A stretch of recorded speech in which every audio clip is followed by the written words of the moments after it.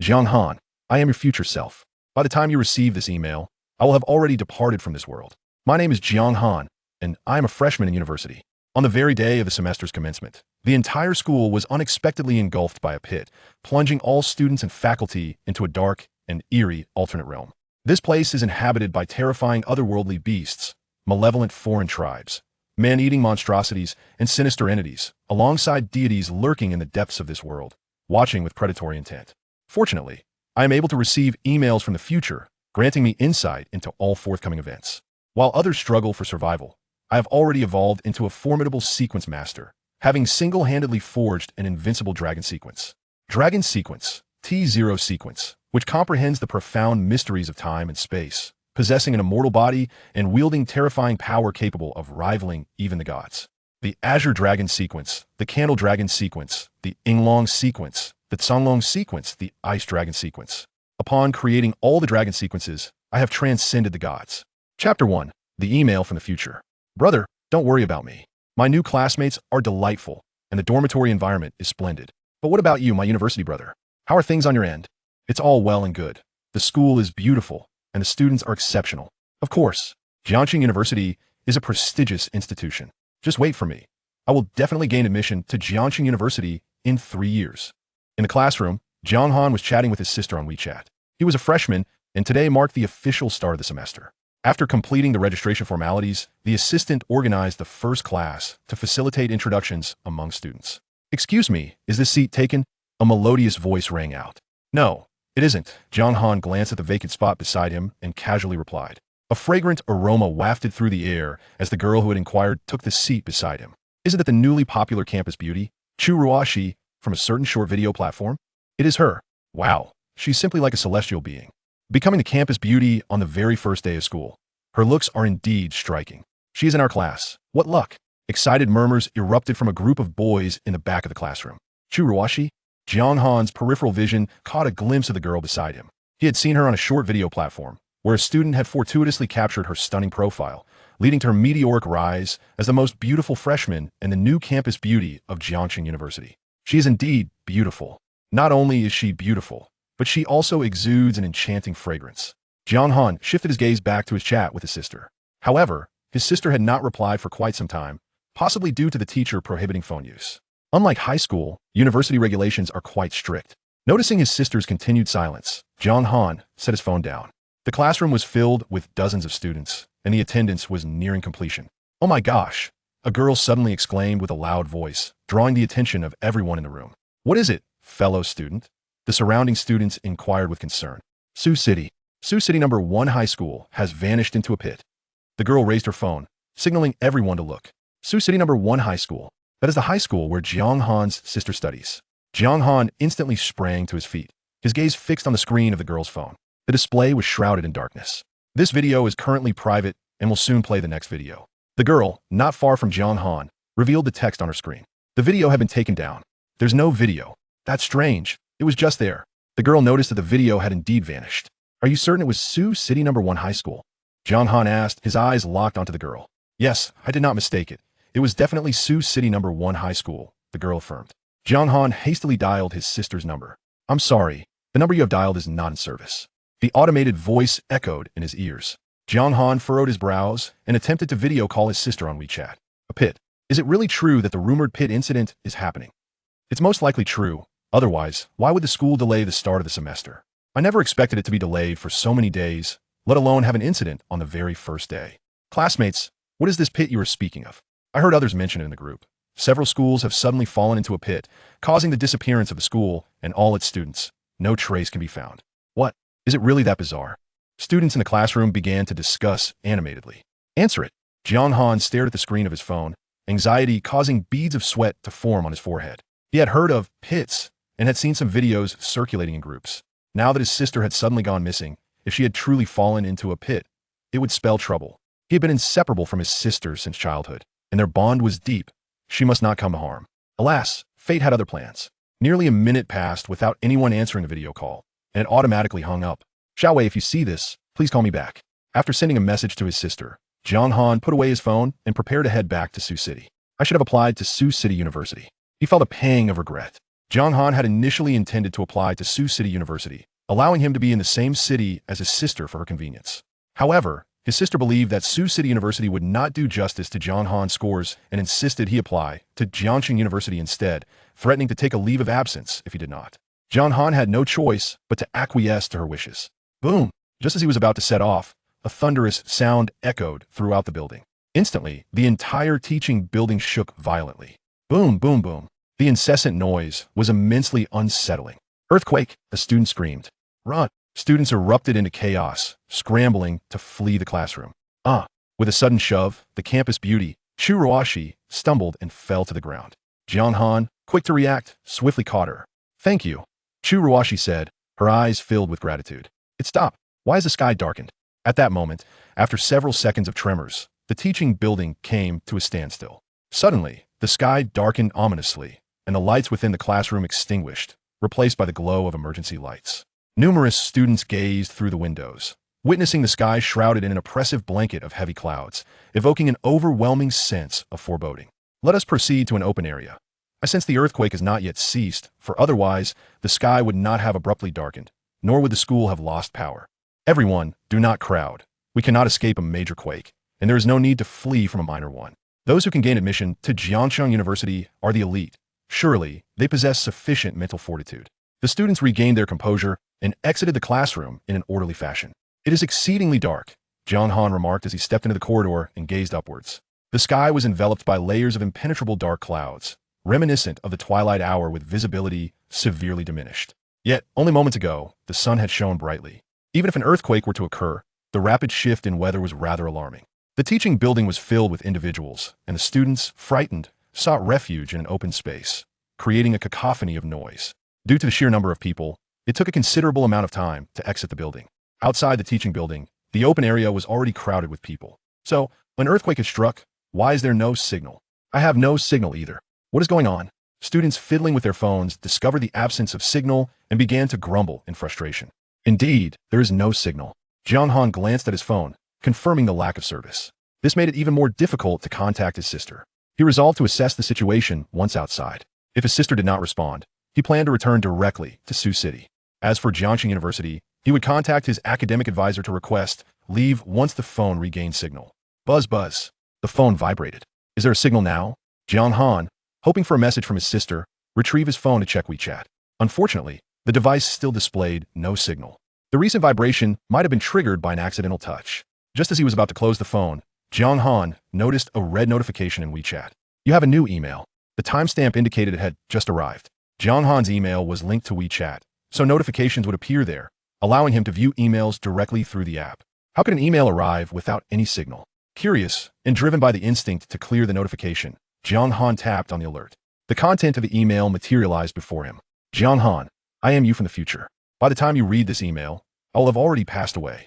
The opening line of the email was one that Jiang Han had never anticipated. Chapter 2. Desperation. Heavens, what has transpired? Where has Jiangxing University vanished? Quick, alert the authorities.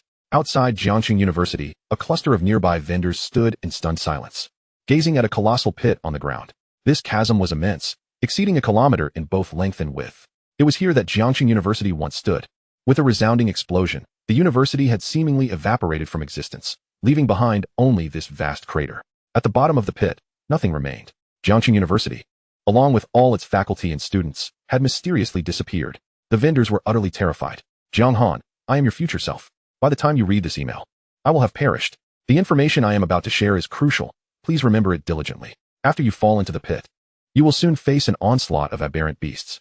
These creatures are ferocious, yet they are not insurmountable.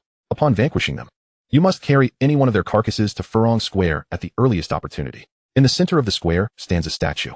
Offer the carcass to it. Remember to address it as the sacred statue, and it shall grant you a secret elixir. This elixir is free of charge and bears no adverse effects, so you may consume it with confidence. Upon ingestion, it will enhance your physical abilities or bestow upon you unique powers. If possible, be the first to arrive. The elixir's effects are stronger that way. As Jiang Han walked, he read the email. A message from his future self? What on earth is this elixir of aberrant beasts? The contents of the email left Jiang Han bewildered. Yet, the phrase falling into the pit resonated with clarity. Jiangxing University had fallen into a chasm? A jolt of shock surged through him. He raised his gaze to the dim sky. contemplating the peculiar occurrences, and felt a nagging suspicion that Jianghan University might indeed have plunged into the abyss. If Sioux City no. One high school had also succumbed to the pit, perhaps he could find his sister.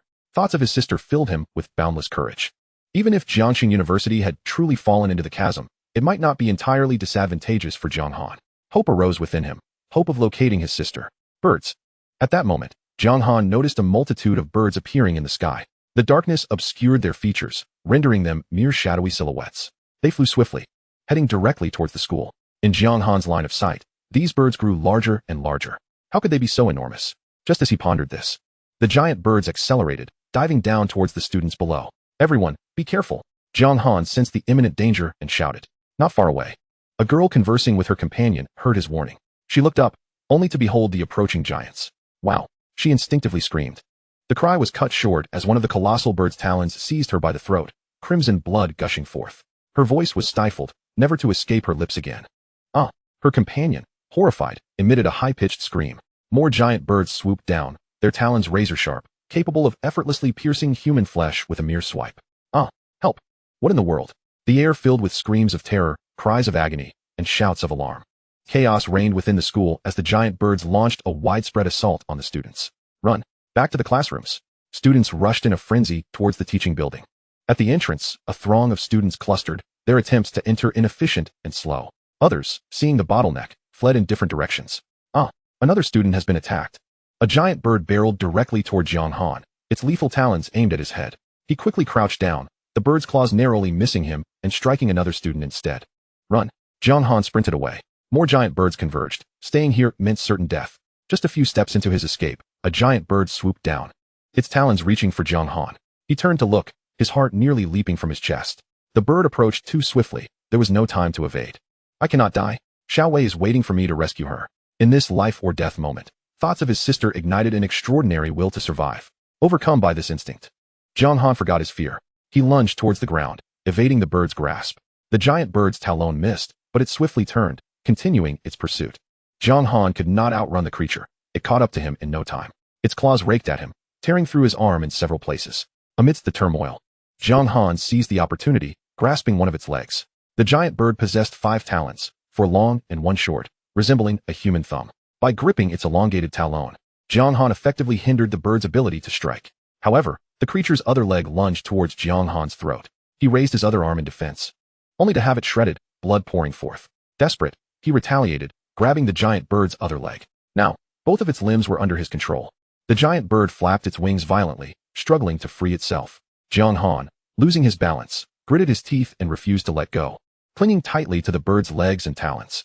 Someone help me. Realizing someone was nearby, Jiang Han shouted.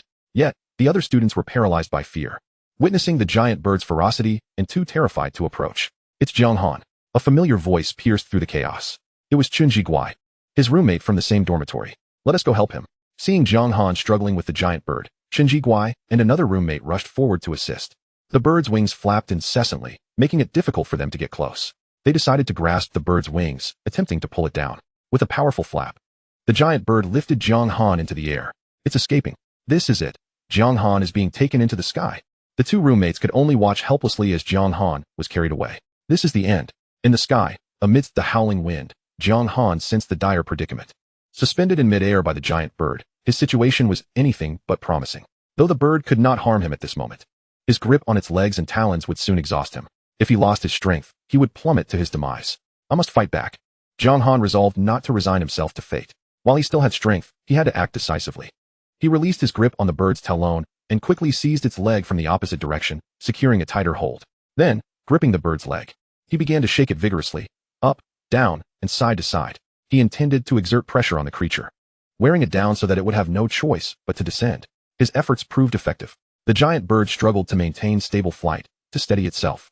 It was compelled to exert even more force in flapping its wings. Jiang Han continued his relentless movements, causing the bird to sway in the air like a drunken man. Exhaust yourself. Jiang Han, in the prime of his youth, was brimming with vitality and stamina. Moreover, the life and death crisis awakened latent potential within his body. And under the influence of adrenaline, he persevered for over 10 minutes, still possessing some strength. In stark contrast, the colossal bird was utterly exhausted. Dragging over 100 pounds of Jiang Han, it could have flown for a considerable duration. However, Jiang Han's relentless struggles had drained its stamina significantly. The bird's altitude began to plummet. It could no longer withstand the strain. Jiang Han glimpsed a glimmer of hope and ceased his excessive writhing. Should the bird descend too rapidly, he risked sustaining grave injuries upon impact. Fortunately, the creature lacked intelligence. If it were to dive at high speed, it could have flung him to the ground, resulting in severe harm or even death. The ground loomed closer. At last, Jiang Han's feet touched the earth. Upon landing, he yanked forcefully. The already weakened giant bird was effortlessly pulled down. Grasping the bird's leg, Jiang Han slammed it against the ground with tremendous force. He then pressed down upon it, pinning its leg with his own, unleashing a barrage of punches upon the creature's head. The bird thrashed and resisted, inflicting numerous wounds upon Jiang Han. Undeterred, he continued to rain blows upon its skull, mercilessly crushing one of its eyes into pulp. After an indeterminate number of strikes, the giant bird ceased its struggles, its body slumping lifelessly to the ground. Exhaling deeply, Jiang Han's heart raced, and fatigue washed over him. The ordeal had been perilously thrilling. Thankfully, he had survived. It seemed he had arrived at Furong Square. After a brief respite, Jiang Han surveyed his surroundings. This place resembled Furong Square. He recalled the contents of the email. There was a statue in Furong Square. If he fed it the carcass of a beast, it would grant him a secret potion. His gaze instinctively drifted towards the center of Furong Square. Although the light was dim, he could discern a tall, dark figure emerging from the previously empty space. Could that be the statue mentioned in the email? Chapter 3. My goodness. With determination, Jiang Han decided to investigate. After a moment's contemplation, he dragged the giant bird's carcass along. The bird was quite heavy, weighing over 100 pounds, and Jiang Han struggled under its weight. As he recovered, the pain from his wounds began to intensify. His shoulders, arms, and legs bore injuries, and blood marred his body. Gritting his teeth, he trudged onward, dragging the giant bird step by step. Meanwhile, the cacophony of terrified students echoed throughout the school. He could still see giant birds soaring overhead and faintly hear the roars of other beasts. Jiang Han needed to hurry. He hoped the email's claims were genuine. Please, no more birds. He fervently wished that the email was indeed from his future self. Simultaneously, he prayed silently, beseeching that no further giant birds would appear. Fortunately, the onslaught of giant birds had instilled such terror in the students that they dared not linger in open spaces, leaving Furong Square relatively deserted. Otherwise, a larger crowd would certainly attract the beasts. After several minutes, he finally dragged the giant bird's carcass to the center of Furong Square. There stood a statue towering 3 meters high. Due to the dim light, Jiang Han could not clearly discern its features, but could make out that it resembled some sort of animal, crouching on 4 legs. Strangely, Jiang Han felt as though the statue was alive, watching him. In an instant, he experienced a sensation akin to coarse fur brushing against his skin, sending an indescribable shiver coursing through him. What an eerie feeling. Thankfully, it dissipated quickly, and the statue appeared merely to be stone, devoid of any abnormalities. Was it simply a matter of feeding the carcass to it? But how to do so? Jiang Han was at a loss. Then he remembered the stone tablet.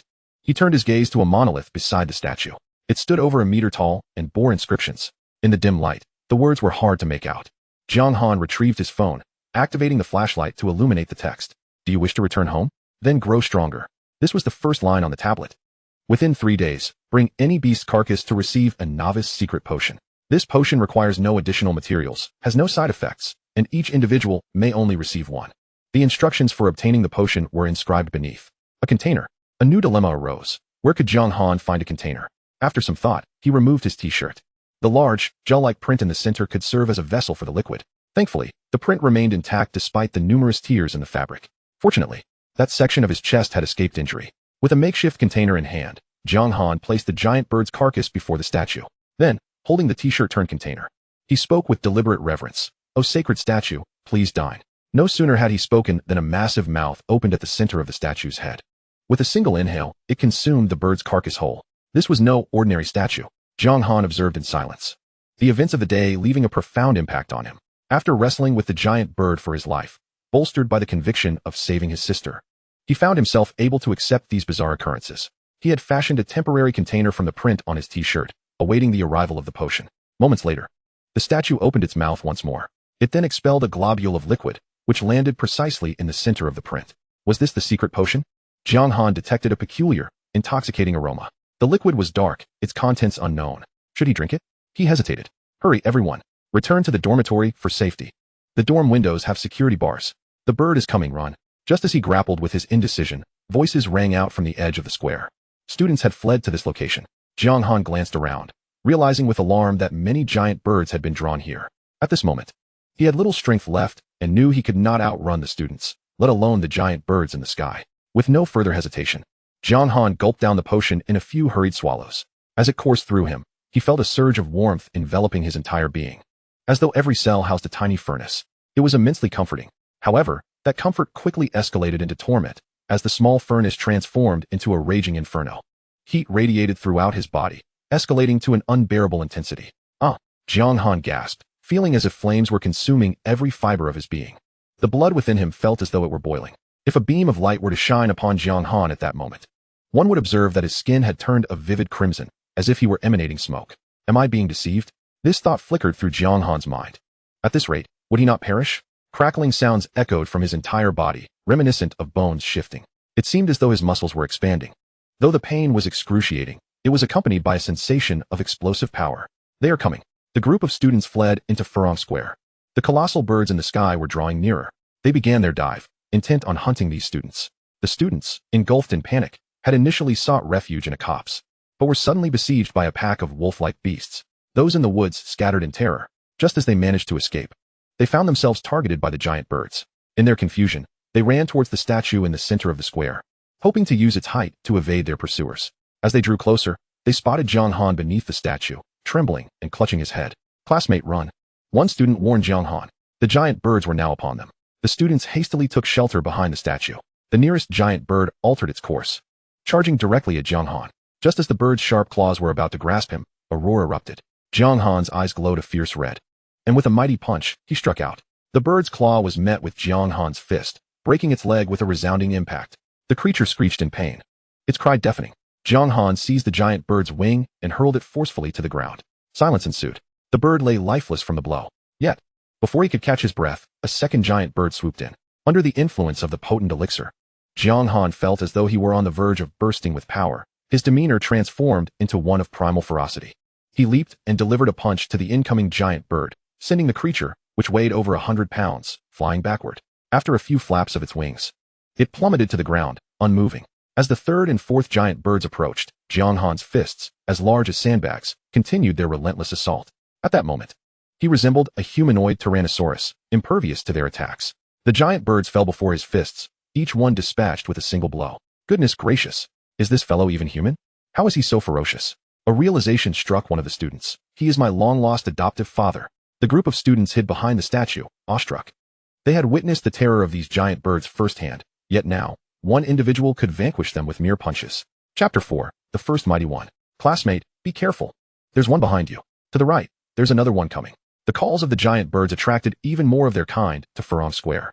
The skies were filled with circling birds, diving towards the students. They sought refuge between the statue and Jiang Han, calling out warnings.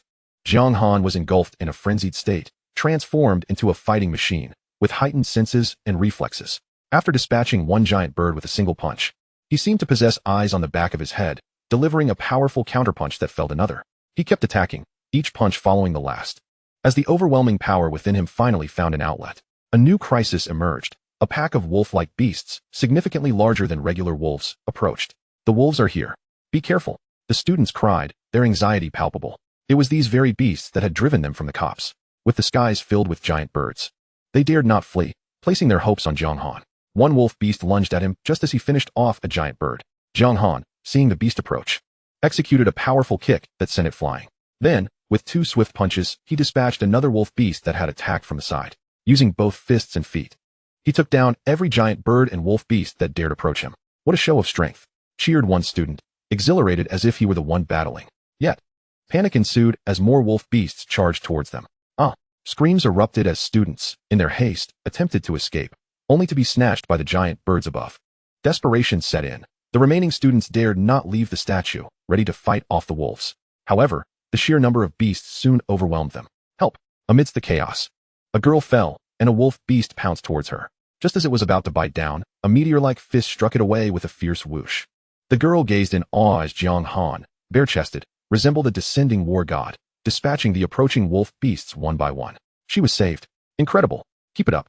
The other students cheered wildly as Jiang Han continued his rampage. After vanquishing the wolf beasts, he turned his wrath upon the incoming giant birds. Finally, after an indeterminate length of time, no more giant birds or wolves appeared.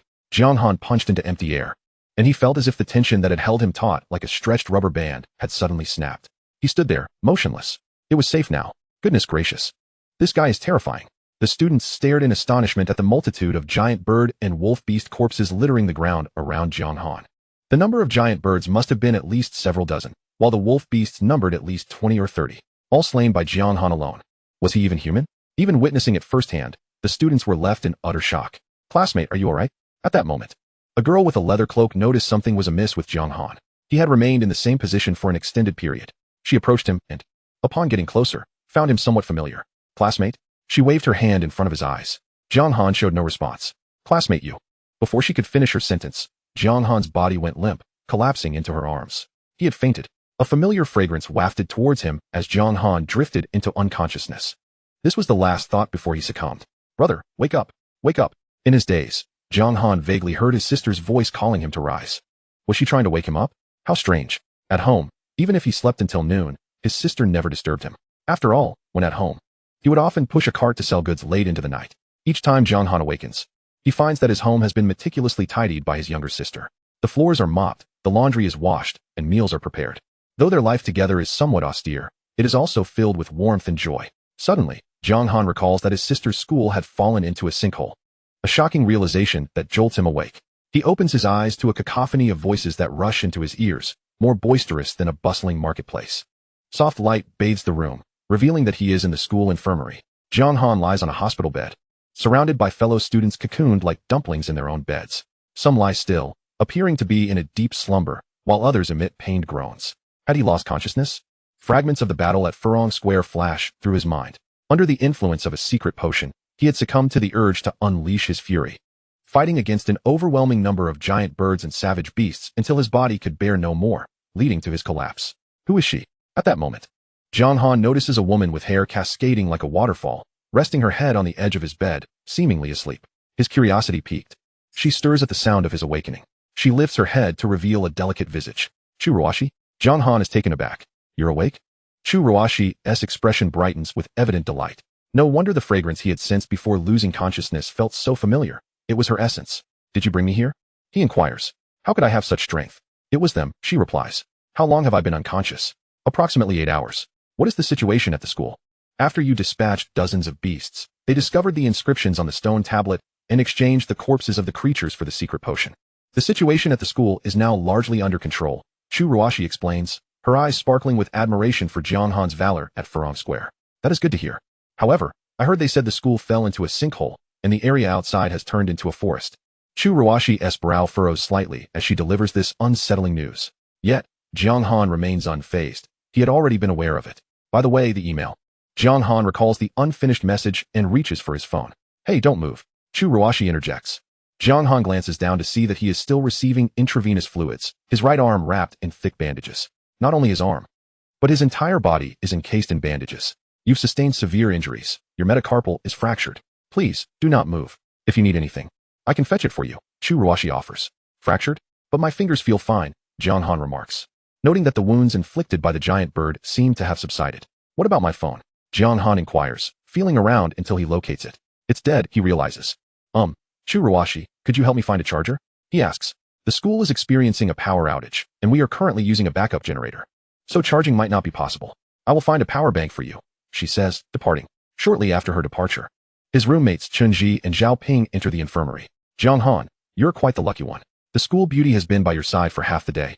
Chunji comments enviously. You've become famous, Jiang Han.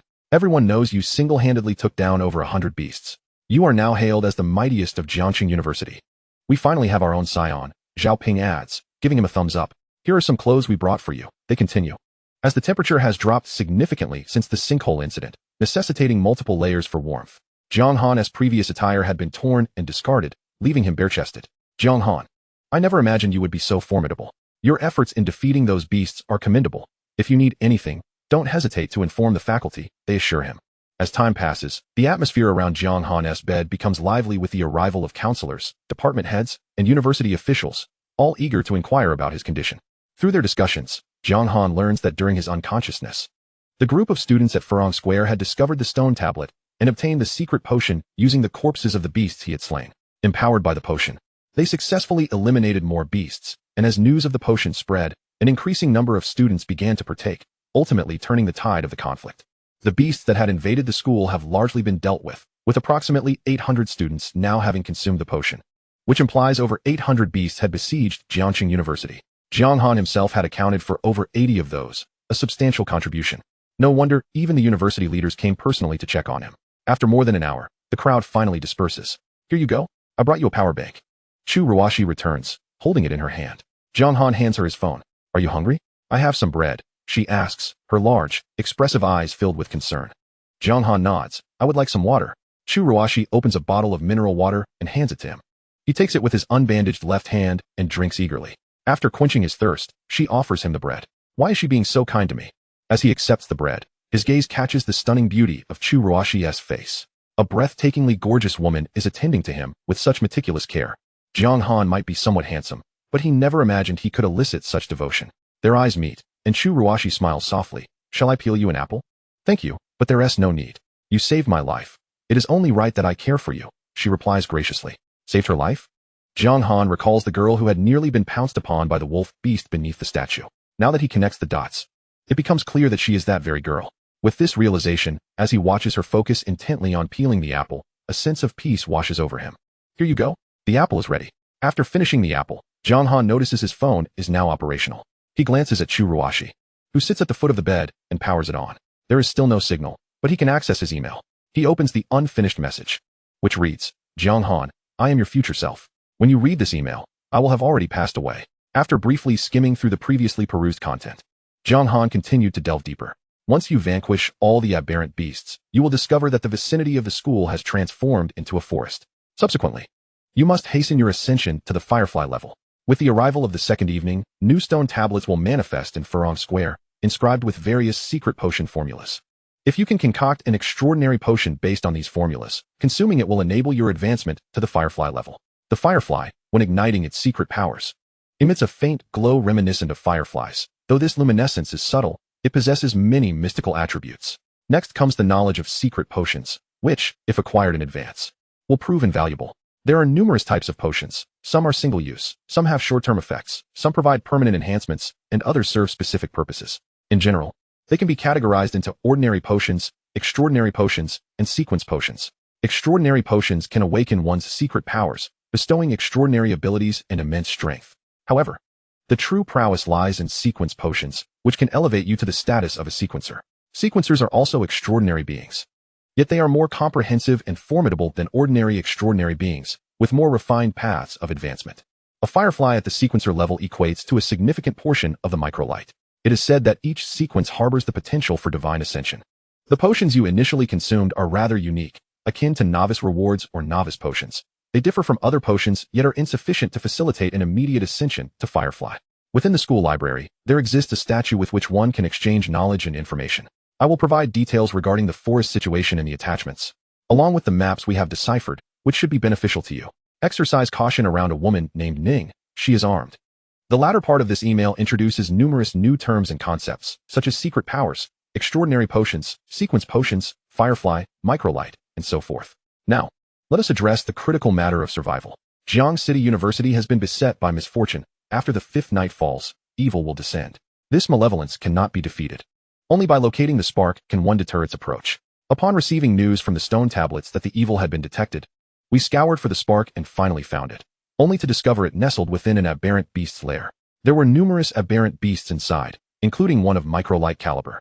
We were overpowered and could not retrieve the spark. The evil arrived. We believed that escaping the school for a distance would ensure our safety. Yet upon the arrival of the evil, the fleeing students found themselves inexplicably returned to the school. We had nowhere to flee.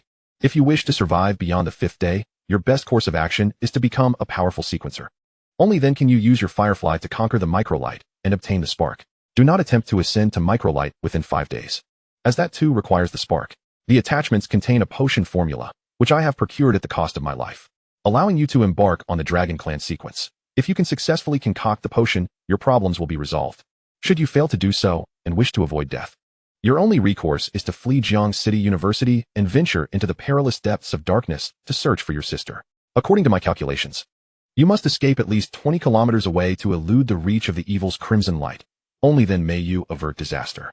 However, I do not recommend this course of action, for this world is fraught with danger, and if you cannot retrieve the spark, The likelihood of finding your sister is exceedingly slim. Moreover, I imagine you do not relish the thought of being a coward. Lastly, here is the evil. At the conclusion of the email is an attached image. Jiang Han gazed upon it, a chill coursing through him. For the image depicted the evil as a disheveled human head, an enormous head, exceeding 10 meters in width, height, and depth, with a pair of crimson eyes radiating a strange red light, soaring through the night sky. Chapter 6, A Night of Action. Is this the evil? The image within the email sent a shiver down Jiang Han's spine, raising goosebumps all over him, even if it were merely an image. The evil exuded an indescribable eeriness and oppressive aura. Jiang Han could scarcely fathom how to confront it. After consuming the potion, he could strike down a giant bird with a single punch, yet 1,000 or even 10,000 punches would not convince him he could defeat the evil. This entity has transcended comprehension. 5 days. Jiang Han glanced at the timestamp of the email's dispatch. It was indeed sent 5 days later. A correspondence from 5 days hence. Received in a state devoid of any signal. This email is authenticated as genuine, indicating that under normal circumstances, he would not survive beyond the 5th day. Jiang Han opened the attachments and began to read intently, committing significant points to memory. By the time he finished perusing the email, an indeterminate amount of time had passed. The surroundings had grown considerably quieter. Chu Ruashi had unknowingly fallen asleep once more. Her head rested upon her arm, her face turned toward Jiang Han. With her lustrous black hair obscuring half of her visage, the exposed portion was a delicate pink, evoking an enchanting sense of beauty, reminiscent of a lute partially veiled. Truly, she was the school beauty, captivating even in slumber. On the surrounding hospital beds, previously restless students had succumbed to the embrace of dreams. Jiang Han glanced at the time on his phone. It was 3 o'clock in the morning. This must be the night.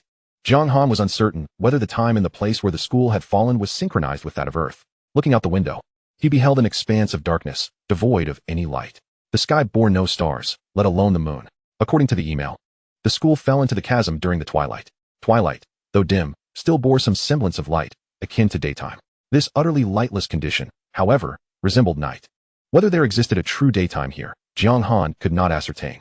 Around 8 o'clock, the twilight would usher in the appearance of new stone tablets, at which point many students would venture into the forest in search of potion ingredients. Jiang Han contemplated potential strategies. The potion formulas inscribed on the stone tablets had already been divulged in the email. There are 3 in total. One is the most fundamental formula for an extraordinary potion.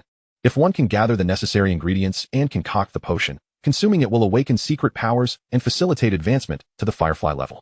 The second is simpler. A basic potion formula that merely enhances the body. It requires just a few relatively easy-to-find ingredients from the forest. This potion offers limited enhancement, but can be consumed multiple times, albeit with diminishing returns due to marginal effects. The final type is a single-use recovery potion, intended to heal injuries. As for the sequence potion formula, it will not be directly presented on the stone tablets. The future has provided Jiang Han with a sequence potion formula, but the materials required for that formula are not easily obtained, such as components from Firefly-level aberrant beasts, which are beyond Jiang Han's current capabilities. Jiang Han's plan is to first concoct the extraordinary potion to ascend to Firefly, and then focus on the sequence potion. One must take life one step at a time. He resolved to act immediately, as more students enter the forest. The locations of the potion ingredients specified in the email may be inadvertently secured by others. In the realm of the future, Jiang Han is not omniscient. He merely imparts the information he has acquired. Therefore, it is imperative for Jiang Han to take the initiative and seize every advantage. The forest harbors numerous dangers, particularly under the cloak of night, making solitary ventures perilous. Jiang Han's gaze turned towards Chu Ruashi. He refrained from waking her, choosing instead to assess his injuries. Evidently, the secret medicine had worked wonders, as his wounds had fully healed. Remarkably, his skin bore no traces of scars. Chu Ruashi, he gently prodded her. What is it? Jiang Han. She responded, her demeanor languid and still steeped in sleep. Have you consumed any secret medicine? He inquired. I had a dose. She nodded in affirmation. What effects did it bring? My vision has sharpened immensely. Even in this darkness, I can discern distant objects. The secret medicine had enhanced her abilities significantly, particularly her eyesight, which was indeed fortuitous. Chu Ruashi, do you wish to grow stronger? Jiang Han asked, his eyes fixed upon her. To be honest, I yearn more for home than for strength, she replied, her expression tinged with melancholy. Home. Jiang Han echoed her sentiment, longing for his own return. Yet, without finding his sister, the small apartment in Sioux City would merely be a house, devoid of the warmth of home. I too wish to return home. But if we do not grow stronger, survival itself may elude us, let alone the prospect of returning home. Jiang Han spoke softly. Indeed, Chu Ruashi concurred with his reasoning. Do you have a plan, Jiang Han? She inquired, displaying her intelligence. I intend to venture into the forest tonight to search for materials for the secret medicine. If you trust me, will you accompany me and lend your assistance? Materials for the secret medicine? Yes, having consumed the first dose, I possess knowledge that others do not. Jiang Han revealed, presenting the rationale he had meticulously crafted. The new stone tablet would not appear until dawn, and the future correspondence must remain undisclosed. This narrative would prove useful, as no one else could ascertain its veracity. But Jiang Han, your injuries. I am fine. See, my wounds have healed entirely, he declared, tearing away the bandages. Very well, I will accompany you, Chu Ruashi agreed, having witnessed his complete recovery. Jiang Han sensed that her willingness to join him was likely an expression of gratitude for his life-saving actions. After all, what would compel a girl to brave the unknown forest at night alongside him? Regardless of her motives, he was grateful for her willingness to join him. Once Jiang Han had removed all the bandages, they set off, with Chu Ruashi trailing silently behind. The corridors outside the infirmary and the surrounding rooms were filled with injured students. Shoo, let us not disturb them, he whispered. Agreed. They tiptoed through the corridor. Wait for me a moment, Jiang Han said as he searched for the fire safety box. Typically, such boxes in universities do not include fire axes. But perhaps the administrative building housing the infirmary might possess one. Indeed, after a brief search on the 5th floor, he found one. Unfortunately, the other axes had already been taken. It is quite dark, Chu Ruashi, can you see the path? Yes. Then lead the way to the boys' dormitory, Chinya building. Jiang Han intended to gather a few more allies to ensure greater safety. At that moment, the school was engulfed in darkness. With only a few buildings emitting faint glimmers of light, the streetlights were, of course, extinguished. Chu Ruashi's vision was remarkably acute, even in pitch blackness. She navigated the path with ease. Though Jiang Han's eyesight had improved somewhat, it paled in comparison to hers. With her presence, his confidence soared. I'll climb up. The door is firmly locked, he remarked as they arrived at Chinya building. Jiang Han's dormitory was on the 3rd floor, and he ascended using a pipe. He then knocked on the window. Wake up, the aberrant beasts are coming. Where are the aberrant beasts? 2 students from room 306 sprang from their beds, brandishing mops, stools, and various makeshift weapons, rushing towards the window. Aberrant beasts, eat a chair from Grandpa Jian. Jian, it's me. Jiang Han grasped the chair that was hurled at him. Oh, Jiang Han, how did you climb in through the window? Is it really Jiang Han? I thought the figure didn't resemble an aberrant beast. His 2 roommates felt a bit sheepish, having nearly mistaken him for a creature of nightmare. Do you wish for secret medicine? Jiang Han broached the subject directly. Neither of his roommates had tasted the secret medicine yet. With tens of thousands of students at Jiang City University, the bodies of aberrant beasts were far too scarce to distribute among them. Secret medicine? Jiang Han, have you acquired another aberrant beast's corpse? Oh, finally, Dad Han. You remember your eldest son. Both roommates' eyes sparkled at the mention of secret medicine. No, I plan to enter the forest. Jiang Han reiterated his prepared explanation. I'm going. If Jian is going, then I'm going too. The forest may hold dangers. Have you considered that? With you leading the charge, what do we have to fear? His 2 roommates showed no hesitation. Is it just the 3 of us? No, 4, with Chu Ruashi. Wow, Jiang Han, you sly one. You've already captured the campus beauty. Enough chatter. Gather all the empty bottles and bring the mop. After a flurry of preparations, each of the 2 roommates slung a large bag over their shoulders. And together with Jiang Han, they departed the dormitory. By the way, where has Duan gone? Jiang Han casually inquired as they descended. The dormitory at Jiang City University housed 4 individuals, yet only 2 remained. Jiang Han had a remarkable memory, despite having only encountered one of his roommates briefly. He recalled the name well. Jiang Han. He was killed by an aberrant beast, Chen Jian replied, his voice tinged with sorrow. Numerous students had perished at Jiang City University. Over 100 lost their lives, with hundreds more severely injured and even more lightly wounded. The roommate who had shared laughter with them just the night before had now become a lifeless body, prompting Jiang Han to feel a pang of sadness. However, if the 5th day passes without recovering the ember, that would herald true disaster. Once the malevolent force arrives, one cannot fathom how many lives would be claimed at Jiang City University, potentially tens of thousands. Chapter 7. The Man-Eating Flower. Beneath the dense, impenetrable night, the shadowy forest loomed silently. Towering trees, formidable and ancient, obscured the sky, as if colossal beasts had settled there, waiting to devour the unwary. Let us proceed. For torches ignited, casting light that dispelled the darkness.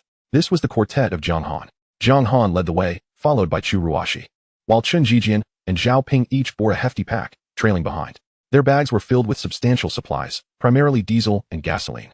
These fuels had been sourced from the fuel tanks of vehicles in the parking lot. Jiang Han fashioned torches from the mop cloths, soaking them in diesel for illumination. Diesel, with its high calorific value, stable combustion, and low volatility, allowed the torches to burn longer. As for the gasoline, it serves as a means for Jiang Han to confront the perils lurking within the forest. His decision to summon Chen Jian and Zhao Ping holds significant purpose. With these 2 individuals carrying supplies and providing illumination, Jiang Han can engage in combat unencumbered when faced with danger. The trees here are truly colossal. How is it possible for trees to exist in a sinkhole? Have we traversed into another realm? It goes without saying. We have undoubtedly crossed into another world. Though the nature of this world remains a mystery, where might the other schools that have fallen into the sinkhole be located? Upon entering the forest, Chen Jijian and Zhao Ping transformed into chatterboxes, quietly discussing as they walked. Meanwhile, Jiang Han searched for the landmarks mentioned in the email, seeking to ascertain the route and direction. Jiang Han, are you referring to that tree? Chu Ruashi pointed towards a gnarled tree. Where? Jiang Han inquired, as the tree was too distant for him to see. If we proceed in this direction, we should reach it in about 100 meters. All right. After a minute or so, the four arrived at the base of the gnarled tree. By the light of the torch, Jiang Han observed that this tree perfectly matched the description in the email. This way, based on the tree, Jiang Han confirmed their direction. Just as he was about to move, a massive serpent suddenly emerged from the nearby underbrush, swiftly ensnaring Zhao Ping. Help! Zhao Ping cried out in panic, struggling futilely. Yet, against the serpent's lethal coil, escape was impossible. The serpent's gaping maw opened wide, poised to strike Zhao Ping with its venomous fangs. In a critical moment, Jiang Han hurled the torch aside, leaping forward with his axe raised. With a decisive swing, he severed the serpent's enormous head. Goodness, that was close. How could such a giant snake exist? Zhao Ping crawled out from the now limp serpent's body, shaken. Jiang Han approached, raising the axe to skin the serpent and extract its gallbladder. Jiang Han, does this count as a mythical beast? It should. It's far too large. Bringing its corpse back to school would be cumbersome. Let's search for others. Understood. The four continued their journey. After this incident, Jiang Han became markedly more cautious. Be careful. There's a snake on the left. Shortly after setting out, another giant serpent attacked, this time spotted by Chu Ruashi. Upon receiving her warning, Jiang Han swung his axe, cleaving the serpent's head in two as it lunged. Jiang Han, watch out. There are spiders on the trees, huge ones, and many of them. After moving a short distance, Chu Ruashi discovered a swarm of large spiders. Let us circumvent them. Jiang Han had no intention of confronting these arachnids head-on. The email's attachment had mentioned these spiders, noting that their venom was exceedingly troublesome, more potent than sulfuric acid. Jiang Han, the spiders are gone. After several minutes, they successfully navigated past the spider's territory. A new danger emerged. Birds resembling sparrows, but significantly larger, akin to owls. This species was numerous and highly aggressive, though they feared fire. Keep the torch moving. Don't let it linger in one spot, and be cautious not to extinguish it. Understood. Under Jiang Han's guidance, the four traversed swiftly. Jiang Han, look out.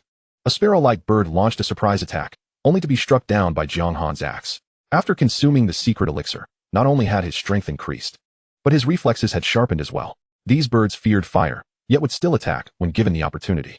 After dispatching another bird, Jiang Han instructed Chen Jijian and Zhao Ping to wrap the two bird carcasses for transport. They too belonged to the category of mythical beasts and could yield new elixirs. Haha, having a strong ally is delightful, Zhao Ping exclaimed joyfully. The four continued onward. Despite the presence of torches, sparrow-like birds occasionally launched surprise attacks, which Jiang Han swiftly eliminated. Occasionally, he paused to collect various plants from the ground. Roots, flowers, and fruits could be used to concoct restorative elixirs.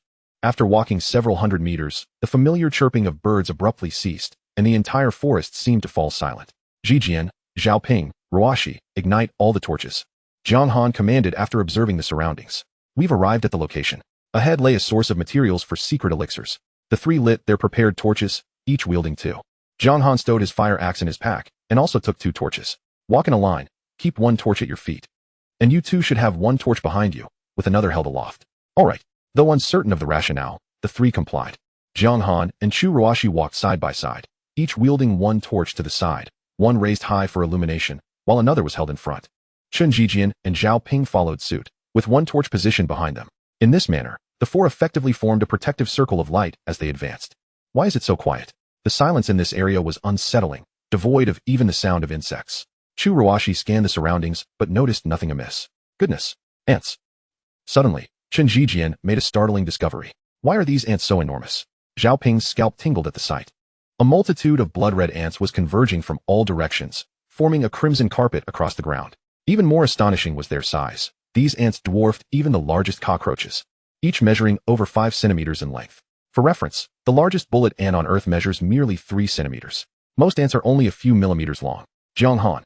There are ants on the trees too, Chu Ruashi said, her voice tinged with alarm. Ants had begun to swarm the trunks of nearby trees, turning them a deep red. Stay calm, they fear fire. As long as we maintain a perimeter of torches, we can proceed, Jiang Han reassured them, though he too felt anxious. He had only read about methods to deal with these ants in the email, and this was his first real encounter. Without torches, even his augmented strength would be futile. The sheer number of ants was overwhelming. It would be impossible to kill them all. If they swarmed him, it would spell disaster. Despite his apprehension, Jiang Han resolutely pressed forward. Ahead, the density of ants was equally formidable. Yet, as Jiang Han advanced with his torch, the ants scurried aside, unwilling to approach. Chun Jijian and Zhao Ping exhaled in relief, while Chu Ruashi remained vigilant, scanning their surroundings. Ruashi, if you spot any extraordinarily large flowers, let me know. To the right. About 50 meters away. After several minutes, Chu Ruashi indeed spotted a flower. Let us go, but watch your step. Don't rush. Jiang Han led the three towards it. The swarm of ants grew increasingly dense, crawling across the ground and trees. As Jiang Han and the others moved ahead, the ants parted to create a path, while those behind relentlessly pursued. It resembled a blank circle traversing a crimson carpet. The quartet's pace was measured. After approximately 3 minutes, they approached the flower's vicinity. By the light of the torches, Jiang Han discerned the flower's shape. Indeed, it was a colossal flower, towering over 2 meters in height. Its petals were tightly clustered together, remaining closed. That is the one. This flower had become Jiang Han's objective. Its core was one of the essential ingredients for concocting extraordinary elixirs. So many bones. Jiang Han mused. This is a man-eating flower. Ah, there are human bones. Chun Jijian discovered a plethora of bones surrounding the gigantic bloom. Most of these bones belonged to animals, yet among them lay a small human bone, resembling that of a child around the age of 10 or so. Chapter 8. A series of fortunate acquisitions. Had others been here before? The bones appeared desiccated, not recent. Could they belong to the indigenous people of this area? You too. Do not concern yourselves with the bones. Plant the torches in the ground and retrieve the gasoline. Under Jiang Han's direction, the group positioned the torches around them, forming a large circle several meters away to deter the advance of the ants. The mineral water bottles containing gasoline were also produced. Quickly, they fashioned a ring with dried leaves. Jiang Han sensed something amiss. Chu Ruashi looked on, noticing the petals of the man-eating flower beginning to unfurl. What a delightful fragrance. Zhao Ping inhaled the intoxicating aroma. His stomach growled involuntarily. How he longed to take a bite. His gaze towards the man-eating flower grew increasingly avaricious. Jiang Han delivered a sharp rap to his head. This is an enticing scent. Do not be deceived. An enticing scent indeed. Look at those ants. Chun Zijian interjected. Zhao Ping suddenly felt a sense of foreboding. As the fragrance permeated the air, the surrounding ants grew agitated. Those that were once terrified of fire began to approach. The circle of safety was shrinking. Oh, grandmother, help me. Zhao Ping, terrified, hastily gathered dried leaves from the ground to form a barrier around the 4 of them. Jiang Han then opened the bottle and doused the leaves with gasoline. The petals of the man-eating flower continued to unfurl, and the fragrance intensified. Gurgle. Jiang Han's stomach echoed in response. This aroma had the power to affect one's appetite. For the ants, the scent of the man-eating flower had a different effect. The stronger the scent, the more frenzied the ants became, drawing ever closer. This fragrance acted as a death knell for the ants. Finally, as the scent reached a critical mass, the surrounding ants became frenzied, surging past the circle of torches like a tidal wave. They are coming. Light the fire. As the army of ants approached, Jiang Han seized a torch and ignited the dried leaves on the ground. Flames erupted immediately. With the combined efforts of the other 3, the dried leaves around them quickly ignited into a blazing circle. The advancing ants were incinerated. Yet, driven by the flower's fragrance, the ants charged forward recklessly, undeterred by the flames. Without gasoline, such a dense swarm of ants might have flattened the fire, but with the gasoline's influence, they merely became new fuel for the blaze. How scorching! The 4 were encircled by flames, their skin warming under the intense heat. Out of concern, Jiang Han glanced at Chu Ruashi.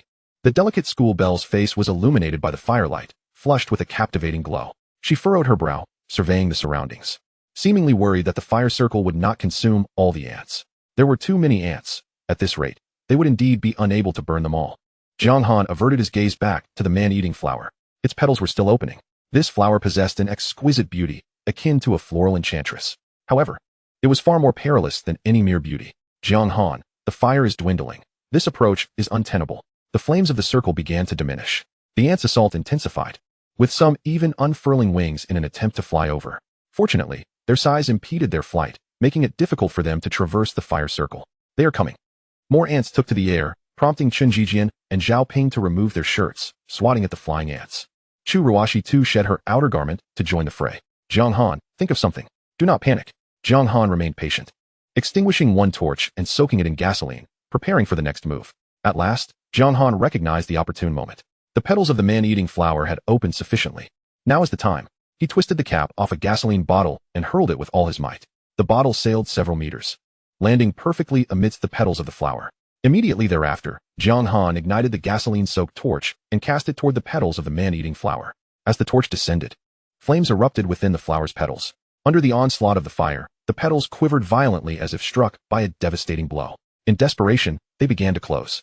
The delightful fragrance it emitted began to wane. With the diminishing scent, the once fearless ants began to retreat.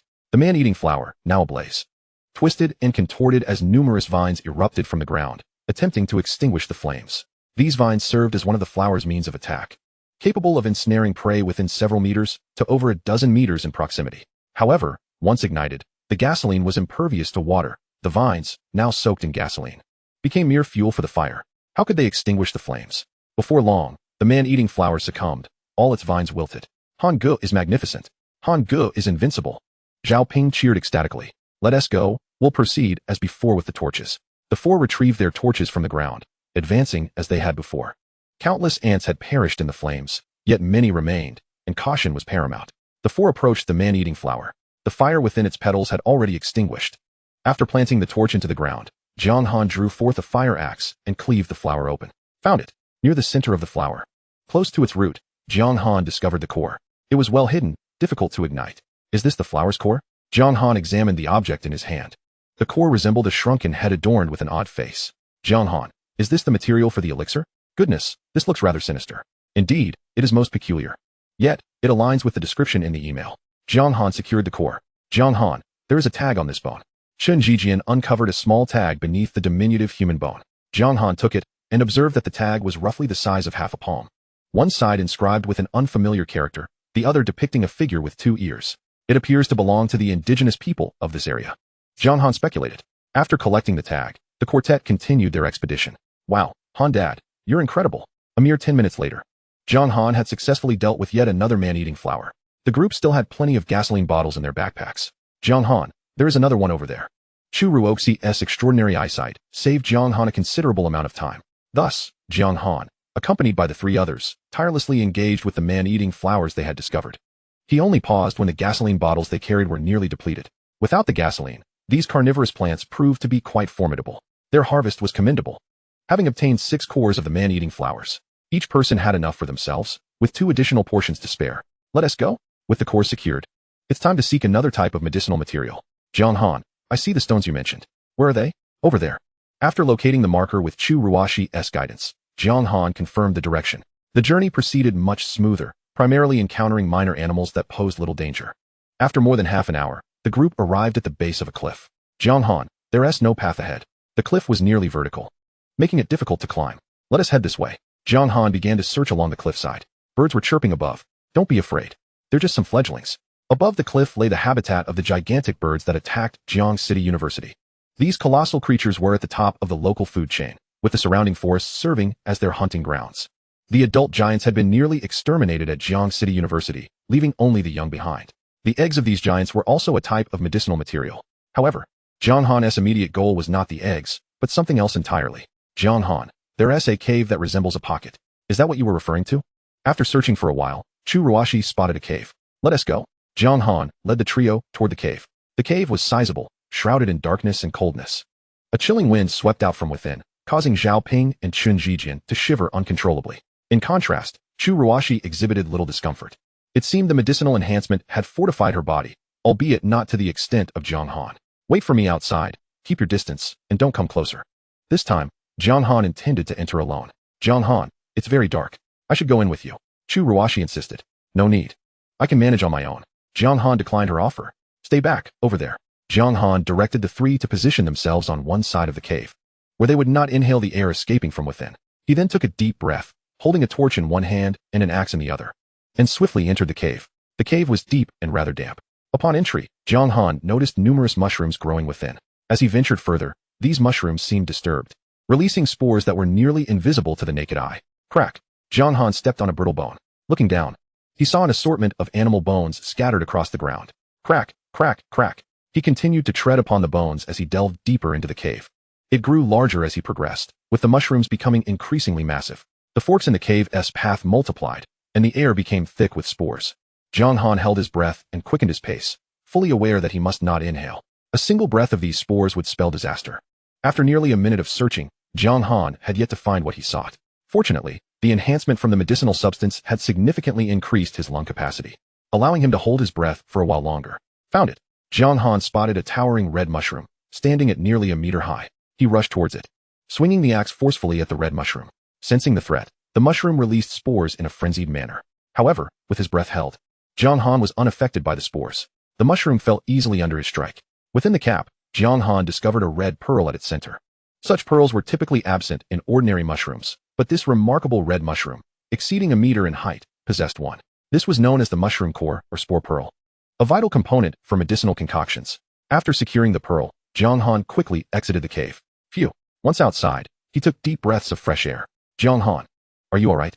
Upon witnessing Jiang Han gasping for air, Chu Ruashi's concerned voice rang out. I'm fine. Jiang Han gradually composed himself. Huh. Fei, how did you end up here? At that moment, Chen Jijian's face lit up with joy as he approached the cave. Jijian, have you lost your mind? There's no Fei here. How could she be alive? Oh my god, Zhao Ping exclaimed, as if he had seen something horrifying, and bolted away. This scene left Chu Ruashi utterly perplexed. Let us go? Jiang Han snapped back to reality, hoisting Chen Jijian onto his shoulder while pulling Chu Ruashi along as they ran. Zhao Ping, wait. Jiang Han sprinted after Zhao Ping. Wah, Hangu, I saw my long-lost grandmother. It felt so real, but remembering she's dead, I realized I don't miss her as much as I thought. Am I unfilial? Zhao Ping trembled under a rock, quaking in fear. Grandmother? That was an illusion. Jiang Han released Chu Ruashi and set Chen Jijian down. Fei. This fellow continued to call for Fei. An illusion? Chu Ruashi inquired, intrigued. Having been dragged so far by Jiang Han, her cheeks flushed under the glow of the firelight. The cave contained mushrooms, and their spores are toxic, capable of inducing hallucinations in both humans and animals. Jiang Han elucidated. The bones inside the cave belonged to animals lured in by the spores, ultimately meeting their demise within. These mushrooms typically release spores during the day, but this time, they were triggered by my presence, causing the spores to escape into the wind and be inhaled by the two of you. Both Chu Ruashi and I are unharmed, likely due to the enhanced resistance from the medicinal substance we consumed. After all, the spores that drifted out were already quite diluted. Jiang Han, I really did see Fei. Oddly enough, she's at Hangqing University. What Fei? I even saw my grandmother who passed away years ago. After a few minutes, Chen Jijian finally regained his composure, albeit still fixated on Fei. Wait for me here, Jiang Han remarked before moving towards the cave once more. Although the spores had escaped, he remained in an upwind position, thus unaffected. Taking a deep breath, Jiang Han dashed inside again. He opted for a different fork this time. Fortune smiled upon him. Within a minute, he located another red mushroom and obtained a spore pearl. After exiting the cave to catch his breath, Jiang Han re-entered. He repeated this process several times, thoroughly exploring the maximum area accessible to him, eventually leaving the cave with 8 spore pearls. In addition to the pearls, Jiang Han also collected some spore powder. This powder would prove useful later. Let us go? The four resumed their journey. Who knows if Hang University has fallen into a sinkhole? Along the way, Chen Jijian seemed somewhat absent-minded. Impressive, Han. I can't believe you thought of this method. Zhao Ping exclaimed beneath the immense beehive. The hive was colossal, towering 2 stories high, and the bees within were of a notably large size, comparable to half a sparrow. The royal jelly produced by these bees was one of the key ingredients for crafting extraordinary potions, while honey could also be utilized for concocting restorative elixirs. The challenge of obtaining this beehive was far greater than that of the carnivorous plant. Jiang Han employed the technique mentioned in the email, using the spore powder from mushrooms found within the cave. Upon reaching the upwind side, he first smashed the hive with a rock, then tossed a small bag containing the spore powder. Owing to its lightness, he had included a small stone in the bag. The potency of this spore powder was indeed remarkable. Once it spread around the hive, the bees quickly became intoxicated. Seizing the opportunity, Jiang Han gathered a substantial amount of honey and royal jelly. Thus, he had acquired 3 kinds of potion materials. The bird egg was surprisingly delectable. After more than an hour, within a massive bird's nest atop a cliff, a 30-centimeter-long egg was perfectly roasted. The giant birds had been largely exterminated, leaving only the fledglings, which posed no threat to Jiang Han. Climbing up took some time, but fortunately, he had Chu Ruashi with him, or he would have needed even longer to find his way. After a busy night, the group felt both exhausted and famished, and the bird egg was perfect for replenishing their energy. The taste of the egg was delightful, and even Chu Ruashi enjoyed it thoroughly. Jijian, Zhao Ping. Pack the eggs. All right. After finishing the bird eggs, Jiang Han prepared to set off again. Han, there are corpses. At that moment, they made another discovery. Deep within the cave lay the remains of students, over 20 bodies in total. They were likely captured and brought back by the giant birds the previous day. Let's bury them. The group gathered stones and buried the bodies on site. Jiang Han, look. Upon exiting the cave, a faint glow began to appear in the sky, reminiscent of the dawn approaching. Daylight is coming, Zhao Ping exclaimed with renewed vigor. Yet, only Jiang Han understood that daylight would not truly arrive. This was merely the onset of shallow night. In a few hours, even at the peak of shallow night, it would only resemble twilight, lasting for a brief period. Beyond the mountains lay more mountains. Standing atop the cliff, Jiang Han gazed across to the other side. In the dim light of the sky, he could vaguely discern more mountains and an endless forest in the distance. The sounds of beasts echoed from deep within the forest. There were no signs of other schools. Where could Sioux City No. 1 High School be? Han, should we continue searching? No, let's head back. In this direction, Jiang Han had secured 4 kinds of potion materials, leaving 4 more to be found elsewhere. Beyond lay more extraordinary beasts, in even greater numbers. However, the cliff served as a boundary. Delving deeper would mean encountering Firefly-level extraordinary beasts. This stretch of razor-sharp cliffs, extending for several kilometers, in many ways protected Jiang City University. Otherwise, on the first day, Firefly-level extraordinary beasts would have invaded the campus, resulting in unimaginable casualties. The 4 began their return. Jiang Han retraced his steps to avoid getting lost. Even with shallow night approaching, visibility in the forest remained perilously low, and one could easily lose their way. There's a giant snake. Help! In the dense forest. Cries of alarm erupted. This was precisely the area where Jiang Han and his companions had encountered the massive serpent upon their initial entry. What are you afraid of? We've all consumed potion materials. Let's take it down together. Some students, in groups of 3 or 5, engaged in battle with the giant snake. Most of these students had consumed potion materials, granting them significantly greater strength and courage. Run. Unfortunately, not all students were as fortunate. Many had not consumed any potion materials. As shallow night descended, new stone tablets emerged. These students were already eager for potion materials. Upon seeing the inscriptions on the tablets, they excitedly ventured into the forest in search of extraordinary ingredients to become extraordinary themselves. However, as soon as they entered the forest, they were met with a devastating strike from the giant snake. During the night, these snakes mostly lay dormant. With the arrival of shallow night, they awakened and regarded the multitude of students as prey. Ah, it's coming. Run. A group of students fled in all directions, desperately trying to escape the pursuing giant snake. Just when they thought they had evaded the serpent behind them, suddenly, a giant snake descended from above, ensnaring one student with a single coil. Help! The student cried out in panic. The others had no time to rescue him, as several giant snakes appeared, surrounding them. We're trapped in a snake den. Many students turned pale. These giant snakes were formidable, and even those who had consumed potion materials would struggle to fight them off one-on-one. Although they were in a group, armed with only sticks and clubs, it was exceedingly difficult to slay a giant snake. Several giant snakes flicked their tongues and launched their attacks. The students were thrown into chaos, one after another ensnared by the snakes. Just as they believed their doom was imminent, a figure suddenly emerged. With a flash of an axe, a massive snake head was severed cleanly. The figure was none other than Jiang Han. After dispatching one giant snake, he wielded his fire axe against another. The giant snake sensed the danger and swung its tail. Jiang Han swung down, severing its tail. And then with another swift blow, he decapitated the serpent. After slaying 2 giant snakes, Jiang Han did not pause, pressing on to confront a third. Han, you're amazing. Zhao Ping cheered from the sidelines. Their return journey was swift. Within just over an hour, the 4 reached the spot where the students were being besieged by the giant snakes. With the last snake head falling to the ground, Jiang Han had eradicated all the snakes threatening the students. Phew, we're saved. Thank goodness for the expert. The group of students, still shaken, collectively exhaled in relief. Dude, you're incredible. You must have consumed potion materials, right? One student gave Jiang Han a thumbs up. Wait, is that you, Jiang Han? A voice piped up. Jiang Han turned to see someone he recognized, seemingly a classmate. What? He asked Jiang Han. Jiang Han. No wonder he is so strong. The student's words immediately ignited a wave of astonishment among the others. The tale of Jiang Han single-handedly slaying nearly 100 extraordinary beasts had spread throughout Jiang City University. While not every student was aware, those who had rushed out to seek potion materials were certainly informed. Chapter 10. Why is he so strong? The forest harbors many dangers. Further ahead lies a more formidable poisonous spider. You should avoid it, Jiang Han warned the group of students before preparing to leave. He was determined to gather all the potion materials in one go. Jiang Han, may I join you? Also, I, Jiang Han, would like to join as well. Indeed. As soon as a classmate recognized Jiang Han, the other students accompanying her immediately chimed in. These giant snake carcasses can be utilized. Why don't you carry them back to exchange for novice elixirs first? Jiang Han's succinct statement resolved the matter. The group of students was evidently captivated by the giant snake remains. They hadn't even consumed the novice elixirs obtainable from any beast's corpse. The extraordinary elixirs seemed a tad too daunting for them. How heavy? Can we even move this? Jiang Han, could you lend us a hand? Oh, he has already left. Just as a round-faced girl was about to call for Jiang Han's assistance, she realized he had already departed. There's another one over here. Let us take it down. Don't forget to collect the snake gallbladder. Who has a knife? Meanwhile, in another part of the forest, A different group of students was engaged in battle with the giant snakes. This group was quite numerous, each armed with sticks or similar makeshift weapons. Unlike the previous group, these students had consumed elixirs and experienced physical enhancements. Though fearsome, the giant snakes had been slain by them in considerable numbers. This group of students grew bolder with each victory, pushing further into the depths of the forest. The territory of these giant snakes was extensive. Jiang Han had merely traversed the periphery and encountered far fewer snakes. These serpents were notably aggressive, yet they tended to hide within the forest, being preyed upon by the giant birds. Thus, they did not assault Jianghan University the previous day.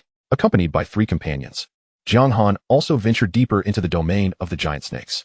It's so heavy or not, if we drag it back, we shall acquire the elixirs. Following this group of students were some astute individuals. These students, lacking the enhancements from elixirs, were wary of provoking the giant snakes. However, they exhibited cleverness, rushing to seize the carcasses of the giant snakes once they were defeated by the other group. Unfortunately, the immense weight of these snakes posed a challenge. Each weighed at least over 100 pounds, with some exceeding several hundred pounds. Retrieving them was no easy task. Jiang Han's group, brandishing torches, navigated through the throng of students. Where did they acquire those torches? None of the students recognized Jiang Han, all enviously eyeing the illumination provided by the 4. Soon, they caught up with the large group of students hunting the giant snakes. They must have all consumed elixirs. Yes, they seem a bit stronger than me, but still, they don't compare to Brother Han. Chen Jijian and Zhao Ping watched with envy. After consuming the elixirs, this group of students far surpassed ordinary ones.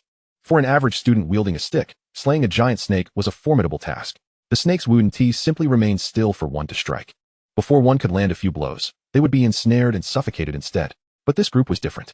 With a single strike, even if they couldn't kill the giant snake, they could inflict significant damage, causing the serpent to feel pain and sustain injuries. A swarm of students surged forward, overwhelming the giant snakes. Brother Wang is formidable. What is Jiang Han compared to him? My brother Wang is the true god. Among the students, the most formidable was a university student wielding a fire axe. His name was Wang Yang, a physically adept individual. As an athlete, his physical capabilities were already impressive, and after consuming the elixir, he had ascended even further. Wang Yang led the charge, often able to fell a giant snake with just a few strikes. Those giant birds are weaklings. It's no surprise that Jiang Han can slay dozens. Indeed, Brother Wang has already killed over 10. If not for the sheer number of students hunting the giant birds, he would have easily completed the 100-bird feat. A few of Wang Ming's underlings continuously lauded him from the sidelines. How dare he compare himself to my brother Han? Zhao Ping, upon hearing this, felt displeased. Everyone be cautious. We have a big one incoming. Excellent. As long as it exceeds 10 meters in length, we can use its gallbladder to concoct extraordinary elixirs. At that moment, an even larger giant snake appeared. The students immediately perked up. However, they quickly sensed something was amiss. A remarkably large giant snake surged forth, its tail sweeping through the air and sending one student flying. What the heck? How can there be such a gigantic snake? Zhao Ping exclaimed. This giant snake was indeed exceptionally large, measuring nearly 20 meters in length, with a body as thick as a barrel. It resembled the leader of the snakes. Upon its appearance, even more giant snakes surged forth. Although these students had consumed elixirs, they found themselves at a disadvantage against such a multitude of giant snakes. You are mine. Wang Yang charged forward, determined to confront the lead snake alone. The giant snake flicked its tongue and lunged at him. Die! Wang Yang swung his fire axe. With his strength, he could easily cleave the snake's head in two. However, this time he faced defeat. His axe failed to strike true and was instead deflected. The lead snake's scales had successfully thwarted his attack. Fortunately, the force of the blow was substantial, causing the lead snake to recoil in pain. In retaliation, the snake's tail lashed out. Wang Yang swung down again, but this time he struck nothing. The tail struck him, and he was sent flying. The lead snake, undeterred, pursued him. Brother Wang. His underlings were alarmed, yet none dared to step forward to assist. Ha ha! Let this guy revel in his folly. Zhao Ping relished the moment. The strength of this snake was formidable. Jiang Han observed intently. An email had warned Jiang Han not to venture alone into the giant snake's territory, a caution he heeded by refraining from doing so last night. In retrospect, it proved to be a wise decision. In terms of strength, this lead snake was likely comparable to a small half of a firefly-level creature. Coupled with the numerous giant snakes, had Jiang Han ventured here last night, it would have indeed been quite perilous. Time to intervene. Jiang Han resolved to act. He couldn't allow these students to falter, or else the giant snakes would converge upon him. Step back, I will assist. Jiang Han brandished his fire axe and charged forward. Come save me. Wang Yang cried out desperately, having caught the lead snake's attention due to his earlier strike. He was no match for it. After being tossed around multiple times by the lead snake's tail, he was left battered and bruised. However, the other students were too preoccupied with their own survival to extend help. This is it. After another strike sent him flying, Wang Yang's axe was knocked from his grasp. Dazed, he struggled to rise, only to see himself surrounded by writhing serpent bodies. He was about to be crushed by the lead snake. Just then, the snake suddenly relaxed its grip, its tail whipping toward a specific direction. That direction was Jiang Han. Jiang Han charged in, axe in hand. The lead snake's powerful tail was no match for Wang Yang, but this time, it faced Jiang Han. With a firm grip on the fire axe, Jiang Han swung down decisively. The axe collided with the lead snake's tail. Unlike before, Jiang Han was not sent flying.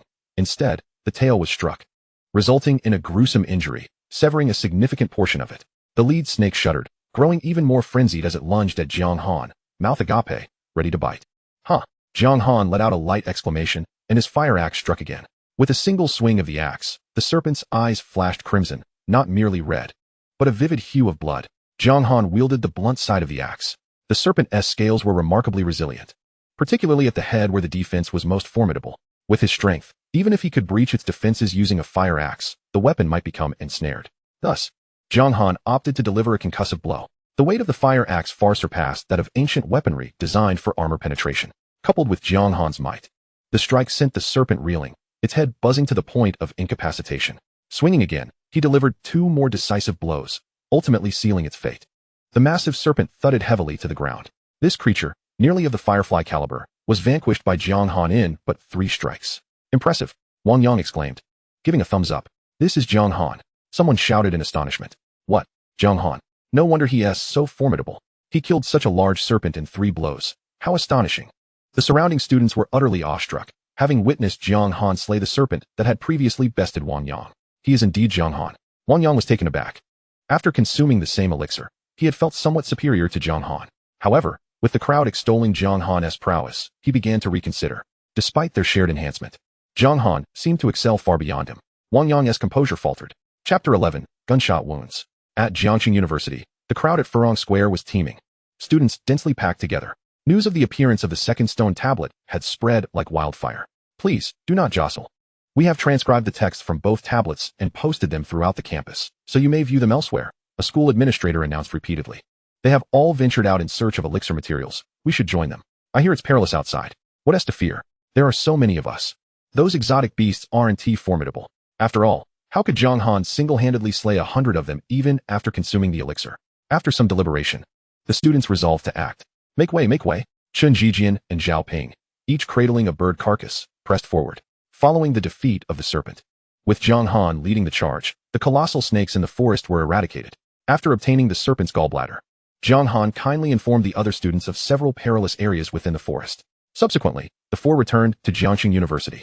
At Jiang Han's suggestion, his 2 roommates placed the giant bird egg back in their dormitory to avoid it being crushed before heading to Furong Square. They intended to use the bird carcass to acquire novice elixirs. Wow, an exotic beast carcass. Is this tiny bird truly considered an exotic beast? Questioned a student, intrigued by their find. These birds aren't hard to deal with. Where did you all acquire them? The surrounding students turned their attention toward them, buzzing with excitement. Just over in the eastern woods. But don't underestimate them, otherwise, you'll suffer greatly. Under the scrutiny and envy of many students, Zhao Ping felt a swell of pride. Meanwhile, in a small grove, Jiang Han sat motionless, with Chu Ruashi's delicate head resting on his shoulder, soundly asleep. She had not gotten enough rest the previous night. After being summoned by Jiang Han to assist, she had toiled for hours, utterly exhausted. As soon as she sat down, her eyelids grew heavy, and her body swayed involuntarily until her head nestled against Jiang Han's shoulder. A fragrant scent wafted over, stirring an inexplicable yearning within Jiang Han. I must secure the remaining materials today, he mused, pulling out his phone to review the attachments once more before powering it down to conserve battery, as charging had become a cumbersome task. At that moment, Chu Ruashi slipped and fell directly into his embrace. Hanji, the elixir is indeed a remarkable thing. Chen Jijian and Zhao Ping arrived just in time to witness the scene. Zhao Ping immediately shushed Chen Jijian, pulling him aside, both brimming with excitement. After consuming the novice elixir, they had experienced a notable enhancement. Chu Ruashi, awakened by their chatter, opened her eyes and blushed furiously upon realizing her intimate position nestled in Jiang Han's arms. She quickly straightened up, lowering her head to tidy her hair. How do you both feel? Hanji, I'm running faster than ever. If I were to compete in the Olympics, I could break world records and surpass Bolt in a heartbeat. I haven't gained any extraordinary abilities, just feel a bit stronger, replied Chen Jijian. Their enhancements varied. Zhao Ping's speed had more than doubled, capable of completing 100 meters in a mere 5 or 6 seconds, easily surpassing Bolt. Chen Jijian felt a boost in strength. a common effect of the novice elixir. Let us proceed. After clarifying their enhancements, the four set off once more. This time, Jiang Han directed his steps toward the western school gate, opposite to their route from the previous night. Jiangxing University boasted 4 main gates and several vehicle entrances. Today marked the second day since the university had fallen into the sinkhole. In the aftermath of yesterday's chaos, and after a night's rest, the students' emotions had largely stabilized. 55-55, I refuse to seek any elixirs, I just want to go home. Some students were still visibly distressed, particularly those prone to emotional upheaval. Even the news of the second stone tablet failed to pique their interest. All they desired was to return home, to restore Jiangxing University to its rightful place on Earth, back to the familiar world. Yet, many students began to accept reality, driven by a desire for strength. After all, the first stone tablet proclaimed that to return home, one must grow stronger. Students who had consumed the elixir were now largely out seeking materials, while those who had not formed groups to venture into the wilderness, searching for elixir ingredients or exotic beast carcasses in hopes of gaining power. At the western gate, a steady stream of students departed the campus. Beyond the gate lay an unbroken expanse of forest, from which various sounds emanated. So many people. Choosing to act at midnight was indeed a wise decision, Zhao Ping remarked, repeatedly praising Jiang Han. Numerous students were transporting exotic beast carcasses back to the school, perspiring profusely yet brimming with excitement. With these carcasses, they could obtain novice elixirs. Some students, battered and bloodied, were either being carried or assisted back to campus. Others with less severe injuries managed to walk back on their own. With so many injured, school officials were increasingly worried at the gate. Everyone, follow me. Do not panic when encountering exotic beasts. Counselors and teachers were also organizing students for departure. Upon exiting the school gates, Jiang Han did not venture directly into the forest. Instead, he meandered along the perimeter wall for several hundred meters. It was only after discovering a winding, serpentine river at the forest's edge that he began to progress alongside its banks. To think there's a river here, Hango! Zhao Ping exclaimed in astonishment, just as a sharp-nosed fish leapt from the water and bit into his backside. Quick as a flash, Jiang Han swung his axe, cleaving the fish cleanly in two. This wretched creature. It hurts like hell, and it dares to come back. Zhao Ping retaliated with a punch, sending another darting fish flying. There seemed to be an abundance of these aggressive fish in the river, yet fortunately, their combat prowess was quite lacking, delivering minimal damage. That's it, Jiang Han thought, having secured another type of secret medicine ingredient. This particular ingredient was a fruit that grew along the riverbank, not particularly difficult to obtain, though it required thorough searching. Just 2 more to go. Perhaps I should seek another variety that poses less risk. After more than half an hour, having ventured approximately 2 kilometers from the school, Jiang Han relinquished the pursuit of one ingredient. It was located in a deep lake within the forest, teeming with piranhas. The secret medicine ingredient was the eggs produced by these piranhas. Thankfully, the extraordinary secret medicine formula inscribed on the stone tablet was not fixed. It presented several combinations. Many of the required materials had multiple options, allowing for substitutions. The four continued their exploration. Although they arrived at the western forest later than intended, they gradually found themselves ahead of the throngs of students. Along the way, Jiang Han felt grateful for having initiated their quest the previous night. As time progressed, more and more students entered the forest, their figures scattered throughout. Within a few kilometers of Jiangxing University, there were no low-level aberrant beasts to be found, especially after hundreds of giant birds had been exterminated the night before. With students who had consumed the secret medicine leading the charge, the surrounding forest would inevitably be trampled by their numbers. Just one more ingredient was needed. After another half hour, only one material remained for the extraordinary medicine concoction, and it was rather distant. Hangu, why are there so many beast carcasses here? After yet another half hour, deep within a forest several kilometers from Jiangxing University, they stumbled upon a plethora of aberrant beast remains. Has someone beaten us to it? Jiang Han furrowed his brow. Chu Ruashi, search for a tree with purple leaves. Understood. She replied, beginning her search. Jiang Han, there's one over there. After searching for more than 10 minutes, she located a large tree with entirely purple leaves. It was quite imposing, with not a single blade of grass beneath it, and no other trees in a vast surrounding area. Scattered below the purple tree lay a multitude of aberrant beast carcasses. These creatures were unlike those found elsewhere in the forest. They were a species of bird with exceptionally sharp claws. Who could be so formidable as to have slain so many beasts? Zhao Ping marveled. Jiang Han crouched down, examining several of the carcasses, and made a discovery. Most of the wounds on the beasts were small, circular punctures. Some, however, bore injuries resembling stab wounds from daggers or similar weapons. These look like gunshot wounds, Jiang Han concluded. Although he had never handled a firearm, he had seen enough in films and television. Could it be that woman with the surname Ning? He recalled the email warning him to be cautious of her, as she was armed. However, the email did not indicate that she would venture this far the next day. The secret medicine ingredient he sought was the fruit of this purple leaf tree, known as Zizifu's Bodhi, which was notoriously difficult to substitute. If we can't find it here, We may have to journey to a more perilous location to seek out another purple leaf tree. Let's search the tree for any remaining fruits, Jiang Han suggested. Leave it to me, Han Gu. Zhao Ping planted a torch in the ground and, like a monkey, climbed the tree to look around. Chu Ruoxi joined in the search. Jiang Han, I see nothing. Han Gu, I've reached the top, but there are no fruits. Neither of them found anything, nor did Jiang Han or Chen Zhijian. Chu Ruoxi, search again for any other trees with purple leaves. All right. The group resumed their search. Jiang Han, I still don't see anything.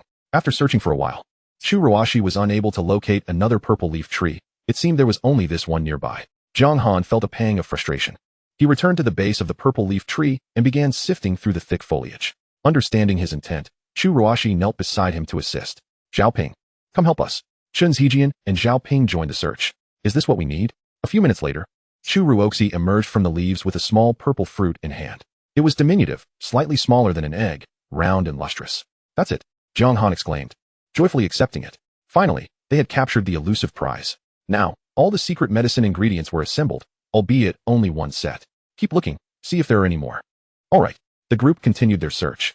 This time, they scoured for over an hour but yielded no further results. So, there was only one elusive fruit. Jiang Han wondered aloud. Is this ingredient really that significant? Chu Ruoxi inquired. Jiang Han nodded. Yes, it's quite challenging to find substitutes for this. Then you should use it. I initially came to assist you, Chu Ruoxi remarked with understanding. Indeed, Jiang Han, you should go ahead. We are stronger now, we can search for more later. Yes. I'm exhausted and just want to return to sleep, Han Gu. Shall we head back? Chen Zhijian and Zhao Ping chimed in. Jiang Han paused for a moment, then stored the Sisyphus Bodhi fruit away. Let's return. The four began their journey homeward. How did that woman know there were Sisyphus Bodhi fruits here? Jiang Han pondered on the way back. Ah, the statue in the library. He recalled the mention of the statue in the email. It stated that one could exchange knowledge and information with the library's statue. Could the woman with the surname Ning have learned the location of the Sisyphus Bodhi through that statue? Jiang Han contemplated, finding the possibility highly likely. She must have recognized the significance of the Sisyphus Bodhi and hurried to collect them all. He wondered if she acted alone or was accompanied by others. If she was alone, it was quite impressive for her to travel so far and eliminate all the aberrant beasts guarding the purple leaf tree. Having a firearm truly made her formidable. Such exchanges must come at a cost. What could her intentions be? The email did not mention this, leading Jiang Han to speculate whether his actions had set off a butterfly effect, altering her life's trajectory. As various hypotheses swirled in his mind, the four returned to Jiangxing University in the afternoon. I'm so tired, Zhao Ping yawned repeatedly. Chen Zhijian stumbled along the path, eyes closed, nearly asleep on his feet. Chu Ruoxi fared little better. They had gone nearly 2 days and nights without rest. Jiang Han's condition had improved slightly, although he felt fatigued. He still possessed a measure of spirit. Soon, he would ascend to the firefly level. If not for the email, Jiang Han's future experiences would mirror his current ones. He would only reach the firefly stage on the 5th day, and that was under strenuous efforts. However, with the aid of the email, he accomplished this by the following day. At the gates of Jiangxing University, a steady stream of students came and went. After half a day, an increasing number of students had procured novice secret medicines from the corpses of exotic beasts. Chu Ruoxi, this is yours. The giant bird's egg is in the dormitory. And I'll deliver it to you later. Jiang Han allocated the materials for the secret medicine. Today's harvest was substantial. Apart from the purple Bodhi, he had several portions of each type of secret medicine material. After distributing one portion each to Chu Ruoxi and her companions, he still had some left. Jiang Han, you can keep them for now. I'll come to collect them when needed. That works, Jiang Han replied, as Chu Ruoxi exhibited considerable trust in him. I'll head back to the dormitory for some rest now. She yawned, covering her mouth, her eyes barely able to stay open. All right, they parted ways. Han Gu, we won't accompany you to Furong Square. Once back at the dormitory, Chen Zhijian and Zhao Ping, too tired to eat, collapsed onto their beds. After organizing the secret medicine materials, Jiang Han took a complete set along with a snake gallbladder and proceeded to Furong Square. The collection of materials was essential, as the concoction of secret medicines still required the stone statue in the square. The specific method was inscribed on the second stone tablet. One merely needed to present the materials and offer some vital organs from the exotic beasts, such as a snake gallbladder or a beast's heart, as a form of payment to the statue. Of course, one could also bring an entire exotic beast to feed it. There were many students in Furong Square, yet it was not as crowded as in the morning. Great statue, please prepare the secret medicine, Jiang Han announced upon arrival.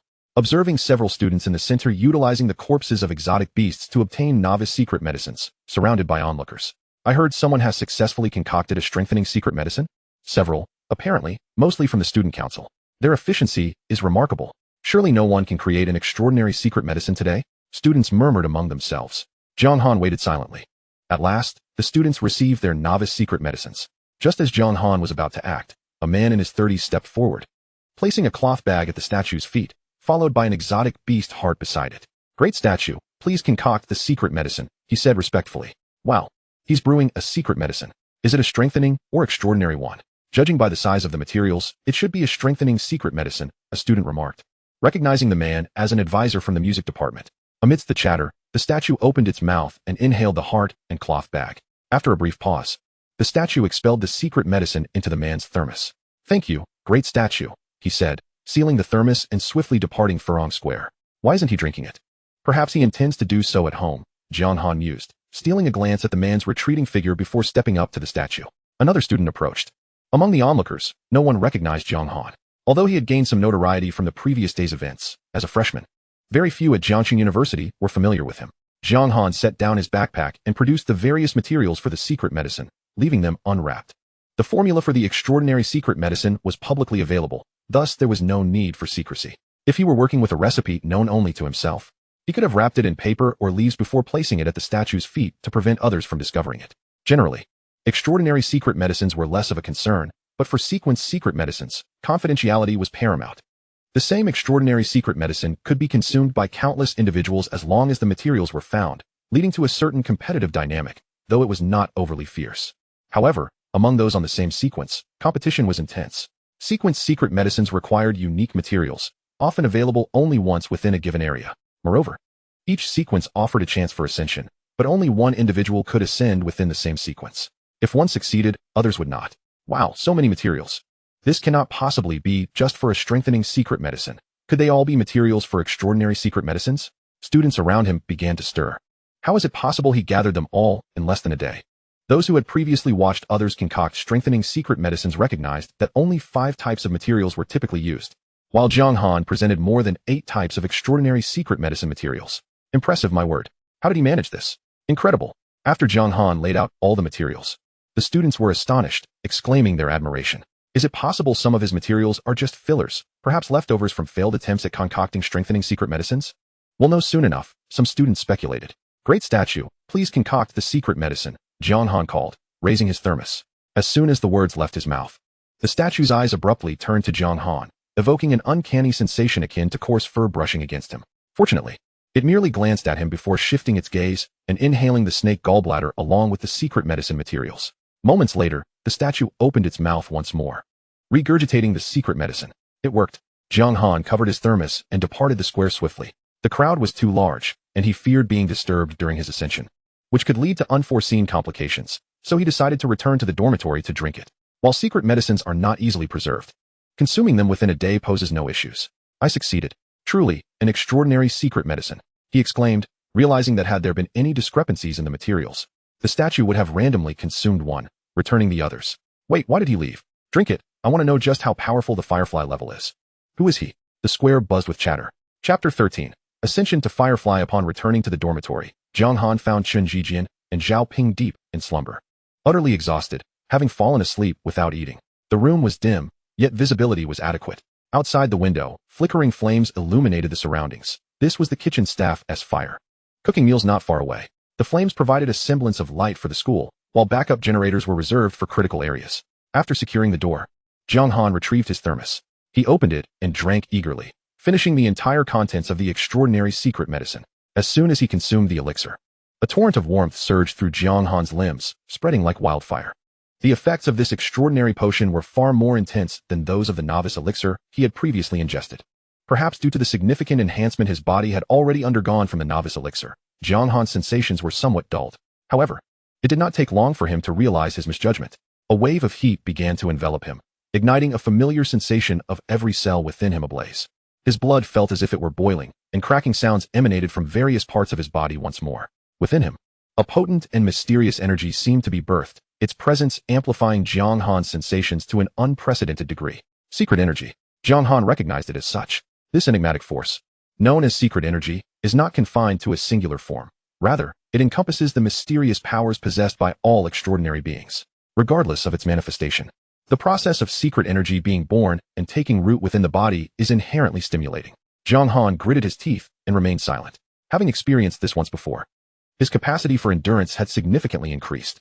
The duration of his bodily transformation was unclear, but eventually, Jiang Han felt the intensity of the stimulation diminish, melding seamlessly with his being.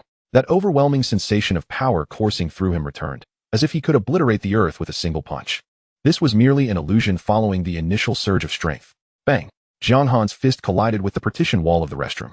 The wall, constructed of single bricks, crumbled under the force of his blow. What the hell? The enemy has invaded the village. Hey Han, you're glowing, Zhao Ping exclaimed, jolted awake.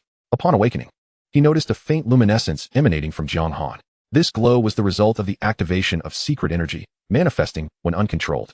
The light was subtle, akin to that of fireflies. Jiang Han had likely advanced to the firefly stage. Advanced? Wow, Han, can you take on Superman now? His two roommates inquired with curiosity. It's not that exaggerated, Jiang Han replied, keenly aware of the enhancements that came with advancing to the firefly stage. Indeed, it was not as dramatic as they imagined. Firefly represented the initial phase of the extraordinary. The extraordinary potion inscribed on the stone tablet was merely the most basic form. Advancing to Firefly through this potion was a far superior path compared to students who had consumed novice or enhancement elixirs. However, it still did not elevate him to the level of challenging Superman. In truth, the sensation brought by this extraordinary potion, apart from awakening his secret energy, had not significantly enhanced his body compared to the novice elixir he had consumed. His hands remained unscathed, and his skin intact, likely a result of the secret energy's influence.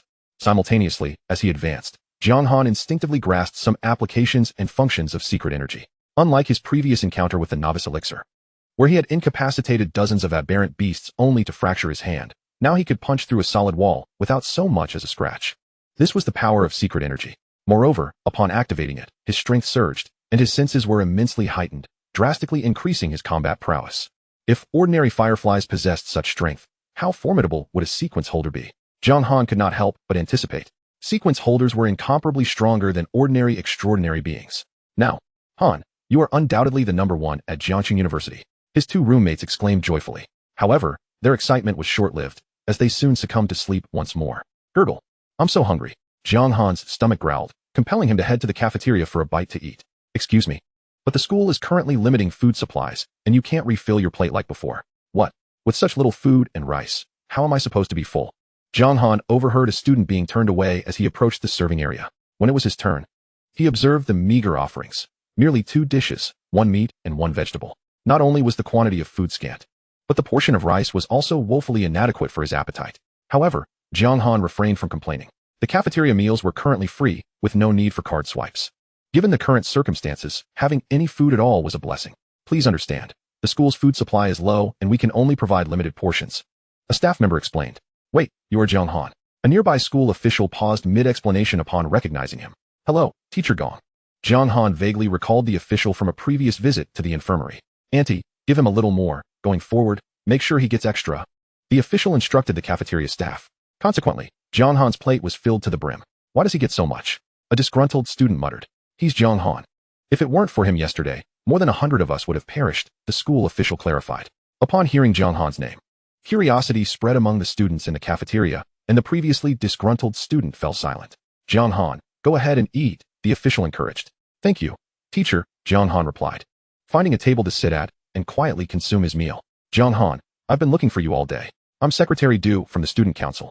Would you be interested in joining? We can offer you a vice president position. A student hurriedly approached him, sitting across from him. The Student Council? Jiang Han mused, recalling the mention of it in the emails he had read. It seemed there was a line warning against getting involved with the Student Council. Sorry, but I have my own matters to attend to, he declined politely. With your abilities, joining the Student Council would allow you to truly showcase your talents. We have organized students for large-scale explorations, and to be frank, today we obtained several materials for potions. The strength of an individual cannot compare to that of a group. You need not worry about not receiving potion materials. By simply joining, you will be a vice president, ensuring you are among the first to receive potion materials. You could then advance to Firefly and become extraordinary. Secretary Du persisted. Jiang Han remained unmoved, continuing to eat. Jiang Han, you can see the state of the school. It's unlikely things will return to normal. We must band together to develop better. The chaos will only increase, and food will soon become a significant issue. You wouldn't want to go hungry at every meal, would you? Yes, the school has granted you privileges, but as more powerful students emerge, how long can your privileges last? Joining us would change that. The Student Council still holds some power. President Zheng has a great appreciation for you. Seeing that his efforts were in vain, Secretary Du leaned in closer to continue persuading him. Please extend my gratitude to President Zheng for his appreciation, but I genuinely have no interest in joining the Student Council. Jiang Han firmly replied.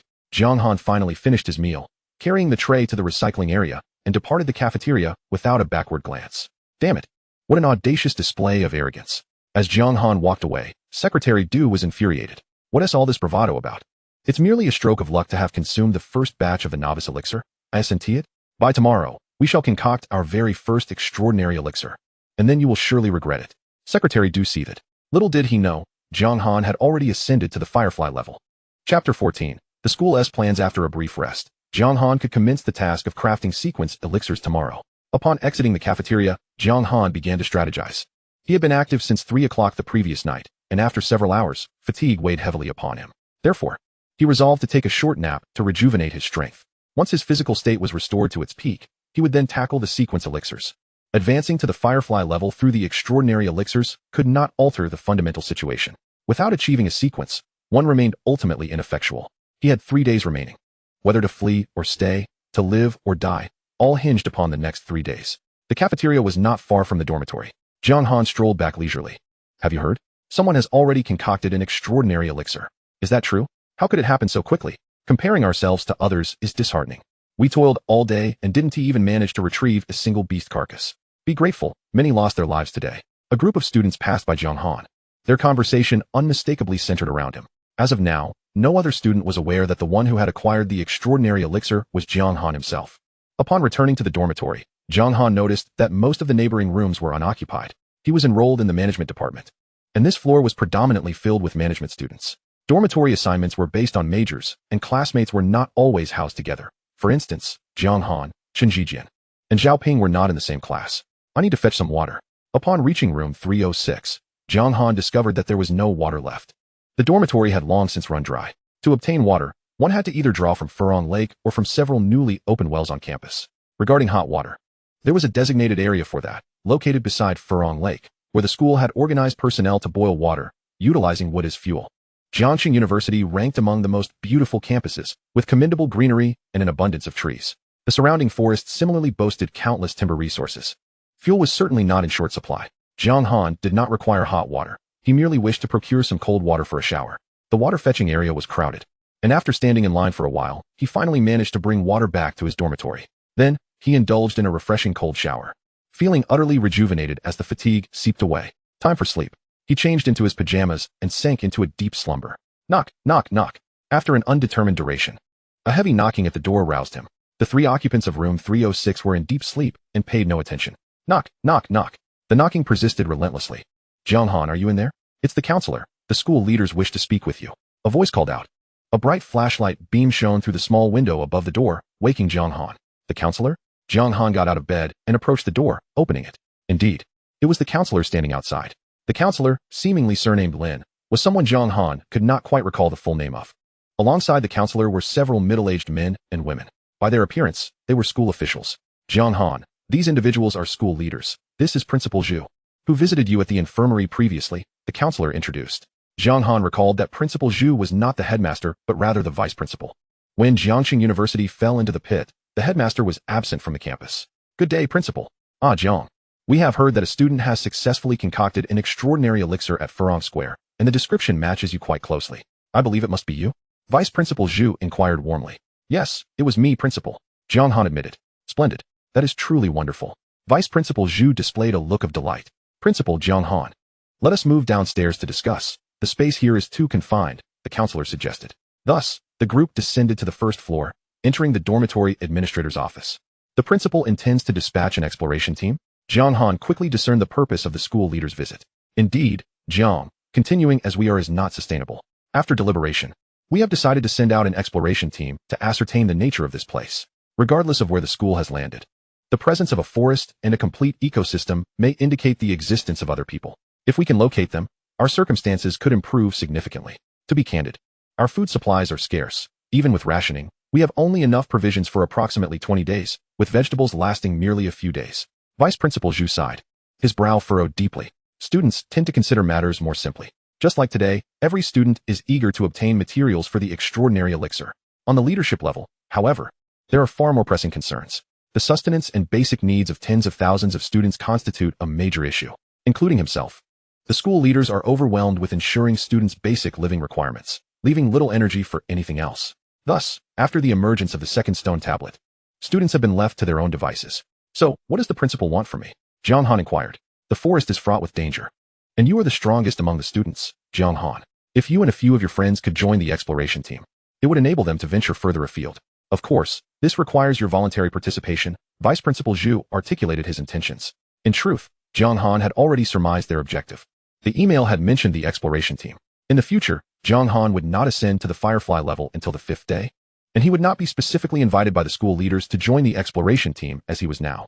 This exploration team was composed of students who had consumed the elixir. After leaving Jiangxing University, there had been no news of them. Later, while searching for the spark, fragments of clothing and human bones were discovered in the territory of a Firefly-level beast, likely belonging to them. Principal, while I agree that an exploration team is indeed necessary, I believe it is not the right time to proceed now. Jiang Han pondered for a moment before speaking. Oh, what insights does Jiang Han have? Vice Principal Zhu asked. During my search for elixir materials, I ventured to a cliff several kilometers away and observed the surrounding conditions. The area is entirely forested, fraught with innumerable dangers. Given our current capabilities, it would likely be difficult to travel far. Therefore, Principal, I recommend postponing for a few days. Jiang Han urged. Dispatching an exploration team now would be tantamount to sending them to their doom. Jiang Han himself would not participate. Jiang Han's reasoning is sound. Let us defer for a few days then. Vice Principal Zhu was persuaded by Jiang Han's argument. Chapter 15. The Rules of Exchange Speechless.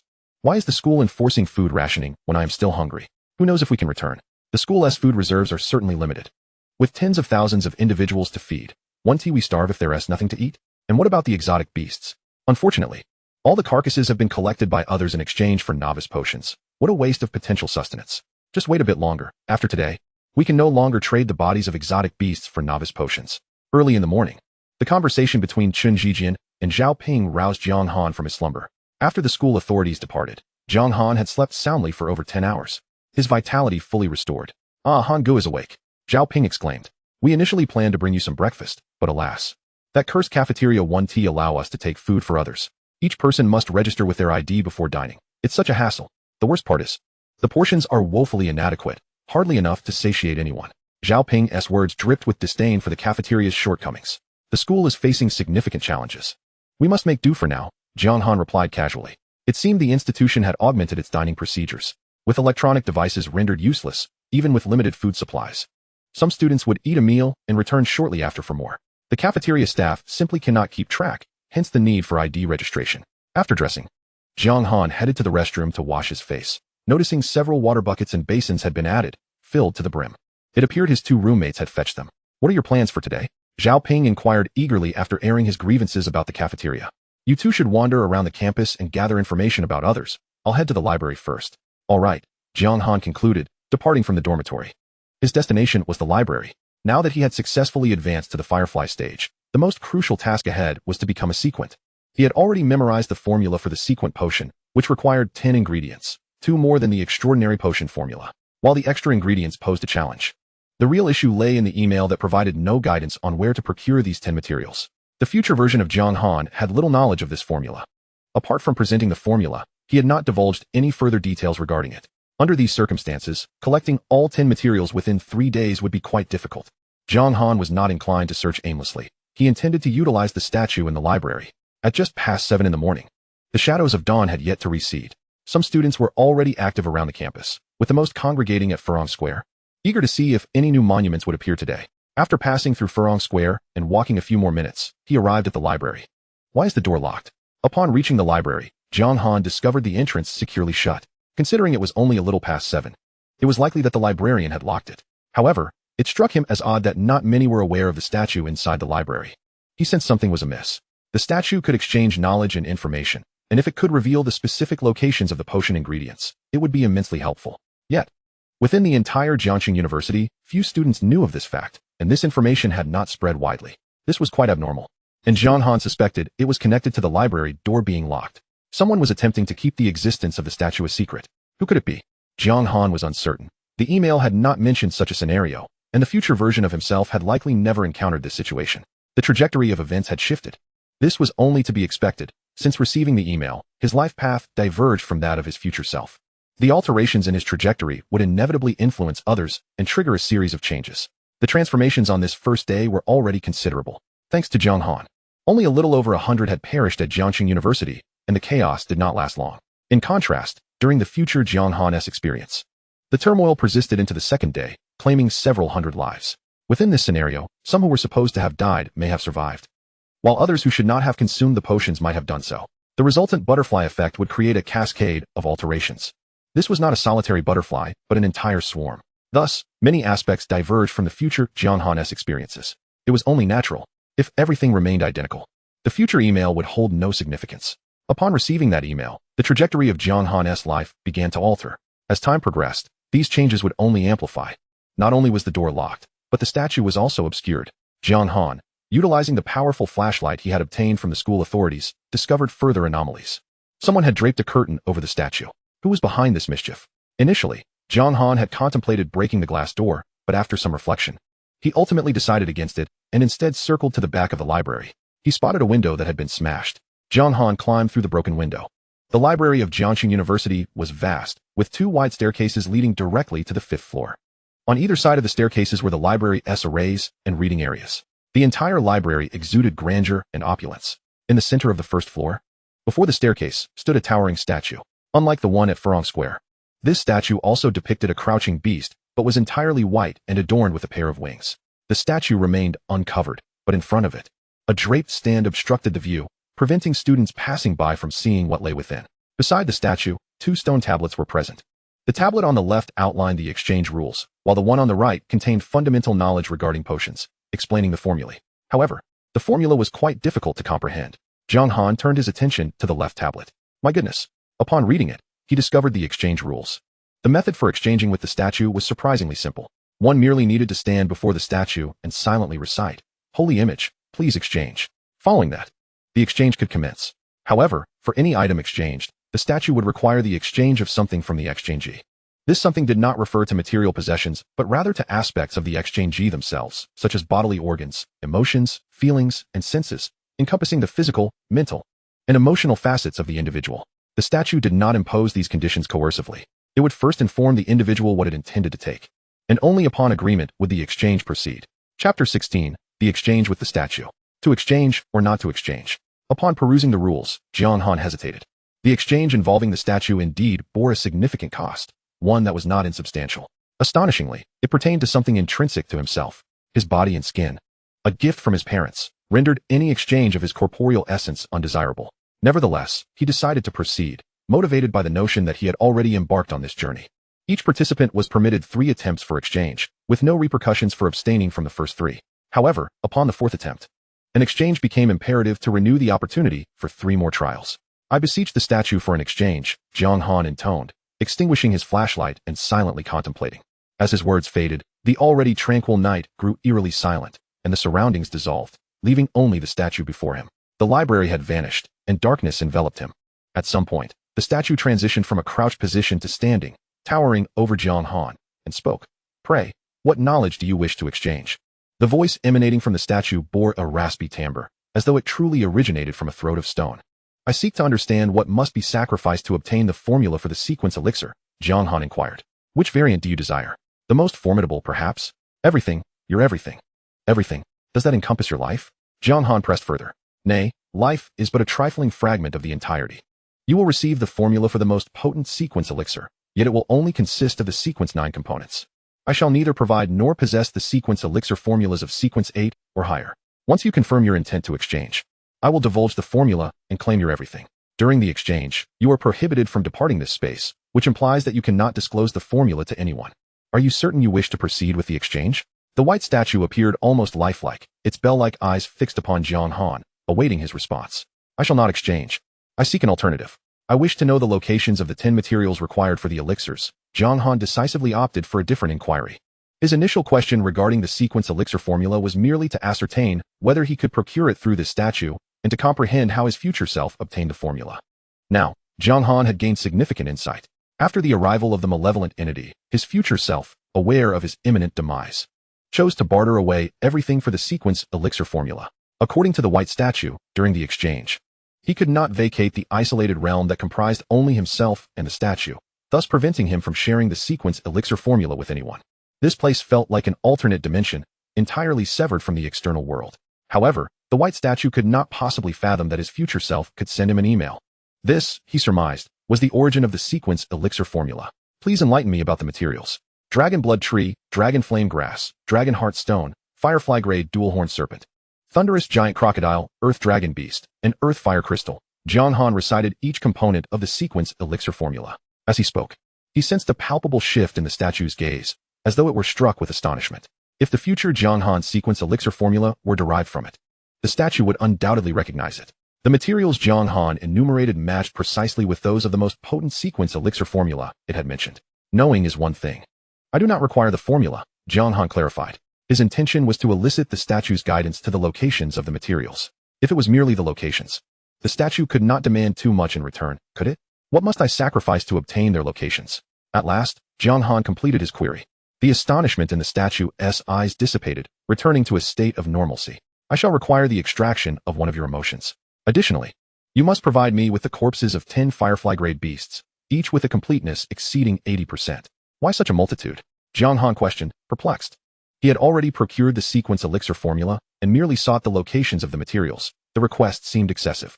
One of his emotions, along with 10 firefly-grade beast corpses, this struck him as excessive. Because the items you desire are extraordinarily precious, the white statue replied meaningfully. It knows indeed which emotions are encompassed. Jiang Han inquired after a moment of contemplation. He had no alternative. The materials for the sequence elixir were not as readily available as those for the extraordinary elixir, whose components could typically be found in the vicinity of the school. The materials for the sequence elixir were elusive, without knowledge of their locations, even with numerous allies. 3 days would be insufficient. Furthermore, the materials were exceedingly rare, often guarded by formidable beasts or other perils. Some materials were even parts of the firefly-grade beasts themselves. Thus, Jiang Han resolved to clarify before making a decision. Many, joy, sorrow, anger, fear, disgust, surprise, anxiety, tension, love, and hatred. If I choose to exchange, may I select the emotion I relinquish? Indeed, will I have the opportunity to redeem it in the future? Partial exchanges may be redeemed, but the cost of redemption will exceed 100 times the value of what you currently acquire. Jiang Han scrutinized the terms. Then I shall relinquish anxiety. He opted for anxiety, perceiving the loss as not entirely detrimental. In contrast, the requirement of 10 firefly-grade beast corpses seemed more troublesome. However, when juxtaposed with the 10 materials for the sequence elixir, the corpses appeared more manageable. Locating the materials for the sequence elixir would be a daunting task, whereas the firefly-grade beasts were easier to find. With the map provided by his future self, which indicated the general locations of the firefly-grade beasts, Jiang Han could systematically pursue them and eliminate them. Losing your anxiety may render you devoid of urgency and external motivation. Are you certain you wish to proceed with the exchange? The white statue inquired. Indeed, as you wish. The white statue exhaled, releasing a luminous point that entered Jiang Han's being. The contract of exchange is established upon delivering the corpses of the firefly-grade beasts. I shall extract your anxiety and bestow upon you the knowledge you seek. This exchange is devoid of time constraints. Until it is completed, you cannot engage in a new exchange with me. As the words of the white statue echoed, the furnishings of the library materialized once more. Everything returned to its normal state, and the white statue reverted to its unmoving, stone form. The task of procuring 10 corpses of firefly-level beasts is indeed a monumental endeavor. Jiang Han's gaze swept over the white statue. Time was of the essence, and the mission was exceptionally arduous. Before the morrow, he must secure the 10 firefly-level beasts, leaving him with 2 days to gather the materials for the sequence potions, more precisely, 2 daylight hours and 1 night. With time slipping away, Jiang Han needed to seize every moment. Chapter 17, The Burning Forest. As Jiang Han prepared to depart from the library, a sudden sound emanated from the entrance. Someone was approaching.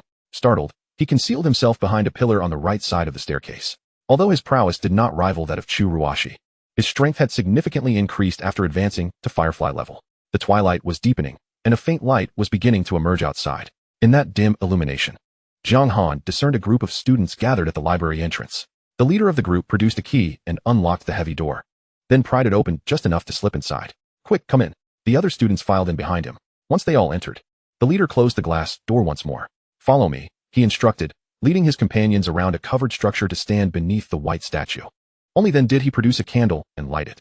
Wow, this statue is white, and it has wings, exclaimed one student. Senior, can it really reveal the methods to obtain potion materials? The group gazed curiously at the statue. Of course it can. I'll share the methods with you. Just follow my lead, the senior replied. But what if the statue demands something of mine, like organs? I don't want to lose an arm or a leg. One student voiced his concern. There are so many of you. If each of you offers something small, the cost won't be significant. Rest assured, the senior reassured them. Who will go first? He looked at several students. They exchanged glances, hesitant to step forward. What are you afraid of? If the cost is too steep, you can choose not to exchange. With so many in the student council, if you want to distinguish yourselves and acquire more resources, you must be willing to make sacrifices. The leader stated coldly. I'll go, announced a slightly plump girl. Statue, I wish to exchange. She approached the white statue and spoke. As her words faded, a mist enveloped her, shrouding her figure from view. Yang Fong, what is happening to her? A girl gasped, covering her mouth. Don't worry, this is normal. We just need to wait, the senior explained, calming the others. From his concealed position behind the pillar, Jiang Han observed everything. The email had warned him that the student council was not to be trusted. Initially, he thought that since they were all students, they couldn't be too nefarious. However, it was becoming apparent that they were indeed untrustworthy. No wonder Secretary Du mentioned that they had already gathered several types of potion materials the previous day. They were exploiting the white statue. This was not inherently problematic, but the issue lay in the fact that these individuals were not paying the price themselves. Instead, they were inciting other students to make exchanges. Had they locked the library as well? Jiang Han pondered. After falling into the pit, which student would have the inclination to visit the dark library to read? The student council likely utilized this to gain control over the library, locking the entrance to prevent other students from discovering the white statue. This would slow down the progress of other students seeking potion materials, allowing them to acquire more for themselves. As for that window, Jiang Han suspected it might have been the doing of the woman surnamed Ning. After all, given the situation with the purple leaf tree yesterday, it was likely that she had exchanged with the white statue. Lost in contemplation, Jiang Han waited for approximately 10 seconds as the mist surrounding the plump girl dissipated. Yang Fong, your hair. One girl exclaimed in shock. Her hair had vanished, leaving her bald. It's just hair. Compared to going home, it's nothing, the girl softly reassured her companions. Senior, I've acquired the method to obtain the poison thorn fruit, she announced, turning toward the leader. Excellent, Yang Fong. You've made a contribution. Henceforth, you shall be a member of the student council. Once you concoct the extraordinary potion, you will be among the second batch to use it. Right after a few of the higher-ups, the senior responded with enthusiasm. Yang Fong beamed with joy. She had sacrificed her hair for this very moment. Who will step forward next? The senior inquired again. Behind the pillar, Jiang Han silently observed as the exchanges continued for over 10 minutes. Ultimately, aside from the leader, 3 out of the 8 students opted to make an exchange, while 5 chose to abstain. They had traded for methods to obtain potion materials, which likely included locations and specific strategies. Among the costs, 2 were visible, one was hair, and the other was eyebrows. A third cost remained unknown. Unlike Jiang Han's experience, the white statue did not demand that they procure beast corpses. After the group of students departed, Jiang Han quietly slipped out of the library through the window that had been broken open. Despite his disdain for the student council's actions, he had neither the time nor the inclination to dwell on it. His plans remained unchanged. By tomorrow nightfall, he would procure 10 Firefly-level beast corpses. Nightfall had arrived. The students were mostly awake, and the campus was bustling with activity. Jiang Han made his way toward Furong Square. Brothers, today we shall conquer the local man-eating ants and secure the cores of the man-eating flowers. At that moment, in the dense forest to the east of Jiangxing University, a large group of students was busily preparing. Among them was Wang Yang, the student Jiang Han had encountered the previous day. Beside him stood another student holding a drone. Quick, pour the gasoline. Burn these man-eating ants. Create a firebreak, but be careful not to ignite the forest. The students moved with agility, coordinating their efforts effectively. Armed with gasoline and various tools, they were preparing to lure out and incinerate the man-eating ants. Soon, the trap was set. Brother Wang, who will be the bait? A dilemma arose. Despite the number of students present, no one was eager to assume the role of bait. Just yesterday, under Wang Yang's leadership, they had made significant gains in the eastern forest, but 2 students had perished due to the vicious man-eating ants, leaving them with a profound psychological scar. After a night of rest, Wang Yang returned with his group, determined to eradicate the threat. I am your leader. I shall be the bait, Wang Yang declared, thumping his chest heroically. Brother Wang, from this day forth, you shall forever be my brother. Brother Wang, henceforth, when you point east, I shall never dare to venture west. A few younger brothers were so moved that tears threatened to spill from their eyes, although the other students were not as exaggerated. Witnessing Wang Yang's willingness to engage in such perilous deeds sparked a modicum of admiration within them. Hand me the torch. Here you go, Brother Wang. Wang Yang resolutely accepted the torch from one of his followers and strode towards the territory of the man-eating flowers and ants. Meanwhile, Xiaoping, the one who concocted the extraordinary potion yesterday, was it truly Jiang Han? In Jiangxing University, aside from my brother Han, who else could concoct an extraordinary potion in a mere day? Isn't Jiang Han already extraordinary? Indeed, my brother Han had long since advanced to the Firefly level. When he unleashed his might, the radiance emanating from him surpassed even that of Ultraman. Wow! Upon reaching Furong Square, Jiang Han discovered Zhao Ping was boasting to a group of students. Ahem. Jiang Han cleared his throat twice. This fellow was being a tad too boastful. Brother Han. Zhao Ping turned around and was greeted by Jiang Han. Ladies and gentlemen, allow me to formally introduce this individual, the foremost figure of Jiangxing University, Jiang Han, our powerhouse. Zhao Ping approached, brimming with joy, and introduced him earnestly. This is Jiang Han. So handsome. It was he who did it yesterday. I thought Zhao Ping was just exaggerating. The students all turned their gazes towards Jiang Han. Zhao Ping, do not exaggerate. Just then, Zhao Ping noticed something unusual. The other students followed his gaze and beheld a scene of flames erupting from the forest outside Jiangxing University, smoke billowing skyward. What a dense smoke. No, it's fire. The forest is ablaze. My heavens, who set the fire? Could it spread to the school? The students were a mix of curiosity, astonishment, and concern. How did the forest catch fire? Jiang Han gazed into the distant sky, judging by the direction of the smoke and flames. It was situated to the east of Jiangxing University, precisely the area where he, along with Chu Ruoxi and 2 others, had ventured just 2 nights prior. Chapter 18, The Beast Tide. Quick, extinguish the flames. The man-eating flowers will perish. Brother Wang, we must flee. If we do not, we shall be engulfed by the fire.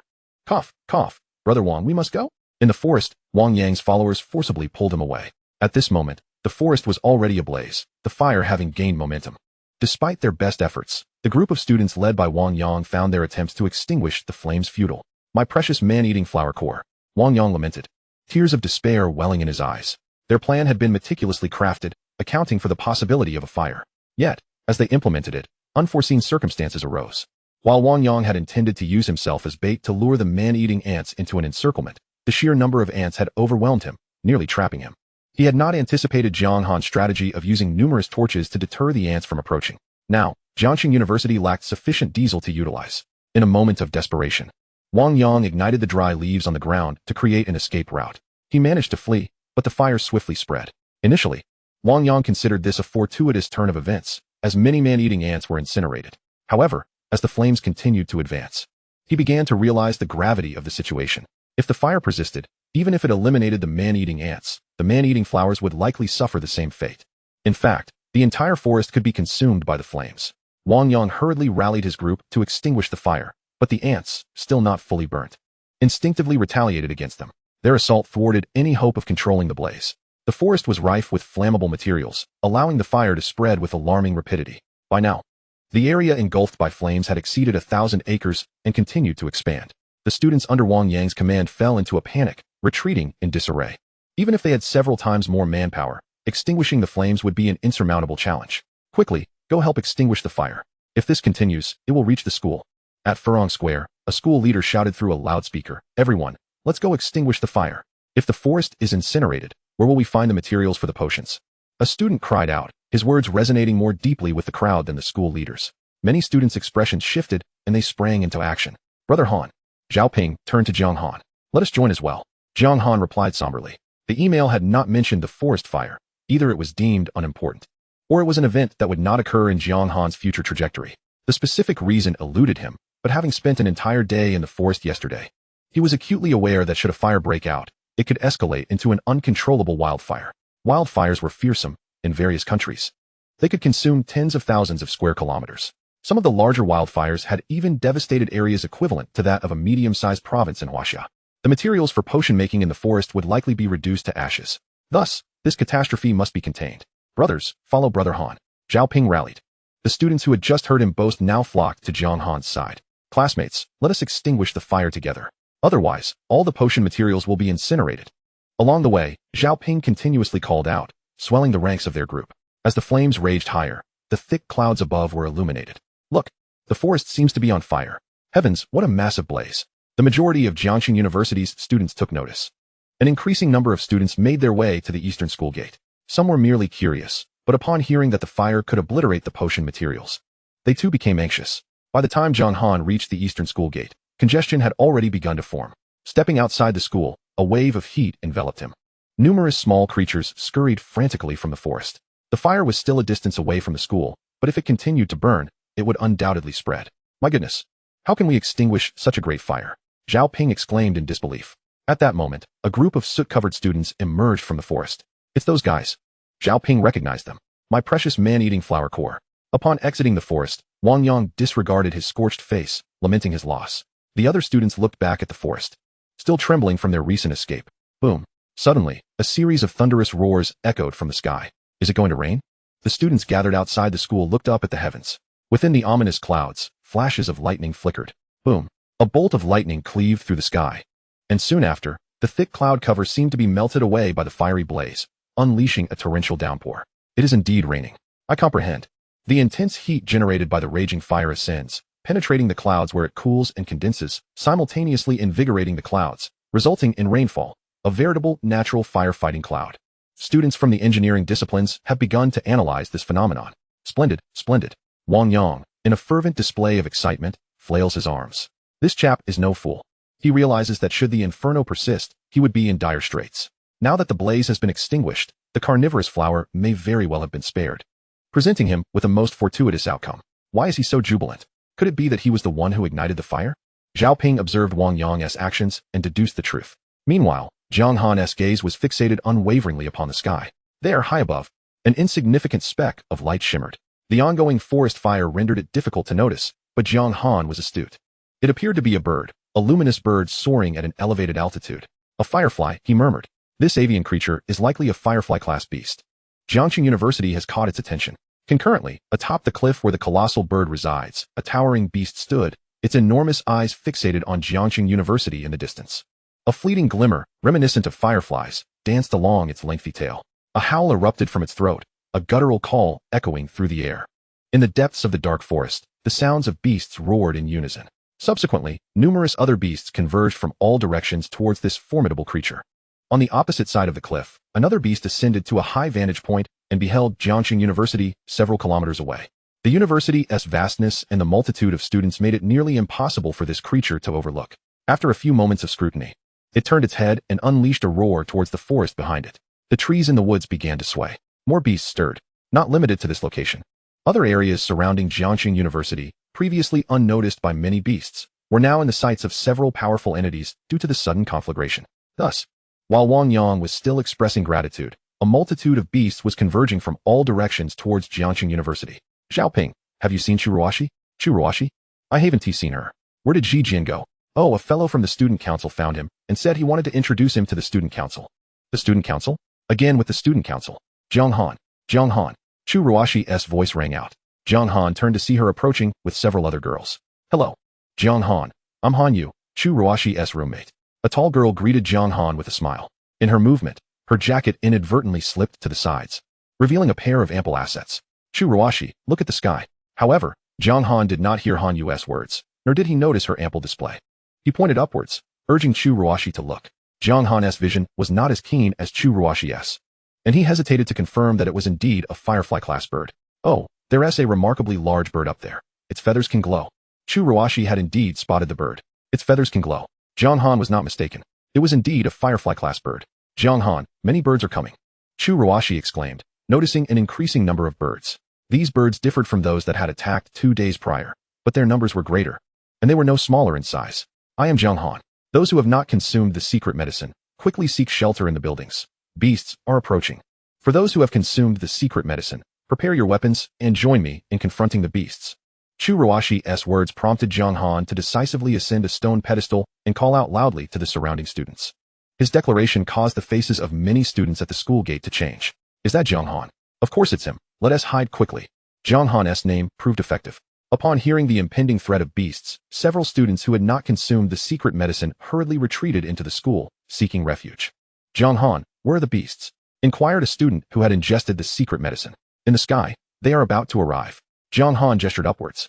Those students, upon glancing up, began to discern the ominous signs. Led by the firefly-class birds, the avian beasts were diving towards Jiangxing University. Those with sharper vision could already make them out. They're coming. Everyone, grab your weapons. Let us take them on. The students who had consumed the secret medicine swiftly armed themselves, prepared for battle. Sir, please notify the school, sound the alarm, and alert the students to take cover. I fear there are more beasts than we anticipate. Jiang Han dashed to the guardhouse, addressing the security personnel within. Many of the guards had perished on the first day. The remaining ones were the survivors. Rest assured, student, I will promptly inform the authorities. The guard activated the intercom, relaying the situation. The intercom transmitted via radio waves, rendering signal quality irrelevant. Why are there so many beasts? Retreat. In the northern forest, a group of student council members had gathered. The student council, possessing a natural advantage, had consolidated a significant number of students. Currently, over 200 students who had consumed the novice secret medicine were present in the council. With such a formidable number of students equipped with the novice secret medicine, they were virtually dominating the vicinity of the nearby forest. The northern forest was on the verge of being flattened by their presence. Should another firefly emerge from among them, they could very well launch an offensive against the territory of the firefly-class beasts. Mere moments ago, this group had just vanquished a horde of beasts and were preparing to gather secret medicine materials when suddenly, a massive influx of beasts descended upon them. The sheer number and ferocity of the beasts formed a terrifying tide. Even with over 100 students who had consumed the novice secret medicine in attendance, they found themselves overwhelmed. So many beasts. Run. Meanwhile, in the forests of the other two directions, a multitude of beasts surged towards Jianghan University like a tidal wave. Students who had risen early to search for secret medicine materials found themselves in peril, fleeing in a frenzy. In the forest, even the students who had consumed the novice secret medicine were slower than they would be on flat ground. They were frequently overtaken by the pursuing beasts. Though they could fend off individual beasts, the current overwhelming numbers rendered their efforts futile. Cries of horror echoed incessantly. A beast tide. There's a beast tide. Quickly. Shut the school gates. At the west gate, a bloodied student stumbled back to the school, bringing news of the impending beast tide. Jianghan University. After activating the backup generator, the alarm resounded throughout the campus. Beast tide approaching. Students who have not consumed the secret medicine swiftly seek shelter in buildings. Those who have consumed the secret medicine, please proceed to the school gates to participate in defense. The voice of the school leadership echoed through the loudspeakers. What? A beast tide? Heavens! The tide of aberrant beasts has surged. How many could there possibly be? Within Jianghan University, students were thrown into a state of panic. Those who had not consumed the novice elixir were utterly terrified, hastening to seek refuge in the higher buildings. Chapter 19. She has a gun. Kill them. Crawl away. At the eastern school gate, a fierce battle was underway. A swarm of aberrant birds dove from the sky, launching assaults on the students below. Armed with an array of weapons, the students engaged in combat against these avian foes. After the students who had not consumed the novice elixir retreated, over 100 remained gathered inside and outside the eastern gate, a number that continued to swell. Throughout the previous day, the university had seen an influx of students who had taken the novice elixir. These students had little trouble dealing with the ordinary aberrant beasts. The newly arrived aberrant birds resembled eagles. Though smaller than the colossal birds from the first day, they were swifter and far more agile. Wielding sticks, the students relentlessly struck at the incoming birds. Enhanced by the novice elixir, each blow delivered was sufficient to incapacitate these creatures, if not outright kill them. A few well-placed strikes could severely hinder the bird's ability to fly. With a few more hits, the aberrant birds would meet their demise. Churuashi, ignore the other aberrant birds. Focus solely on that glowing one. Yes, it remains aloft for now. Jiang Han shielded Churuashi, gripping a fire axe, which he wielded with lethal efficiency to dispatch the aberrant birds. The ordinary ones were no match for him. What concerned Jiang Han were the firefly-level aberrant birds. One such bird circled above, not yet engaging in the fray. The current assault was solely from the flock. Brother Wong, the aberrant birds are multiplying. We should assist. Go on, all of you. Let me catch my breath. I'm in agony. Wang Yang led a group of students in their attempt to help. As the number of aberrant birds increased, the pressure on the students inside and outside the eastern gate intensified.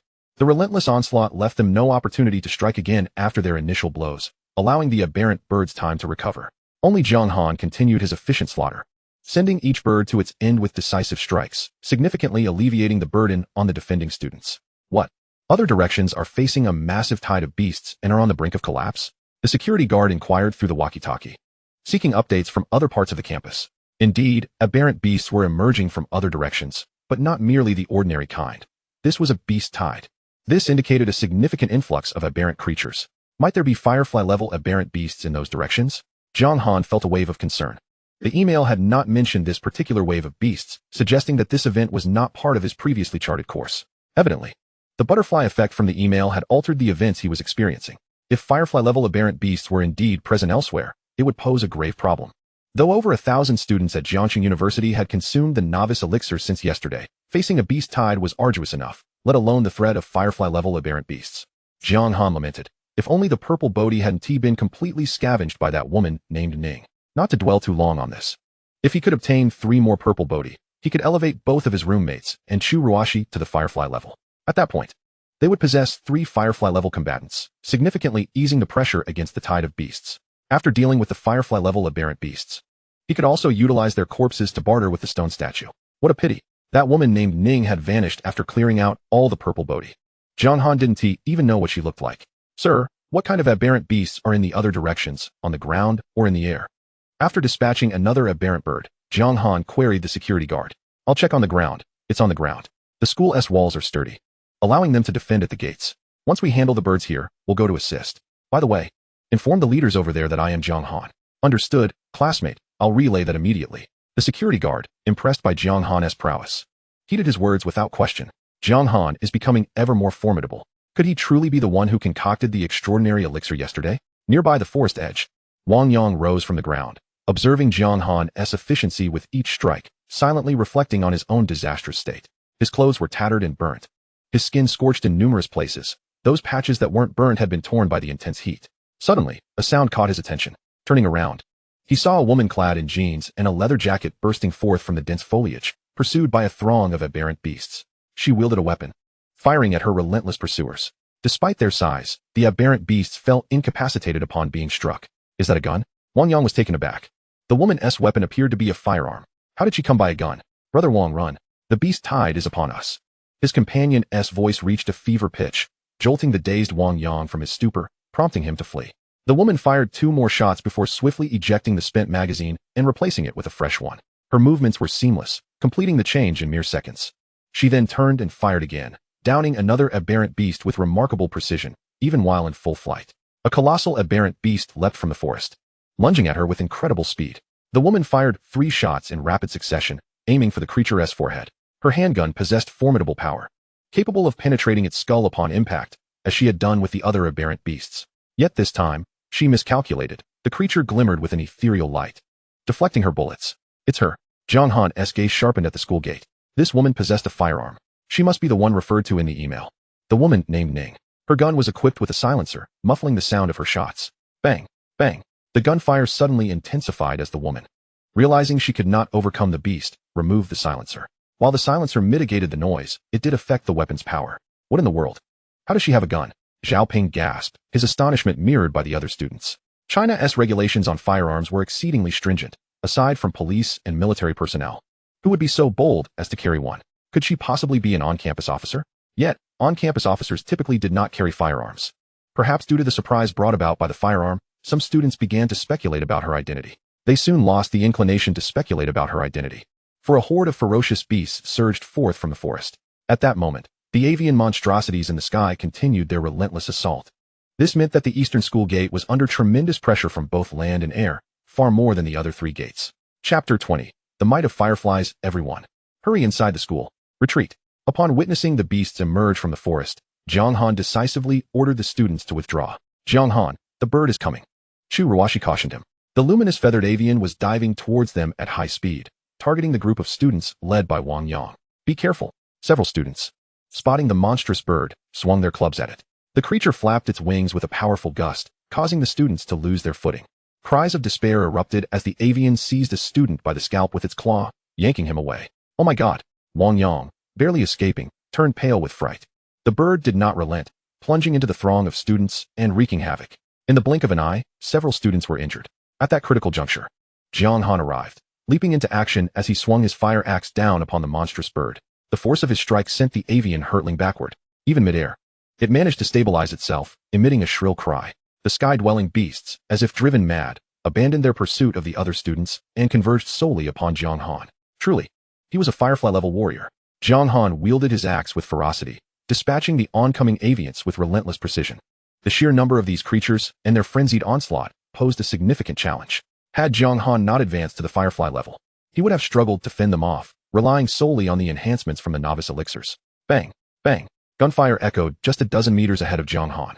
A woman named Ning was being targeted by another Firefly-level beast. Firefly-level creatures held grudges fiercely. Although her gun had failed to slay the beast, it had inflicted some damage.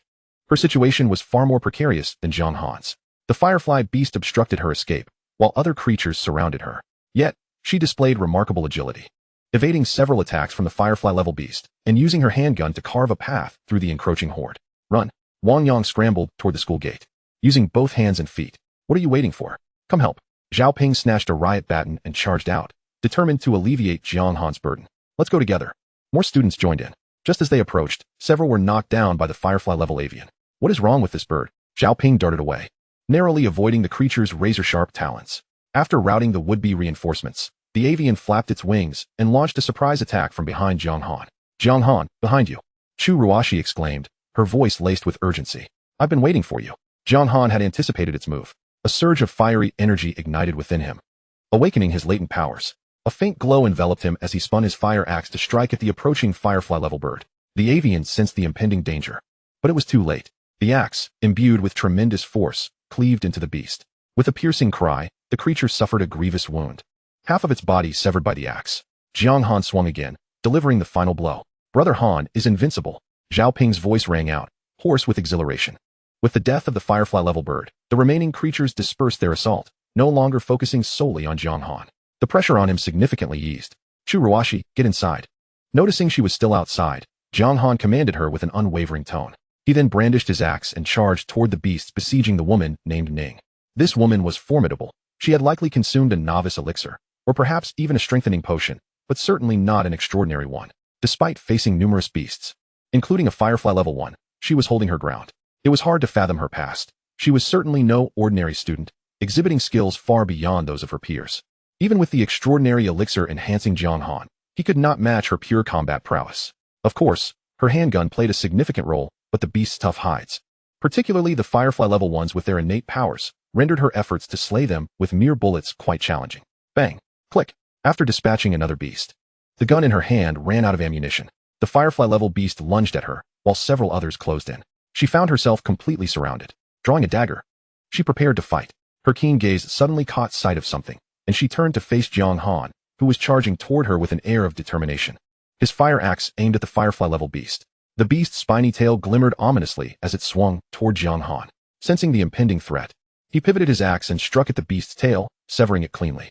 In pain, the creature leaped into the throng of beasts. Two more creatures pounced at Jiang Han simultaneously. He swung his axe horizontally, cleaving through their faces, which split apart instantaneously. Jiang Han surged through them, roaring as he advanced toward the firefly-level beast. At that moment, a creature as large as a tiger burst forth, its sharp claws aimed at Jiang Han. The flickering firelight on its body indicating another firefly-level beast. Jiang Han, be careful. Chu Ruashi had been keeping a watchful eye on him. With a flourish, Jiang Han unleashed the full force of his flames, his fire axe crashing down. The axe met the beast's claws with a resounding clang of metal against metal. The tiger-like creature was halted, landing on the ground, snapping its jaws at him. Jiang Han delivered a powerful kick, sending its head reeling. Steadying himself, he swung his axe again, forcing another firefly-level beast away. How can there be another one? Zhao Ping exclaimed in alarm. The avian continued its assault, leaving them unable to assist. Moreover, confronted with firefly-level creatures, they had little opportunity to act. Two firefly-level beasts flanked Jiang Han, launching their assault. Meanwhile, the woman named Ning was still trapped, besieged by ordinary beasts. Armed with her dagger, she continued to slay one after another. Jiang Han, retreat. More beasts emerged from the forest. If only I were an advanced fighter. Jiang Han found himself in a challenging predicament, facing two foes while dealing with incessant attacks from others. Though he wielded a sharp fire axe and had significantly enhanced his physical abilities with the novice elixir, taking on two firefly-level creatures was no simple task. If it were the sequential beasts, there would be no issue in facing 1 against 2, 1 against 3, or even 4. Roar! The tiger beast lunged forward. With determination, Jiang Han decided to take a risk, abruptly falling backward. The tiger beast soared over him, then crashed heavily to the ground, motionless. Its belly bore a deep wound inflicted by Jiang Han's strike. Thus, the second firefly-level beast met its demise at his hands. Chapter 21, The Transaction. Upon slaying the tiger beast, Jiang Han sprang to his feet and charged towards another firefly-level beast. Sensing danger, that creature leaped away into the throng of beasts. After narrowly escaping, the firefly-level beast retreated in a frantic dash into the forest. However, it did not flee entirely. Instead, it orchestrated the attack of the other beasts from within the trees. Its eyes glimmered with an eerie green light, its pupils reflecting the image of Jiang Han. The beast surged forward. First, Jiang Han swung his axe to clear a path for the woman surnamed Ning. She nodded slightly and quickly retreated towards the school gate. Jiang Han refrained from recklessly pursuing the firefly-level beast into the forest. Having already slain 2 firefly-level beasts, he felt his secret energy waning significantly. With an overwhelming number of beasts, charging in would easily lead to exhaustion. After consuming the novice elixir, while Jiang Han had experienced a burst of power, he had also succumbed to unconsciousness for several hours. Alone, Jiang Han held the rear. The school gate was not a grand entrance, typically. It was merely a retractable barrier over a meter high to halt vehicles. Yet, in this defensive position, it sufficed to guard a single direction, far preferable to being outside. More precisely, the eastern gate was flanked by two directions, as the avian beasts continued their aerial assault. Fortunately, after the slaying of the firefly-level avian, the remaining creatures attacked more on instinct, making them somewhat easier to handle. Outside the gate, a large group of beasts approached. You handle the birds. Leave the others to me. Jiang Han wielded a fire axe, standing alone at the school gate, striking down the oncoming beasts. Despite their considerable size, none could withstand even a single exchange with Jiang Han. The ground around the gate became littered with the carcasses of beasts, accumulating into a grim pile. In the forest, the firefly-level beast paced restlessly. The relentless assault from the beasts had clearly agitated it. However, impatience would yield no solutions. Bang! Bang! Gunfire erupted once more as the woman surnamed Ning reloaded and began firing at the aerial foes. The students, relieved of their concerns for the beasts outside and emboldened by Jiang Han's valor, rallied their spirits and fought back. The numbers of the avian beasts steadily dwindled. What? The southern gate has fallen, and beasts have breached the school? The western and northern gates have succumbed as well. While the situation at the eastern gate improved, the other three gates have been compromised. This is problematic. What shall we do? The security officer paced anxiously. Jiang Han. The principal requests your assistance in devising a strategy. I am considering it, sir, Jiang Han replied. The security officer's walkie-talkie broadcasted the conversation. With Jiang Han's keen hearing, he easily caught the exchange. There were over 1,000 students who had consumed the novice elixir, even amidst a beast tide. The gates should not have fallen so swiftly. This was undoubtedly the work of a firefly-level beast. While battling, Jiang Han contemplated a solution. They had dealt with over 800 beasts on the first day. Even if this wave was larger, with more than 1,000 students fortified by elixirs, the gates should not have fallen so quickly. It was undoubtedly due to the presence of firefly-level beasts at the other gates. Firefly-level beasts were formidable foes. Even the woman surnamed Ning, armed and fortified by the elixir, struggled against them.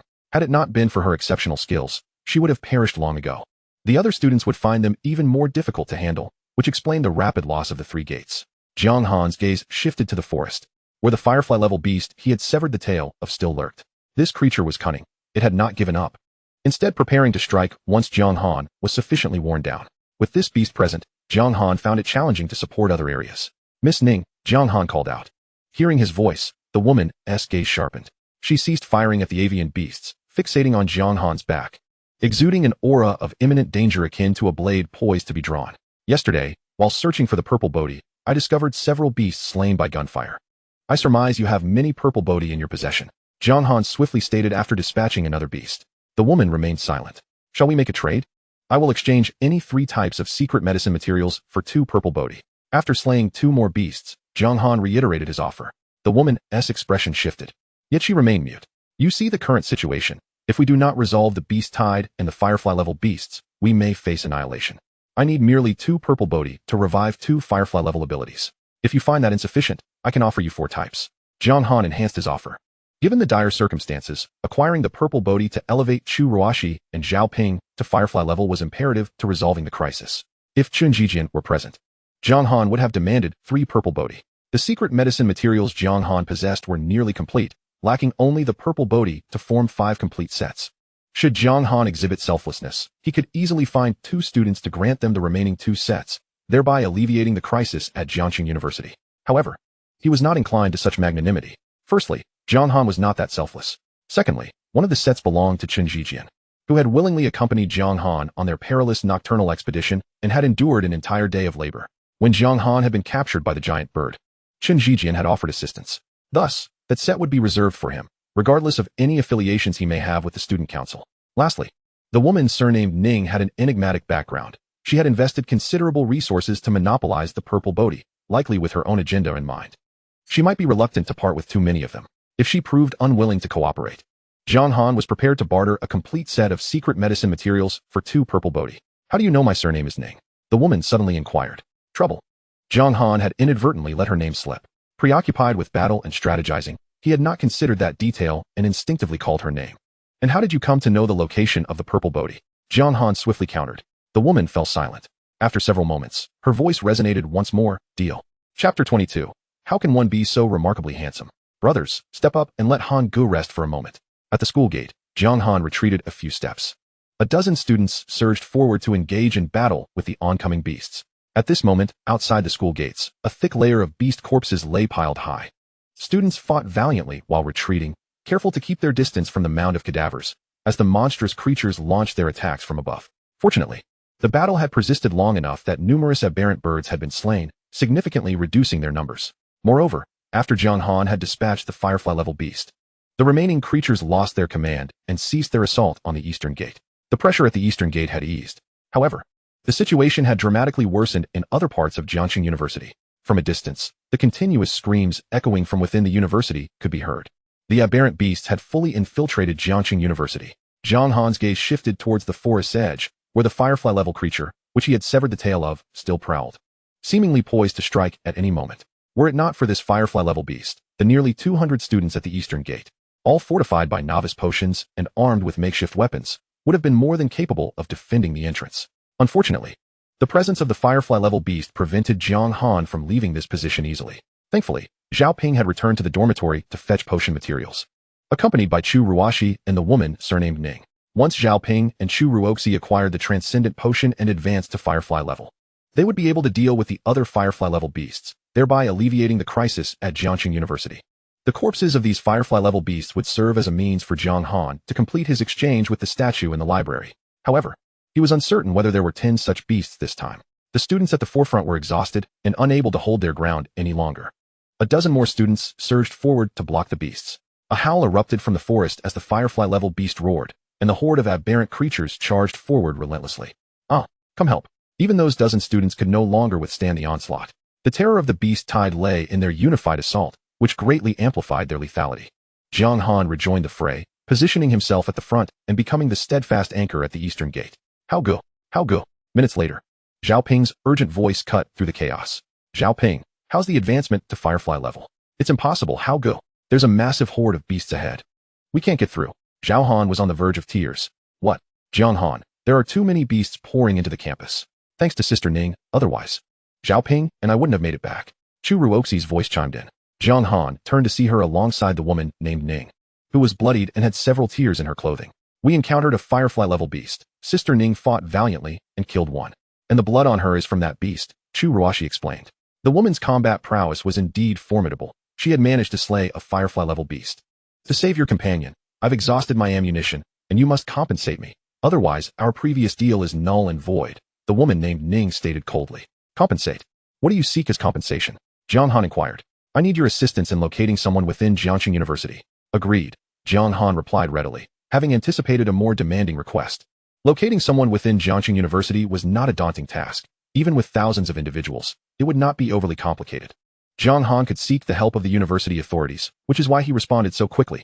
Amidst the ferocious beast onslaught, Jiang Han paid no heed to the woman's reference to Chu Ruoxi, though the latter noticed, her cheeks flushing slightly. How go? What should we do now? Zhao Ping was at a loss. He carried a giant bird egg on his back and dared not let go while fighting, fearing it might shatter. Jiang Han took a deep breath. We attack directly.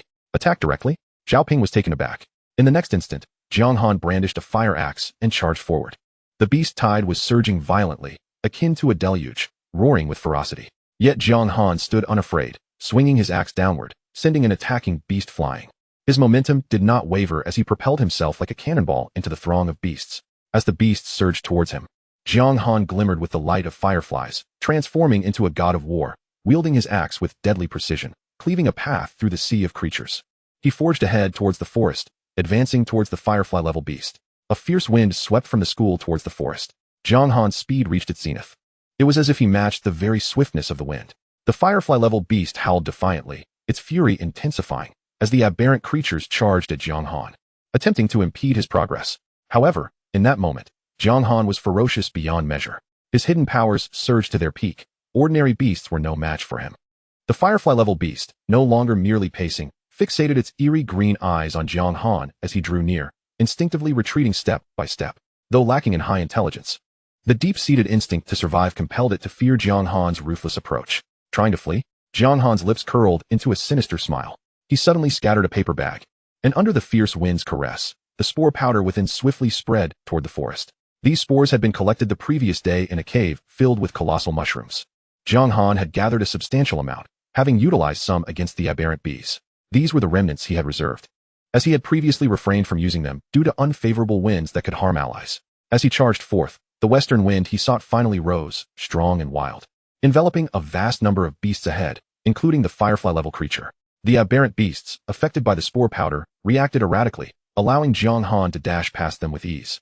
Ahead, the firefly-level beast violently shook its head, its body glowing with firefly light as it struggled to regain clarity. But it was too late. Just as its eyes refocused from confusion, it beheld the descending axe and Jiang Han's resolute face. In the next heartbeat, the axe struck heavily against its skull, splitting open the very head that had withstood bullets. Boom! The cunning firefly-level beast collapsed heavily to the ground, and thus, Jiang Han claimed its head amidst the throng of creatures. What in the world? How go? You are soaring to the heavens, Zhao Ping exclaimed at the gates, jumping in astonishment. Incredible! Is this truly the might of the strongest at Jiangxing University? I'm utterly astounded. How can one be so remarkably handsome? The exclamations erupted at the school gate, leaving all the students utterly spellbound. Jiang Han confronted the tide of beasts, cutting through them with an effortless grace, dispatching the firefly-level monsters in less than a minute. Yet that fleeting minute stirred their hearts, causing their blood to surge with fervor. Indeed, Jiang Han's display of skill was nothing short of mesmerizing. All the girls, including Chu Ruashi, were left wide-eyed in awe. Chapter 23, Turning the Tide. Jiang Han, Brother Han. I was wrong. I should not have set the fire that attracted the beasts. Wang Yang lamented at the east school gate, tears streaming down his face. News of the blaze he had ignited had spread among fellow students. The fire had drawn the attention of the beasts, triggering a surge that posed a grave threat to Jiangxing University. Wang Yang feared that Jiang Han and the furious students would exact their vengeance upon him. Initially, he had not been so afraid of Jiang Han, but the latter's recent display had left him shaken. Over 100 students at the East Gate now looked to Jiang Han as their leader, and naturally, Wang Yang felt trepidation. After all, it was his actions that had caused this calamity, and thus the trajectory of events was still dictated by the email's influence. Jiang Han understood why he had not faced the fire and the beast tide in the future. It was indeed the butterfly effect instigated by the email. Had it not been for the email, Jiang Han would not have encountered Wang Yang and that group of students in the forest yesterday. Had events unfolded as expected, Wang Yang would have likely perished at the hands of the first serpent, resulting in significant losses for his group. Consequently, today's conflagration might not have occurred at all. Without the fire attracting the firefly-level beasts, Jiangxing University would have remained undetected, and thus the beast tide would never have materialized. Brother Han, I truly regret my actions. Please, just give me a beating. Wang Yang, noticing Jiang Han's silence, grew increasingly fearful. Enough, Jiang Han interrupted him. There should be no firefly-level beasts approaching from the east. Can you hold this position? Absolutely, we can defend it. Wang Yang sighed in relief at Jiang Han's words. Very well, others follow me. We shall hunt the beasts. With that, Jiang Han led a throng of students into action. The number of beasts that had invaded the campus was staggering, at least several thousand. However, once these beasts dispersed, the thousands of students who had consumed the novice elixirs were not particularly difficult to manage. The crux of the matter lay with the firefly-level beasts, which posed a significant threat. Jiang Han's group encountered scattered beasts shortly after departing the East Gate. After dealing with these stragglers, Jiang Han pressed on toward Furong Square. After slaying 3 firefly-level monsters, Jiang Han found himself significantly drained. It was imperative for Chu Ruashi and Zhao Ping to advance to firefly status as well. With 3 firefly-level allies, they would be better equipped to confront the beasts. Ahead, a large group of monsters detected the presence of the students and charged forward. Onward, Jiang Han urged, leading the charge with his fire axe slicing through the air with ferocity. The pace at which they eliminated the beasts was impressive, and although the other students coordinated well, the sheer number of approaching monsters was overwhelming. The school buildings were robustly fortified, with iron gates making it challenging for the beasts to breach them. Nonetheless, the sheer volume of beasts roaming the campus was alarming. As Jiang Han's group became the focus of the beasts' attention, they found themselves increasingly beleaguered despite their numbers and the elixirs they had consumed. Without engaging in prolonged battles with the beasts, Jiang Han urged his students onward toward Furong Square. After dispatching numerous monsters, the square was within sight. Suddenly, a 2-horned beast charged from the horde, colliding with ferocity. Firefly level. Jiang Han noted the glow emanating from it, and swung his axe. The beast blocked with its horns, its immense strength nearly dislodging Jiang Han's weapon. Steadying himself, he swung again, but the beast's formidable horns thwarted his attempts. You all head to Furong Square. I will handle this one, Jiang Han instructed. Brother Han, I'll return as soon as I advance to Firefly status. He urged the students to ensure Chu Ruashi and Zhao Ping's safety before confronting the 2-horned beast alone. This creature was significantly more challenging than the previous 3 Firefly-level beasts Jiang Han had vanquished. Its sheer power was daunting, and given Jiang Han's exhaustion, he could not afford to engage in a direct contest of strength. After all, the elixirs he had consumed were merely ordinary, transcendent potions. Had he not wielded the sharp fire axe, his exhaustion from slaying the 3 Firefly-level beasts would have been far greater. This realization only intensified Jiang Han's yearning to become a sequence holder. Sequence holders were the epitome of strength. Meanwhile, escorted by dozens of students, Chu Ruashi and Zhao Ping finally reached Furong Square. Saint Idol, please concoct the elixir. Chu Ruashi approached the stone statue, producing the materials for the potion. Moments later, the statue dispensed the elixir. Chu Ruashi stepped back, hesitating not a moment before downing it. Saint Idol, please concoct the elixir. It was now Zhao Ping's turn. Shortly after, he too received his potion, gulping it down eagerly. Mere moments after consuming the elixir, Zhao Ping began to leap about, as if someone had stepped on his tail. In contrast, Chu Ruashi gritted her teeth, beads of sweat forming on her brow, yet she remained silent. The surrounding students formed a protective circle, shielding them from the beasts and buying precious time. However, the sheer number of beasts made it increasingly difficult to hold their ground. Then, a firefly-level beast suddenly burst forth, injuring several students in the blink of an eye. It seemed poised to unleash havoc when a thick wooden club struck it fiercely on the head. Take that, you fiend! Zhao Ping bellowed, having successfully advanced. The club shattered upon impact, leaving him momentarily stunned. The firefly-level beast shook its head violently, and with a powerful kick, sent him flying. A woman named Ning, swift as a phantom, lunged forward, her dagger piercing the beast's eye with precision. The creature howled in pain, thrashing wildly. The woman deftly evaded its flailing limbs as it crashed into the throng of students, sending several flying. In a crucial moment, Chu Ruashi stepped boldly in front of it. The once fierce firefly-level beast found its crimson gaze locked onto her starry eyes, a moment of stillness hanging in the air. A sudden axe appeared, severing the head of the firefly-level beast. Jiang Han had arrived. Zhao Ping, don't just stand there. Deal with the ordinary beasts. All right, Han Gu, Ping Gu. Here is my staff for you. Zhao Ping received a new wooden staff and unleashed his fury upon the ordinary beasts that had been sent flying by the firefly-level creature. After advancing to the firefly level, his strength had significantly increased, rendering ordinary beasts no match for him. Chu Ruashi also joined the fray. The transformation brought about by the extraordinary elixir was even more pronounced in her than in Jiang Han. It appeared she possessed an ability related to vision. The moment she stunned the firefly-level beast was a testament to her powers, unlike Jiang Han, who relied solely on raw, furious strength. However, the enhancements to her physical form remained limited, and her combat prowess was rather average. Nevertheless, with 3 firefly-level warriors now present, the overwhelming number of beasts no longer posed an insurmountable challenge. Let us head to the South Gate cafeteria. It's crowded there. The group charged towards the South Gate cafeteria, where many students were trapped, including over 200 who had consumed novice elixirs, alongside a few school leaders. A firefly-level beast led a horde in an assault on the cafeteria. As Jiang Han and the students arrived, the firefly-level beast had just smashed through the cafeteria doors and was poised to wreak havoc. They arrived just in time. What the heck? It can breathe fire? A shocking turn of events unfolded as a firefly-level beast unleashed flames. Jiang Han narrowly avoided being scorched. In addition to the fire-spewing beast, another firefly-level creature was present. Working in tandem, they nearly managed to injure Jiang Han multiple times. Ultimately, with Chu Ruashi's intervention, the fire-breathing beast was momentarily stunned, allowing Zhao Ping to restrain the other, giving Jiang Han the opportunity to strike it down. With the demise of both firefly-level beasts, the students within the cafeteria shed their fear and eagerly joined the battle. The crisis at the Southgate cafeteria was thus averted. Jiang Han, the academic building is next. There are also many beasts there. The security uncle followed along with a walkie-talkie, reporting the situation to Jiang Han. Leading the charge, Jiang Han and the large group made their way to the academic building, where firefly-level beasts awaited. It's all thanks to you, Han Gu. Half an hour later, the threat at the academic building was once again neutralized, the firefly-level beasts having fallen beneath Jiang Han's axe. With the defeat of the firefly-level beasts, the trapped students within the academic building emerged to fight alongside. The forces of Jiang City University were growing increasingly formidable, while the invading beasts continued to suffer heavy losses. Rest assured, I will guard the corpses. Jiang Han called upon several students to assist in safeguarding the remains of the firefly-level beasts to prevent others from claiming them in exchange for novice elixirs once the crisis had passed. Ha ha ha, I never imagined that one day Zhao Ping could be this strong. After dispatching the beasts attacking another building, Zhao Ping laughed heartily. Zhao Ping, have you advanced to the firefly level? A familiar voice rang out. Jijian? Zhao Ping looked to see Chen Jijian.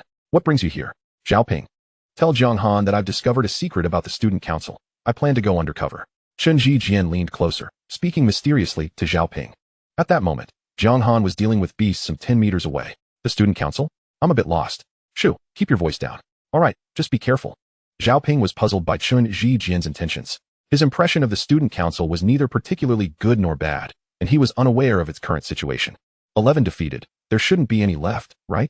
After some time, 11 firefly-level beasts had been slain, most of which were at Jiang Han's hands, with many others falling due to the combined efforts of Jiang Han and Chu Ruashi. One had been dispatched by a woman named Ning, and Zhao Ping had also managed to kill one. These 11 Firefly-level beasts were likely the entirety of this wave of beast tide.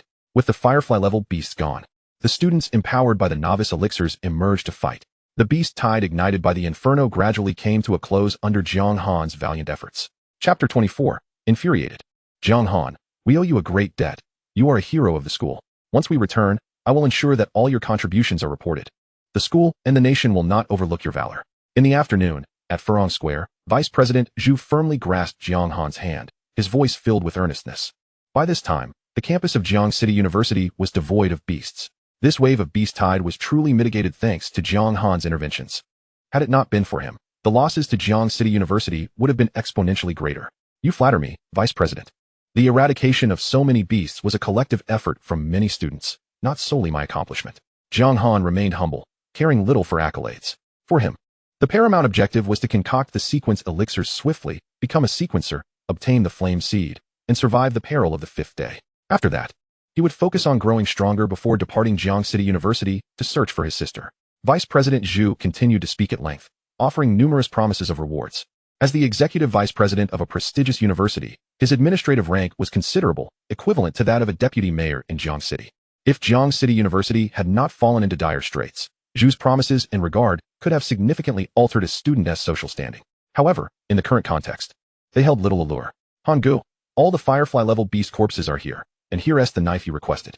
After the school leaders busied themselves, Jiang Han arrived at the edge of Furong Square. Here, 11 Firefly-level beast corpses lay meticulously arranged. Certain parts of these creatures served as materials for elixirs, which ordinary students would struggle to identify accurately. Upon advancing to the Firefly level and gaining extraordinary abilities, one could sense the distinctions. For instance, a particularly unique feather from the tail of a certain avian beast could serve as the primary material for an extraordinary elixir that bestows wind-related powers. Similarly, the heart of the fire-breathing beast could be used to concoct an elixir granting fire-related abilities. Such extraordinary elixirs, due to their reliance on components from Firefly-level beasts, are challenging to prepare before advancing to that level. Those who had not reached Firefly status would find their effects significantly diminished. As for the formulas, they are not fixed, but rather based on formulaic principles. After the conclusion of the 3rd day, the formulas for such extraordinary elixirs would appear on the first monument. Jiang Han meticulously harvested all the usable materials from the Firefly-level beasts. The white stone statue required only a complete corpse at 80% integrity and did not prohibit the extraction of these parts. Having completed this task, Jiang Han hoisted a massive beast carcass and made his way to the library. Brothers, lend a hand. A throng of students rallied to assist, lifting the other Firefly-level beast corpses. The campus buzzed with activity once more, with some students tending to the injured, while many others transported the beast remains. They intend to utilize the corpses of the exotic beasts to acquire novice elixirs. This recent wave of beastly onslaught has inflicted greater casualties upon Jiangxing University than on the 1st day. However, this calamity will ultimately bolster the university's overall strength. The remains of thousands of exotic beasts are sufficient to enable thousands of students to obtain novice elixirs. Despite the term novice in its name, the efficacy of these elixirs is quite commendable. They can only be acquired within the first 3 days, and today marks the conclusion of that period. Once today ends, utilizing the corpses of the exotic beasts will no longer yield novice elixirs. Had it not been for this wave of beasts, the number of students at Jiangxing University receiving novice elixirs by the end of today would have undoubtedly been fewer than 2,000. Yet now, the number has surged to several thousand. Fortune and misfortune are intertwined. It is thus, provided one possesses the strength to transform crisis into opportunity. In this instance, it can be said that Jiangxing University has been propelled to new heights solely by Jiang Han. Look, it's Jiang Han. Jiang Han. That is my Lord Han. Hello, Han Gu. Do you have a girlfriend? I have a friend who wants to bear your children. A multitude of students greeted Jiang Han as he made his way. Over the course of the day, the number of students familiar with Jiang Han had increased significantly. Many were also aware of the close association between Chu Ruashi and Jiang Han. Upon seeing her, they readily recognized him. Following this wave of events, Jiang Han's popularity at Jiangxing University soared, rendering him a prominent figure within the institution. Jiang Han is truly riding a wave of good fortune. How infuriating. We are just one material short of concocting the extraordinary elixir. If we had the extraordinary elixir, the one making a name for himself would be the president. Indeed, Jiang Han stole the limelight, overshadowing the president. Not far off, several students seethed with jealousy, particularly the secretary of the student council, Du. Jiang Han's rejection yesterday had left him feeling humiliated. He had anticipated that today, after concocting the extraordinary elixir, Jiang Han would be regretting his decision. Little did he know, Jiang Han had already ascended to the Firefly level and shone brilliantly during today's beastly onslaught. With almost singular effort, He had led numerous students to turn the tide of battle. Although the student council hastily organized students to engage in combat against the exotic beasts after the firefly-level beasts were eradicated, the students only knew of Jiang Han, not the student council. Even if they were aware of the student council's efforts in slaying numerous beasts, it would not resonate with them. Their gratitude was solely directed towards Jiang Han. This left Secretary Du seething with rage. Secretary Du, something feels amiss. Jiang Han and his group seemed to be heading towards the library. At that moment, a student discerned the peculiar direction of Jiang Han's party. They were advancing towards the library. What could they possibly want with the exotic beast corpses at the library? Alarm bells rang. Could it be that Jiang Han had uncovered the library's secrets? Secretary Du's expression shifted. What should we do, Secretary? If others discover that statue, our quest for elixir materials will become exceedingly difficult. The other students began to panic. Let us go. Secretary Du resolved to take action. Students, I apologize, but the library's facilities are currently under repair and it is temporarily closed. After a few minutes, several students wearing librarian badges intercepted Jiang Han and his group in front of the library. Closed? Jiang Han regarded the students with a bemused smile. What do you mean closed? Is there anywhere in Jiangxing University that my Hangul cannot enter? Zhao Ping shouted from the back. Students, we sincerely apologize. Bang. Crash. Before the students could finish their sentence, Jiang Han kicked the library's glass door into a shower of fragments. Their expressions froze in shock. Jiang Han strode into the library, carrying the exotic beast corpses, completely disregarding them. Haha, that kick was exhilarating. Zhao Ping laughed heartily as he and the other students followed Jiang Han into the library. Robbers. They are nothing short of thieves. This is vandalism. From a distance, Secretary Du, who was watching in the shadows, was seething with rage. With so many students storming into the library, the secret of the white statue could no longer remain concealed. Chapter 25. The serial killer. Why is there another statue here? Wait, we can exchange knowledge with the statue. Wow, is this a stroke of luck? As the students who followed Jiang Han into the library beheld the statue and the inscriptions on the stone tablet, they were filled with astonishment. Where are the corpses? Look at Jiang Han. What is happening to him? At that moment, the multitude of students realized that the corpses of the firefly-level exotic beasts had vanished.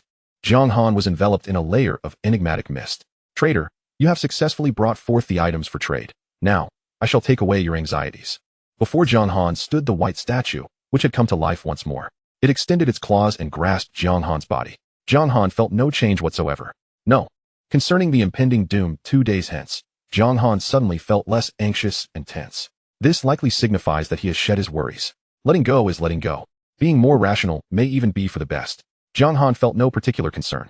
Immediately afterward, the white statue opened its mouth and inhaled all the corpses of the firefly-level exotic beasts. Trader, this is what you require.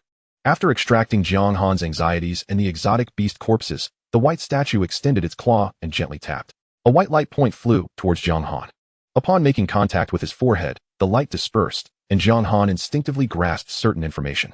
It revealed the locations of 10 types of sequential elixir materials. Why do 3 of them only provide directions?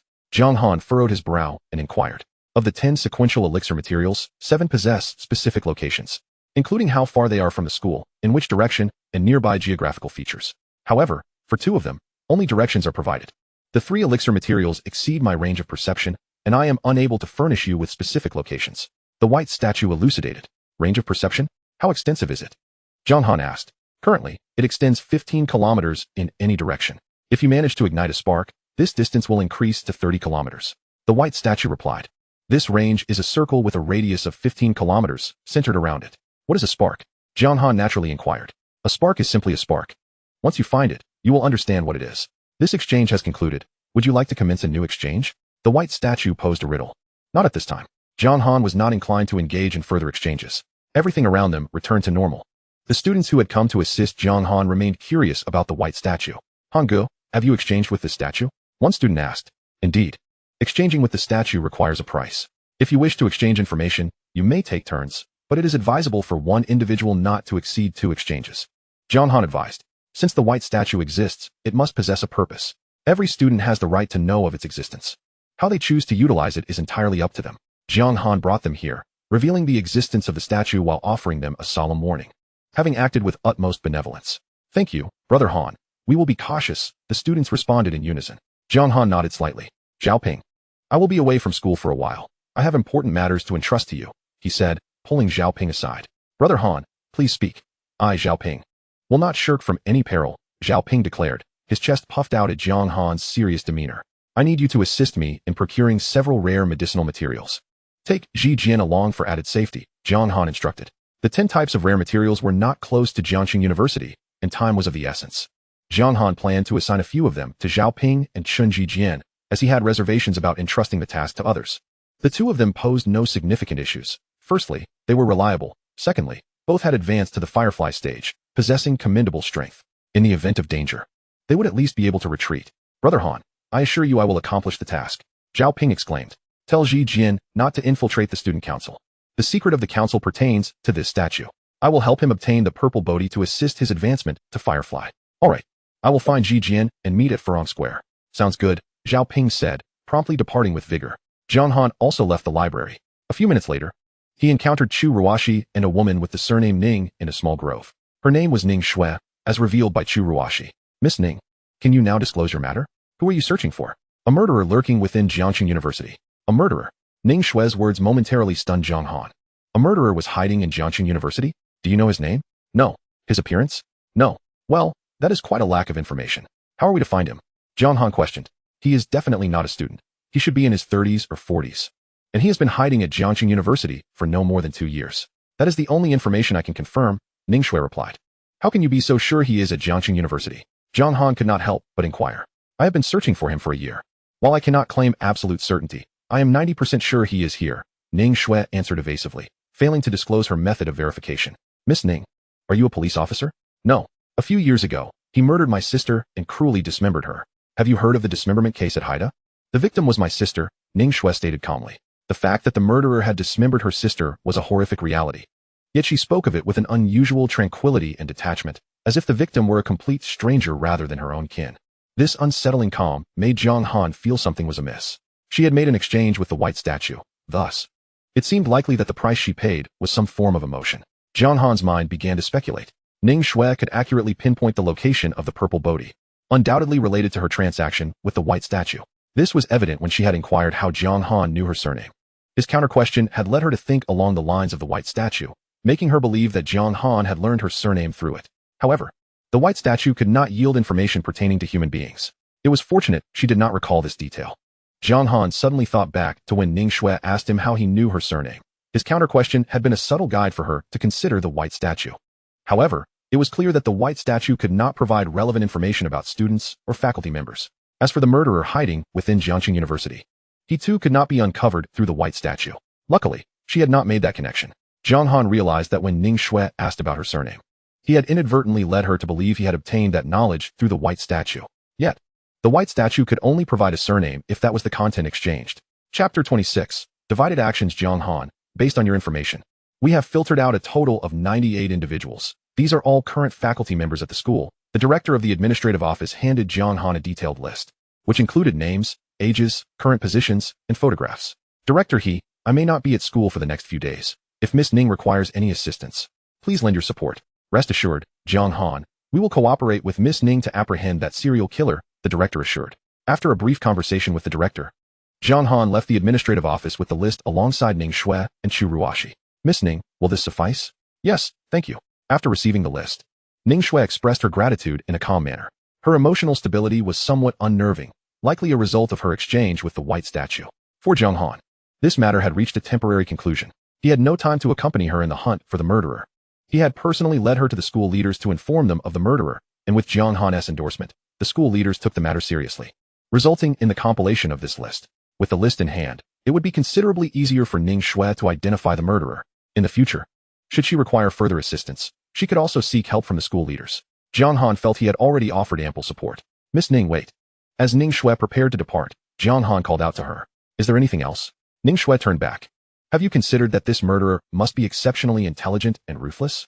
What if, by the time you find him, he has advanced to Firefly? You currently do not have any bullets. Jiang Han posed the question. Ning Shui's expression remained unchanged. I will still kill him. Jiang Han regarded her, sincerity glinting in his eyes. Let us make another transaction. I will provide you with a complete set of rare medicinal materials, and you will give me 2 purple Bodhi in return. Rest assured, the purple Bodhi will not fall into the hands of the murderer. After speaking, Jiang Han reiterated his point. He had surmised the reason behind Ning Shui's desire to monopolize the purple Bodhi. Firstly, by securing the monopoly, the murderer would be deprived of access to the purple Bodhi, rendering him incapable of advancing to Firefly. Secondly, Ning Shui could strategically release the purple bodhi at an opportune moment to lure the murderer towards her. The students had already begun exchanging materials for secret potions. Some students, having acquired more than one type of potion material, were trading their surplus for others that they lacked. The purple bodhi, at present, remained scarce. However, following the recent wave of beastly incursions, with over a dozen firefly-level beasts eliminated nearby, students could venture further afield in search of substitutes. While the purple bodhi was indeed rare, its irreplaceability had diminished.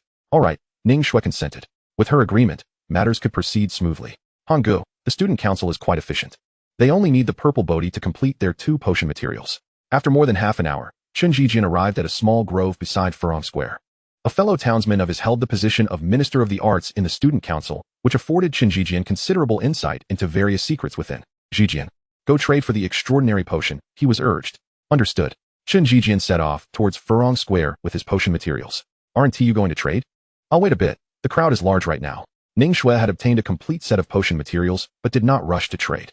If she were a student from Jiangxing University, she would likely want everyone to know of her advancement to Firefly. However, Ning Shui aimed to minimize her presence, wishing to avoid attracting the murderer's attention. Nevertheless, news of her possessing a firearm had already circulated. The murderer lurking in the shadows would likely have taken note of her, thus becoming more cautious. This made it even more challenging for Ning Shui to locate him. After completing her transaction with Jiang Han, Ning Shui did not linger and departed with her potion materials. Hanggu, I've secured the potion materials. Chen Jijian announced upon his return. He had successfully concocted the extraordinary potion and planned to consume it upon returning to the dormitory. Zhao Ping, remember these materials? Of course. Hanggu, we'll document our progress in the dormitory and lock the materials in the cabinet, so when you return to school, you can check if it's the right kind. Good. Among the 10 types of potion materials, 3 were only known by their locations, while the other 7 had specific spots. 4 were located to the east, 2 to the north, and 1 to the west. Jiang Han planned to first locate these 7 before seeking out the 3. He assigned the 2 from the north and the 1 from the west to Zhao Ping and Chen Jijian, while he would pursue the 4 from the east. Despite there being only 4, they were quite dispersed, with considerable distances between them. Just traveling would consume a significant amount of time, as movement through the forest was far slower than in other areas, and there were no paths to follow. Jiang Han, as he exited the grove and prepared to act, Chu Ruashi's voice resonated from behind. Jiang Han turned.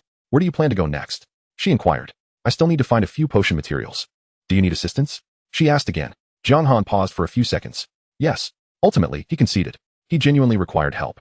Initially, he had not intended to trouble Chu Ruashi again, considering the long journey ahead and feeling a pang of reluctance towards involving her, a delicate young lady. However, even in the dim twilight, visibility was limited, and he needed her keen eyesight. Then I'll accompany you, Chu Ruashi softly declared. We will venture quite far this time, and may encounter uncertain dangers.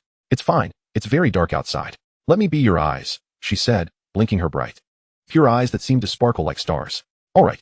Jiang Han swallowed the thanks that had risen to his lips. It felt superfluous to voice it. Jiang Han. Is that enough? Enough, teacher.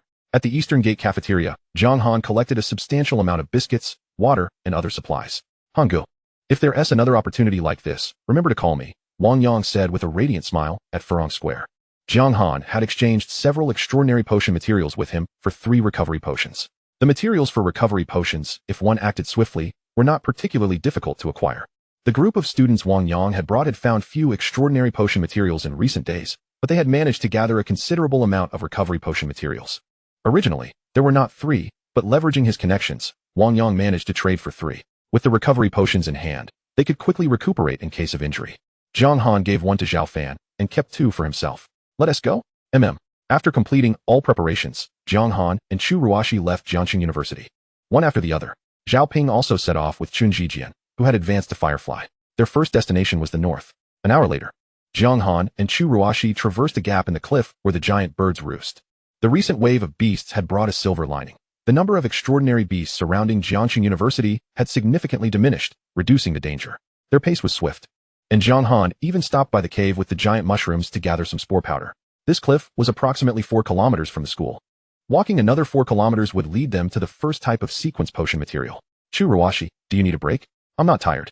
Jiang Han led the way, with Chu Ruashi following closely, heading towards the first sequence potion material. Jiang Han, there should be something in the grass ahead. All right. Jiang Han picked up a stone and threw it into a patch of grass. After rustling the grass, a venomous snake hidden within sprang out, only to be swiftly dispatched by Jiang Han's axe. Having advanced to Firefly, Chu Ruashi's vision had sharpened, allowing her to see things others could not. Thus, they continued on their path. Though 4 kilometers seemed short, the absence of paths in the forest, coupled with the undulating terrain and potential dangers, meant that it took them over an hour to reach their destination.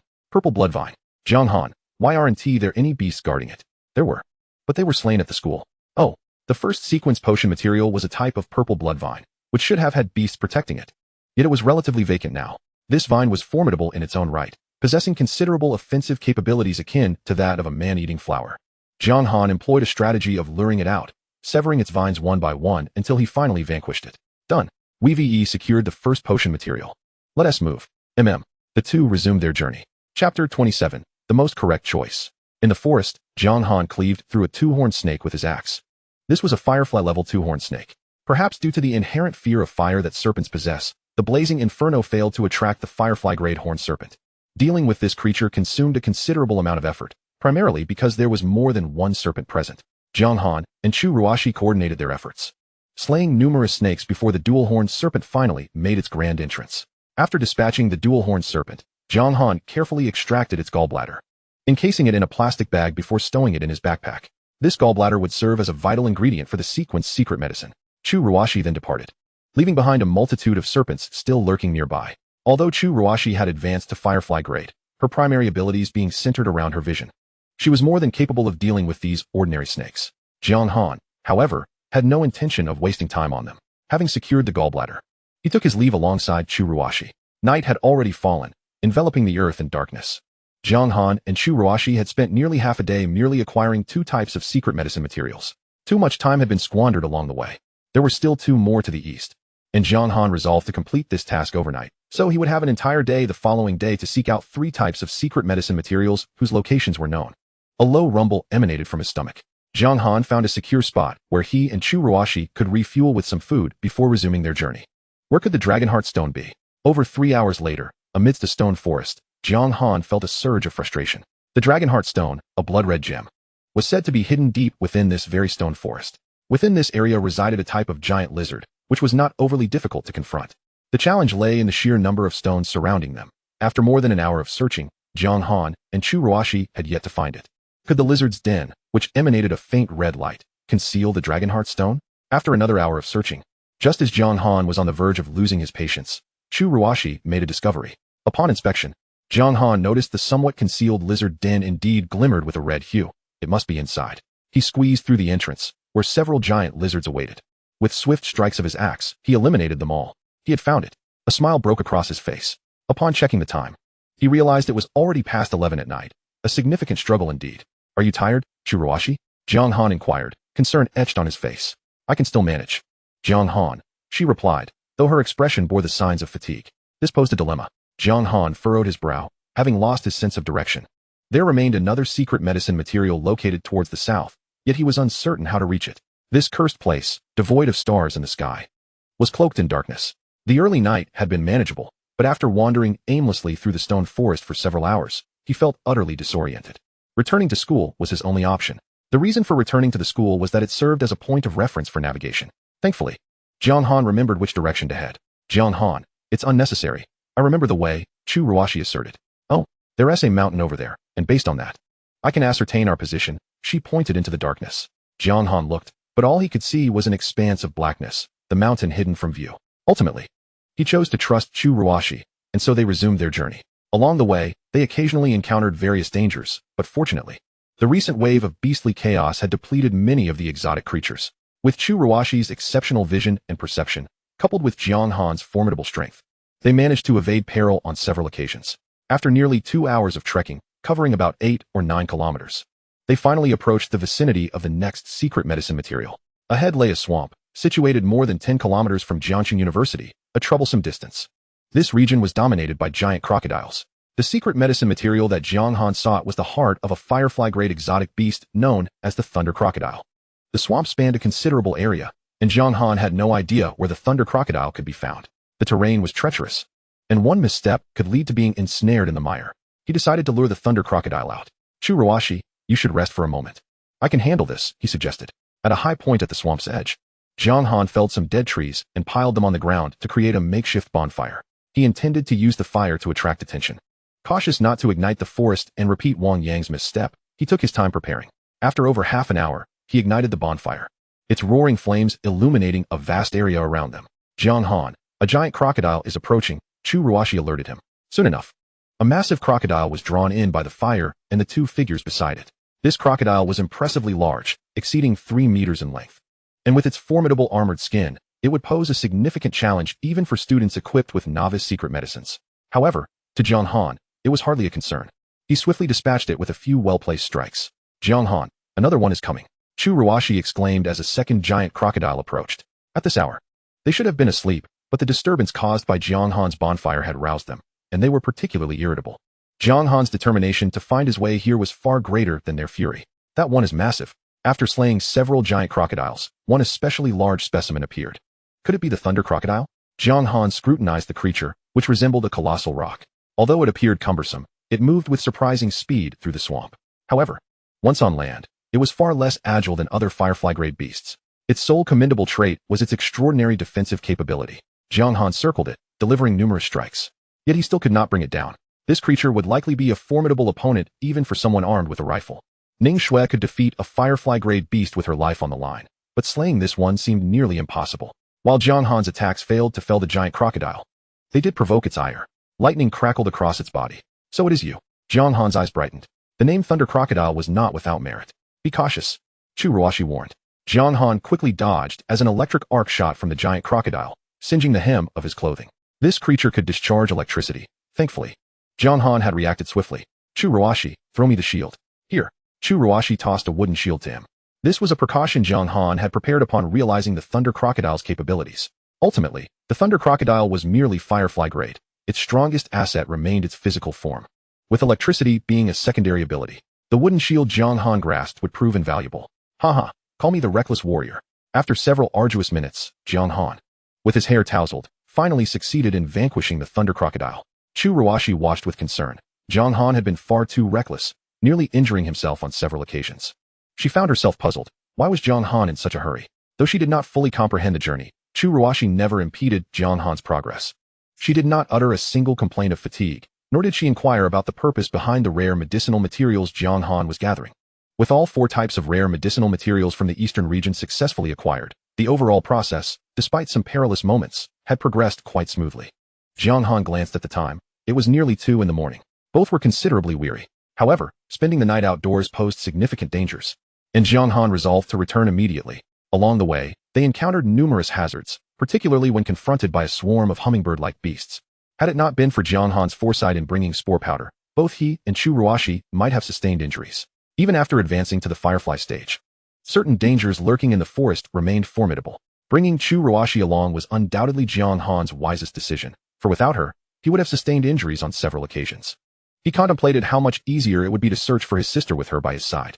Yet, he was uncertain whether Chu Ruashi would be willing to leave the relative safety of Jiang City University to accompany him into the treacherous depths of darkness in search of his sister. Chapter 28. Changes at the school. How many materials have you found? I've located 3 types of enhancement medicinal materials, but the extraordinary ones are proving exceedingly elusive. It's utterly frustrating. A classmate of mine made an exchange with a statue and acquired the locations of the medicinal materials, but by the time we arrived, those materials had already been claimed by others. Why don't we join the student council? I've heard their efficiency is remarkable, and they have successfully obtained numerous medicinal materials. At 3 in the morning, a group of students lingered outside the south gate of the university. They appeared to have just returned from the wilderness, each wielding a torch. These torches were presumably made from a type of tree oil, a method that had spread among the students. Hey look, isn't that Jiang Han? It really is Jiang Han. Hello Hangu. The students greeted Jiang Han enthusiastically as he made his way back to campus, and he responded with a smile. Wow, he smiled at me. Is that the school beauty? Chu Ruashi? She is such a great figure. Amidst the admiration from the students, Jiang Han and Chu Ruashi returned to the university. Jiang Han. Why have they cut down all the trees? Upon entering the campus, Chu Ruashi noticed that the trees in the landscaping had been entirely felled, and the lawn had been uprooted as well. It seems the school is preparing to cultivate crops, Jiang Han speculated. With tens of thousands of students at Jiang City University, the issue of food cannot be overlooked. During the beast tide, some school officials suggested that students refrain from exchanging beast corpses for novice medicinal materials, but rather preserve them as food reserves. However, by the 3rd day, it was already too late to exchange for novice materials. With the abundance of beasts in the forest, the students were understandably reluctant to cooperate. Thousands of beast corpses had been exchanged for novice medicinal materials. Now, with the school destroying all greenery, it seemed they intended to use the land for crop cultivation, such as potatoes. They could simply cut the potatoes into quarters and plant them directly, which would sprout within days. Will crops survive in this world without sunlight? Chu Ruashi pondered anxiously. They should. Otherwise, how do the trees and other plants in the forest thrive? Oh, Chu Ruashi appeared to grasp the concept, though some confusion lingered. Jiang Han, are we going to take action tomorrow? You should rest first. Let's South meet at Furong Square at 9 in the morning. All right, good night then. Good night. Chu Ruashi parted ways with Jiang Han, who did not return immediately to his dormitory, but instead headed to Furong Square. An email had mentioned that after midnight, new inscriptions would appear on the first stone tablet in the square. Jiang Han was eager to see. As he neared Furong Square, he caught a whiff of a delectable aroma. Upon arrival, he discovered several bonfires where students were roasting fragrant beast meat. These students had forsaken sleep to indulge in a barbecue. After midnight, beast corpses could no longer be exchanged for novice medicinal materials, and Jiang Han surmised that these students, having realized they could not make exchanges, opted to roast the meat instead. Hey, it's Jiang Han. Hangu, come have some beast meat, it's delicious. As he walked past a group of students, one recognized him and extended a warm invitation. Thank you, but I'm not hungry. You all enjoy. Jiang Han declined their company and continued towards the stone statue, where a number of students had gathered. They were pointing at the statue and discussing something. Upon closer inspection, Jiang Han noticed that the text on the first stone tablet to the left of the statue had indeed changed. Several formulas for superior extraordinary medicinal concoctions had appeared, requiring components from firefly-level beasts.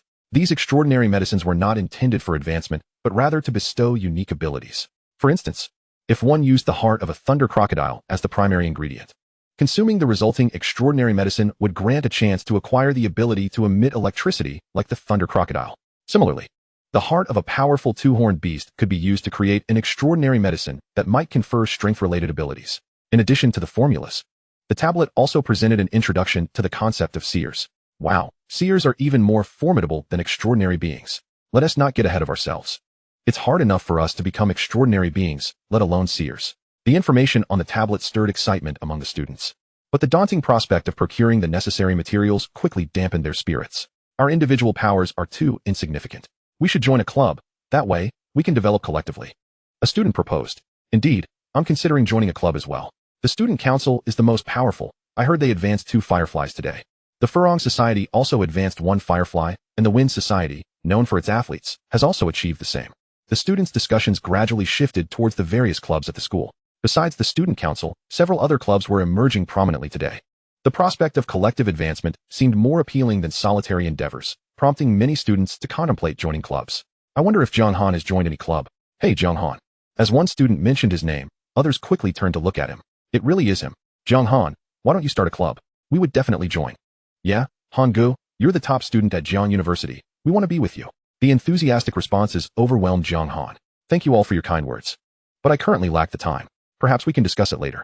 The fervor of the students left Jiang Han slightly flustered. He had no intention of forming a club, let alone remaining at Jiang City University for an extended period. He is on a quest to locate his sister. You just mentioned that there are quite a few individuals advancing to the Firefly stage at school now?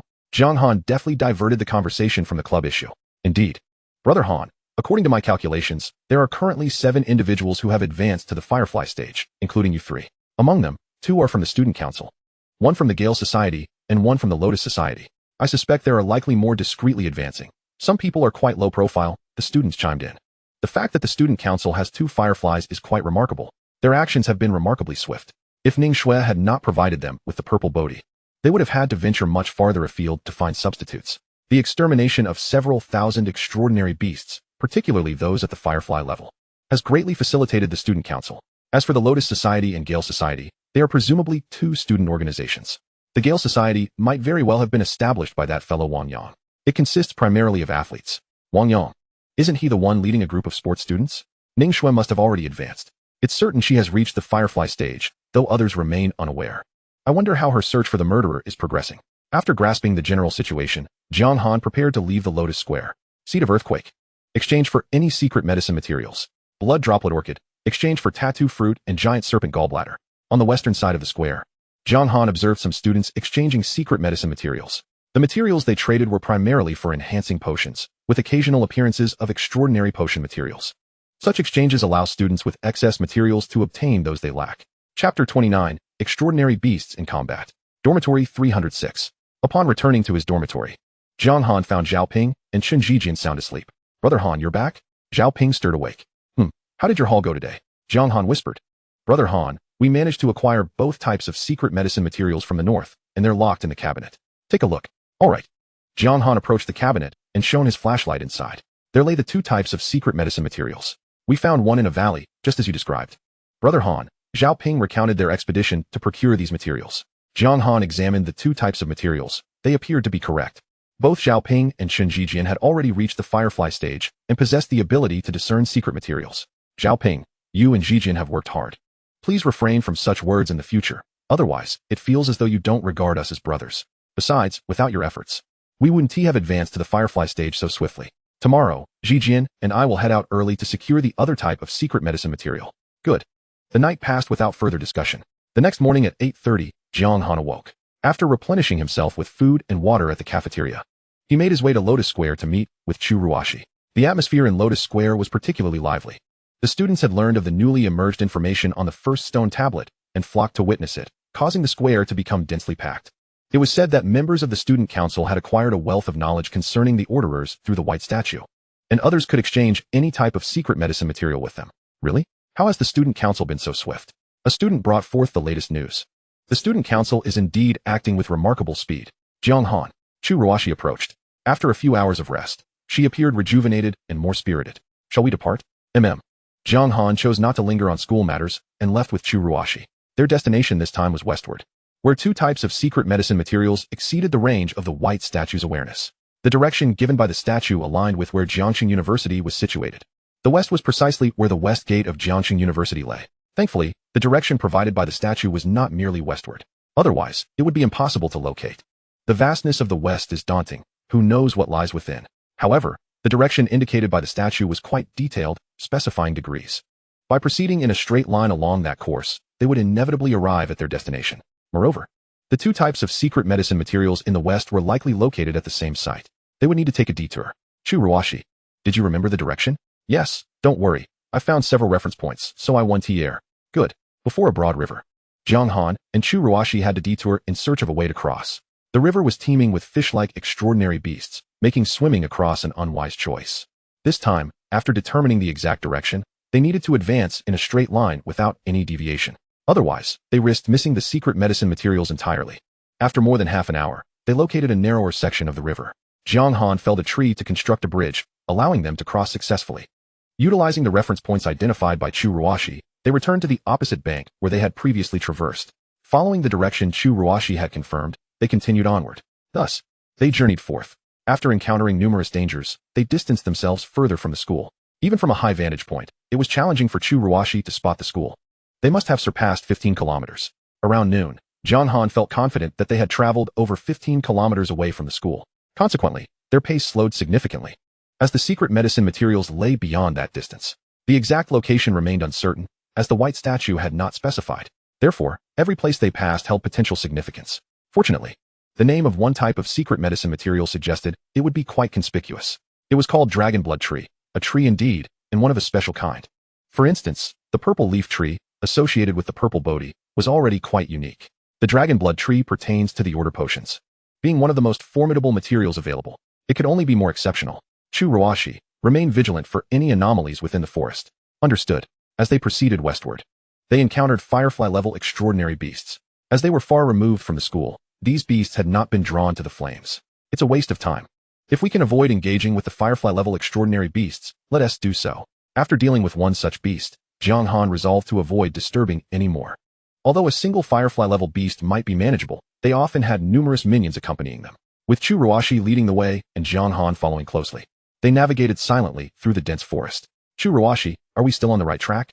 Absolutely, I can assure you. After 2 more hours of walking, they still had not located the dragon blood tree. They had now ventured over 20 kilometers from the school. The dangers within the forest were escalating.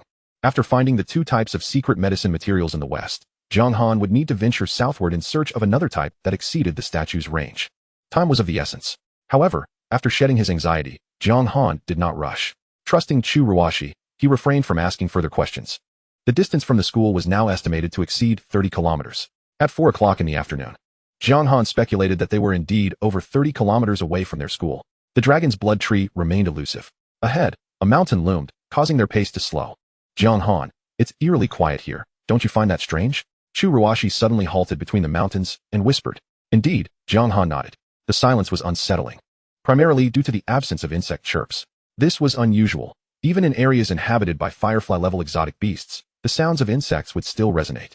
Here, however, there was none. Could it be that a glimmering-level exotic beast lurked nearby? Given Jiang Han's current abilities, he could easily handle typical firefly-level beasts. Even formidable creatures like the thunder crocodile could be dealt with after some effort. Yet, against glimmering-level beasts, he could only flee. This route is not easy to navigate. We must tread lightly and expedite our passage through here. Understood. The terrain in this vicinity was treacherous, and detouring was not a simple matter. The two proceeded cautiously, making no sound. Jiang Han, I see a red tree. After a few minutes, Chu Ruashi exclaimed with excitement. Where? In that direction. There's a ravine about 500 meters from here, she pointed. Jiang Han looked, and, under the dim twilight, he could faintly discern a towering tree with an unusually large crown that appeared to be red. Let us go. Jiang Han felt a surge of excitement. The red tree could very well be the dragon's blood tree. Despite his eagerness, he remained cautious. The dragon's blood tree was extremely precious, likely guarded by powerful exotic beasts. Wait, there's an exotic beast over there. As they approached the red tree, Chu Ruashi spotted a creature beneath it. Hey, why is that tree bleeding? She exclaimed, noticing the crimson liquid flowing from the tree. Bleeding? That's most likely the dragon's blood tree. Chu Ruashi, is there only one exotic beast? Yes. It's licking the blood that's flowing from the tree. What kind of exotic beast is it? Jiang Han, it resembles a dragon somewhat. A dragon? Yes. But it's crawling on the ground. Crawling on the ground? That must be the earth dragon beast. No wonder these two types of rare medicinal materials, which exceeded their detection range, were found together. It certainly saved Jiang Han a considerable amount of trouble. Let us attack directly. Jiang Han took out a bottle of Red Bull and downed it in one go. Wait. Chu Ruashi called out to him. What's wrong? Look at the sky. There are many exotic birds coming. She pointed upwards. Jiang Han glanced and confirmed her observation. Numerous exotic birds were soaring toward the dragon's blood tree. Upon arrival, they flocked to the bleeding parts of the tree, eager to consume its blood. Roar. The earth dragon beast was enraged. It let out a furious roar and swept its tail across the ground. A stone was sent soaring into the air, piercing through one of the exotic birds. Despite the numerous birds, they continued to recklessly dive down to feast on the dragon's blood tree's blood. The earth dragon beast's tail swept repeatedly, turning stones into projectiles that knocked down the exotic birds one after another. Though the giant birds were many, none could approach the dragon's blood tree under the earth dragon beast's onslaught. This creature is formidable, Jiang Han thought. The earth dragon beast's prowess greatly surpassed that of other firefly-level beasts, likely equivalent to a significant portion of glimmering-level strength. It would not be easy to contend with. Jiang Han, there's a firefly-level exotic bird in the sky, Chu Ruashi noted again. Jiang Han looked up to see a firefly-level bird shimmering with luminescence. Perhaps witnessing the losses among its kind, this firefly-level bird decided to take matters into its own wings. It flapped its wings and dove down. The earth dragon beast's tail swept again, launching a stone toward it. The firefly-level bird deftly evaded the first stone with a graceful sidestep, but more stones followed, second, third. And finally, it could not avoid the fifth. The firefly-level bird folded its wings, using its feathers to deflect the stone. Very clever. This bird appeared far superior to the firefly-level bird that had attacked Jiangcheng University. Even among firefly-level creatures, there were distinctions in power. They were not all the same. After deflecting the stone, the firefly-level bird continued its charge toward the dragon's blood tree. Just as it was about to succeed, suddenly, the earth dragon beast opened its mouth and unleashed a fireball. The firefly-level bird sensed the impending danger and closed its wings in time. Boom. This time, it could not escape the calamity, being obliterated by the fireball. Such immense power. Jiang Han was relieved that he had not acted impulsively. Chapter 30. The Despicable Bipedal Beasts. No wonder there were hardly any firefly-level beasts around. They had likely all been slaughtered by this creature. Observing the might of the earth dragon beast, Jiang Han pondered that the silence in the area could indeed be linked to it. This exotic beast is incredibly strong. How are we supposed to deal with it? Chu Ruashi expressed her concerns. This earth dragon beast is indeed a tough opponent. Just the ability to use its tail to launch stones as projectiles is exceedingly troublesome. Those stones strike swiftly, accurately, and with great force, not much slower than actual cannonballs. I can hardly guarantee my own ability to dodge them, let alone its fireball attacks. This creature could easily be classified as glimmering level, Jiang Han reflected. However, after advancing to firefly level, he still retained some sensitivity to the distinction between firefly and glimmering levels. Firefly level beasts, when activating their secret powers, radiated a glow. This luminescence was merely a manifestation. The core was still their secret energy. The earth dragon beast had not yet reached glimmering level. Let me think. Jiang Han contemplated a strategy. Given the current situation, Engaging in a direct confrontation would be exceedingly challenging. He had one more option: to seek assistance. He could summon Zhao Ping, Chen Zijian, or even Wang Yang. A group of firefly-level beasts could overwhelm it. Yet, they were far from Jiangcheng University, and even the journey back would take over 6 hours. The round trip would consume nearly 20 hours. Jiang Han had no such luxury of time. The allure of the dragon's blood tree seemed to be attracting other exotic beasts as well. Gradually, Jiang Han devised a plan. Are we really going to set fire to the forest? What if it ignites uncontrollably? Rest assured, it won't be so easy to ignite. Close to the dragon's blood tree, Jiang Han took out a lighter and started a fire. Indeed, his plan was to set the forest ablaze to draw in other firefly-level beasts. In order to expedite the flames, Jiang Han ignited several spots within the dense thicket to the right of the dragon blood tree. The forest was strewn with dry branches and fallen leaves. Once the fire ignited, it was uncontainable. Next, they awaited the arrival of any aberrant beasts that might be drawn to it. Jiang Han and Chu Ruashi ascended to a vantage point to survey the situation. As time passed, the fire grew increasingly larger. New aberrant birds began to appear in the sky. The distant forest seemed to lose its tranquility. A low growl echoed as the earth dragon beast remained vigilant, scanning its surroundings. "Do not disappoint me," Jiang Han murmured, peering deeper into the forest. For the moment, he could discern nothing. The aberrant creatures would require time to arrive. Their speed through the woods far exceeded that of Jiang Han and Chu Ruashi, who could manage only around 4 or 5 kilometers per hour, while the aberrant beasts traversed at least 20 kilometers per hour. Boom. After half an hour of raging flames, the rising hot air finally provoked the thick clouds above, and rain began to pour. The conflagration gradually extinguished. "Please don't let them not come," Jiang Han fretted. Another flock of aberrant birds appeared, yet they refrained from launching an attack. Roar. Jiang Han's concerns proved unnecessary. A multitude of beasts resembling tigers but possessing sword-like spines surged forth. The earth dragon beast, infuriated, lashed its tail, sending rocks flying. Even these sizable aberrant creatures could not withstand the force of the stones. The impact was devastating. Those struck were either killed or gravely injured. However, the sheer number of aberrant beasts was overwhelming. The birds above also took action, and the earth dragon beast found itself struggling to cope. It hurled stones while unleashing fireballs, swiftly dispatching the aberrant creatures. Just as it seemed poised to turn the tide, another type of beast appeared. "Ha, let the chaos ensue. The more fervent, the better," Jiang Han delightedly observed. There were now 3 types of aberrant creatures in play. It was only a matter of time before the firefly-level beasts made their entrance. And then they came. After more than an hour of relentless assault, the firefly-level beasts made a dazzling appearance, and there was more than one. Their target was not the dragon blood tree, but the earth dragon beast. Clearly, these firefly-level creatures recognized that unless they subdued the earth dragon beast, they would have no hope of obtaining the dragon's blood from the tree.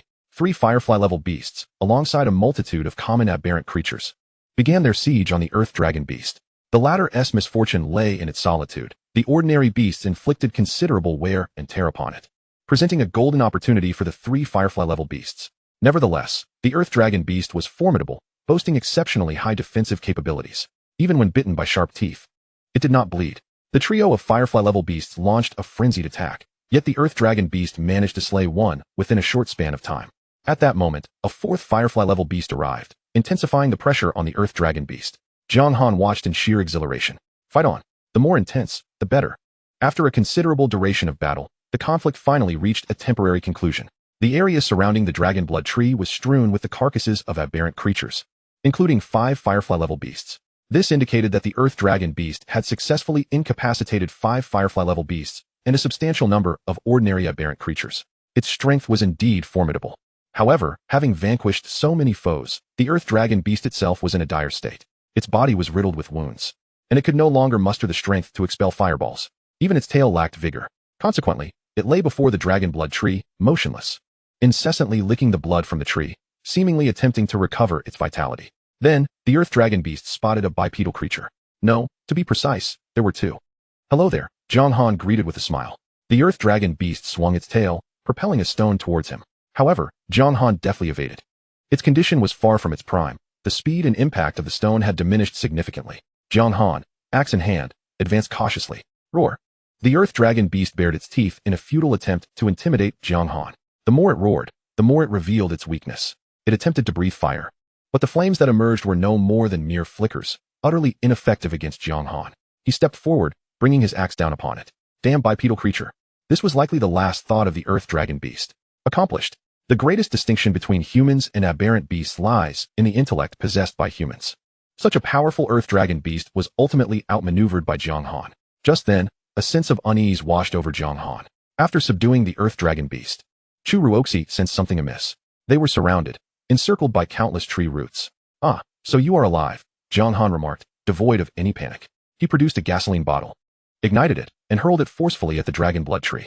Then came the second and the third. Within the forest, certain unique plants were inherently complex. Jiang Han had come prepared for this expedition to the dragon blood tree. What does a tree fear most? Fire. Though it had recently rained, the area surrounding the dragon blood tree had scarcely received any precipitation. Not to mention, gasoline burns even atop water. The flaming gasoline bottles struck the dragon blood tree, igniting it into a roaring blaze. "Jiang Han, the roots are coming." The roots surged toward them. Chu Ruoxi, wielding a boning knife, began chopping at the roots. However, there were too many for her to handle. Jiang Han was compelled to cease his bombardment of gasoline bottles, picking up his axe to join her in the fight against the encroaching roots. "Why are there so many?" Jiang Han exclaimed, equally overwhelmed. The sheer number of roots was astounding, and their resilience was remarkable. Even Chu Ruoxi's strikes struggled to sever them. Only Jiang Han could cleave through one with each swing. Yet, the roots were relentless, coming from every direction. Soon, the roots ensnared their legs, rendering them immobile. Jiang Han swung his axe to sever the bindings, but more roots emerged from above. "Jiang Han, I can't breathe," Chu Ruoxi gasped. As the roots had completely encircled her, Jiang Han hastily swung his axe, severing the roots surrounding her, but an onslaught of new roots rushed in. "Hold on." Jiang Han exerted himself, swinging vigorously. "Jiang Han, they stopped moving." After several tense minutes, the roots finally ceased their assault. Jiang Han breathed a sigh of relief. At this moment, the two were already ensnared up to their waists by the roots. "Thank goodness," Jiang Han noted, as his gasoline bottles had effectively scorched the dragon blood tree to death. "Jiang Han, look." After breaking free, Chu Ruoxi pointed to the ground. Previously, the ground had been obscured by a layer of roots and leaves, appearing quite normal. Now, however, the area surrounding the dragon blood tree was littered with white bones. It seemed that the aberrant creatures that perished here had mostly been consumed by the dragon blood tree as sustenance. First, extinguish the fire. Jiang Han retrieved a plastic bag from his backpack and filled it with water from a nearby river to douse the flames. Then, he commenced the act of felling trees. This was it. After bringing down the dragon's blood tree, Jiang Han acquired that which he desired most, the heart of the dragon's blood tree, resembling a gory heart in appearance. Shortly thereafter, he extracted the heart of the earth dragon beast, with both rare medicinal materials in hand. Jiang Han would only require one final ingredient, provided Zhao Ping and Chun Zhijian succeeded in their endeavors. Chapter 31, The Railway. Around 8 o'clock in the evening, Jiang Han and Chu Ruoxi returned to the school. Their pace was brisk, covering the 30-plus kilometers in less than 5 hours. Fortunately, Chu Ruoxi had advanced to the firefly level, otherwise, her speed would not have been so swift. "Chu Ruoxi, I am still in need of one more rare medicinal material and must act overnight. Would you accompany me?" "Of course, Jiang Han," Chu Ruoxi replied without hesitation. "Let us rest for a few hours and reconvene at around 2 o'clock in the morning at Furong Square. How does that sound?" "Sounds good." The two parted ways, and Jiang Han made his way back to the dormitory. "Han Go, the mission has been successfully completed," Zhao Ping announced. Having Chun Zhijian accomplish the tasks Jiang Han had set, aiding him in locating another rare medicinal material to the west. Now, only the southern ingredient remained. "Zhijian, I will need your assistance tonight."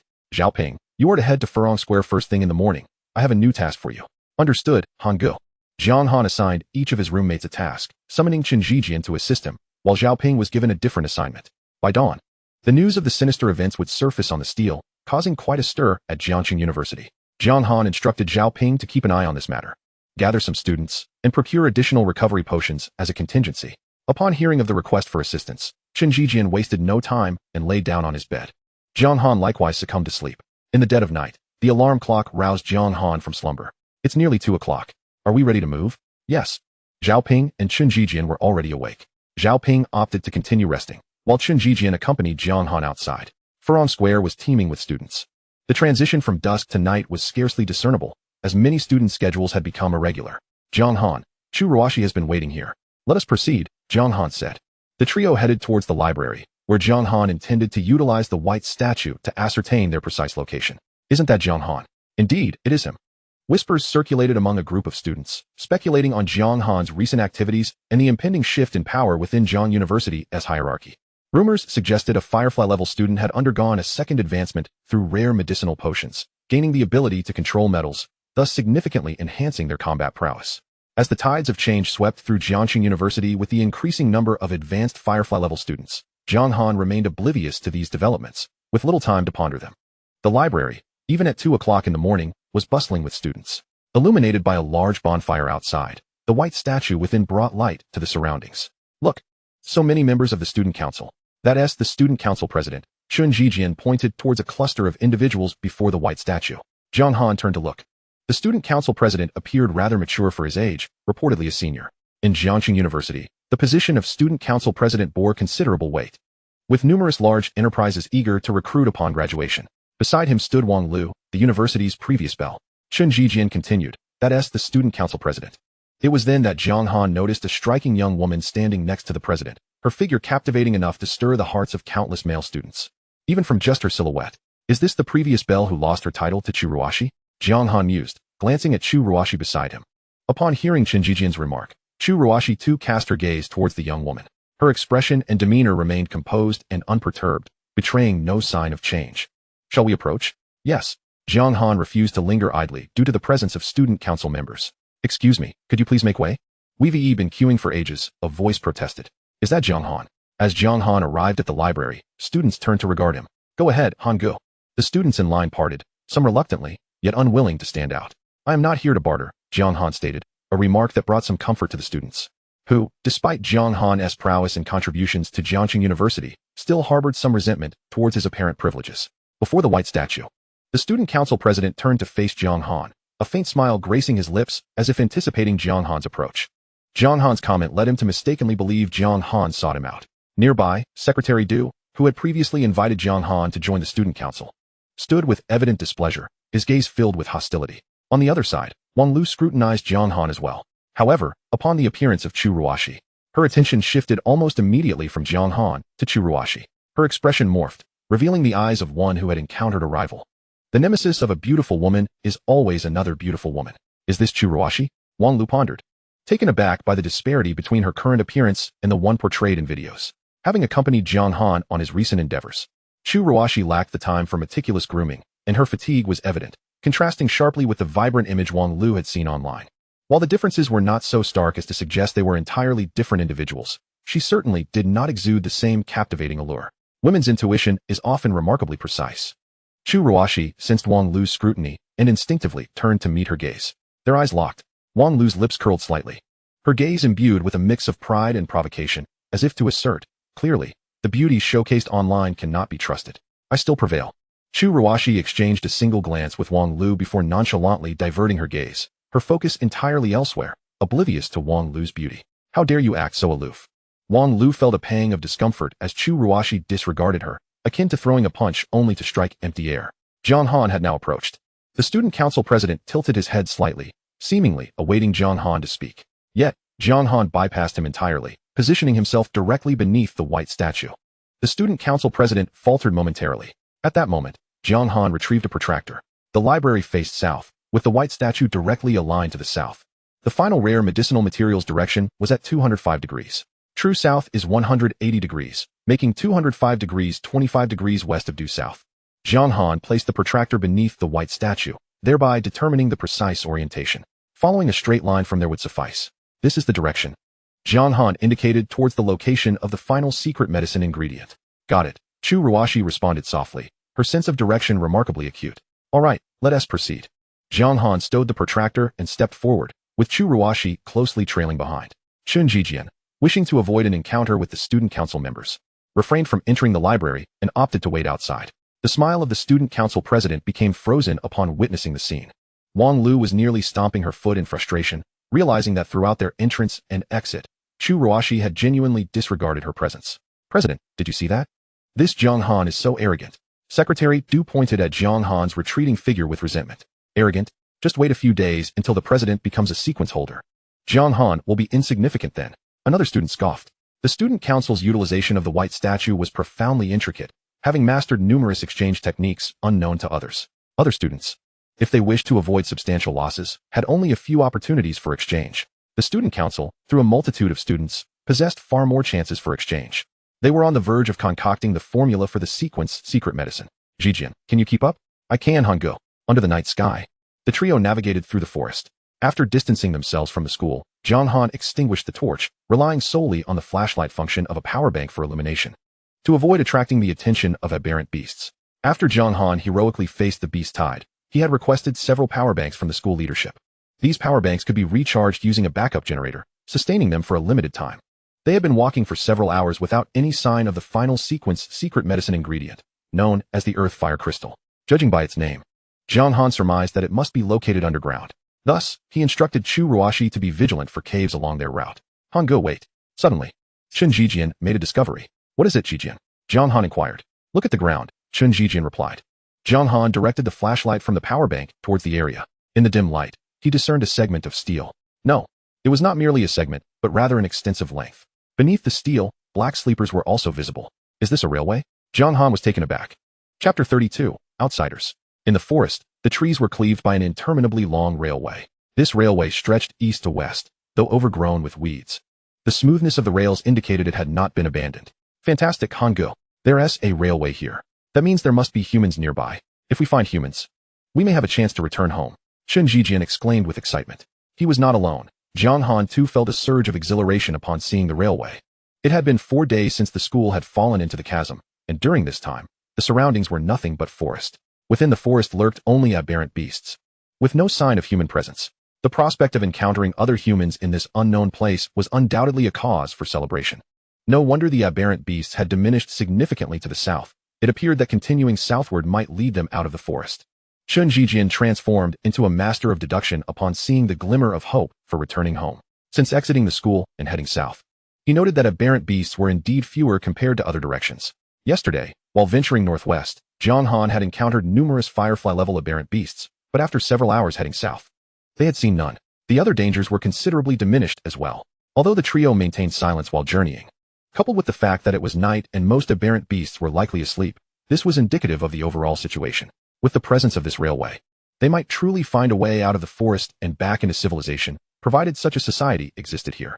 Jiang Han recalled the email that had not mentioned this railway. The map also failed to reveal it. Had no one ventured this far? Based on distance, this railway was over 30 kilometers from Jiangxing University, certainly not a trivial distance. All 3 of them were fireflies and had already traveled for more than 5 hours. Those who had not consumed the secret medicine would never have made it here. The various dangers within the forest were sufficient to claim their lives. Students who had ingested the novice secret medicine might have a chance of reaching this point, especially since the aberrant beasts to the south were weaker and fewer in number. However, it would likely take them 7 or 8 hours, if not longer, to navigate the treacherous forest paths. Moreover, Jiang Han's trajectory in the future did not include that wave of beast tide. Without that wave, Jiangxing University's overall strength would not match its current state. The surrounding forest was also more perilous. Hence, the email omitted any mention of the railway. Hangul, should we follow the railway for a while? Chen Jijian proposed. Jiang Han pondered for a moment before responding. No, let us first locate the secret medicine ingredient. Regardless of where the railway leads or whether humans are present, my plan remains unchanged. I must first become a sequence holder and address the threat of malevolence. Additionally, the skeletal remains he had encountered near the man-eating flower, along with that sign, hinted to Jiang Han that the indigenous people here might not be human. Therefore, even without the looming crisis of malevolence, Jiang Han felt compelled to strengthen himself before venturing out. All right, Hangul, I'll follow your lead, Chen Jijian acquiesced. Chu Ruashi remained silent throughout, her gaze fixed on the railway, lost in her thoughts. A train. Suddenly, Chu Ruashi exclaimed with newfound clarity. A train?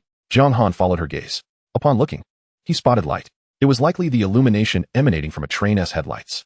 Hangul, it's a train. What joy. Let us seek help from the train. Chen Jijian danced with excitement.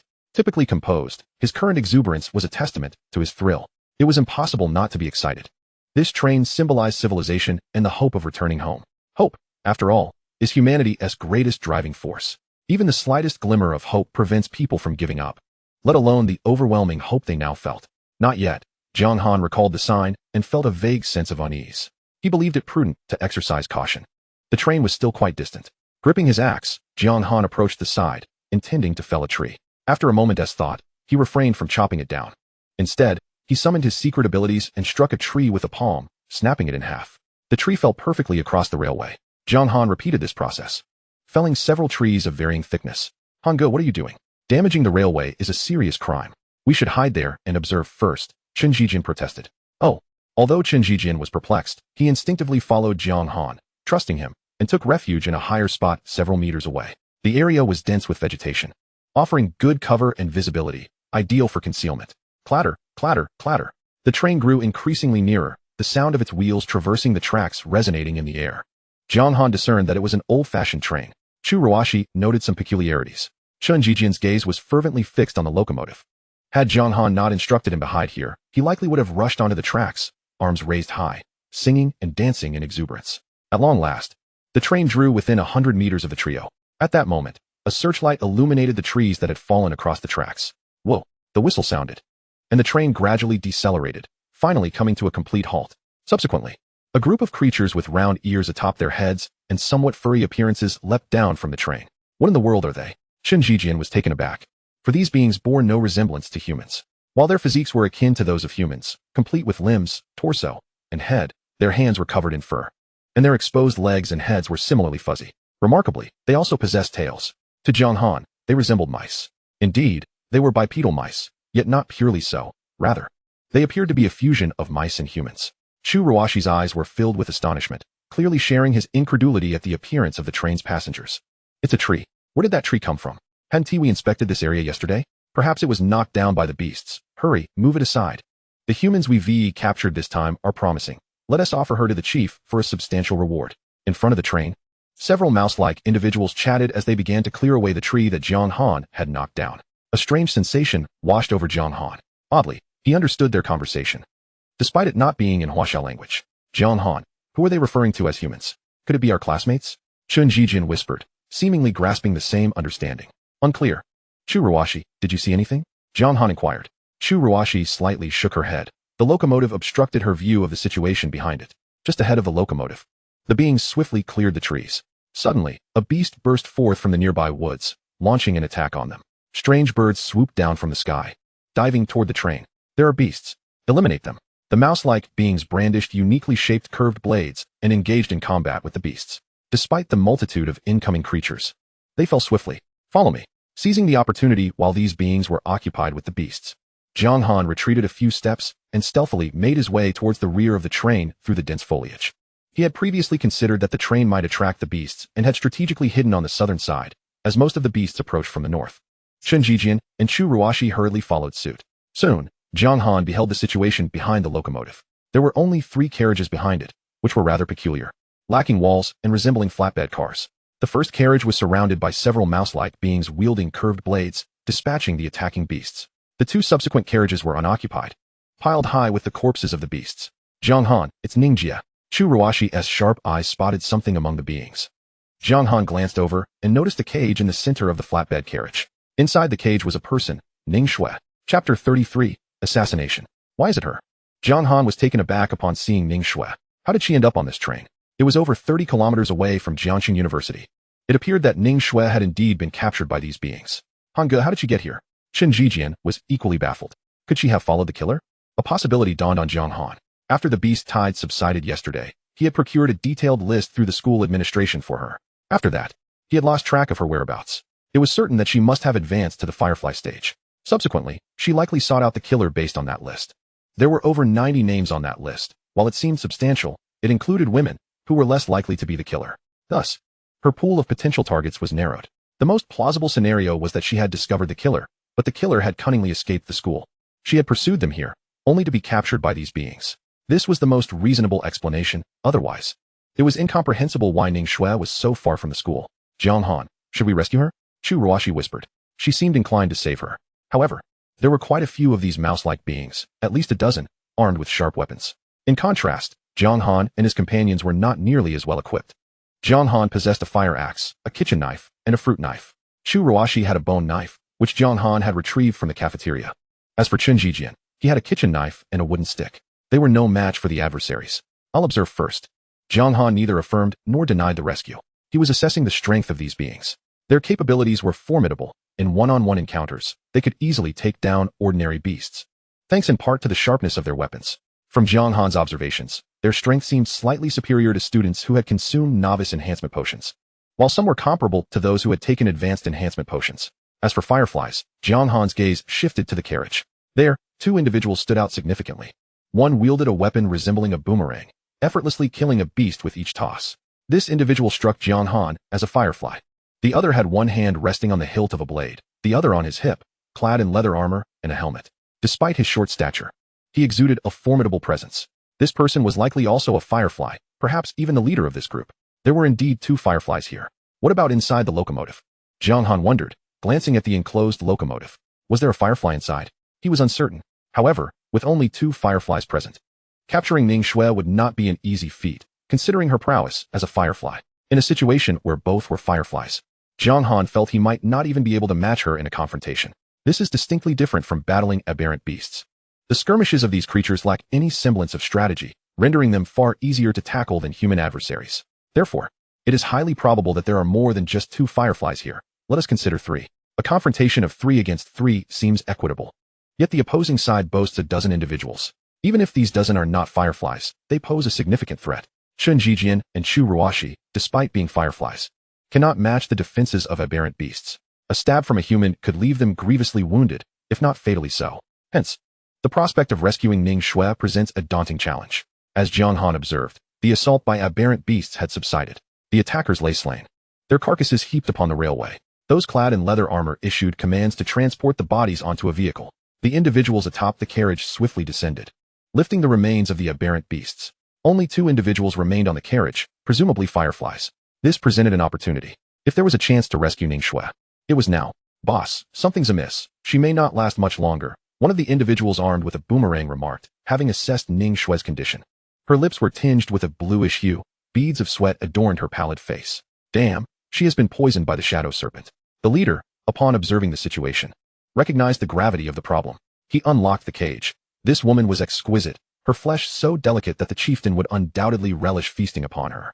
She must not perish. After a moment's hesitation, he issued an order. Another individual produced a key to unlock the cage. Their conversation startled Chu Ruashi. These individuals intended to return Ning Xue merely to consume her. As a denizen of the 21st century, she found it utterly incomprehensible to fathom such gruesome intentions. Who? The exclamation, though faint, caught the leader's attention. The previous skirmish had drowned out Jiang Han and the others' dialogue, but now the surroundings had fallen silent. His auditory acuity was remarkable. The leader abruptly turned his head toward the direction where Jiang Han and the others were concealed. They've been discovered. Jiang Han, with no further hesitation, activated the light of the fireflies emanating from him. He hurled the fire axe with tremendous force at the leader. The leader reacted swiftly, drawing his blade to parry. However, he underestimated Jiang Han's strength. The surprise attack, coupled with Jiang Han's formidable might, caused the axe to rebound off his blade, crashing heavily into his shoulder, burying a significant portion of the axe head within. The leader cried out in agony. Had he not turned his head at the last moment, his head would have been severed. At that instant, a fierce gust of wind heralded Jiang Han's assault, as he surged toward the carriage like a cannonball, brandishing a boning knife. The leader, too, was enveloped in the glow of fireflies. Another firefly had readied his boomerang, poised to deliver a lethal strike to Jiang Han. Yet at that moment, Ning Xue, who had appeared on the brink of collapse, suddenly sprang into action. She seized the hand of the firefly, forcefully pulling it back. The firefly's boomerang pierced his own body. Seizing the opportunity, Ning Xue drew his knife and swiftly decapitated him. Having accomplished this, Ning Xue finally succumbed to exhaustion, collapsing heavily, devoid of any combat capability. Another scream echoed as Jiang Han dispatched the leader. This individual was indeed a firefly, yet his prowess was not as formidable as Jiang Han had anticipated. With the impact of Jiang Han's axe and Ning Xue's decisive strike against the other firefly, the leader's demise became inevitable. How are you? Jiang Han inquired of Ning Xue. I won't die, she replied weakly, her tone still as cold as ever. It is fortunate that you will survive. Jiang Han had initially resolved to risk injury to eliminate the leader, but Ning Xue's sudden outburst brought an unexpected advantage. This woman was undeniably strong. Even in her weakened state, she had effortlessly slain a firefly. The reason for her capture became evident in their exchange. She had been bitten by a serpent. No matter how skilled one may be, one must always fear the venomous. The forest was teeming with various aberrant beasts, while larger creatures might be somewhat manageable. The small yet lethal snakes posed an insidious threat. Jiang Han had narrowly evaded bites on multiple occasions, even with Chu Ruashi's keen perception. Ning Xue's being bitten was not surprising. They have killed the captain. Eliminate them. The individuals transporting the aberrant beast carcasses finally reacted. Fearless, they charged toward Jiang Han. Jiang Han seized the leader's blade and, with swift precision, felled several of them. Killing humans was a stark contrast to slaying aberrant beasts. Jiang Han had never taken a human life before. Yet these individuals were not truly human. They resembled vermin. Coupled with the malevolence revealed in their dialogue and their brutal demeanor, Jiang Han felt no hesitation or moral burden as he struck them down. Hanggu, I'm coming to assist you. Shun Jijian emerged, wielding a kitchen knife. Though seemingly mundane, he too was a firefly. Furthermore, Jiang Han's prowess instilled fear in the remaining assailants, prompting them to flee in disarray. They truly resembled mice, cowardly and skittish. Chen Jijian was perplexed. Just moments ago, these individuals had seemed ready to fight to the death. Yet they had quickly crumbled. Do not let them escape. Jiang Han pursued relentlessly. If there was to be killing, it must be thorough. Should these individuals flee, they might summon reinforcements. If they were to discover Jiangxing University, it would spell disaster. The fleeing individuals were swift, but Jiang Han and Chen Jijian were swifter. They fell one by one. Even those who sought refuge in the forest could not evade capture. Do not kill me, one pleaded. Jiang Han pinned him to the ground. Chapter 34, An Unsettled Campus. What manner of beings are you? Jiang Han inquired, standing over the rodent-like figure in the forest. What did you say? I do not comprehend your words. The creature, however, could not fathom Jiang Han's language. How can we understand him? Chen Jijian queried, in confusion. Spare me. Let me go? I swear by the rat god, I shall not reveal anything. There are many aberrant beasts here. You could ignite dragon's saliva grass to lure more beasts, disguising the patrol vehicle as having been attacked, and they would remain oblivious to your presence. Please, I beg you, release me. I have over 30 children. Their father has long since perished. If I cannot return, they will starve. The rodent-like creature pleaded desperately. Over 30 children? Jiang Han, how is she so prolific? Chen Jijian exclaimed in astonishment. Jiang Han posed additional questions, yet the creature remained unable to comprehend. Please, I swear to the rat god, I shall not betray you. I can offer all my money. I implore you to show mercy. I did not wish to partake in this mission. They bullied me for lacking a man. The rodent-like figure continued its fervent supplication. She repeatedly bowed her head to the ground, appearing exceedingly pitiful. Jiang Han, perhaps you should let her go? Chen Jijian's heart softened. Today marked the 5th day since the school had fallen into a sinkhole, although they had encountered strange beasts during these 5 days. The existing order within the school remained intact, and the students continued to uphold the principles of civilized society. Slaying the ferocious beasts posed no moral dilemma. However, when faced with these sentient beings, even if they were not human, compassion inevitably arose.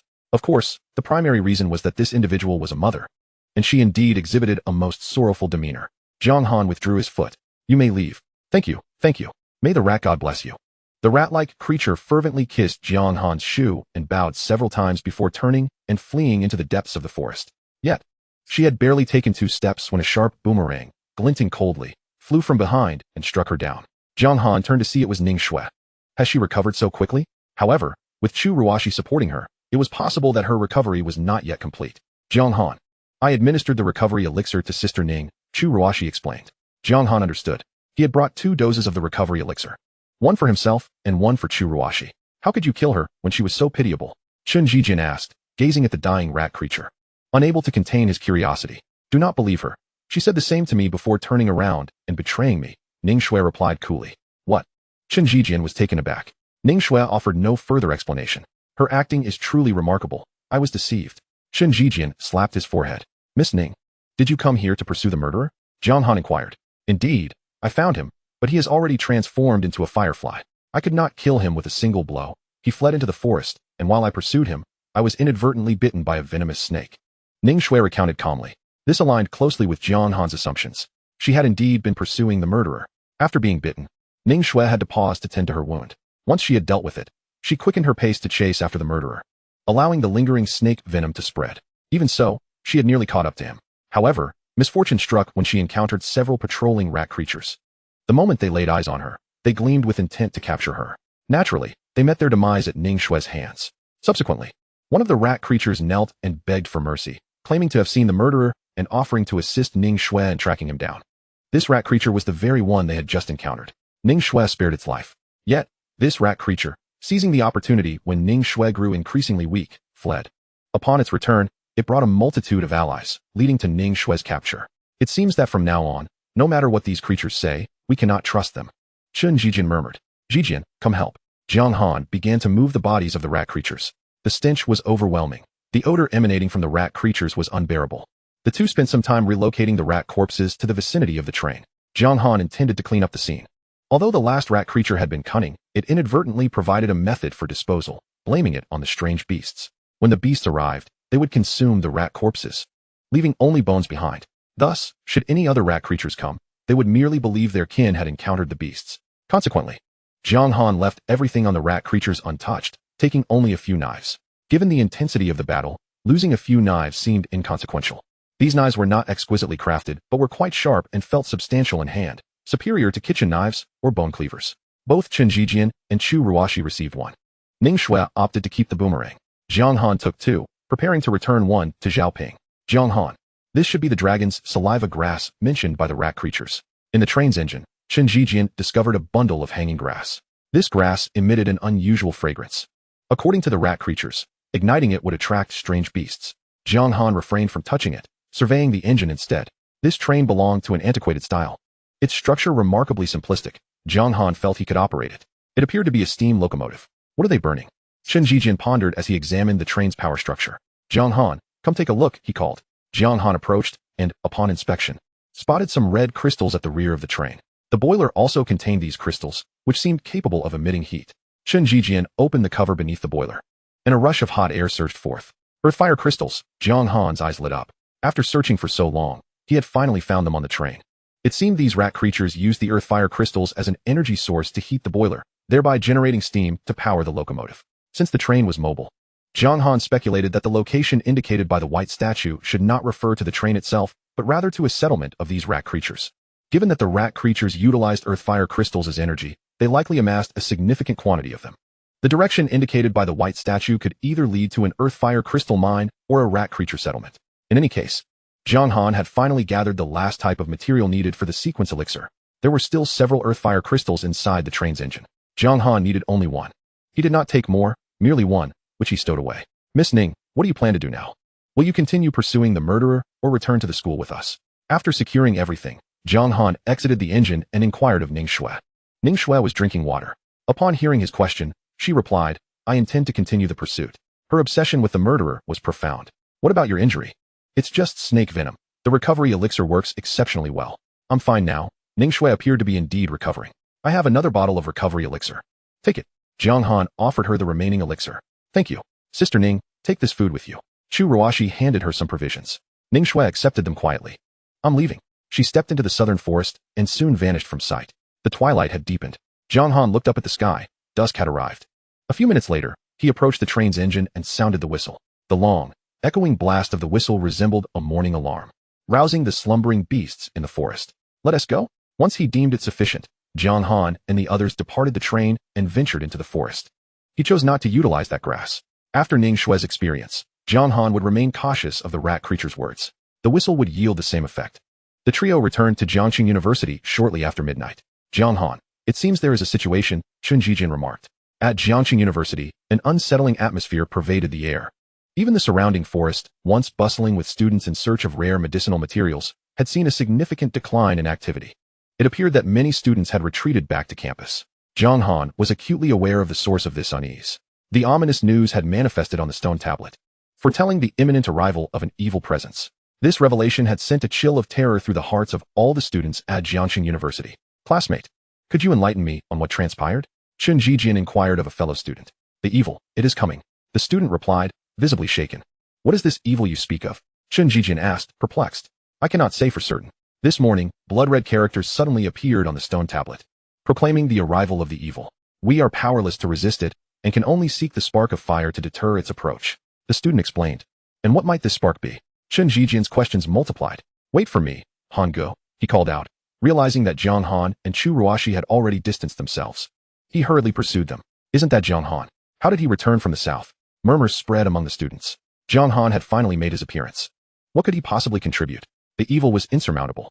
However, if Jiang Han too sought the spark, the likelihood of finding it would increase significantly. Some students regarded Jiang Han with newfound hope, while others felt it was futile. Chapter 35, The Secret Medicine of the Series. In Furong Square, throngs of students gathered, even spilling into the adjacent clearings and woodlands. Students, please remain calm. We have dispatched several teams to search for the spark. We shall surely return before nightfall. Vice Principal Zhu, holding a megaphone, endeavored to soothe the anxious crowd. Han Go, over here. Zhao Ping waved fervently by the edge of Furong Lake, surrounded by a group of students. Han Go has returned. Splendid. The sight of Jiang Han brought a collective sigh of relief, as if he were their steadfast anchor. Han Go, I have completed the task you assigned to me, thanks to their assistance. This is Li Xiangbo from the neighboring dormitory, whom we affectionately call Xiangxiang. And this is Wang Ji. Zhao Ping introduced the students by his side. Most were from the School of Management. The task Jiang Han had given Zhao Ping was straightforward, to concoct 1 or 2 batches of restorative and speed-enhancing secret medicines. These medicines were one-time use only and did not provide permanent enhancements. The materials for the speed-enhancing medicine were relatively easy to procure. Wang Yang provided us with some materials. He set off this morning, fearing he would run out of time in his search for the spark. Zhao Ping elaborated. Wang Yang, the leader of the Gale Society, had advanced to the stage of Firefly, largely due to Jiang Han's trade of secret medicine materials. Jiang Han had once rescued him when he ignited a forest and inadvertently summoned a horde of beasts, a crisis that Jiang Han had managed to resolve. Consequently, Wang Yang still held a deep trust in Jiang Han. However, Jiang Han could not divulge the matter of the email to others, nor could he reveal his knowledge of the spark's location. At the white statue, one could only exchange for the direction of the spark, not its precise location.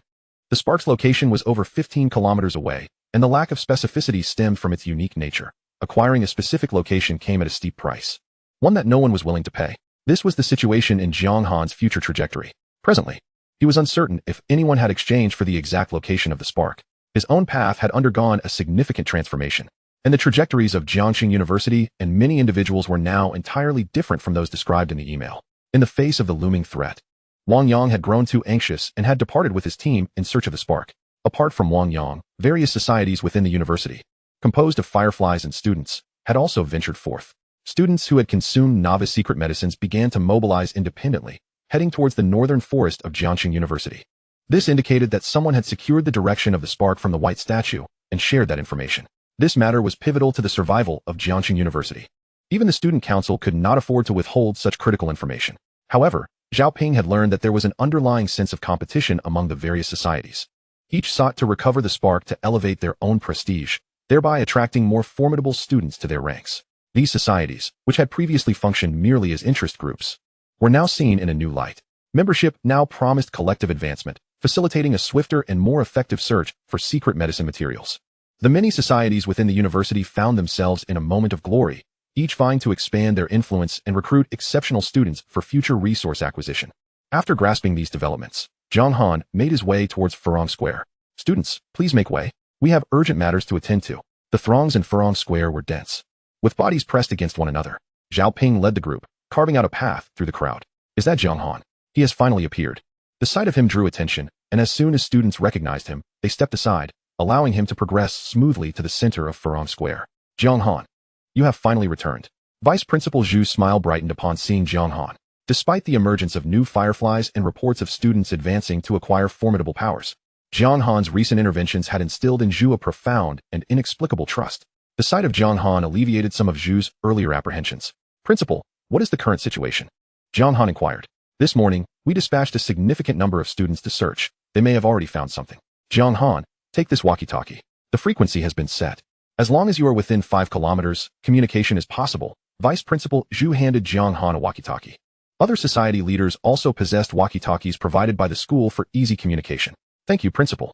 I will begin preparing the secret medicine, Jiang Han replied, placing the device into his pocket. He was ready to concoct the secret medicine of the series. Had Jiang Han acquired a complete set of secret medicine materials? What kind of medicine could it be? It was likely intended for second-stage advancement. They say that above Firefly exists the realm of Glimmer, but without the spark.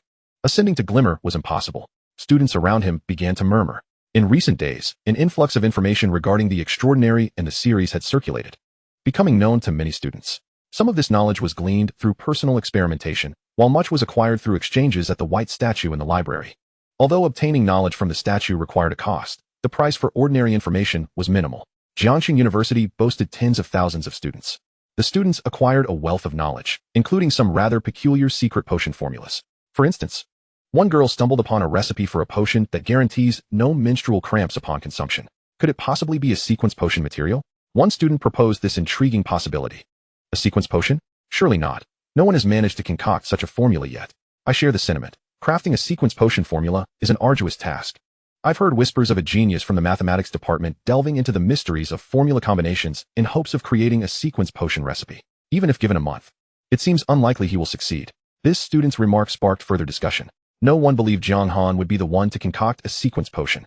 After all, the student council, which boasts numerous members, has yet to produce a sequence potion formula.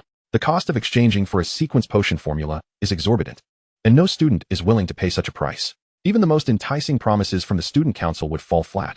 After all, one must have their life to trade. Who would be foolish enough to exchange their life for a formula, only to benefit someone else? The current environment at Jiangxing University is relatively stable, and no student is being driven to the brink of despair. Under these circumstances, the steep price would naturally prompt students to weigh their options. Moreover, even if students were willing to risk their lives, it would be futile as they would be unable to carry the formulae out. In the exchange space, the white statue would directly extract their life force. However, alternative methods to obtain it do exist. For instance, one could dismantle the exchange and extract information on sequence potion materials piece by piece. Such exchanged materials would be random, leaving one unaware of which sequence they belong to. At this juncture, one would need to study the formulas inscribed on the steel or devise ways to exchange for certain formulae. Subsequently, based on these formulas, one could independently assemble the sequence potion materials. Once combined, validation could be sought through the white statue. This approach could mitigate the cost to a more manageable level. Yet, this method necessitates considerable cooperation from many students, as the burden is too great for an individual to bear alone. The challenge of producing a sequence potion formula is formidable, with hundreds or even thousands of students collaborating yielding no guarantees of success. While the students engaged in their discussions, Jiang Han's gaze swept over the steel. Above both stone tablets, blood-red characters materialized, mentioning the concepts of evil and the spark. After a cursory glance, Jiang Han produced several black plastic bags, each filled with secret potion materials. This time, he was preparing to concoct a sequence potion, specifically the most potent variant. Naturally, Jiang Han was keen on maintaining secrecy. Such measures were no longer surprising to the students. Once everything was in order, Jiang Han spoke. The black statue opened its mouth and inhaled. All of Jiang Han's potion materials, along with the heart of a firefly-level extraordinary beast, were drawn into it. This heart served as the price for the transaction. After nearly half a minute had elapsed, the black statue opened its mouth again and exhaled. Jiang Han's cup was filled with the potion. Success! Jiang Han felt a surge of joy. He had triumphed. The nature of the potion remained a mystery to those around him, who were still curious. Chapter 36, Sequence 9, Blood Dragon. Without hesitation, Jiang Han decided to drink it. The clock read 12:30, and he had just over 5 hours until the arrival of evil. The spark was far from the school, and time was of the essence. He lifted the cup and gulped it down. Oh, Jiang Han is drinking. The surrounding students noticed and cast their gazes upon him. It was rare to see someone consuming a potion, especially an extraordinary one, in the plaza. As the sequence potion coursed through him, Jiang Han felt a searing warmth spreading rapidly through his limbs. The pace of this spread was astonishing. In no time at all, his entire body was engulfed in heat, and he began to feel an intense burning sensation. More astonishingly, his blood seemed to be boiling. Indeed, it was boiling. The temperature continued to rise. Look, he is steaming. A student exclaimed as they observed Jiang Han emanating heat, as if he were on fire. Shoo, quiet. Other students hushed him, wishing not to disturb Jiang Han. At that moment, he had no capacity to focus on the external world. The sensation brought forth by the sequence potion was far more exhilarating than when he had consumed the novice potion. This indicated that the changes induced by the sequence potion were significantly more profound. Currently, the most notable transformation seemed to be within his blood, which had grown extraordinarily hot. A typical person, upon consuming such a sequence potion, would likely perish before ever becoming a sequence bearer. Only Jiang Han, having fortified himself with the novice potion and an extraordinary potion, could withstand such intensity. Yet, he found himself gritting his teeth, clenching his fists so tightly that his nails dug into his flesh, all in an effort to suppress any cries of pain. There were many onlookers. He had to maintain his composure. This thought propelled him forward, allowing him to endure the sweat pouring down his face and the veins bulging on his forehead, all while remaining silent. He appeared to be in agony. No surprise there, as the potion induced rapid evolution within his body. Could it be painless? But he mustn't faint. Doing so would severely diminish the potion's efficacy. Some students whispered among themselves. Their understanding of potions had grown considerably. For instance, they knew that if one could not withstand the pain brought on by the potion and fainted, the effects would be drastically reduced due to the body's protective mechanisms. Therefore, no matter how excruciating it became, one must endure it. Even shouting would be preferable to losing consciousness. This kind of fainting was distinctly different from Jiang Han's initial experience in Furon Plaza, where his body succumbed to exhaustion following an excessively intense battle after the potion had reinforced him. That's our Hango. Truly impressive. Zhao Ping thought back to his own experience with the extraordinary potion, filled with admiration for Jiang Han. He was unaware of the extraordinary nature of Jiang Han's potion. The agony Jiang Han now faced was an order of magnitude greater than what he had endured. Chu Ruashi wore a concerned expression. Crack, crack, crack. The sound of intense cracking emanated from within Jiang Han's body, reminiscent of bones growing. This time, it was even more pronounced and exaggerated than when he had taken the first novice potion. It seemed as though he was growing taller. Is he getting taller? Someone gasped. Jiang Han's height was indeed subtly changing. It is known that once a person reaches adulthood, they typically cease to grow. Even if they were to grow, it would not happen at such a rapid pace. This was a clear indication of the immense enhancement provided by this potion. Oh wow, in a matter of moments, The surrounding students collectively gasped in astonishment, for flames had erupted around Jiang Han, transforming him into a figure engulfed in fire. Jiang Han, Churuashi called out, worried. She was apprehensive about disturbing Jiang Han. I am fine, Jiang Han stammered, his teeth chattering. The flames continued to blaze. Remarkably, however, these flames did not consume Jiang Han's clothing. Boom. After more than a minute, Jiang Han felt a tremendous explosion in his mind. Instinctively, a wealth of information flooded his consciousness.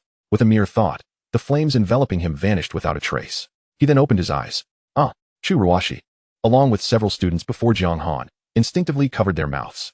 Within Jiang Han's eyes, it seemed as if flames were kindling. Meeting his gaze would evoke an overwhelming sensation of being scorched. Soon, Jiang Han's eyes returned to normal, becoming extraordinarily bright. Akin to pearls, crystal clear and radiant, leaving an indelible impression on anyone who dared to meet his gaze. After giving a slight nod to Churuashi, Jiang Han closed his eyes once more, attuning himself to the transformations within his body. As he shut his eyes, it felt as if his very bones were aglow. His flesh translucent, and he appeared as if reborn. The blood coursing through him surged like a roaring river, imbued with an unimaginable, terrifying power. He realized he had become a dragon blooder. The formula for the secret potion in the email was indeed a dragon race's secret potion recipe. Jiang Han was now a sequence 9 dragon blooder. Sequence 9, dragon blooder. The dragon blooder possessed true dragon blood, and within this bloodline lay unfathomable strength. Upon becoming a sequence holder, Jiang Han naturally absorbed knowledge about the bloodline and the sequence itself. For instance, there were multiple branches within the dragon race sequences. Yet every path began with becoming a dragon blooder.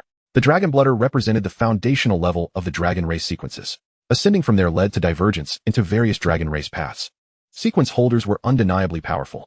At this moment, Jiang Han had become immeasurably stronger compared to before. He remained a firefly, yet now, it seemed no firefly could rival him in battle. His bones, flesh, and organs had been comprehensively enhanced, most notably his blood. His blood transformed from mere ordinary fluid into a vessel of dragon blood power. The secret abilities existed in the form of blood, seamlessly intertwined with it. When Jiang Han activated his secret abilities, the dragon blood surged, amplifying his strength, defensive capacity, recovery rate, speed, and perception in all aspects. Even without utilizing his secret abilities, Jiang Han was stronger than he had been while using them before. Moreover, he had acquired several new abilities, including formidable dragon strength, self-healing capabilities, and dragon flames. Wow. He was glowing. My goodness, how dazzling. No firefly could emit such brilliance. Had he ascended to the realm of dim light? While Jiang Han sensed the changes in his body, an extraordinary light began to emanate from him. However, the radiance of his firefly glow was exceptionally intense. These students had seen fireflies before, but those were genuine fireflies, akin to the glow of fireflies. Yet, the light radiating from Jiang Han was far more luminous. This led them to wonder if perhaps he had ascended to the realm of dim light. Dim light. Had Jiang Han truly ascended to dim light? The students stirred with excitement. Impossible. The information from the library stated that without a seed, one could not concoct the extraordinary potion required for ascension to dim light. One student asserted. The library's white statue was highly authoritative. This student's words quelled the hopes of those who believed Jiang Han had ascended to dim light. If it's not dim light, could it be a secondary advancement? But secondary advancement shouldn't be this bright either, the students pondered in confusion. Why couldn't it be a sequence holder? Someone suggested, and those who initially deemed it impossible suddenly had their eyes gleam with realization. Secondary advancement referred to acquiring powerful extraordinary abilities through an extraordinary potion. It was said that after secondary advancement, one could undergo a tertiary advancement, gaining multiple extraordinary abilities. Jiangsheng University had already seen individuals achieve secondary advancements. However, some students who had witnessed the light emitted by those individuals found it far dimmer than Jiang Han's brilliance. If it wasn't secondary advancement or dim light, then it could only be that he had become a sequence holder. Hiss! Jiang Han had become a sequence holder? How astonishing! This news swiftly spread, igniting a frenzy among the students in the square. Yet, as the students erupted in excitement, Jiang Han noticed a sudden stillness enveloping him. The students vanished, leaving only the black statue before him. The statue had undergone a significant transformation. Previously seated, it now stood erect, exuding an air of majesty. Its hollow stone eyes seemed capable of piercing through the human heart, discerning all the secrets of the world. Sequence holder, you may now pose one question to me. The statue gazed down at Jiang Han, its voice devoid of any emotion. One question. Jiang Han was taken aback by the statue's sudden animation. I wish to know the whereabouts of my sister at Sioux City No. 1 High School. Jiang Han posed the question that weighed most heavily on his heart. An inconsequential question. I refuse to answer, the statue dismissed. Jiang Han felt somewhat speechless. This question may seem trivial to you, yet it is of utmost importance to me. He insisted. I do not know. I cannot answer, the statue replied. Very well, so you truly do not know. I wish to understand why the school has fallen into a sinkhole and whether we can return. Jiang Han contemplated and articulated his deepest confusion. That is 2 questions. Let us address the first. You may consider this a trial. If you wish to return, the steel has already provided the answer. As the statue spoke, everything around him faded away. The cacophony of the square surged back into his ears. Jiang Han focused his gaze. The statue had once again resumed its seated position, reverting to a true stone statue. A trial? Jiang Han murmured. Chapter 37. One person still missing. Han, have you truly become a sequence holder? Wow, Han. You're incredible. Zhao Ping's exclamations echoed through the campus. After becoming a sequence holder, Jiang Han departed from Furong Square, intent on locating the seed. Despite having gone a night without sleep, Jiang Han felt no fatigue. Rather, his energy surged to extraordinary levels, enabling him to run several marathons with ease. At this moment, Chu Ruoxi and Chun Jijian finally grasped that Jiang Han had been tirelessly searching for the materials for the sequence secret potion over the past 2 days. This sparked their curiosity. How did Jiang Han know the formula for the sequence secret potion? Curiosity mingled with a subtle apprehension in Chu Ruoxi's heart. If Jiang Han had acquired the formula for the sequence elixir through exchange, what tremendous cost must he have paid? The matter I am about to discuss is of utmost importance. Jiang Han addressed the trio. Please speak, Brother Han. Zhao Ping straightened his posture. Chu Ruoxi and Chun Jijian attentively focused on Jiang Han. I shall soon embark on a quest to seek the fire seed. You 3 must lead a group away from the school, heading west until you reach a distance of 20 kilometers. Brother Han, why? There is no reason, just comply. Remember, you must arrive there before nightfall. If we successfully navigate today's crisis, I will send word for your return, Jiang Han instructed the trio. After becoming a seeker, he was confident in retrieving the fire seed, but he remained cautious. What if unforeseen circumstances arose? Hence, he urged the trio to take some companions and vacate the school, moving a considerable distance away. The rationale behind the 20-kilometer distance stemmed from the information indicating that after the malevolent entity's arrival, students who fled the school mysteriously returned. Jiang Han surmised that the crimson aura emitted by the evil being enveloped a radius of 20 kilometers. Do not take too many people. A large group may attract the attention of otherworldly beasts and might even become the new target for the malevolence, he advised thoughtfully. The evil entity had its sights set on the students of Jiangqing University. If all students fled to a distance of 20 kilometers, it would negate their escape. Furthermore, the majority of Jiangqing University's students had yet to consume the novice elixir and were merely ordinary individuals. In the face of formidable seekers venturing out for the fire seed, it would be perilous for these ordinary students to travel 20 kilometers, as the dangers along the way could result in significant casualties. Should Jiang Han successfully return with the fire seed while they remained too far away, they might inadvertently become new prey due to their conspicuousness. Brother Han, we will remember. Zhao Ping and Chun Jijian nodded in agreement. Jiang Han then turned to Chu Ruoxi. I will take a few roommates with me. Very well. Chu Ruoxi had maintained a good rapport with her roommates. They were all freshmen and lacked an extensive circle of friends. After making the necessary arrangements, Jiang Han set forth, departing the school and entering the northern forest. It's Jiang Han. What use is he now? Our president should have already secured the fire seed. Indeed, it's time for our student council to rescue Jiang University. Student council? Just watch. The fire seed will undoubtedly be brought back by our Furong society. Numerous students roamed the northern forest. Some sought the fire seed, while others, feeling insecure within the school, had ventured out to evade danger. They were oblivious to the occurrences at Furong Square. Jiang Han paid them no heed. Swiftly navigating through the forest, days passed, and the forest within a 5-kilometer radius of the school had been largely traversed, leaving few dangers behind. This area was densely populated with students. It seemed that tens of thousands had fled to the surrounding forest. Numerous students were also active between 5 and 10 kilometers, most of whom had consumed the novice elixir. Beyond 10 kilometers, the level of danger escalated sharply, and few students dared to venture that far. The location of the fire seed was not particularly distant from Jiangqing University, merely around 20 kilometers. Under normal circumstances, it would take several hours to traverse that distance. But Jiang Han had only 5 hours, thus he ran the entire way. After becoming a seeker, he could maintain a remarkably swift pace even in the complex terrain of the forest, where many paths were absent.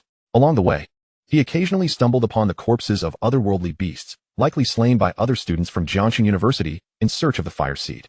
After sprinting for 7 or 8 kilometers, the terrain ahead became increasingly convoluted, with mountains rising in succession, making navigation challenging. Help! A cry for aid pierced the air. A group of students was besieged by numerous otherworldly beasts. Jiang Han rushed forward, wielding his blade with precision, effortlessly dispatching the beasts one by one. After becoming a seeker, he found it exceedingly simple to vanquish these ordinary creatures. Thank you, fellow student. We would have been doomed without your intervention. The group of students expressed their gratitude.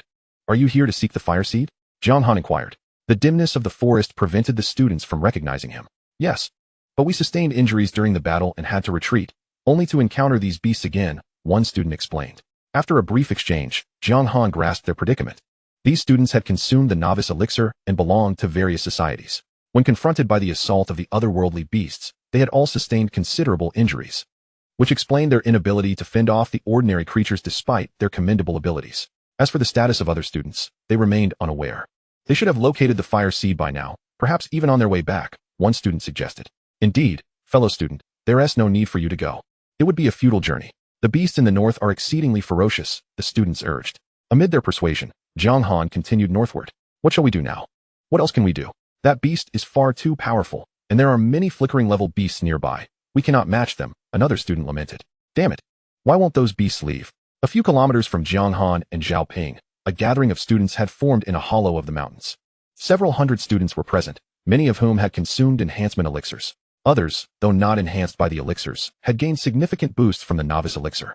Several flickering level students were among them, and they wielded decent weapons, 5-bore fire axes, while others brandished rebar, anti-explosion rods, machetes, and other more formidable armaments than mere sticks. Some students had even undergone a second advancement, acquiring formidable abilities. Yet, despite the presence of so many capable students, they all appeared dejected and dispirited, many bearing injuries. Some students, gravely wounded and bloodied, lay moaning in agony. The atmosphere was heavy and oppressive. Let us discuss our options, the student council president spoke gravely. What options? We nearly faced total annihilation. There is no way we can obtain the fire seed, another society leader sighed. We should return to the school and confront the evil. Wang Yang suddenly stood up, proclaiming loudly. Confront? The inscription specifically warns in blood that the evil cannot be defeated. Do you truly believe we can overcome it? A voice questioned skeptically. Then what do you propose? Shall we simply await our demise? Wang Yang retorted. Who says we must wait to die? We are far enough away. Even if the evil heads to Jiangxing University, it cannot harm us. We can return once the evil has departed, another student suggested. Are you suggesting we abandon the others? Is that something you can do? Wang Yang glared at the student. What do you suggest we do? I certainly do not wish for this predicament. But you have witnessed the brutality of that monstrous creature. I have already lost a hand. What more can you expect from me? The student, despite his grievous injury, his hand severed, blood staining half of his body, felt no shame. Perhaps we should send someone back to inform them and have the school evacuate the students, suggested another group leader. This leader, head of the Furong Society, was a formidable-looking woman from the northeast. Yet, if the creature is targeting the students, evacuation may prove futile. Indeed, most students have not even consumed the novice potions. They cannot venture too far, another chimed in. How can it be futile? The forest is vast. If they scatter and conceal themselves, some will surely survive. Various students began voicing their thoughts. Do you not realize that there is one person still missing? Someone suddenly interjected. It's Wang Yang. Who? A student inquired. Jiang Han. Wang Yang replied. Jiang Han. Where has he gone? This is critical, and he is absent. The murmurs of concern rippled through the crowd. What can he do? That creature is at the microlight level. He stands no chance against it, the other students retorted. Dear friends, there is no need to rely on Jiang Han any longer. You have all done your utmost, and there should be no self-reproach, spoke Wang Lu. The student council president, Wang Lu, having been the campus belle in the previous year, still held considerable allure. As she spoke, the surrounding students fell silent. The student council has done the most and paid the highest price, successfully locating the source of the fire. Yet, the strength of the beast here is overwhelming. To be frank, we do not wish to concede, but the situation compels us to abandon our efforts. From here on, each must fend for themselves. Those who wish to make another attempt may do so, but the restorative potions have been depleted. Should anyone sustain further injuries, there will be no remedy. What are your plans? The Furong Society leader inquired. We shall find a secure location and wait until nightfall to assess the situation. If the creature departs, we will return to Jiangxing University. If it remains, we must retreat, Wang Lu replied. The student council president did not contest her words, which presumably reflected the council's consensus.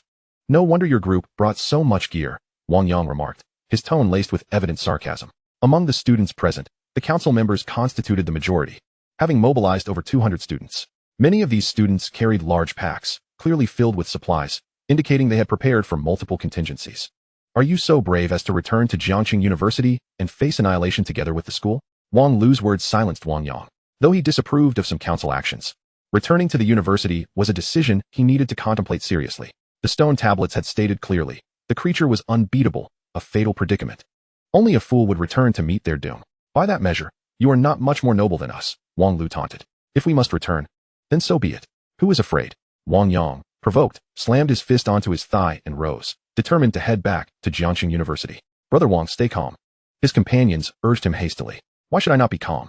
We will return, evacuate the students, and split them into 4 groups to escape in different directions. I refuse to believe that Beast can capture tens of thousands of students. As his confidence grew, he proclaimed, we still have over 3 hours. We can make it back in time. Let them witness the speed of us athletes. Brother Wang v5. The members of the Gale Society followed Wang Yang as they sprinted back along their original path. A bunch of muscle-bound fools, Wang Lu scoffed. The student council president stood, prompting other council members to rise as well. They also intended to return, but not to the school. Instead, they sought a safe vantage point to observe and act according to the creature's movements. We should leave as well, the Furong Society and several other groups, along with some scattered students, prepared to depart. Just as they were about to exit, Wang Yang and the Gale Society members, who had previously vanished, suddenly reappeared. What brings you back? The Furong Society leader asked. Look who has arrived, Wang Yang exclaimed, his face beaming with joy. The members of the Gale Society parted to reveal a tall figure emerging along the forest path, with an elongated neck and strikingly bright eyes. Someone illuminated the way with a torch. In the torchlight, everyone beheld a determined and handsome face. Jiang Han, the Furong Society leader's eyes brightened. It is he. Where has he been? What use is he to us now? We have all struggled and failed. Murmurs of skepticism circulated among the crowd. When the news of the impending creature appeared on the stone tablet, the school activated backup generators and broadcasted a message to all students who had consumed enhancement potions, as well as the leaders of various societies, summoning them to the Furong Square. All the society leaders arrived promptly, except for Jiang Han. No one knew where he had gone. Until now, as Jiang Han stepped forward, he surveyed the crowd and declared, I plan to seize the fire source. Who will join me? After scanning the group, he asked. I will. Wang Yang was the first to raise his hand in support. I will join as well. More students chimed in, including those unaffiliated with any society. Unwilling to concede so easily, they had faith in Jiang Han, though some among them hesitated, haunted by memories of the creature's overwhelming strength that had nearly led to their demise. Jiang Han, what are your chances? The Furong Society leader inquired. I cannot guarantee 100%, but I am confident we have an 80 to 90% chance, Jiang Han responded. 80 to 90%? You jest without a script. Are you aware that there is a microlight level beast within that lair? Secretary Du of the Student Council could not contain himself. Had it not been for Brother Chao's desperate efforts, that one beast alone could have spelled the end for all of us. Secretary Du's words instilled a sense of dread. He was not alone. The other students shared his apprehension. Had it not been for that creature, even with numerous firefly-level beasts inside, they might have been able to secure victory. The power of that one beast was utterly despairing, sweeping through them with overwhelming strength and leaving them disoriented. Even the firefly-level students had suffered severe injuries, barely surviving thanks to the restorative potions. They had come perilously close to being unable to escape. Thus, as Secretary Du spoke, some students who originally intended to accompany Jiang Han suddenly hesitated. No one can calmly shake hands with the Grim Reaper. The instinct for life is innate. The fear of death is a mark deeply engraved in the very genes of every living being. Jiang Han, it is not that we lack faith in you, but the formidable strength of that aberrant beast is daunting. Even President Zheng, who has undergone a second advancement, remains far from being its match. I am but a flicker of fire, and should I venture further, I would likely become fodder for those beasts. Sigh, the president of a newly established club, the Finance Society, lamented. Most of the members are from the finance department, and their capabilities are rather limited. Even the president has only consumed 2 doses of enhancement elixirs, and none have advanced to the level of a flickering fire. Today marks merely the 5th day, and those who have reached the flickering fire stage are likely still in the single digits. The members of other smaller clubs appear to share similar sentiments. Though they did not voice it, their reluctance was evident. They do not believe Jiang Han can contend with the creatures of the dim light level, and are loath to take risks. Sister He, are you joining us? Jiang Han inquired, directing his gaze toward the president of the Furong Society. I will go, but if we cannot prevail, I will ensure their retreat at the first opportunity. After a few seconds of hesitation, the Furong Society president reached a decision. Very well. Jiang Han acquiesced. Jiang Han, I shall accompany you as well, another voice echoed. Jiang Han turned to see a man in his 30s, a teacher at the school. At this age, he is likely merely a lecturer. A professor is improbable. His attire bore several bloodstains, indicating he had sustained injuries previously. Jiang Han. This is Teacher Xiao from the Chinese department, who advanced to the flickering fire stage yesterday, the Furong Society president introduced. Jiang Han acknowledged Teacher Xiao with a nod. His gaze swept over the other students. If you seek to court death, do not drag us down with you. As Jiang Han's glance traversed the multitude of students in the student council, Secretary Du scoffed coldly. He had long harbored dissatisfaction towards Jiang Han. Jiang Han, I have expended nearly all my secret energy to protect everyone's escape, and now I am unable to assist you further, spoke the president of the student council. Despite having been embarrassed by Jiang Han in the library, he considered himself magnanimous and still sought to recruit Jiang Han for his own purposes. Jiang Han holds considerable esteem at Jiangxing University, and if he were to join the student council, its influence would soar to unprecedented heights. In the future, wouldn't Jiangxing University be dictated by the student council? Now was the perfect moment for him to demonstrate his benevolence. However, I can send 2 flickering fire-level assistants to aid you. No need, I can manage on my own.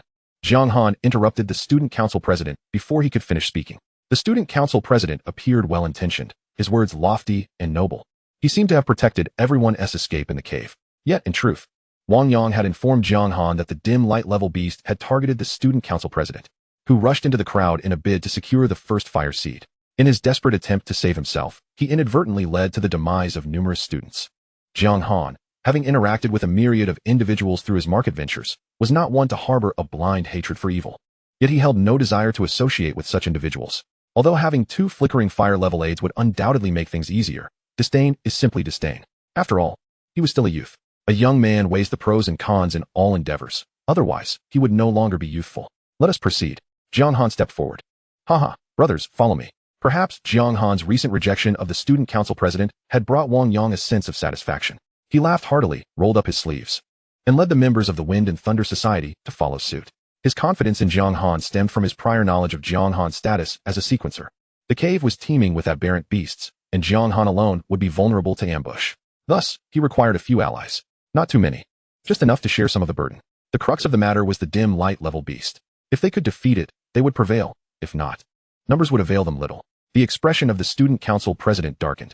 This Jiang Han was insufferably arrogant, outright rejecting the president's offer of assistance. Truly unaware of his own limitations, he would soon witness his own demise. Several officers of the student council were incensed, exchanging mocking glances. Chapter 39, Fierce Beyond Measure. Hanggu, that is the location of the fire seed. On a mountain peak, Wang Yang pointed toward a nearby cave. The cave was situated at the base of a towering mountain, with an entrance so immense that even a helicopter could easily navigate through it. A faint glimmer of firelight emanated from within. This was indeed the lair of the aberrant beasts harboring the fire seed. Beside the cave, a river flowed directly into a smaller cave, vanishing without a trace. From an above-ground river, it transformed into an underground stream. Hanggu. This cave is both deep and vast. The fire seed lies approximately 500 meters from the entrance, and it is swarming with aberrant beasts.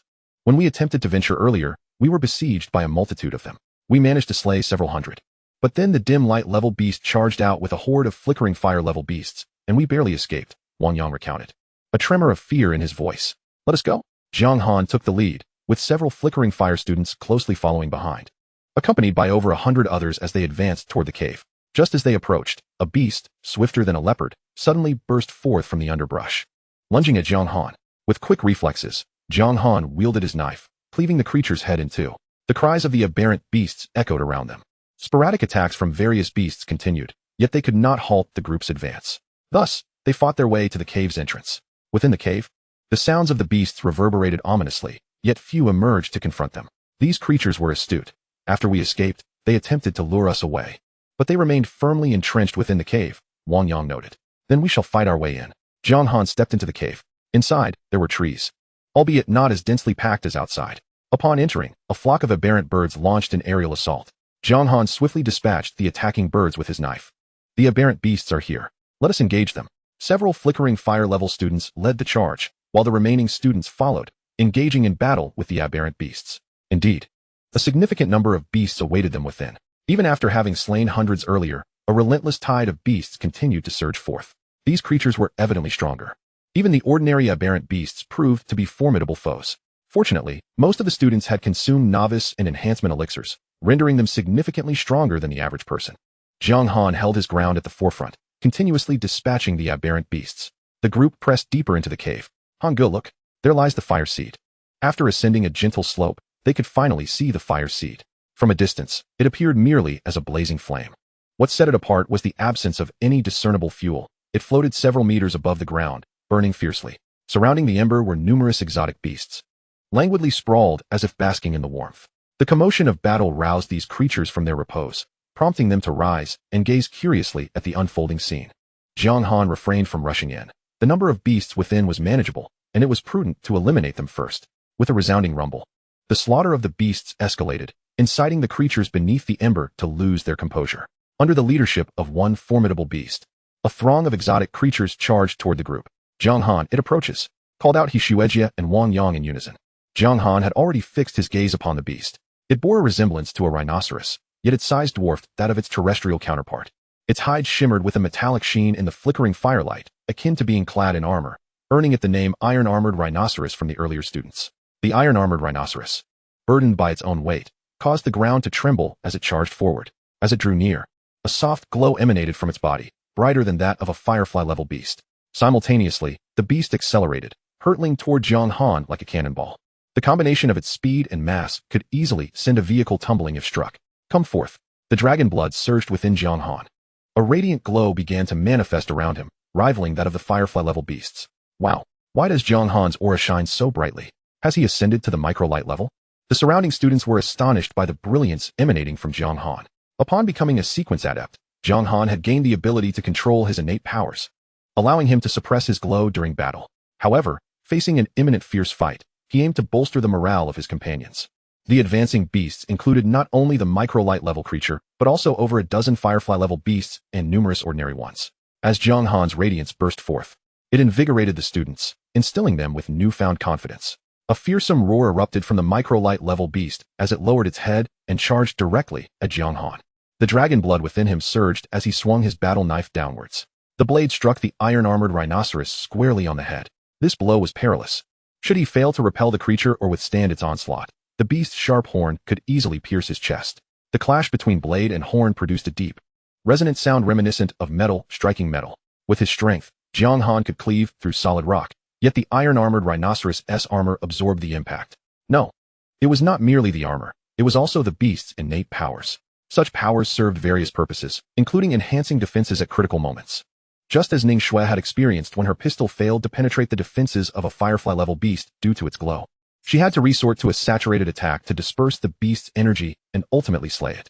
She and Shu Ruashi had expended all their ammunition in a desperate fight against a firefly-level beast on their way to Furong Square, achieving victory through sheer persistence. Alternatively, employing a weapon with a larger caliber, such as an assault rifle, would have sufficed to overcome a firefly-level beast. However, the iron-armored rhinoceros was a microlight-level creature, boasting formidable defenses augmented by its innate powers. Jiang Han's strike failed to breach its armor. Yet, despite this, the blow sent the iron-armored rhinoceros reeling. Though it continued its reckless charge, Jiang Han braced his battle knife against it, struggling to maintain his ground. The dragon blood surged within him, demanding he unleash his full potential. The creature was too powerful, relying solely on the dragon's might and his blood's fury would not suffice. The temperature of his blood began to rise, a unique ability possessed by a Sequence 9 dragon blood wielder. This could be considered a secret technique, or perhaps a battle skill, dragon blood surge. The higher the blood temperature, the more potent his innate powers became, exponentially amplifying his combat prowess. As his blood boiled, Jiang Han's strength surged dramatically. He found himself, once on the verge of being pushed back, now able to withstand the charge of the iron-armored rhinoceros. Brother Han, I'm here to assist you. Seeing Jiang Han holding his ground against the iron-armored rhinoceros, Wang Yang shouted, swinging his axe down with fervor. Clang! The axe struck the beast as if hitting true iron, rebounding without inflicting any damage. At that moment, other firefly-level beasts approached. You deal with them. I shall handle this one. Jiang Han deftly evaded the sharp horn of the iron-armored rhinoceros and slashed at its body. The creature let out a pained roar, twisting its form and crashing sideways for several meters before colliding with other beasts, finally stabilizing itself without falling. Jiang Han pursued, his battle knife glinting ominously as he swung again. The iron-armored rhinoceros retaliated with a powerful tail swipe, forcing Jiang Han back.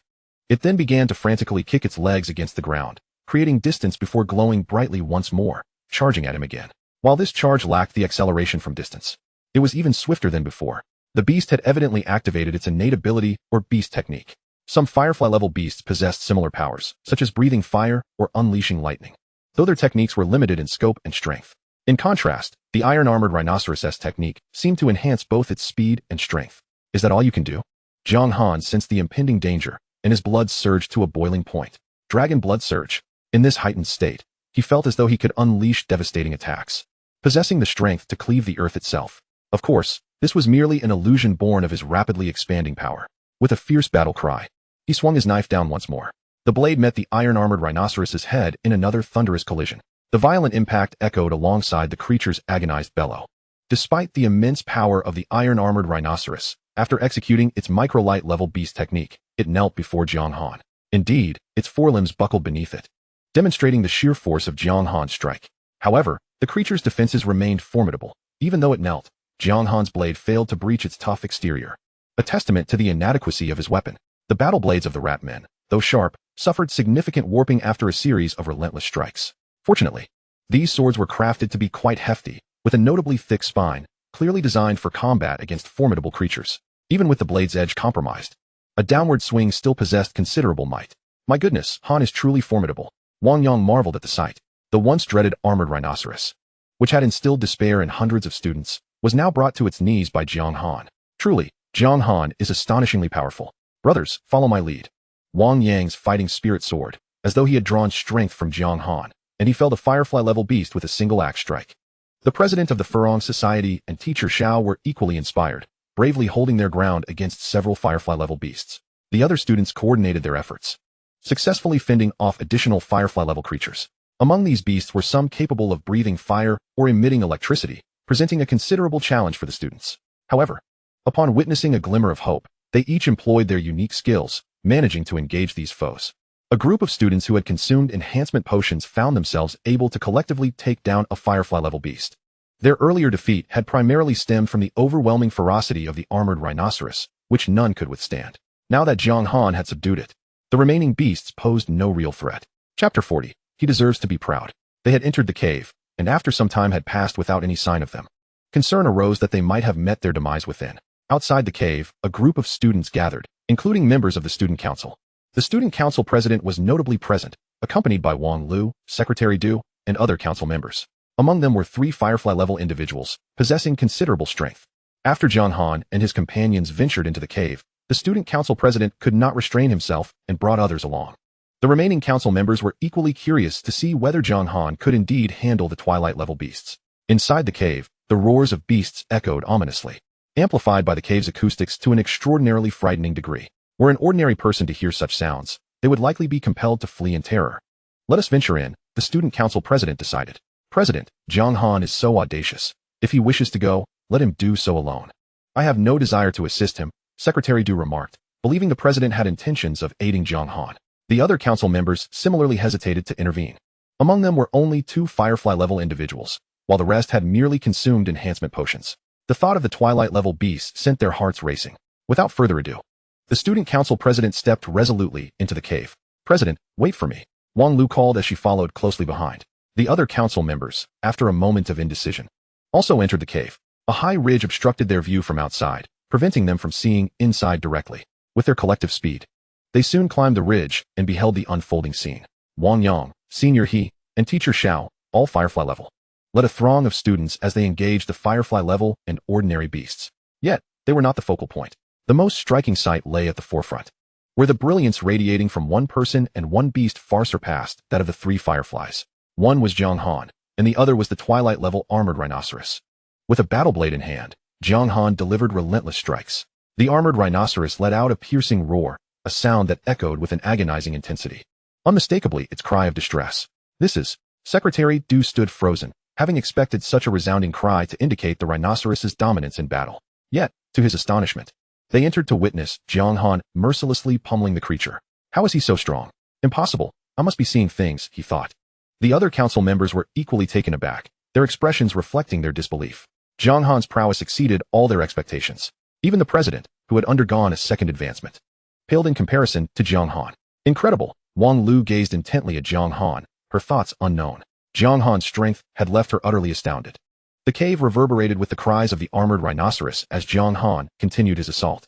Although the dragon blood boiling conferred a tremendous surge of power, its effects could not be sustained for long. Not only was it taxing, but prolonged use could inflict severe harm to the body. After each bout of dragon blood boiling, a recovery period was necessary before it could be activated once more. Of course, during recovery, minor fluctuations of dragon blood were manageable. Thus, upon bringing the armored rhinoceros to its knees, Jiang Han unleashed a tempest of strikes. The armored rhinoceros, truly a twilight-level beast, was able to withstand the onslaught. But against Jiang Han, it was simply a passive target. This cannot be. How could Jiang Han have grown so rapidly? Secretary Du still could not accept the reality. Ever since Jiang Han had spurned his invitation, Du had harbored immense resentment, constantly wishing for him to regret his decision. The student council had indeed shown remarkable progress. Within merely 5 days, 3 fireflies had emerged, and the president had completed a second advancement. Do believe that given more time, Jiang Han would inevitably come to rue his choice. You ignored me then. In the future, you will be unable to reach my heights. This notion fueled his disdain. Yet now, with Jiang Han exhibiting such formidable strength, how could he possibly regret? No wonder he is so audacious. He has every reason to be, Wang Lu murmured. Her words caused the council members who had previously criticized Jiang Han's arrogance to shift uncomfortably, as though they had swallowed a fly. It had always been Jiang Han striking others down, but now, he had proven his worth with undeniable evidence. Chapter 41, An Unexpected Turn. Jiang Han, be cautious. The voice of the Furong Society president rang out. A swarm of extraordinarily swift avian beasts approached, attempting to provide cover for the armored rhinoceros. Though these birds were small, their speed was astonishing. Jiang Han had no choice but to wield his battle blade to fend them off. Even so, he sustained numerous scratches from their relentless assault. These birds were likely associated with the rhinoceros, serving as its companion creatures. Seizing this opportunity, the armored rhinoceros took flight, making its escape. Han, it has fled, Wang Yang shouted. The birds continued their onslaught against Jiang Han, and their sheer numbers made it increasingly difficult for him to combat them. Even as he struck each one down. Ha, Jiang Han is faltering. Secretary Du laughed, reveling in the prospect of Jiang Han's misfortune. Even though Jiang Han could potentially save Jiangxing University and its students by dealing with the armored rhinoceros, his inherent flaws led him to subconsciously wish for Jiang Han's downfall. If he fails, what benefit do we gain? Wang Lu interjected. Let us assist. After a moment of contemplation, the student council president decided to take action. Jiang Han's formidable strength exceeded even his own expectations. Although it seemed that he did not hold the student council in high regard, the president of the student council could not idly watch Jiangxing University fall into ruin. He understood the principle of mutual destruction. Moreover, if Jiangxing University were to collapse, the student council would be unable to mobilize the students to exchange information with the white statue in the library.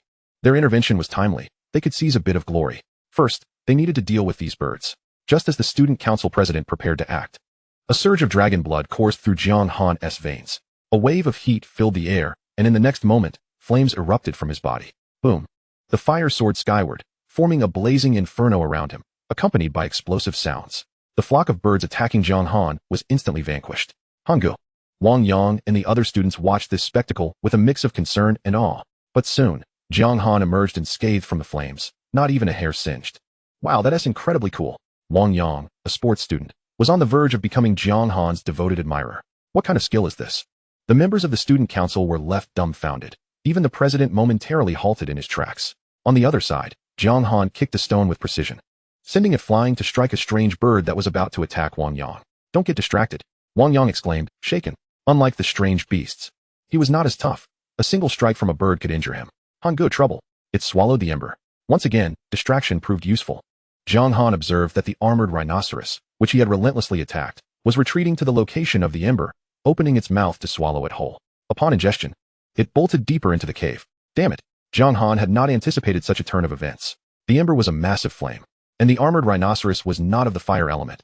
How could it simply swallow it? This detail was omitted from the message, and it was impossible to foresee such an occurrence. In the future, Jiang Han would be an ordinary firefly, incapable of contending with the armored rhinoceros. How could the armored rhinoceros escape after consuming the ember? It was precisely because Jiang Han had failed to foresee this situation that the rhinoceros seized the opportunity. Jiang Han grasped his battle knife and swiftly gave chase. Several firefly-level beasts attempted to obstruct him, but Jiang Han dispatched them with a single strike each, eliminating them completely. However, the armored rhinoceros had already vanished without a trace. That creature is truly cunning. The armored rhinoceros fled into a narrow passage. After pursuing for several dozen meters along this corridor, Jiang Han encountered a fork in the path. You want to escape? His eyes gleamed with determination, illuminating the cave around him. Though not as extraordinary as Chu Ruashi's vision, it was sufficient for tracking the armored rhinoceros in the pitch-black cave. His sense of smell heightened remarkably, allowing him to detect the faint scent left behind by the rhinoceros. This way, Jiang Han followed the lingering scent, pursuing relentlessly. What now? Hanggu has disappeared, the others lamented. With so many forks in the cave, who could know which path Hanggu had taken? If only the school allowed dogs. If my dodo were here, it would surely help us find Hanggu. Half an hour later, deep within the cave, a group of students gathered, feeling utterly helpless. The battle had long since concluded. After the armored rhinoceros fled, several other firefly-level beasts had also escaped. The remaining beasts posed no challenge to them. Once they exterminated the last of the creatures, they discovered numerous passages deep within the cave, each branching into more paths. They had no idea where Jiang Han had gone. More than half an hour had passed, and he had yet to return, causing worry among them. Let us prepare for 2 scenarios. We'll leave a few people here to wait for Jiang Han, while the rest accompany me back to evacuate the students. We still have 3 hours, the rest time. Teacher Xiao proposed. I'll wait here for Hangu, Wang Yang volunteered. After finalizing the plan, the students dispersed. Wang Yang and several members of the Swift Wind Society remained behind, while the others hurried out of the cave toward the university. They had all been enhanced by special elixirs and consumed more than 1 dose. At their speed, they could cover the distance of a full marathon, approximately 40 kilometers, in just over an hour. The terrain in the forest was more complex, but having traversed it once, running 20 kilometers at full speed for 3 hours would be more than adequate. As for the student council members, they had not entered the cave after the armored rhinoceros swallowed the ember. Instead, they quietly retreated. It seemed they wished to keep their entrance a secret from Wang Yang and the others, perhaps due to their displeasure with Jiang Han. Some council members even relished the misfortune. Their president was supposed to be the strongest at Jiangcheng University after advancing a second time, yet now, Jiang Han had managed to subdue the armored rhinoceros, which had caused their president to flee in disgrace. If Jiang Han were to return with the ember, his prestige at Jiangcheng University would be unmatched, a prospect they found undesirable. President, what should we do? Wang Lu inquired of the student council president. Let us leave 2 people here to see if Jiang Han returns. We'll proceed according to our original plan, finding a safe location to await developments. The president replied solemnly. All right, they seem to be preparing to evacuate the students. We must not stray too far, otherwise, we may be caught in the chaos. The mountain to the north is about 10 kilometers from the school. We should be able to see from there using our binoculars. If anything major happens at the university, we should be able to spot it, the other council members chimed in. Why are there so many people in the forest? They remarked. They're quite clever. We won't even need to evacuate them. Have you contacted the principal? Yes, the principal informed us that the school has already begun evacuating students. They are now scattered throughout the surrounding forests. If we bring back the ember, we can notify the students to return. When the president of the Furong Society and his group returned to Jiangcheng University, they discovered that the surrounding forests were teeming with students. Tens of thousands had fled into the woods, most within 5 kilometers of the school, waiting for news about the ember. What? The strange beast swallowed the ember and escaped? Indeed, Principal. Jiang Han did his utmost. He had the beast on its knees, yet it seized the opportunity to flee. Alas, this cannot be blamed on you, nor on Jiang Han. Under the circumstances, we must inform the students to retreat even further, Vice Principal Zhu sighed. He had waited an entire day only to receive such disheartening news. There was nothing to be done. The students who ventured out in search of the fire seed exerted themselves to the utmost. Jiang Han, in particular, devoted all his strength to the endeavor. Yet, the machinations of fate proved more cunning than human calculations. Who could have anticipated that the otherworldly beast would swallow the fire seed and flee? Chapter 42. As darkness enveloped the landscape, the group continued their exodus. The enhancers led the way, with the remaining students following closely, urged to maintain order and avoid panic. Within the forest, a security guard wielding a megaphone broadcasted messages. Are we to continue our retreat? What does this mean? Have we returned without the fire seed? Frustration simmered among the students. Those fireflies, so boastful, could not even bring back a single fire seed. Indeed, I would fare better if granted the extraordinary elixir. I could certainly surpass them. The guard's announcements incited unrest among the students. During the evacuation, the school had issued a notice instructing them to return immediately if they successfully retrieved the fire seed. Yet now, the school directed them to disperse even further. It was evident the fire seed had not been recovered. Discontent surged among the students. After enduring a prolonged, anxious wait in the forest, the outcome was disheartening. Many harbored grievances, and the discontent of a few quickly spread to others. The ranks of the disgruntled swelled. Enough with the complaints. If you seek the extraordinary elixir, go find the materials yourself. No one is stopping you. Indeed, the otherworldly beasts are ferocious. Who knows what awaited us at the fire seed's location? You merely criticize while failing to take any risks to seek out materials for the elixir. What a bunch of losers. Who are you calling a loser? I earn scholarships every year. A few level-headed students began to exchange barbs with the disgruntled ones. Did Brother Han fail too? In the western forest, a group of students gathered, mostly from the management school, alongside a few from other disciplines. Zhao Ping, Chen Jijian, and Chu Ruashi were among them. They had not ventured more than 20 kilometers from the school. Instead, they were waiting for news in the western forest. Their confidence in Jiang Han led them to remain, as he had not provided a specific reason for their departure, which they did not take too seriously. Lacking a clear understanding of the true terror of the otherworldly being, they felt safe at such a distance. After all, with tens of thousands of students at the school, even if that creature could eliminate one student in a second, it would take a day or two to finish them all. What shall we do now? A student inquired. It's getting dark. It would be too late to reach 20 kilometers. Let's go 10 kilometers away, Chen Jijian suggested. 10 kilometers should suffice. If the creature approaches, we can flee further. Yet, I firmly believe Brother Han will bring back the fire seed. Zhao Ping expressed his faith in Jiang Han. Ruashi, do you think Jiang Han can return with the fire seed? Asked her roommate Han Yu, who stood beside Chu Ruashi. Yes. Chu Ruashi nodded resolutely, recalling Jiang Han's sunny, handsome visage. As the clock approached 6, even if Brother Han returns now, it may be too late, Wang Ge said. Are we still waiting? In the cave? Wang Yang and a few of his subordinates glanced at the time, sensing an ominous turn. With less than 10 minutes remaining until 6 o'clock, twilight would soon end, giving way to the night. The distance to Jiangxing University was over 20 kilometers, and the forest paths were particularly treacherous. In just a few minutes, it was impossible for Jiang Han to return in time. At that moment, a glimmer of light appeared deep within the cave's passage. Jiang Han, Wang Yang exclaimed, nearly leaping with excitement. For Jiang Han had returned. But where is the fire seed? Wang Yang's expression shifted to one of confusion. Although Jiang Han had returned, he bore no sign of the fire seed. This revelation doused Wang Yang's earlier excitement like a bucket of cold water. I need a new backpack, Jiang Han stated. Lifting the item he held aloft, Wang Yang's eyes widened at the sight. A massive, pulsating red heart, larger than his head, throbbed with a seemingly fiery essence within. Is the fire seed inside? Wang Yang queried, astounded. Indeed. After pursuing the armored rhinoceros and dispatching it, I found no trace of the fire seed within its dismembered body. However, I discovered this peculiar heart, and I surmised that the fire seed must reside within it, Jiang Han explained, his conviction unwavering. As a dragon bloodbearer, he possessed an innate sensitivity to flames, sensing the fire seed's presence within the heart. Moreover, the fire seed's vitality remained undiminished within this organ. Once liberated, it would ignite with fervor. Though the reasons behind this phenomenon eluded him, the convenience of transporting the fire seed in this manner outweighed any concerns. Jiang Han resolved to carry the heart back with him, knowing that upon returning to the school, he could break it open and unleash the fire seed. Fantastic. I knew you could do it. You are truly remarkable, Jiang Han, Wang Yang exclaimed, overwhelmed with joy. His companions echoed his enthusiasm, showering Jiang Han with praise. These subordinates typified those who cheered during a chaotic battle, reveling in the chaos. Time is of the essence. Hand me that backpack. Oh right. Here, Brother Han. Take this backpack. Wang Yang hastily removed a backpack from one of his subordinates and emptied its contents. Jiang Han stowed the heart inside the backpack. I must run back with all my might. You all follow behind. Don't worry about me, Brother Han. I've been a dedicated athlete for 2.5 years. I won't lag behind. Very well, let us depart. With that, Jiang Han sprinted out with haste, and Wang Yang and his companions hurried to keep pace. In a matter of minutes, they faced the daunting challenge of covering over 20 kilometers. Achieving a speed of 100 or 200 kilometers per hour while navigating through the forest was nearly an impossible feat, yet Jiang Han had no choice. The armored rhinoceros had utilized underground passages to escape frantically, and Jiang Han had expended considerable time to pursue it. He had done his utmost. Now, he could only muster every ounce of his strength to race back. He hoped the creature would not arrive too swiftly. Why is it so fast? In an instant, Jiang Han vanished from sight. Even Wang Yang, a seasoned athlete, could not keep up with Jiang Han's pace. Look, it's Jiang Han. Is he emerging? His speed is astounding. But to what avail?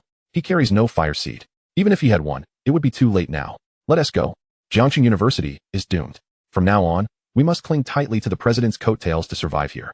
A few student council members observed the sprinting Jiang Han.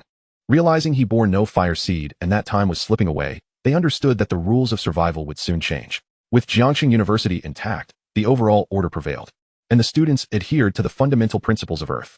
Once malevolence inflicts immense damage upon Jiangxing University, the very skies over the institution shall transform. The laws of survival will evolve into something entirely unrecognizable. It is too distant, and the lack of illumination within the campus obscures our vision. Should we not venture closer? To approach would be perilous. Let us remain here and wait. On a mountain to the north of Jiangxing University, a gathering of students convenes.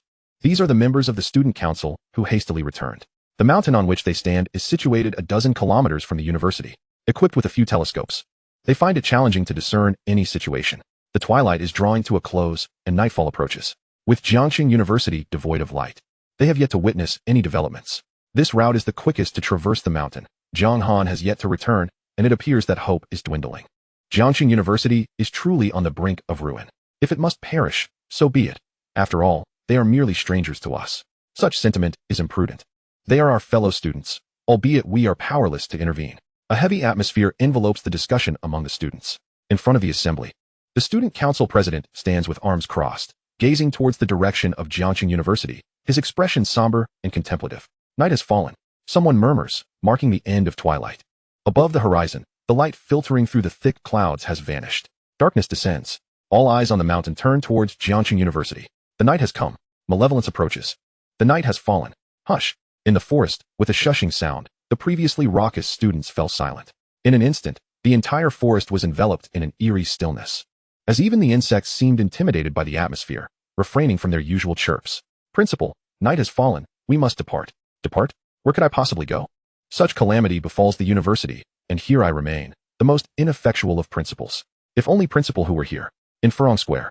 As the students took refuge within the forest, Vice Principal Zhu stood beneath a statue, unwilling to leave. In the past, during the campaign to eradicate the Four Olds, I toppled a multitude of deities and spirits. When Jianghan University was establishing its new campus, it lay over a graveyard. And the workers were too fearful to commence their tasks. It was I who unearthed the first grave. In this lifetime, I may not have achieved great things. But born under the red flag and nurtured by the spring breeze, I fear no specter or demon. Now, let me behold what this malevolence truly is. He brandished a fruit knife, glaring fiercely at the obsidian sky. Chapter 43, Malevolence Approaches. The night has fallen. We must hasten. In the forest, Jiang Han moved with unparalleled speed. The velocity he exhibited, were it on Earth, would shatter all existing records, leaving countless onlookers astounded. Yet, it was still insufficient. Within the confines of the forest, his speed could not exceed certain limits. In the span of several minutes, Jiang Han had covered merely a few kilometers, equivalent to 1 kilometer per minute, reaching a speed of 60 kilometers per hour. For context, the average driver on a national highway seldom exceeds such speed. Jiang Han had pushed his potential to its utmost. However, he yearned for greater speed but found himself unable to attain it. Today, he was utterly fatigued. Since the early hours of the previous night, Jiang Han had been active outside. While searching for rare medicinal materials in the south, he traversed over 60 kilometers back and forth, during which he encountered battles with rat men. Following this, Jiang Han became a sequencer and made his way directly to the location of the Ember, situated over 20 kilometers away. Upon discovering the Ember, he faced off against an armored rhinoceros. After a relentless pursuit lasting over an hour, he finally cornered and slew the beast. Securing the Ember, Jiang Han first returned to the cave before retracing his steps. In the brief span of a mere 10 hours, he had covered over 100 kilometers, enduring 2 fierce battles in the process. Were it not for the speed-enhancing potion concocted by Zhao Ping, he could not have even achieved his current pace. Where's the malevolence? Meanwhile, the student council president peered through the telescope, scanning the direction of Jianghan University. President, look, there's a fire. Around Jianghan University, approximately 10 kilometers distant, a great blaze erupted. It was likely set intentionally by the school, presumably to attract the malevolence's attention. The student council president speculated. The school's leadership is not entirely composed of fools. A student remarked. No matter the institution, school leaders often seem to embody a degree of ineffectiveness in the eyes of students. President, it has been dark for a while now. Yet there appears to be no activity. There is a light on the horizon. Could it be an aircraft of some sort? Secretary Du interjected with newfound insight. Where? To the southeast. Others turned to look. Those without telescopes could only perceive a small red dot, while those with telescopes observed a crimson orb of light. It resembled a signal emitted by an aircraft high above. If it is an aircraft, that would be splendid. It would suggest that civilization is not far from us. Some students felt invigorated, despite the potential to gain immense power through the potion, if given a choice. Most students would prefer to return to the ordinary world and lead mundane lives. If they could go back, they would gladly rise on time and attend classes regularly. Look, there's a red lantern in the sky. Simultaneously, in the southeastern forest, a student perched atop a treetop made a discovery. Many students had climbed the trees for safety from the lurking beasts below and to gain a clearer view of the surroundings. This student spotted a red lantern. But it can't be a lantern. How could a lantern fly so high? Could it be a sky lantern? Have you ever seen a sky lantern that moves so swiftly? It seems to be heading toward the school. Nearby students engaged in conversation as they watched. That is not a lantern. A student who had consumed the potion and whose vision had sharpened suddenly turned pale. Li Ming, if it isn't a lantern, then what is it? Another student inquired. Intrigued. It is. The student trembled, as if he had witnessed something profoundly terrifying. A human head, he stammered. What? A human head? Are you jesting? How could a human head fly? The other students instinctively disbelieved him. It truly is a human head, a colossal one. The student quivered, though others remained skeptical. The atmosphere had shifted, and a sense of fear began to permeate among some students. Do you think that could be the malevolence? One student proposed a chilling possibility. Malevolence. The utterance from this student silenced the gathering, as each breath became laden with trepidation. No, the student council president suddenly interjected. What is it, president? That is not a mere signal light. The president of the student council set down his telescope, his eyes reflecting unmistakable terror. The telescope he held was of superior quality, equipped with a focus adjustment. Most of these telescopes had been procured from the school's equipment repository, acquired by the student council. President, what is that? Inquired a student. Evil. That is evil. The president's voice quivered, betraying his fear. Is that truly evil? How can it be flying in the sky? Could it possibly be a UFO? The surrounding students speculated in a frenzy, unable to discern the details from their distance. Thank goodness we are far away, the president sighed in relief. After glimpsing the entity through the telescope, he understood precisely why it was deemed evil. Indeed, it was profoundly sinister. Just a fleeting glance sent chills coursing through his body, extinguishing any thoughts of how to confront it. No, in truth, he was far too daunted to entertain such notions. Oh my God! As the malevolent presence drew closer, another student council officer caught sight of its form through the telescope. He trembled in fright, letting the telescope slip from his grasp and crash to the ground. What did you all see? Wang Lu, curious, picked up the telescope and cast a single glance. Her face turned pale as a sheet. Is this truly evil? My heavens! It resembles a ghost more than anything. More students peered through the telescope and were similarly horrified. Look up at the sky. Where did that red lantern come from? Don't look, that is evil. More students in the surrounding forest beheld the sinister entity. At this moment, it was flying at a considerable height. The red glow emanating from it not overly bright. It appeared akin to a red lantern drifting across the sky. Good heavens! What is that? Shoo! However, as the entity neared Jianghan University, it began to descend. This allowed some students hidden in the forest to glimpse its form. Unsurprisingly, all who witnessed it were left in terror, giggling nervously. A student in the southern forest caught but a fleeting glimpse of the entity and was so frightened that his teeth chattered, his body frozen in place, unable to move. He even lost control of his bladder. Students like him were few, yet the sight of the entity exceeded all imaginations, sending chills down the spine of anyone who beheld it. Prior to this, they had envisioned various forms of evil. Yet none could have anticipated that it would manifest as a colossal human head. This head was immense, its hair disheveled, resembling a vengeful spirit. Wherever it passed, silence reigned. Even the insects, at that moment, dared not make a sound, tightly shutting their mandibles, while creatures of the wild remained hidden, even if prey lay nearby, suppressing their primal urges to hunt. As for the students of Jianghan University, aside from a few who gasped in fright, the majority tightly covered their mouths, fearing that even a whisper might provoke the malevolent entity. Thus, it surged toward Jianghan University, ignoring the students concealed in the forest, and flew directly into the heart of the university. Principal, look up at the sky, my heavens. In Furong Square, the director of the academic affairs office had just spoken when the entity arrived directly above. Vice Principal Zhu, who had been waiting here, finally laid eyes on its form. Giggling nervously, at that moment, this veteran educator, having lived for decades, felt his teeth begin to chatter. His hand, clutching a fruit knife, trembled uncontrollably until it finally slipped from his grasp and clattered to the ground. Principal, do not fear, do not fear. I will fight it with my very life. Vice Principal Zhu retrieved the knife from the ground, gritting his teeth despite their tremors. He had yet to make any desperate moves. In the sky, the massive entity began to radiate light. It emitted an eerily sinister red glow, casting a beam in all directions from its center. The entirety of Jianghan University's campus was enveloped in this crimson light, followed by the surrounding forests, and then even more distant woods. All the forests illuminated by this strange red glow transformed into a brilliant crimson expanse. Chapter 44. Despair across the campus. Why is it so red? What is this light? It is evil, the light emitted by evil. Shoo, everyone be quiet, quickly hide. In a patch of forest, the students who had initially taken refuge there found themselves completely exposed to the red light. The glow was disconcertingly uncanny. Despite the dense foliage and thriving vegetation, it failed to obstruct the red light, which penetrated the trees as if it were a form of radiation, showering every student beneath it. This left some students hiding beneath the trees feeling as though they were being scrutinized by the evil presence, with nowhere left to hide. Their already anxious hearts grew increasingly unsettled. The forest fell into a deep silence. Though the students felt an unprecedented lack of security, none dared to utter a word. We must leave. Others sought to distance themselves further from the campus. For instance, the members of the Furong Society, led by senior sister He, dashed away with great haste. Many students shared their instinct to flee as far as possible. Oh no! In another forest, Chen Zijian's expression shifted dramatically. The red light had reached them. Their hiding place was over 10 kilometers away from the school, yet even at such a distance, the light emanating from the entity still enveloped them. Now I understand why Han Gu insisted we hide 20 kilometers away, Zhao Ping realized suddenly. He lifted his gaze toward Jianghan University, where the entity appeared as a red dot continuously emitting its glow. Did Jiang Han fail? Chu Ruashi murmured as she gazed at the distant entity. Evil has arrived. Jiang Han has not returned. Jiang Han has failed. A hint of worry flickered in her beautiful eyes. What had become of Jiang Han? Where was he now? Ping Gu, why are you all so frightened? Isn't that just a fire seed? One student mistook the entity for a fire seed. Being too far away and without a telescope, he had not seen its true form. That cannot possibly be a fire seed. No fire seed emits such sinister light.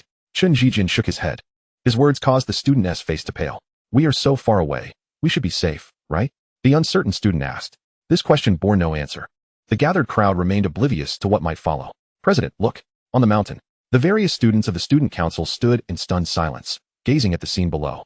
The light emitted by the entity formed a vast luminous canopy, resembling an upturned umbrella, enveloping Jianghan University and its surroundings.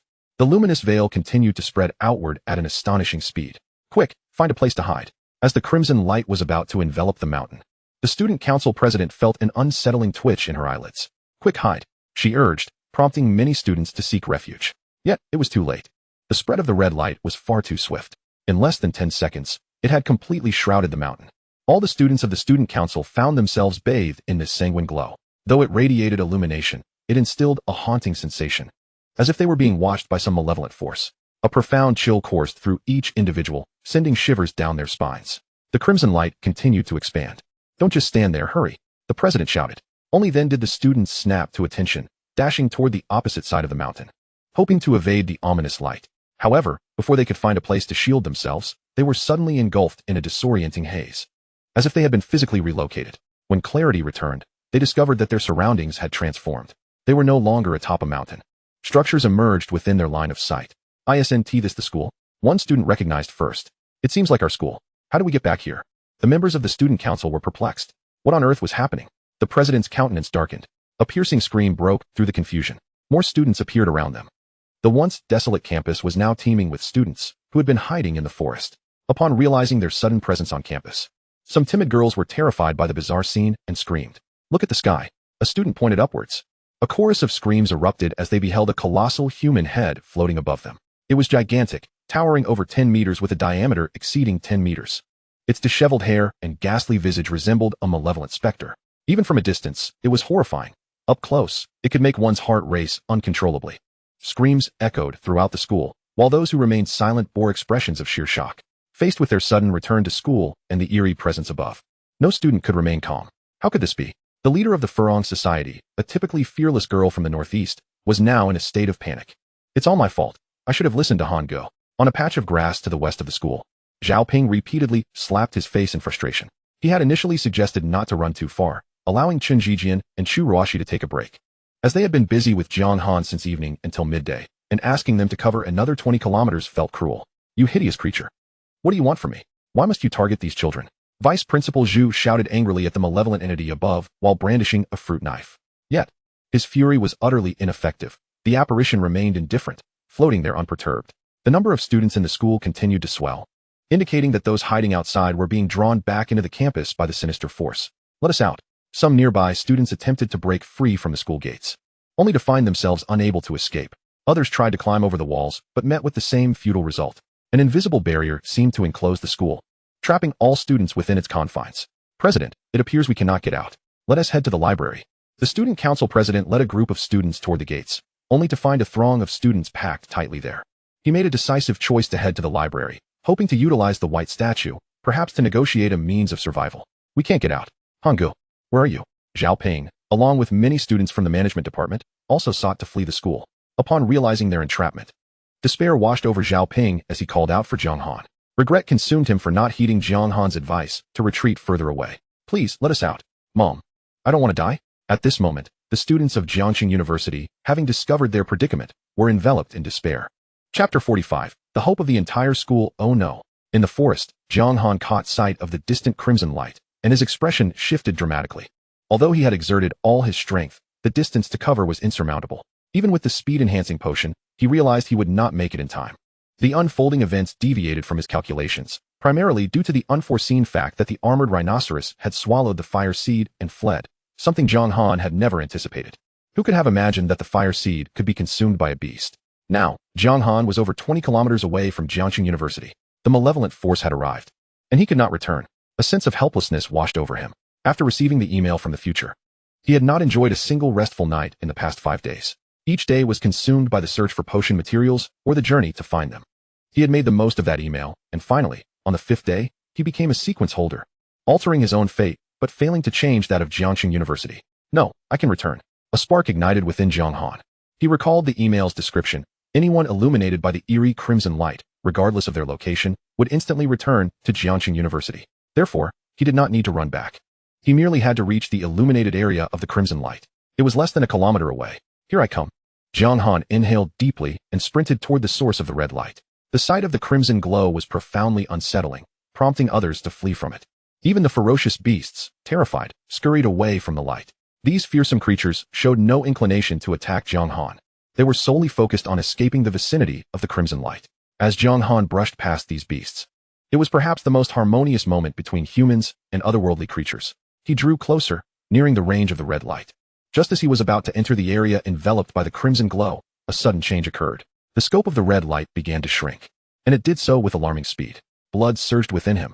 Jiang Han hesitated not for a moment. The very essence of his blood boiled. In the next instant, his speed surged to an astonishing degree, propelling him like a true projectile into the realm of the red light. Above Jianghan University, the malevolent entity that had been hovering seemed to glance in Jiang Han's direction. Then, in the blink of an eye, Jiang Han vanished from his spot. He had returned. A moment of disorientation ensued. Jiang Han beheld the familiar campus, having returned directly to Jianghan University from nearly 20 kilometers away. Such an occurrence is difficult to believe unless one experiences it firsthand, a testament to the terror of the malevolent force at play. As he surveyed his surroundings, he noticed a throng of students. Thankfully, they remained unharmed. It appeared that the malevolent entity had gathered the students in the campus without immediately unleashing a massacre.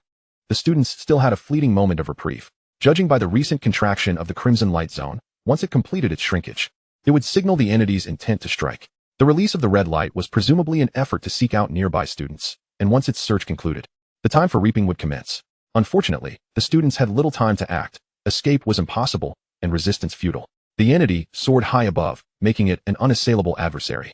Given its enigmatic nature, even a concentrated barrage from a Katyusha rocket launcher would likely prove ineffective against it. In the future, Jiang Han should seize this moment to venture to the library and exchange everything he possessed at the white statue for the formula of the sequence elixir. Please, no pushing. There is no way out. Echoed the desperate cries. I don't want to die. Help us. Who will save us? A cacophony of despair, weeping, indignation, and curses intertwined, creating an overwhelming din. I am Jiang Han. Suddenly, a voice like thunder roared in the ears of every student. Upon hearing that voice and the name Jiang Han, a profound silence fell over the crowd. It's Jiang Han. It truly is Jiang Han. As the students turned to behold him amidst the throng, joy surged within them, only to freeze when they noticed the absence of a spark in his hands. The news of Jiang Han's ascension to the status of sequence had already spread throughout the university. Yet, regardless of a sequence's might, without a spark, how could one contend with the malevolent entity? Everyone, step aside. I must reach Furong Square. I can save you all, Jiang Han declared fervently. However, the crowd was too dense. If he attempted to push through, precious time would be lost. Jiang Han refrained from mentioning the spark, concerned that the entity's attention might be drawn to him. Should it decide to act against him, he would have no choice but to unleash the spark. Yet it would only yield optimal results at Furong Square. After releasing the spark, he would need to utilize the statue in the square to intensify its flames, thereby providing protection for the entirety of Jianghan University. If he released the spark now, only a small area would be shielded. While Jiang Han could carry the spark to Furong Square, he feared the entity might strike preemptively, annihilating the other students before he could arrive. He had no doubt of its capability. Make way. Everyone, step aside. Jiang Han's urgent plea instilled a glimmer of hope in the despairing students. Although they did not see the spark, his promise of salvation was akin to a lifeline for those drowning in hopelessness. Even if that lifeline represented but a flicker of hope, they would grasp it tenaciously. Thus, the students parted to clear a path for him, and Jiang Han sprinted towards Furong Square. Make way. Jiang Han has returned. Jiang Han is back. Clear the way. Moreover, the students eagerly spread the news of Jiang Han's return, prompting those ahead to clear a path. What? Jiang Han is back? Jiang Han is back. Mom, we are saved. The announcement ignited a conflagration of hope within the hearts of other students, previously steeped in despair. They were unaware of the circumstances, but instinctively believed that Jiang Han had returned with the spark. President, the cost is too great, and the knowledge exchanged cannot be shared. We must consider other alternatives. A group from the student council deliberated in the library, attempting to barter with the white statue for a means of survival. However, the price of such an exchange was exorbitant, requiring a sacrifice. The dilemma lay in the fact that once a person sacrificed themselves, they could not communicate the knowledge acquired through the exchange. The process was one-on-one within a designated space. Should the individual be exchanged, they would be unable to relay their newfound understanding and information to others. Would writing down the knowledge acquired in the exchange space be useful? Someone queried. Unclear. We've never tried. Who will take the risk? Another replied. Silence enveloped the assembly. Despite the grim reality of their predicament, no one was willing to sacrifice themselves. Jiang Han has returned. The excited shouts of students outside reached the ears of those within the student council. Jiang Han. The eyes of the council members brightened. Though they regarded Jiang Han as confidence with skepticism, in that moment, he undeniably became the beacon of hope in their eyes. The news of Jiang Han's return spread like wildfire across Jiangxing University, each student sharing the announcement, reigniting hope in those who heard.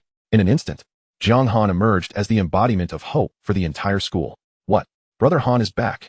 Meanwhile, Zhao Ping and his companions also caught wind of the news.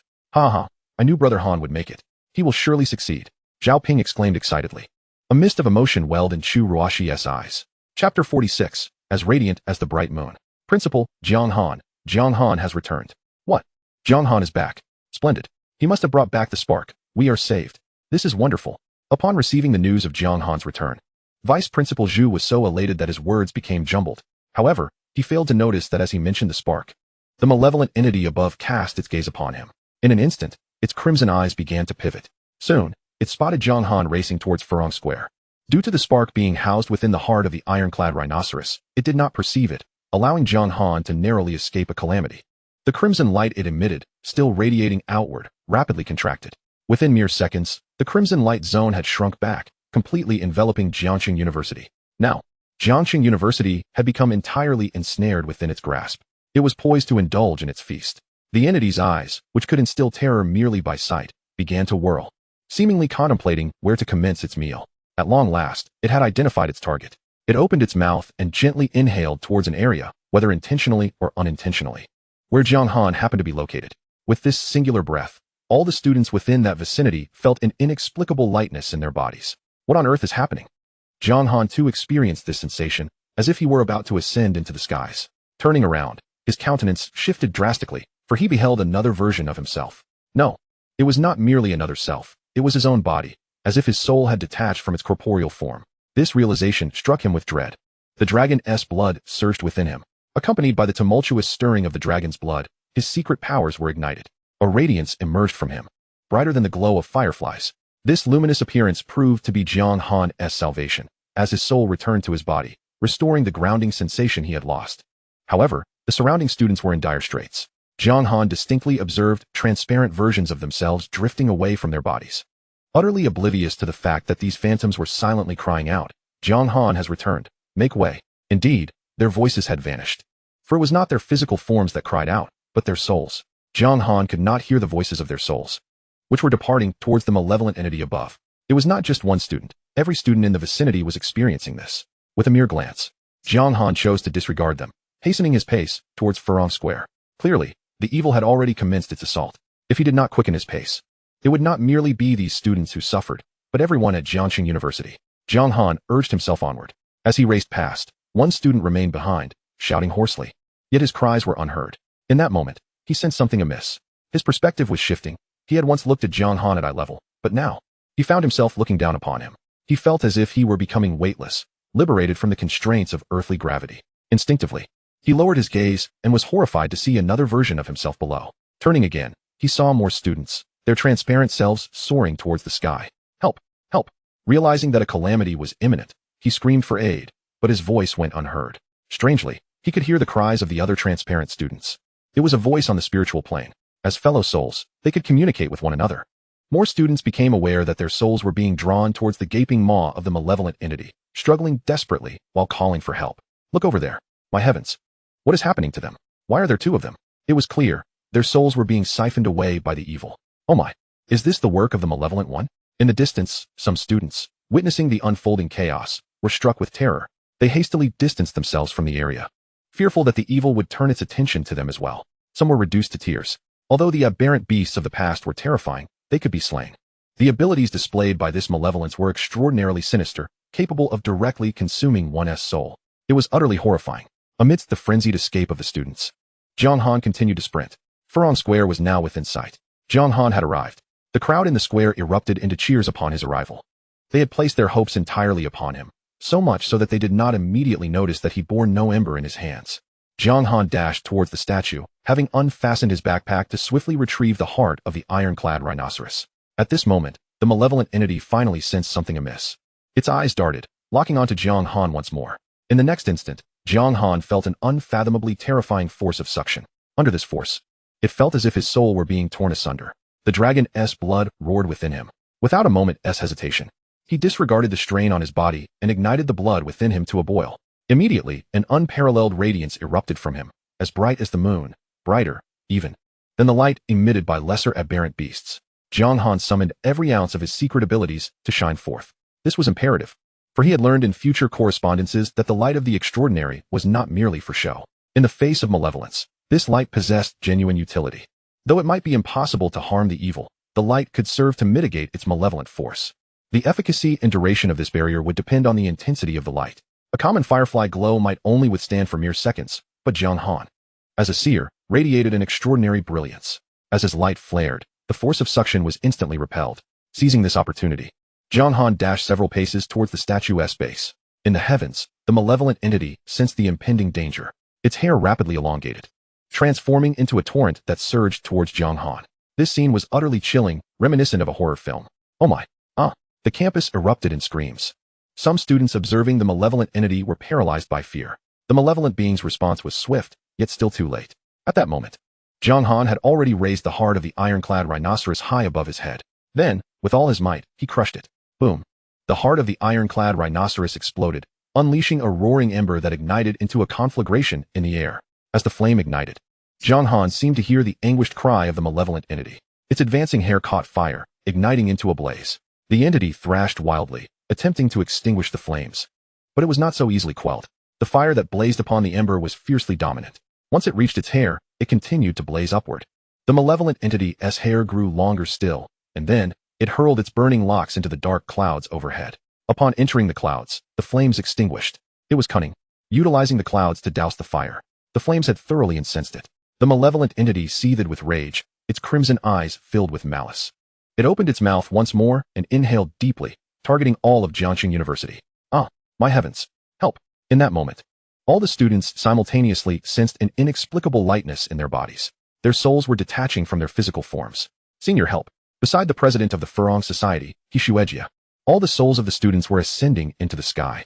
Only the Firefly-level members of Hishuejia's group managed to maintain a semblance of stability after their bodies emitted a faint glow. In the library, members of the student council also found their souls soaring upwards.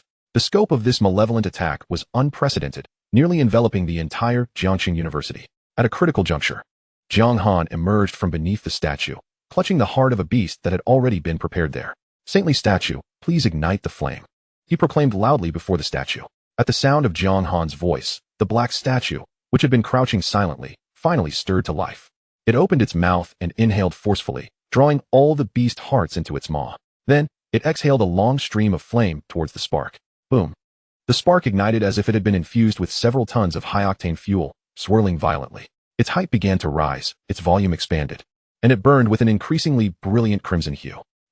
The malevolent entity let out a chilling, eerie wail, compelled to retreat into the heights, seemingly repelled by the spark. As it withdrew, the souls of the students at Jiangxing University finally returned to their corporeal forms. Mom, I want to go home. Quickly, to Furong Square. The students, having narrowly escaped disaster, reacted in various ways. As some called out for Furong Square, a multitude of students responded, surging towards the square. In the sky, the malevolent force had moved far away, transforming once again into a towering lantern. The furious blaze of the spark deterred it from approaching. After the statue had unleashed its fiery breath, the spark continued to ascend. Not only was it rising, but its size was also increasing.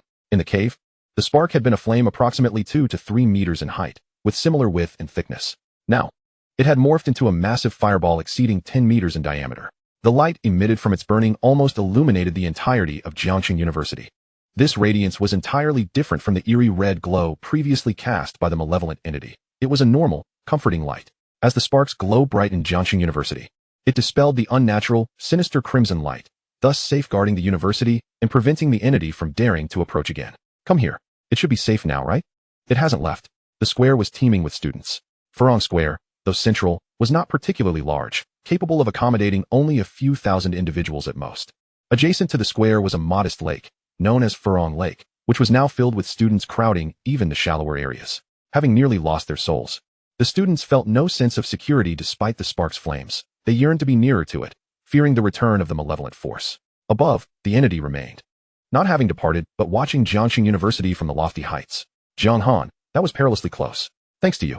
The losses at Jiangxing University would have been catastrophic without your intervention, Vice President Zhu said, his voice tinged with lingering fear. Indeed, it had been a close call. Had Jiang Han not ignited the spark in time, the entire university would have been doomed, with the souls of tens of thousands of students consumed by the malevolent entity. A body without a soul serves no purpose. The surrounding school leaders and students gazed at Jiang Han with immense gratitude. Previously, Jiang Han had twice thwarted dire threats. However, during the first incident, although he played a crucial role, the contributions of other students were also significant. Jiang Han had only dealt with fewer than 100 beasts, while the remaining 700 were subdued through collective effort. In the second instance, he was again pivotal, yet thousands of beasts had not fallen by his hand alone. This time was different.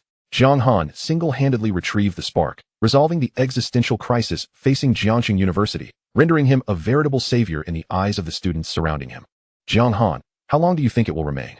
Vice President Zhu inquired, glancing skyward. The malevolent entity was still present, unwilling to depart. It should remain tonight. There is no need for concern. As long as the spark is alight, it dares not descend.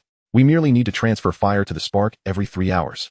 Jiang Han reassured. The term transfer fire referred to the act of exchanging beast hearts with the statue to enhance the spark's flames, thereby extending its protective reach. During the early evening, the school administration had dispatched individuals to collect a considerable number of beast hearts, sufficient for the night's needs. That's reassuring. Let's endure through the night, Vice President Zhu replied, his anxiety somewhat alleviated. I wonder how they are faring. Jiang Han surveyed the crowd. Due to the overwhelming number of students around him, he could not spot his 2 roommates, or Chu Ruashi. Presumably, they were safe, situated at least 20 kilometers away. Hange, are you there? Zhao Ping's voice crackled through the walkie-talkie. The communication range is 5 kilometers, which means they are still nearby. I'm here. Zhao Ping, are you at the school? Yes, Hange. We didn't venture too far. Thankfully, you've returned. Otherwise, we would have been doomed. Zhao Ping's voice was laced with relief. The Firefly level members could withstand the entity's basic suction, but that was merely its most elementary tactic. Not even on the level of a true threat. Who knew what other methods the entity possessed? Any potential tactic would be beyond what the Firefly level students could counter. If the entity were to eliminate the remaining students at Jiangxing University, those at the Firefly level would also meet a tragic fate. Hange, you're just too cool. All right. As long as you're safe, I'll keep watch over the spark. Please maintain some order. After reconnecting with Zhao Ping and learning of everyone's situation, Jiang Han felt a wave of relief wash over him. Time ticked by slowly. 3 hours later, the light emitted by the spark began to dim. The malevolent entity seized the opportunity and descended. Saintly statue, please ignite the flame. Jiang Han raised the beast heart, urging the statue to enhance the spark's flames further. The entity was forced to rise again, its gaze filled with intense resentment. Despite this bitterness, it remained hovering in the lofty sky, inducing a state of extreme tension among the students of Jiangxing University. Even as fatigue washed over them, none dared to sleep. Jiang Han too remained awake, for the entity still lingered above. This night was crucial, and he needed to personally oversee the situation. Jiang Han, look. As midnight passed, the ominous entity underwent yet another transformation, emitting an eerie crimson glow anew. This unsettling radiance was thwarted by the light emanating from the fire seed, preventing it from descending. This fiend, still unwilling to concede, Jiang Han observed it with vigilance, suspecting that the entity might concoct yet another sinister scheme. We must press forward. We are too far from the fire seed. The throng of people made it nearly impossible to advance, as the entity unleashed its strange red luminescence once more. Students at the periphery of Furong Square attempted to push inward. Positioned at the farthest edge, they felt the most vulnerable, devoid of any sense of security. Suddenly, a student noticed something amiss. Shadows of indistinct figures loomed not far away. Who are they? One student mistook these figures for fellow classmates. Why do they seem so peculiar? As they observed more closely, the strangeness intensified. The attire of these figures diverged markedly from their own, and their disheveled hair rendered them grotesque. Look, they appear to lack shadows. A student exclaimed, their voice trembling as they made this unsettling observation. At that moment, one shadowy figure lifted its head, revealing a ghastly, pallid visage. A ghost. The student screamed in terror. Chapter 48. My brother Han soars to the heavens. Good heavens. There's a ghost. The shriek drew the attention of the other students, who were equally horrified upon witnessing the apparitions resembling malevolent spirits. The figures lunged forward with clawed hands. Don't come any closer. The students on the outskirts trembled in fear. What are we afraid of? Let us charge. A student who had ingested a strengthening elixir brandished a wooden stick and rushed towards the shadow. He swung down, only to find that his strike met with empty air, as if the figure were naught but a shadow without substance. In the fleeting moment of his missed attack, the apparition lunged at him, clawing with ferocity. The student's expression froze, as though he had lost his very soul. collapsing lifelessly to the ground. More screams erupted as the specters surged into the crowd, wreaking havoc. The students' assaults seemed futile, as if the phantoms were inherently immune to physical attacks. What on earth are these ghastly beings? Sister He, they are coming. The members of the Furong Society, stationed at the periphery, witnessed the advance of the ghosts. With determination, Sister He bit her lip, and her body illuminated with firefly-like light as she wielded a fire axe, delivering a heavy blow towards one of the specters. The axe struck empty air. The ghost lunged at her, but upon contact with the luminous aura surrounding her, it hissed as if scalded, retracting its hand and attacking another student instead. My light can harm it. Sister He realized this crucial fact. She discarded her axe and launched a hand-to-hand assault against the ghost. The entity sizzled under her strikes, abandoning its resistance and fleeing. Yet, it did not retreat without inflicting harm on other students. The firefly light indeed hurt the ghost, but its strength was insufficient to deliver a fatal blow. Vanquishing the specter was no simple task. As it evaded, it continued to incapacitate other students, who fell as if devoid of life upon contact. Panic ensued, and the students scattered in terror. Why can't we kill them? Don't engage. Only the firefly light can combat them. Mr. Shao arrived, his own body aglow with firefly light, joining Sister He in blocking several ghosts. However, the sheer number of apparitions was overwhelming. They surged forth like a relentless tide, rendering their defense ineffective. Help! They are coming. Run! Chaos erupted outside Furong Square as the ghosts launched a widespread assault on the students, who fled in a frenzy. Come help. Don't use weapons. Strike them with the firefly light. A group of students arrived, including Zhao Ping and Chen Jijian, their bodies radiating the firefly glow as they joined the fray. Chu Ruashi did the same. Against these phantoms, even the sharpest blades were rendered ineffective. Only the activated firefly light could inflict any damage. The ghosts displayed a notable fear of this radiant aura. This is untenable. There are too many of them. At this rate, a stampede will occur in Furong Square. Aren't there 3 fireflies from the student council? Where are they? Brother Han, call for Brother Han. Yet, even with the addition of 3 fireflies, the number of ghosts they managed to repel was merely a fraction. As the malevolent force in the sky continued its onslaught, the number of apparitions grew, plunging the surroundings of Furong Square into further chaos as students fled and pressed together in disarray. Help! A group of students collapsed amidst the chaos. Ahead, a dozen ghosts had already pounced upon them, draining the color from their faces in an instant. As the specters approached, suddenly, a figure shimmering with faint light appeared, delivering a powerful blow to one of the ghosts. The entity exploded upon impact. Jiang Han, a student, recognized the figure, elated. After dispatching one ghost, Jiang Han did not pause. With swift precision, he struck another ghost with a powerful punch. His fists, both robust and accurate, caused the ghosts, previously impervious to sticks and blades, to burst apart under his relentless assault. As a few ghosts attempted to ambush him, they were met with the searing glow radiating from him, sizzling ominously. Jiang Han dispatched these specters with a flurry of blows. Then, with the agility of a fierce tiger, he charged towards the remaining ghosts. President, look! Jiang Han, how can he dispatch them so effortlessly? Over 100 meters away, a group of students observed. These were members of the student council, who had not ventured too close to Furong Square, instead taking refuge in the nearby grove. Upon the appearance of the ghosts, they, too, had discovered that the firefly light could harm the apparitions. However, even the flames conjured by the student council president inflicted only limited damage. The trio of fireflies could barely protect themselves, yet Jiang Han's ferocity was astounding. With a single punch capable of obliterating a ghost, it was truly remarkable, exaggerated, even. Jiang Han's formidable prowess captivated the attention of Wang Lu, standing beside the student council president, her eyes reflecting newfound interest. Sensing her gaze, the president cast a sidelong glance at Wang Lu, his expression darkening. This woman harbored great ambition. Despite her apparent closeness to the student council president over recent days, he had yet to grasp her hand. She was drawn only to the powerful. Past suitors of wealth and influence had failed to sway her heart. After the collapse of Jiangxing University into a chasm, the definition of strength underwent a profound transformation. No amount of wealth could prove advantageous. True power reigned supreme. The president of the student council initially believed he could compel her to submit, willingly becoming his woman. Yet now, this woman has developed an interest in Jiang Han, a fascination she seemingly has not displayed towards anyone else. This incited a sense of urgency within him. Han is here, exclaimed the crowd. Wow, Han is astonishingly fierce. Jiang Han surged forward, swiftly making his way to where Zhao Ping and others were gathered. Upon witnessing Jiang Han's formidable presence, Zhao Ping frantically rallied support for him. It's Jiang Han. Everyone, no more pushing. Jiang Han has arrived. Step back, step back. The students chanted in unison, urging one another to retreat. The throng at Furong Square had swelled excessively. If this continued, the multitude could lead to a catastrophic crush, potentially claiming countless lives. At that moment, a sudden turn of events unfolded. After Jiang Han had vanquished over 20 specters, the remaining apparitions altered their strategy. They ceased their attacks on the students, instead colliding into them. It was then observed that when a specter struck a student, they merged into one, vanishing from sight. Immediately thereafter, the students' eyes rolled back, transformed into a ghastly white, and they charged towards Jiang Han with a monstrous shriek. This was not an isolated incident. More students were struck and subsequently altered, as if possessed. "Oh my, they can possess!" Zhao Ping exclaimed, alarmed. Chapter 49, The Overbearing Blood. They were upon them. Those students who had been possessed surged forward, numbering in the dozens. Teacher Xiao was the first to confront them. The light of his firefly flickered significantly. It appeared that while the firefly's glow inflicted damage upon the specters, it also drained some of his own vitality. As the possessed students rushed at him, Teacher Xiao merely aimed a light tap at one, but this time, no crackling sound emerged from the student. Instead, they attacked him using hands and feet, even resorting to their mouths.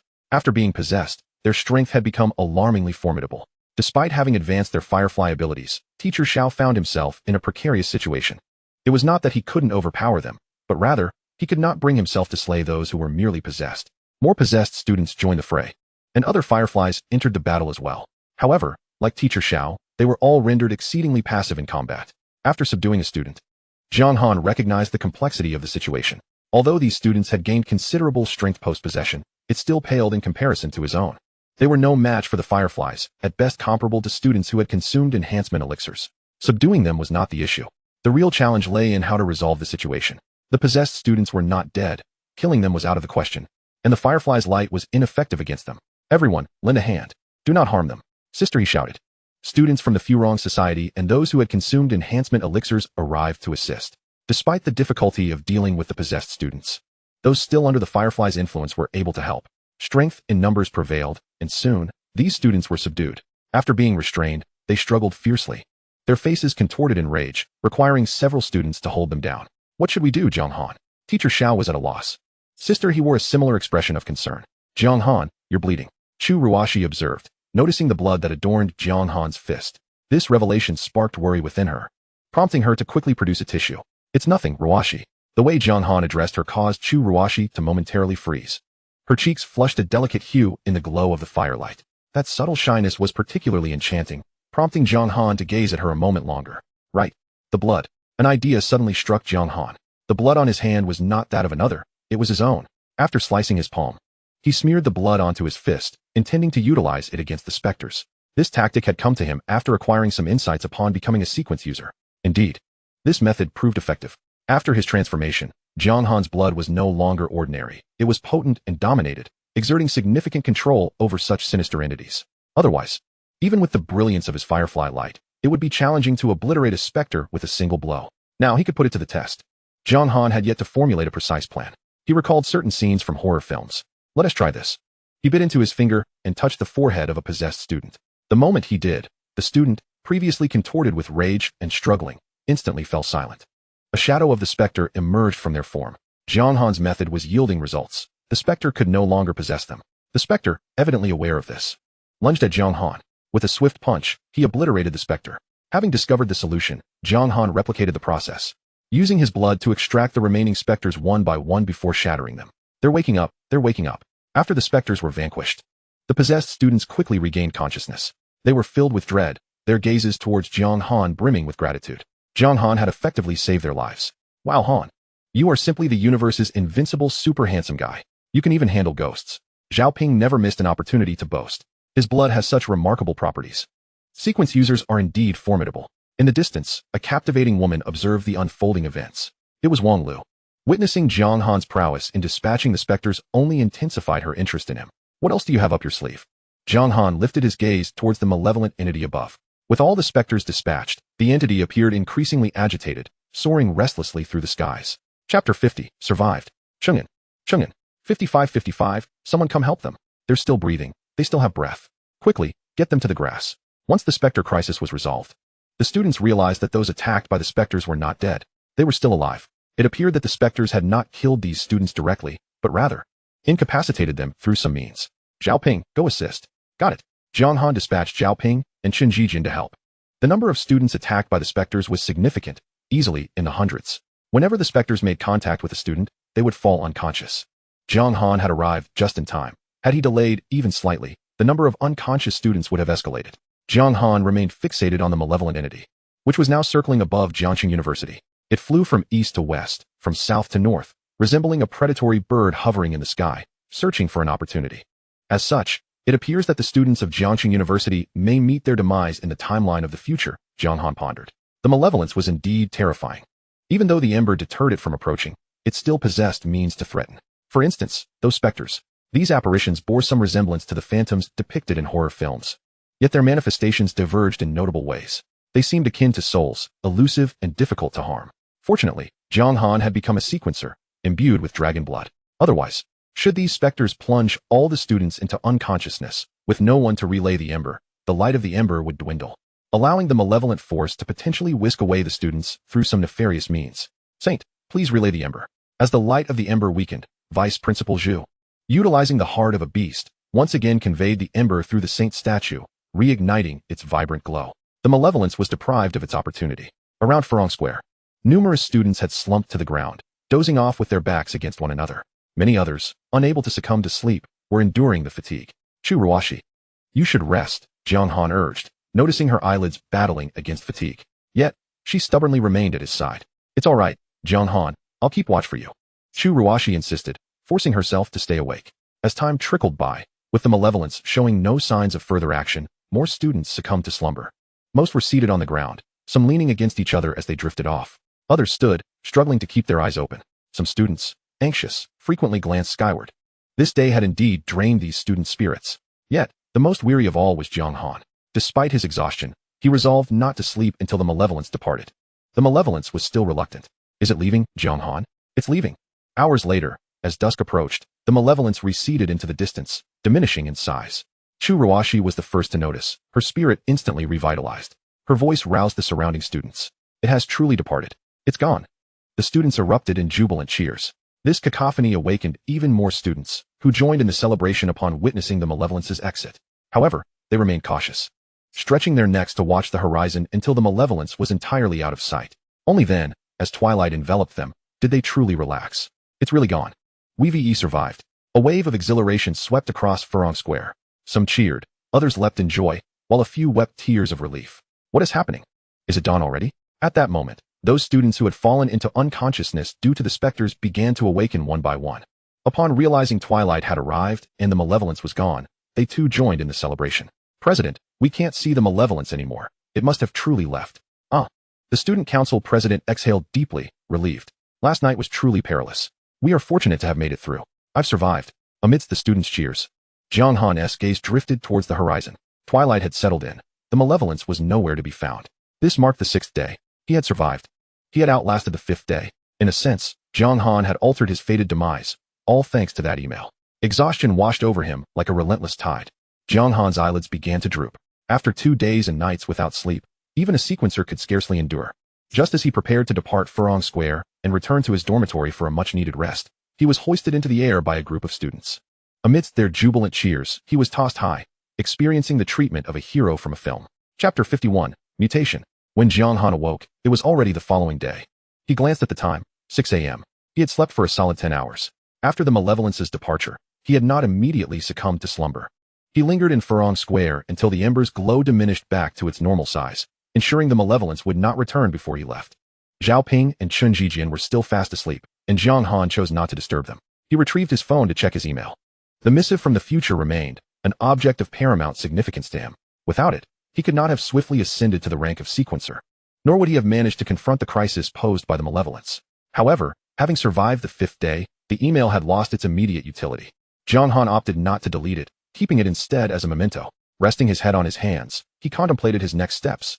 Jiang Han resolved to leave Jiangxing University in search of his sister. This world was fraught with peril, and if survival at Jiangxing University had proven so arduous, what might befall his sister at Sioux City No. 1 High School? He wished to locate Sioux City No. 1 High School as swiftly as possible. The longer he delayed, the greater the risk. Not to mention the other dangers. Given enough time, if the school's order began to shift, fellow beings could become the greatest threat. It is well to remember that humans are complex creatures, capable of both enlightenment and malevolence. Thus, Jiang Han felt an urgency to act. The abilities of ordinary fireflies were inadequate for locating his sister. The forest teemed with formidable beasts, and it appeared that there were outsiders in the southern regions. As for the malevolence, Jiang Han sensed it would not be easily drawn by a mere handful of individuals. Yet, he found himself at a complete loss regarding how to search for his sister, having no idea which direction to pursue. Intuitively, he felt that east or west might be the correct paths.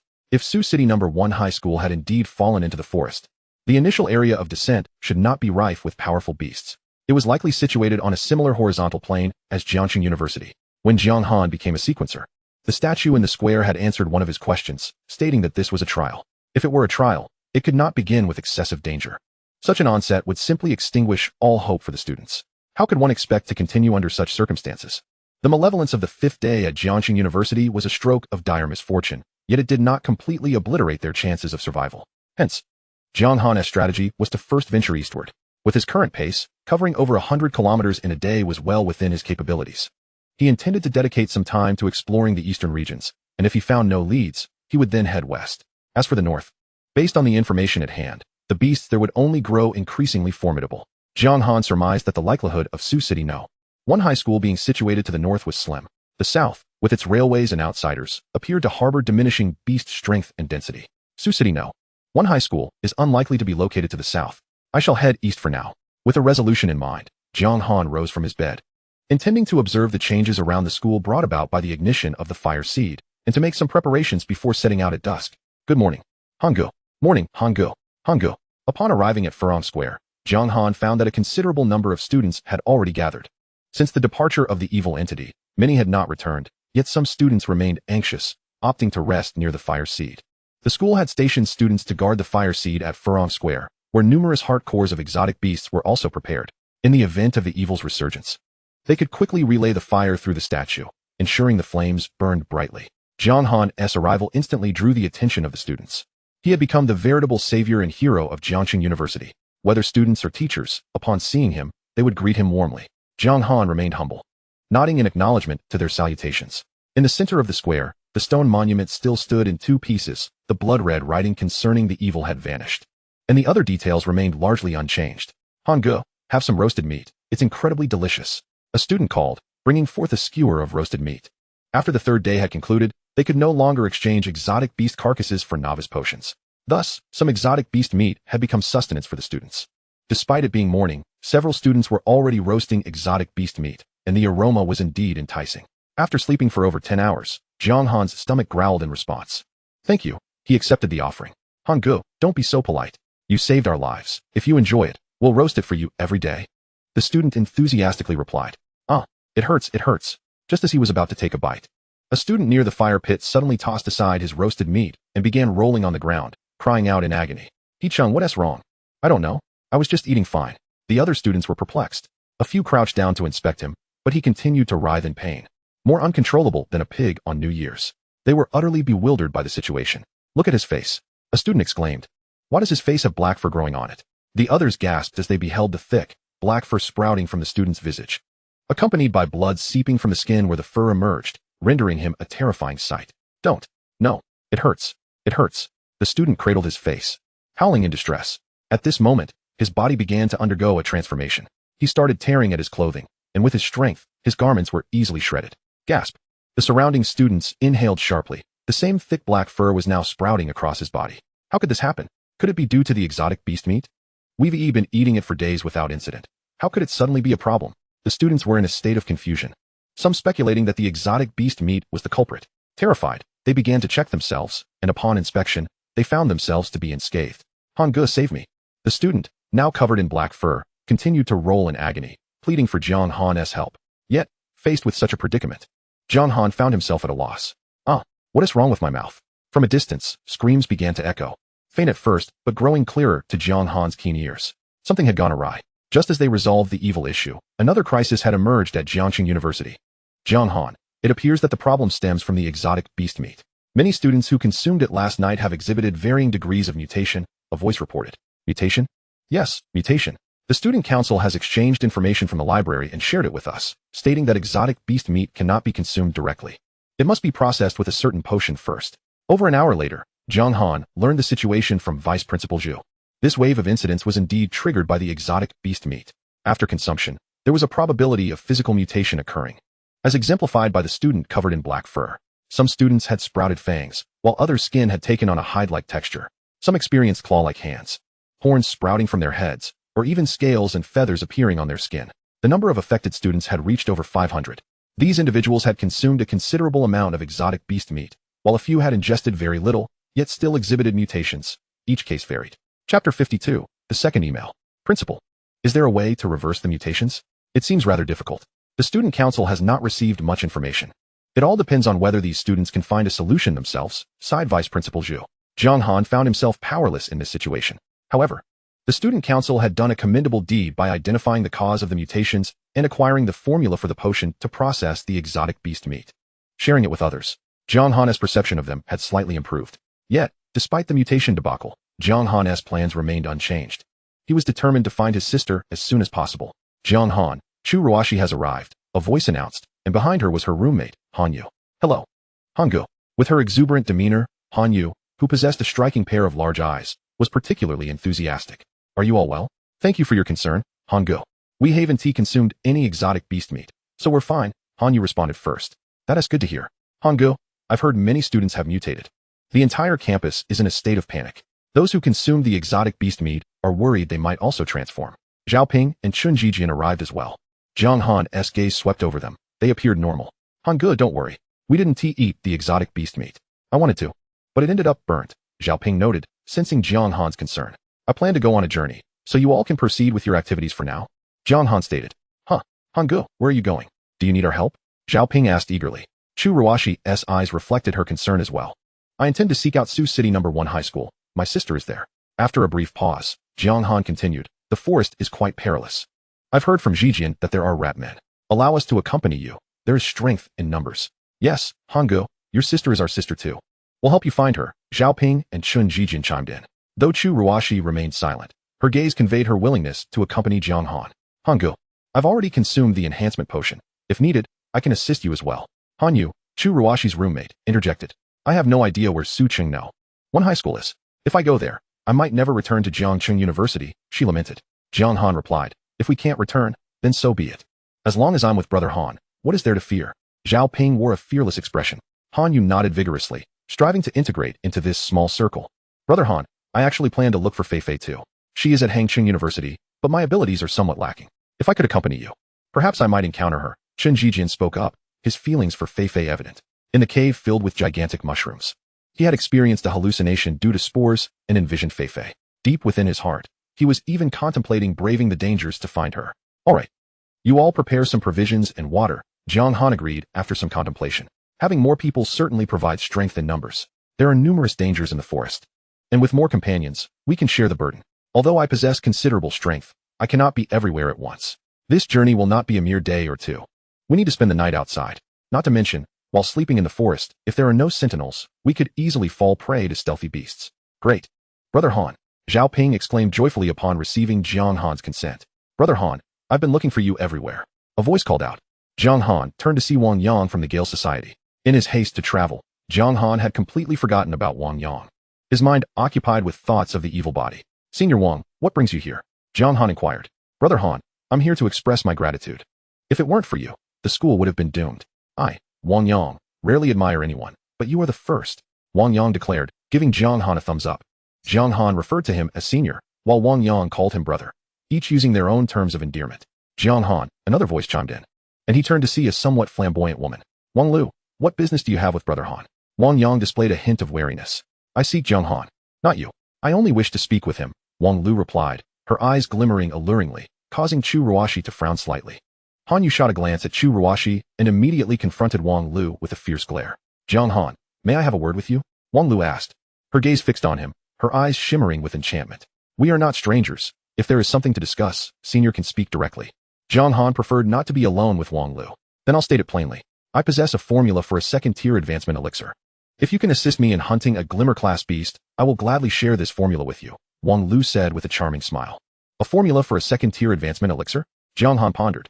The term second-tier advancement did not refer to an elevation to the Glimmer class, but rather represented an enhancement of powerful extraordinary abilities built upon the Firefly level. Such a formula was indeed exceedingly rare and not easily obtained. Though Jiang Han, as a sequent, had no need for it, it could significantly bolster Chu Ruashi and his two roommates' powers.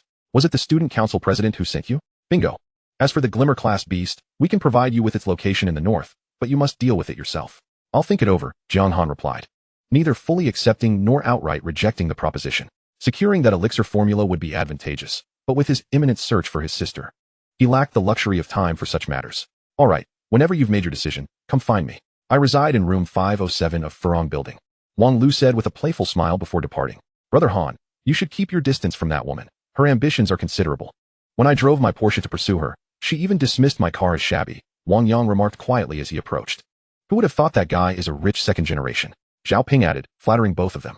Chu Ruoshi visibly brightened, a slight blush gracing her cheeks. Just then, Jiang Han's phone vibrated unexpectedly. Why is it vibrating again? Jiang Han instinctively pulled out his phone, which was fully charged. At present, he had no concerns about battery life, with several fully charged power banks at his disposal. However, there was still no signal. No signal, yet it vibrated. Jiang Han recalled something and opened WeChat. You have a new email. Indeed, another email awaited him. He quickly clicked it open. Jiang Han, I am your future self. By the time you read this email, I will have perished. The first line of the email felt hauntingly familiar, causing Jiang Han to question if he had misread it. Was this email not new? Yet, as he continued reading, his gaze froze. The subsequent content was indeed different. This was undeniably a new email. Chapter 53, The Crisis of the Serial Killer. Why is another email arriving? Jiang Han scanned the email's timestamp, 7 days later. This email had been sent from 7 days in the future. Yet another message from the future. The beginning mirrored the previous one, indicating that in 7 days, a new crisis would arise. Jiang Han would meet his demise. Brother Han, does your phone have any signal? Zhao Ping's voice broke through. His prolonged gaze at Jiang Han's phone piqued Zhao Ping's curiosity. No, I was reviewing some records. You all go ahead and prepare. I'll make a quick trip to the library. Let us reconvene here in 2 hours. All right, Brother Han. After the others departed, Jiang Han headed toward the library while perusing the email. Jiang Han, in the coming days, your most critical task is to deal with the serial killer. You must eliminate him, for he is allied with outsiders, bringing catastrophic disaster to Jiangcheng University. I perished because of this. Aside from the initial sentence, the content of this email was entirely different from the first. This time, it explicitly mentioned the serial killer, the very same one that Ning Shui had long desired to eliminate. Jiang Han continued reading. Compared to the previous email, this one contained much more information, primarily detailing the future Jiang Han's experiences. The future Jiang Han departed Jiangcheng University, journeying eastward in search of his sister. After 2 days of searching eastward, he found no other schools but instead encountered an insurmountable mountain, teeming with formidable beasts. Some of these beasts were far beyond the Glimmer level. Even though Jiang Han was a sequent, he was still only at sequence 9 and found it challenging to break through. The future Jiang Han had no choice but to return to Jiangcheng University and then head westward. After more than a day's journey, he discovered only the vast ocean to the west. Jiang Han's previous conjectures were swiftly overturned. There were no other schools to the east or west. In the future, Jiang Han intended to explore further north. However, at that moment, the outsiders arrived. They mobilized their forces and launched a surprise attack on Jiangcheng University, capturing it entirely. These outsiders were particularly brutal. They not only butchered students for a gruesome barbecue party, but also planned to sell tens of thousands of students into slavery. Concurrently, to prevent any resistance or further empowerment from the students, they slaughtered all those who held the status of fireflies. In the end, Jiang Han could not escape this calamity either. I fought desperately to flee to the library, sacrificing everything to exchange for valuable knowledge for you, which I have attached. Unfortunately, Sioux City No. 1 High School was too far away, and I couldn't even ascertain the direction at the statue. I suggest you head south, infiltrate the outsiders, and find a way to eliminate the murderer before making further plans. I have procured a formula for a shape-shifting potion that will allow you to masquerade as one of the outsiders for a limited time. Regrettably, the statue does not possess the formula for the Series 8 secret potion. At last, Jiang Han finished reading the email. The murderer. The future Jiang Han who sent this email perished at the hands of that serial killer who had allied with the outsiders and subsequently laid waste to Jiangcheng University. This means that Ning Shui was unable to catch the murderer? Jiang Han thought of Ning Shui. After parting ways at the train station, she had continued her pursuit of the murderer. It seemed she had failed to eliminate him. Where could she be now? After reviewing the main text, Jiang Han opened the attachments. The contents were plentiful, including maps and secret potion formulas. Among these formulas was even the one related to the secondary advancement that Wang Lu had mentioned. However, there were no other series potion formulas. It appeared that the future Jiang Han could only offer so much in exchange. If he were to trade for other series potion formulas, he would be unable to obtain anything else. The shape-shifting potion. Jiang Han noted the detailed formula for the shape-shifting potion mentioned by the future Jiang Han, complete with the locations of the necessary materials. A total of 6 types of materials were required, the most crucial of which came from the outsiders. The duration and efficacy of the shape-shifting potion depended on these materials. For instance, if one used the hair of an outsider to concoct the potion, the transformation would only last an hour. Using blood could extend the effect to over a day. However, if one used the essence from the heart, the transformation could last several days, perfectly mimicking the demeanor and aura of the outsider, making it challenging to expose any flaws. Upon consumption, the transformed individual would naturally embody the essence of the material provider. Plans needed to be altered. After thoroughly reviewing the email and its attachments, Jiang Han resolved to change his strategy. The previous email had been validated, offering immense assistance to Jiang Han. The current email undoubtedly bore no discrepancies. Furthermore, Jiang Han observed that the trajectories of the future Jiang Han in both emails were distinct. The trajectory of the future Jiang Han in the second email was derived from the experiences of the present Jiang Han. Putting away his phone, Jiang Han wandered around the front of the library, but did not enter. He was not prepared to barter with the white statue. The last transaction had been a matter of necessity. This time, the future Jiang Han had already acquired enough items. The white statue had certain limitations. Not all knowledge could be exchanged with it. For example, the Series 8 secret potion formula was absent. The library was bustling with students. Following the malevolent events, the students harbored a heightened desire for strength. Some would spontaneously attempt to exchange knowledge. If they discovered that the costs were bearable, they would opt to share their acquired knowledge with others, seeking something beneficial for themselves. With so many students, it was inevitable that the white statue would eventually be drained of its resources. Hello, Hangu. Some students greeted Jiang Han enthusiastically upon seeing him. Hangu, I exchanged for a useful piece of knowledge. I can share it with you, but don't tell anyone else. I plan to trade it with the student council. One student whispered as he approached.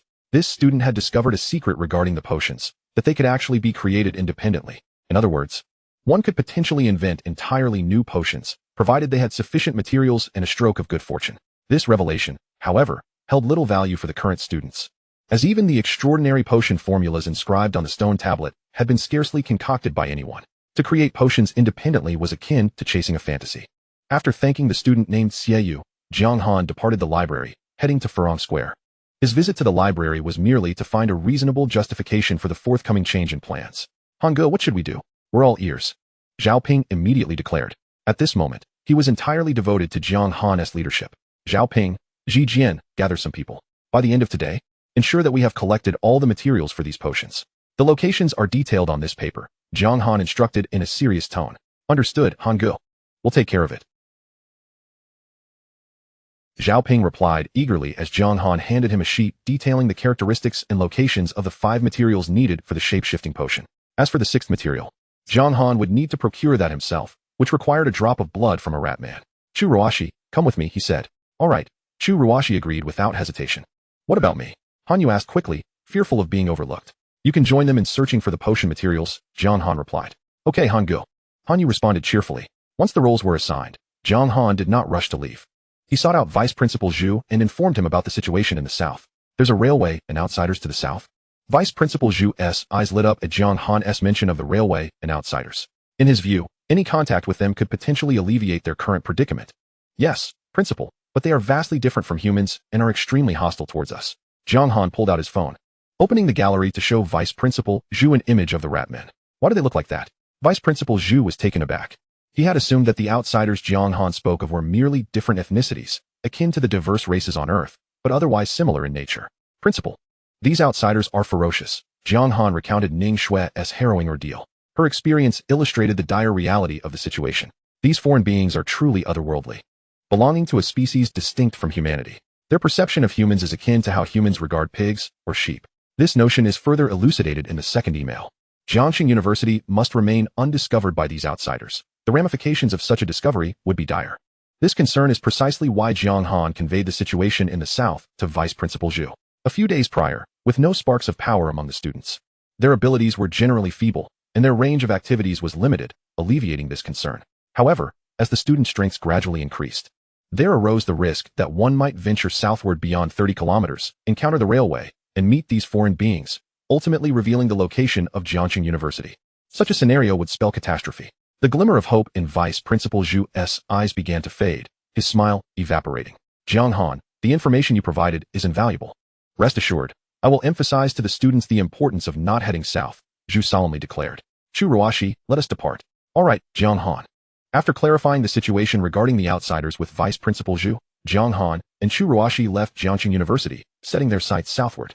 The arrival of the second email prompted Jiang Han to abandon plans to search east or west for his sister, recognizing that such pursuits would only squander precious time. His strategy was to concoct the illusionary form elixir and infiltrate the ratmen, aiming to both neutralize the murderous fiend and glean insights about this world from them. Undoubtedly, the sinkhole that had engulfed Jiangxing University led to another realm. It could not possibly still be on Earth. Chu Ruashi moved with noticeably increased speed compared to previous days. Jiang Han. Yesterday I assisted Senior He in locating a crucial alchemical ingredient. In gratitude, she gifted me a strengthening elixir, and after consuming it, my physical capabilities have significantly improved, Chu Ruashi explained. I see. The strengthening elixir purely enhances the body, albeit with diminishing returns upon excessive consumption, Jiang Han remarked. The enhancements Chu Ruashi received during her advancement to Firefly were not as pronounced as those experienced by Zhao Ping and Shen Zhijian. Through the strengthening elixir, she could bolster her deficiencies somewhat. No wonder she walked so swiftly today. Jiang Han. The railway, Chu Ruashi pointed out. After moving at a brisk pace for just over 4 hours, the two discovered the railway. Jiang Han. The train is missing. Indeed. Upon finding the railway, they followed it back to the site of the previous ratmen ambush. However, the train was nowhere to be found. It appeared that other ratmen had arrived and taken the train away. Yet, the remains of the slain ratmen still lay scattered about. The bones were a testament to the work of the beasts. Jiang Han had inadvertently summoned the creatures by sounding the horn during his departure, disguising the scene as an attack by the beasts. It was perplexing that the ratmen had not retrieved their fallen comrades' remains for burial, leaving them abandoned by the railway. The skeletal remains of the ratmen mingled with those of the beasts. Had it not been for some relatively intact bones, it would have been impossible to distinguish one from the other. If we search along the railway, we should be able to find the ratmen, Jiang Han suggested, leading Chu Ruashi in their search. The railway was notably straight, reminiscent of an old-fashioned track, with oil-soaked ties resting upon a bed of gravel, appearing as if from the last century. The industrial capabilities of the ratmen seemed rather primitive. When one sought them out, they were elusive, yet, when not looking, they appeared with uncanny regularity. After several hours, Jiang Han felt somewhat exasperated. Their pace had been swift, and yet they had seen no ratmen throughout their extensive search along the railway. They did, however, come across a few small houses, all of which were deserted. Jiang Han. There's a T-junction up ahead, Chu Ruashi exclaimed, making a discovery. Shortly thereafter, they arrived at the junction. It was indeed a T-junction, with a horizontal section extending east to west and a vertical section running north to south. The southern route likely led to the ratman stronghold. Chu Ruashi. Let us proceed along the railway, Jiang Han urged. All right. He carried ample provisions of food and water, intending to scout ahead. They did not walk directly on the railway, but rather navigated through the forest flanking its sides. The railway undulated with the terrain, and where low-lying areas appeared, bridges were constructed, primarily of stone arch design, with gaps filled with lime, devoid of any concrete. This indicated that the ratmen had yet to master the art of cement production. Jiang Han observed as they progressed. The further south they ventured, the flatter the terrain became, gradually transitioning into plains. As dusk fell, the twilight faded, enveloping the land in darkness. Jiang Han refrained from using torches or any form of illumination, continuing onward with Chu Ruashi through the shadows. Jiang Han. There's a train station ahead, Chu Ruashi noted. After traversing for over an hour, they reached a station from which faint light emanated. There are people. Ratmen, Jiang Han exclaimed. The train was also present. This station not only housed ratmen, but also the very train they sought. Chapter 55, Illusionary Form. Chu Ruashi. How many ratmen do you see? I only see 2. But there are likely more within the building. The station is not large. It has a platform with several rows of houses on either side. Wait here for me while I investigate. Understood. Jiang Han stealthily advanced into the night. Thankfully, due to the recent upheaval caused by the beasts, they could finally return. He had grown weary of this wretched place, especially since even the women who provided distraction had been slain by the beasts, rendering his stay utterly tedious. Tedium was one thing, but during hunting days, they would undoubtedly be prioritized. On the platform, 2 ratmen sat, drinking and conversing, blissfully unaware of Jiang Han lurking in the darkness, eavesdropping on their conversation. Do you think that guy in the back will come back with us this time? Who knows? That fellow hasn't returned in years. He probably prefers it here. It's a pity he's mute and so old. Otherwise, with his strength, he might still attract some women. Please, he has nowhere to stay in the tribe. He has only been a firefly for a few months. Who would be interested in him? The 2 ratmen continued their drinking. The presence of beasts in this area was sparse, and their vigilance was low. Only 3 people at the station? A thought flickered through Jiang Han's mind. With his capabilities, eliminating these 3 ratmen would pose no challenge. The 2 drunken ratmen were not fireflies. At most, they equated to students who had consumed the strengthening elixir. Such ratmen could be fearsome to an ordinary person. After consuming the elixir, in ancient times, each could be likened to heroes of legend, if not even more formidable. The 3rd ratman's strength remained unknown, but was unlikely to surpass that of a firefly. Even if he were a glimmer, Jiang Han would not be deterred. It's settled, he resolved. targeting the mute rat man. The illusionary form elixir could alter his appearance, yet it could not change his voice. Once Jiang Han spoke, his ruse would be exposed. Moreover, there existed but a solitary rat man, whose social standing among his kind was lamentably poor, rendering him an exceptionally perfect subject for transformation. The decision to spare the lives of the other two stemmed from Jiang Han's intention to embark on this mission alone. He aimed to infiltrate the ranks of the ratmen, seek out the murderer, and ascertain the prevailing circumstances of this world in hopes of uncovering leads pertaining to other schools. The presence of too many individuals could easily lead to exposure. Jiang Han refrained from rushing into action, demonstrating remarkable patience as he awaited the opportune moment. It was only after two of the ratmen had imbibed excessively and swayed back to their quarters to succumb to slumber that he commenced his endeavor. It should be here. Jiang Han meticulously searched room by room until he finally discerned the faint sound of breathing emanating from one particular chamber. The third ratman was ensconced within. The door was shut. Upon inspection, Jiang Han noted that the lock was rather rudimentary, a traditional wooden bolt. The door itself, though made of wood, appeared sturdy enough. With Jiang Han's strength, breaching this door would pose no challenge. However, he opted against forcing it open, wishing to avoid alarming the other two ratmen. The antiquated bolt offered limited mechanisms for entry. Jiang Han deftly inserted his blade into the crevice of the door, gradually manipulating the wooden latch. At last, the bolt was thoroughly dislodged. The ratman within remained in deep slumber, oblivious to the subtle sounds of disturbance. With utmost caution, Jiang Han nudged the door ajar. Creak. To his astonishment, the door emitted a pronounced squeak. Who? The ratman stirred awake. Jiang Han hesitated no longer. He lunged forward. His combat knife aimed squarely at the creature's head. The ratman reacted swiftly, raising his hands in a desperate attempt to seize Jiang Han's wrist. His strength was formidable, and he possessed considerable skill, emanating a flicker of firefly light. Yet, it was no match for Jiang Han. The blade effortlessly pierced through the ratman's skull. The light within his body and eyes extinguished simultaneously. He perished at Jiang Han's hands without uttering a single cry. After dispatching the ratman, Jiang Han listened intently for any sounds from outside. The two inebriated ratmen had likely remained unaware, otherwise, they would have reacted by now.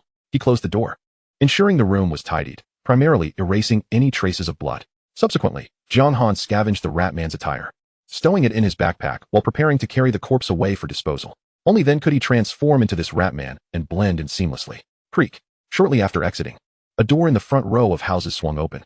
One of the drunken ratmen stumbled out, swaying precariously. Jiang Han quickly concealed himself. The ratman meandered to the side and began to relieve himself. Suddenly, a dark shadow loomed large behind him, engulfing him in an instant. Huh. Jiang Han blinked in disbelief. Upon closer inspection, he saw no shadow. Am I seeing things? The urinating ratman mumbled, retreating back into the room. Am I hallucinating? Jiang Han pondered, yet sensed something was amiss, though he could not pinpoint what it was. Chu Ruashi, let us depart. This incident did not disrupt Jiang Han's plans. He resolved to return that very night. After distancing himself from the station, Jiang Han extracted some vital blood from the ratman's heart and buried the corpse beneath a pile of rubble. The pair moved swiftly, their pace markedly quicker than on their arrival. By the time Jiang Han and Chu Ruashi returned to Jiangxing University, it was already 1 in the morning. Zhao Ping and Chun Jijian awaited Jiang Han at Furong Square. Brother Han, the mission has been successfully accomplished. In the span of a single day, Zhao Ping had rallied several students to assist Jiang Han in gathering the materials required for the transformation elixir. Coupled with the vital blood Jiang Han procured, they could now formulate the elixir. Please, prepare the potion with the holy image. Before long, the elixir was successfully concocted. Zhao Ping, in the coming days, you must ensure the potions I entrust to you are prepared. Understood, Brother Han. If you have the capacity, please assist others in advancing to the firefly level. No problem. Jiang Han secured the elixir and began to issue instructions to Zhao Ping and the others. He was now prepared to undertake solo operations. The tasks assigned to Zhao Ping and his companions included preparing the potions for second-level advancement. In addition to the second-level elixirs, there existed a type of extraordinary potion that could further amplify the strength of firefly-level practitioners. For ordinary extraordinary beings, ascending to the dim light level posed significant challenges.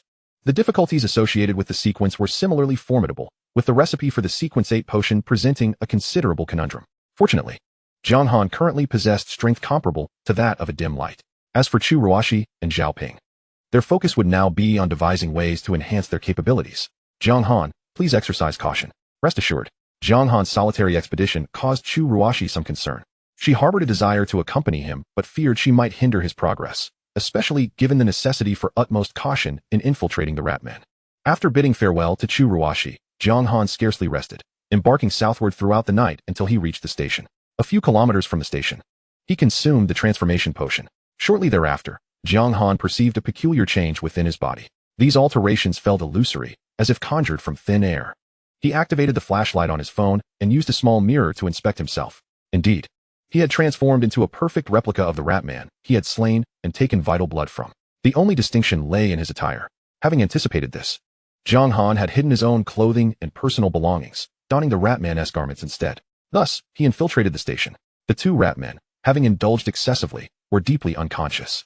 Jiang Han successfully returned to the Ratman-esque quarters, lying on his bed and drifting into a deep slumber. Chapter 56, The Ratman Tribe. Knock, knock, knock. The sound of knocking roused the sleeping Jiang Han. Sure too, the shift change has arrived. We can leave now, came a voice.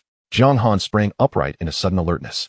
Of course, if you wish to remain here, you may. The train is about to depart. If you intend to leave, make haste. Creak. Jiang Han opened the door to find one of the drunken Ratmen from the previous night. Are you leaving? The Ratman inquired, somewhat surprised. Jiang Han nodded. Then hurry. The train is about to leave, the Ratman urged. Jiang Han gathered his sparse belongings in a large cloth and slung it over his back, silently making his way to the platform. The station was now bustling with numerous Ratmen, collectively exceeding 20 in number. These must be the replacements. A situation undoubtedly linked to Jiang Han's earlier elimination of several Ratmen. At the platform, a new train awaited. This train was comprised of a rudimentary wooden carriage structure alongside a locomotive. Upon boarding the carriage, Jiang Han discovered it to be empty, save for the two Ratmen from the previous night, who sat upon the ground. Jiang Han did not engage them, instead settling into a corner. Toot, toot. With a resounding blast of the whistle, the train commenced its journey southward. Two Ratmen were chattering excitedly, their voices a continuous stream of sound. The advantage of being mute presented itself. Jiang Han was spared the need to engage in conversation. The two Ratmen paid him no mind, indicating that his current guise as a Ratman was that of an exceedingly reclusive individual, likely due to his age, which rendered him largely ignored. The train carriage lacked windows, and the door stood wide open. As dusk settled, Jiang Han gazed outside, noting the gradual thinning of the forest, replaced by scattered houses and cleared land, revealing the domains where Ratmen resided. Yet, there was no sight of any substantial Ratman settlement. The train traveled at a leisurely pace, hardly exceeding 40 kilometers per hour. After a little over half a day, a cluster of buildings came into view. These structures, crafted from stone, formed a dense assembly, signifying the gathering area of the Ratmen. At last, he had arrived home. Tonight, his wife would not have the luxury of sleep. He pondered how many offspring she had borne in his absence, and he silently vowed that he would not be responsible for their upbringing. One Ratman was filled with eager anticipation, while the other cursed vehemently. The train made a stop at a platform, and without exchanging a word with Jiang Han, the two Ratmen eagerly leaped off. Jiang Han followed suit, disembarking onto a platform that held few Ratmen, none of whom acknowledged his presence. He exited the station, intending to assess the situation before proceeding further. What a dilapidated sight it was. This Ratman settlement was particularly run down, with closely packed and crumbling houses. Many of these homes appeared small, yet accommodated large groups of Ratmen, reminiscent of the communal nature of their rodent counterparts. How could they have possibly constructed a railway in such a primitive state? Observing the conditions of this settlement, it seemed their industrial capabilities were nearly non-existent, making the construction of railways an improbable feat. The living standards among the Ratmen were dismal, with no signs of electrification to be found. As Jiang Han ventured deeper, a raucous group of rat children came barreling towards him. He stepped aside to allow them passage. Suddenly, he sensed something amiss. With quick reflexes, he seized one of the rat children's hands and attempted theft. Fortunately, Jiang Han, as a sequencer, possessed heightened awareness. The captured child showed no trace of fear, instead hurling insults and threats at him. Other rat children joined in, aiming to ambush Jiang Han. Was he to be bullied by a pack of juvenile Ratmen? A line from an ancient poem flashed through his mind. Clearly, these children were emboldened by Jiang Han's elderly appearance, feeling free to torment him without restraint. With a swift kick, he sent each of them sprawling. Run. The sight of Jiang Han's fierce demeanor sent the children scurrying away. Daddy, he bullied me. Yet, it wasn't long before several adult Ratmen appeared, resembling thugs among their kind. They charged at Jiang Han with aggression. You old fool, how dare you bully my child? One adult Ratman delivered a kick at Jiang Han, only to have his foot broken in the process. Jiang Han showed no mercy, dispatching the adult Ratman with ease. In that moment, no one dared to provoke him further. As Jiang Han continued to navigate the Ratman settlement, he noted the chaotic nature of their society. Within just 2 hours of entering, he had narrowly avoided theft on multiple occasions. Each time he caught a would-be thief, regardless of age or gender, they attempted to rob him, only to recoil in fear after receiving a lesson from him. Additionally, he witnessed numerous thefts and brawls. It seemed that violence and disorder were commonplace among the Ratmen, with some even brazenly assaulting female Ratmen in public, leading to grievous outcomes. In this community, The absence of any law enforcement was palpable. Even in cases of murder, no one came to intervene for hours. After wandering for a while longer, Jiang Han arrived at the heart of the Ratman settlement. There stood a fortress, constructed of stone, its design crude and far from the grandeur of human castles. However, the most striking feature was the roaring flame atop the fortress, unmistakably a source of fire.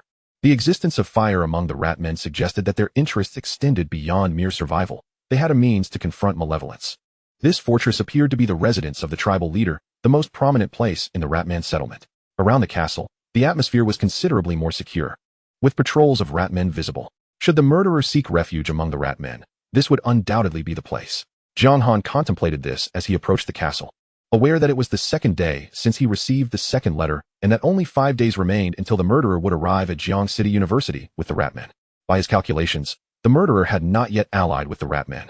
Upon entering the castle, he was greeted by a spacious front courtyard, bustling with Ratmen. Suddenly, anguished cries pierced the air.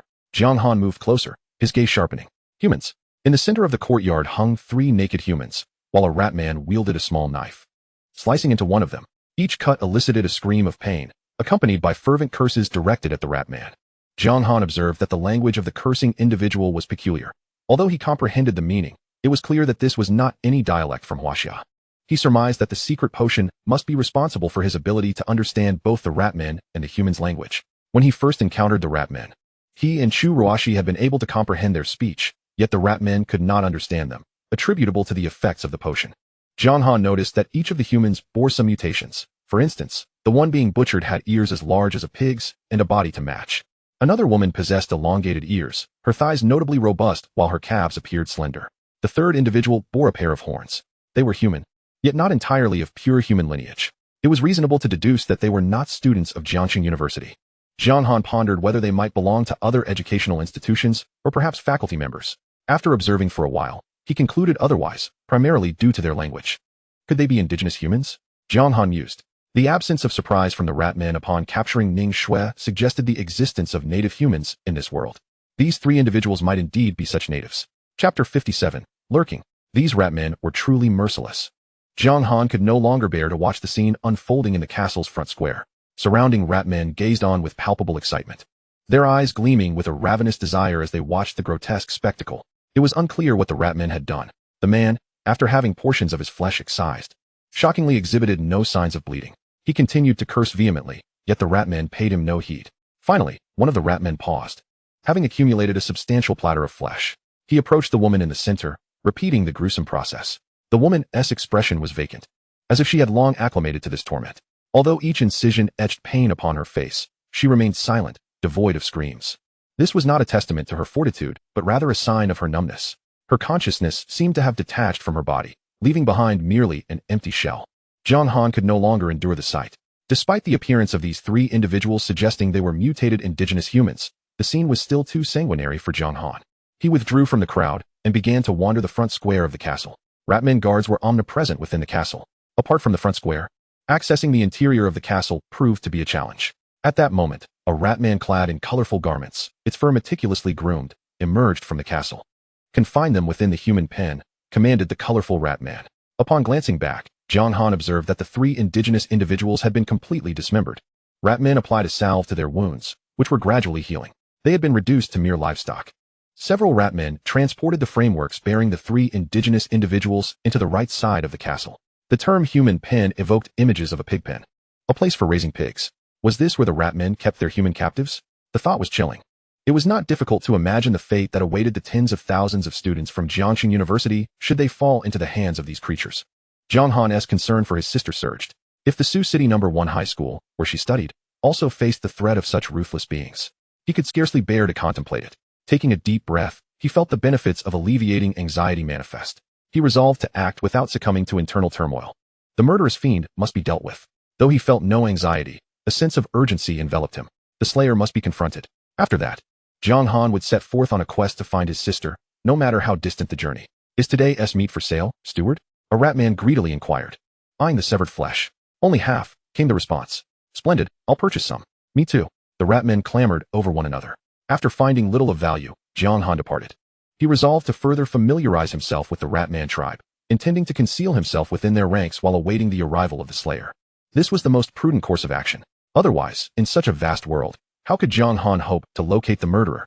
He was adequately provisioned with food, thus alleviating any concerns in that regard. In the coming days, he might glean information about the surrounding area through the Ratmen, continuing to explore the Ratman settlement. Jiang Han aimed to familiarize himself with the terrain. This knowledge would be crucial for his escape after vanquishing the Slayer. The territory of the Ratman tribe was considerable, far exceeding that of Jiangxing University. Although the flames of their fires were noticeably larger, providing for such a vast population proved challenging. Within the settlement, Jiang Han did not encounter statues akin to those at Jiangxing University, leaving him curious about how they maintained their fire. Unbeknownst to him, dusk was drawing to a close. Jiang Han ventured towards the outskirts of the Ratman tribe. This will suffice, he decided, discovering a lowly dwelling. Despite its diminutive stature, the interior space was expansive, with subterranean tunnels excavated throughout. Numerous Ratmen, old and frail, crowded within, alongside a few ragged rat children. Such places within the Ratman tribe served as shelters for the homeless. The reproductive capacity of the Ratmen was alarmingly high, resulting in an overwhelming population of such individuals. Even in these dire conditions, instances of bullying were rampant. The abandoned rat children often became targets of aggression, with the elderly Ratmen bearing the brunt of the maltreatment. Upon entering, a group of rat children immediately fixated on Jiang Han. Only after he dispatched them with swift kicks did order return to the chaotic scene. The stench was unbearable, an indescribable odor permeating the air. To confront the Slayer, Jiang Han had no choice but to endure. His fierce demeanor deterred the Ratmen from approaching him. Upon searching, he fortuitously discovered a small chamber occupied by a group of relatively robust Ratmen. He entered, swiftly expelling them with calculated kicks. He was not concerned about revealing his presence. In the realm of the Ratmen, his actions were deemed entirely normal. Thus, Jiang Han claimed the small chamber for himself. After barricading the door with stones, he retrieved compressed biscuits from his belongings and consumed them with water. Then, he closed his eyes and began to rest. As slumber overtook him, Jiang Han sensed an unusual disturbance. Upon opening his eyes, he found a small Ratman emerging from an absurdly tiny hole, its gaze locking with his. The moment the Ratman realized he was awake, it panicked and scrambled to escape. Jiang Han hurled a stone, striking the little creature on the head. The audacity of this tiny being attempting to pilfer from him while he slept was appalling.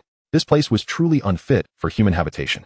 The following day, before dawn arrived, Jiang Han ventured onto the streets. Last night, he had thwarted 4 attempts by Ratmen to steal from him while he slept, including 3 small Ratmen and one of the young adult Ratmen he had previously ejected. Thankfully, he remained vigilant during his slumber, and after demonstrating his formidable prowess, he had subdued several of the young adult Ratmen, finally achieving a semblance of peace in the latter half of the night. On this day, Jiang Han continued to roam the Ratman settlement. He speculated that the Slayer's alliance with the Ratmen might be connected to Ning Shui. The murderer, cornered by Ning Shui, found himself with no option but to seek refuge among the rat folk. Another possibility is that the murderer was captured by the rat tribe. To save his life, he divulged the existence of Jiangxing University. Despite the apparent chaos within the rat folk clan, there are indeed many formidable Ratmen. The colorful Ratman seen yesterday gave Jiang Han the impression of being a dim light. The colorful Ratman seemed to serve as the steward of the castle, and stewards are often of a lesser light. What of the clan chief of the rat folk? It is highly probable that he is of a greater light, or perhaps even stronger than that. Chapter 58, The Monster and the Skyline Train. May the rat god bless me. I hope to be chosen on the next hunting day. May the rat god grant my wife some fortitude, so she may bear me more sons. No daughters, please, no daughters at all. Within the rat folk tribe, in a clearing not far from the castle, a multitude of Ratmen gathered around a statue that stood atop a high platform, engaged in fervent prayers. Jiang Han was present among them. The rat god? Do these Ratmen also engage in religious practices? Jiang Han observed from a distance. The statue bore some resemblance to the Ratmen. It stood robust and imposing, wielding a spear with an air of authority. Beneath the statue, several Ratmen resembling priests stood, with the foremost priest holding a wooden staff. At that moment, the priest pointed his staff at a Ratman. Has the rat god chosen me? The Ratman, upon being singled out, ran eagerly up the platform. He then drew a knife and sliced open his palm, causing blood to flow profusely. Undeterred, he raised his hand high, allowing his blood to drip onto the feet of the statue. With Jiang Han's keen eyesight, even from afar, he could see the blood being absorbed by the statue as soon as it touched its surface. There was something sinister about this statue. Jiang Han felt a distinct malevolence emanating from it. He sensed that it was not of the same ilk as the statues he had seen at Jiangxing University. At least, during the time he spent observing it, he did not witness the statue releasing any elixirs. This seemed more akin to a deity, an ominous deity, though not one that would be recognized as such by human eyes. The rat god. After casting one last glance at the statue, Jiang Han turned to leave. Just moments before, the priest had almost pointed his staff at him. Jiang Han feared that remaining there any longer might result in being singled out by the priest. The murderer must be arriving soon, he thought. Upon departing the square, Jiang Han ascended a high point to survey his surroundings. He had been lurking within the Ratfolk tribe for 3 days. During this time, the murderer had yet to make an appearance. Jiangxing University was destroyed on the 7th day after Jiang Han received the email. After the murderer sought refuge with the Ratfolk, it would take time for them to mobilize and travel. Based on the timeline, the murderer should arrive within a day or two. It was then that Jiang Han spotted a rat man he recognized, one of the 2 rat men he had seen drinking at the station. Could he be a monster? Jiang Han's gaze fixed upon the rat man. This rat man appeared no different from the others, surrounded by a gaggle of ratlings and a rat wife. Yet, Jiang Han felt an unsettling suspicion that this rat man had been consumed by a monster. The monster was a rumor Jiang Han had encountered during his 3 days of concealment within the Ratfolk tribe. It was akin to a horror story from Huaxia. Yet the specters of such tales might not truly exist. The monster, however, was undeniably real, albeit rarely seen. Jiang Han could not precisely describe what a monster was. He had only overheard some elderly rat men recounting legends of these creatures to the younglings. In the forest, there existed a terrifying beast. When encountered, if one were not cautious, they would be devoured by it. After consuming a person, the monster would don their skin, mimicking their appearance to infiltrate crowds and continue its grim feast. They could disguise themselves to resemble humans so perfectly that even the closest of kin could not discern the difference. The best way to ascertain whether someone was a monster, as the elderly rat men had said, was to cut their skin. If, upon breaking the surface, no blood flowed and there was no flesh within, that individual was undoubtedly a monster. After listening to the words of the elder rat man, Jiang Han recalled a scene from the station. At that time, he had been preparing to confront the ratman who was currently in disguise. Just then, a ratman had dashed out to relieve himself. As he did, a shadow suddenly enveloped him, and then there was nothing. Jiang Han had thought it merely a trick of the light. In retrospect, it could have been the monster. Yet, Jiang Han could not be certain. After all, he had never encountered a monster before. At this moment, the rat man was meandering with his brood of ratlings. He resembled a street urchin, extorting goods from other ratfolk vendors. If he were indeed a monster, his performance was nothing short of masterful. After the rat man disappeared from Jiang Han's view, his attention shifted westward. There, a long railway stretched from south to north, extending straight ahead. Though it was an antiquated railway, it had been constructed well, cutting through mountains and bridging rivers. During these 3 days, Jiang Han had gleaned another valuable piece of information. He had discovered how to traverse the mountain to the east and reach other places. That was the Skyline train. The Skyline train arrived once every 2 weeks. The journey at the beginning of the month ran from south to north, then veered east at the T-junction. The journey at the end of the month came from the west of the T-junction, turning southward and continuing down that path. Many ratfolk harbored dreams of saving enough secret currency to purchase a ticket for the Skyline train, hoping to ride it to the holy city of the ratfolk. They had no idea what the holy city looked like, as no rat had ever laid eyes on it. They only knew it was immensely prosperous, a veritable paradise for the ratfolk. The ratmen of this tribe seemed seldom to venture beyond their immediate vicinity. No matter which direction they took, they faced treacherous mountains and perilous waters, fraught with unknown dangers. Only the Skyline train could facilitate a quicker and safer escape from this place. The ratfolk's own trains were of little use, not due to their sluggishness, but because the spacing of the tracks changed beyond the confines of the ratfolk territory. Their trains could not navigate those tracks, just as Jiang Han had surmised. These trains were not constructed by the ratfolk, they were brought by the Skyline train. The ratfolk tribe possessed only 2 trains, one for maintaining the railway and the other for transportation. This information had been obtained primarily after Jiang Han assisted a bullied ratman. Using the ratfolk language he had learned over the past few days to engage in conversation, the ratman Jiang Han was disguising as was relatively unknown, providing him with ample room to maneuver without the worry of being recognized upon reverting to his true self. As for who constructed the railway or how the Skyline train came to be, the rat man who relayed this information was uncertain. If the ratfolk were truthful, then the key to Jiang Han's departure from this region in search of his sister lay with the Skyline train. Tickets for the Skyline train could only be purchased with secret currency. The origin of the secret currency necessitates an exchange at the rear carriage of the Sky train upon its arrival. The ratfolk typically barter with the hearts of exotic beasts or peculiar items found within the forest. The oddities referenced by the ratfolk evoke in Jiang Han a sense that many of them are ingredients for secret potions. Secret currency is exceedingly precious, and tickets to the ratfolk's holy city are even more so. Some ratfolk have spent their entire lives amassing wealth, yet still fall short of the requisite secret currency to purchase a ticket to the holy city. In contrast, the chieftain of the ratfolk has already sent several of his sons to the sacred city. Jiang Han, however, does not require passage to the ratfolk's holy city. He merely needs to travel 1 or 2 stops, thus necessitating only a modest amount of secret currency. The Sky train is indiscriminate. As long as one secures a ticket and boards, safety is assured. Fighting is strictly prohibited on board.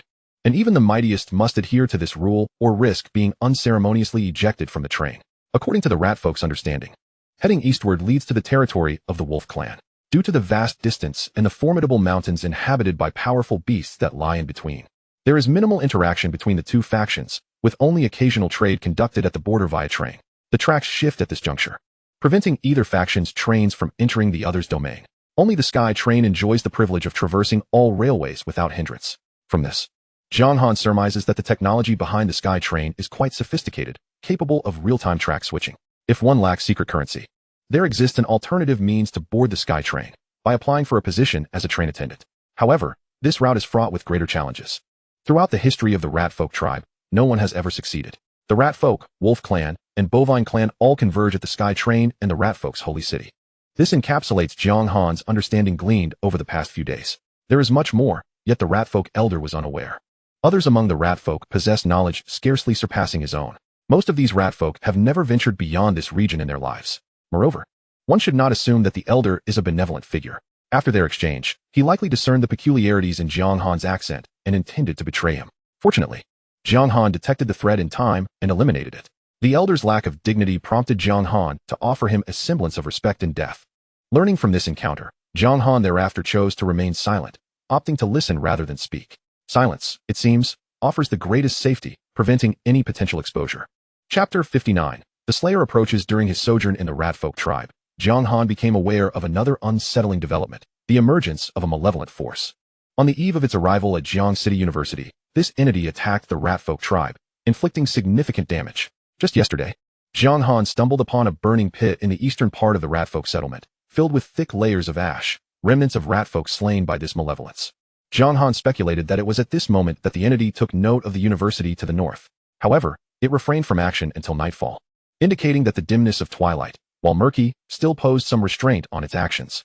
Regarding the rat folk's hunting days, Jiang Han gleaned that these events primarily pertain to their hunts within the surrounding forests. Each month, the rat folk partake in 2 hunting days, occurring 3 days prior to the arrival of the Sky Train.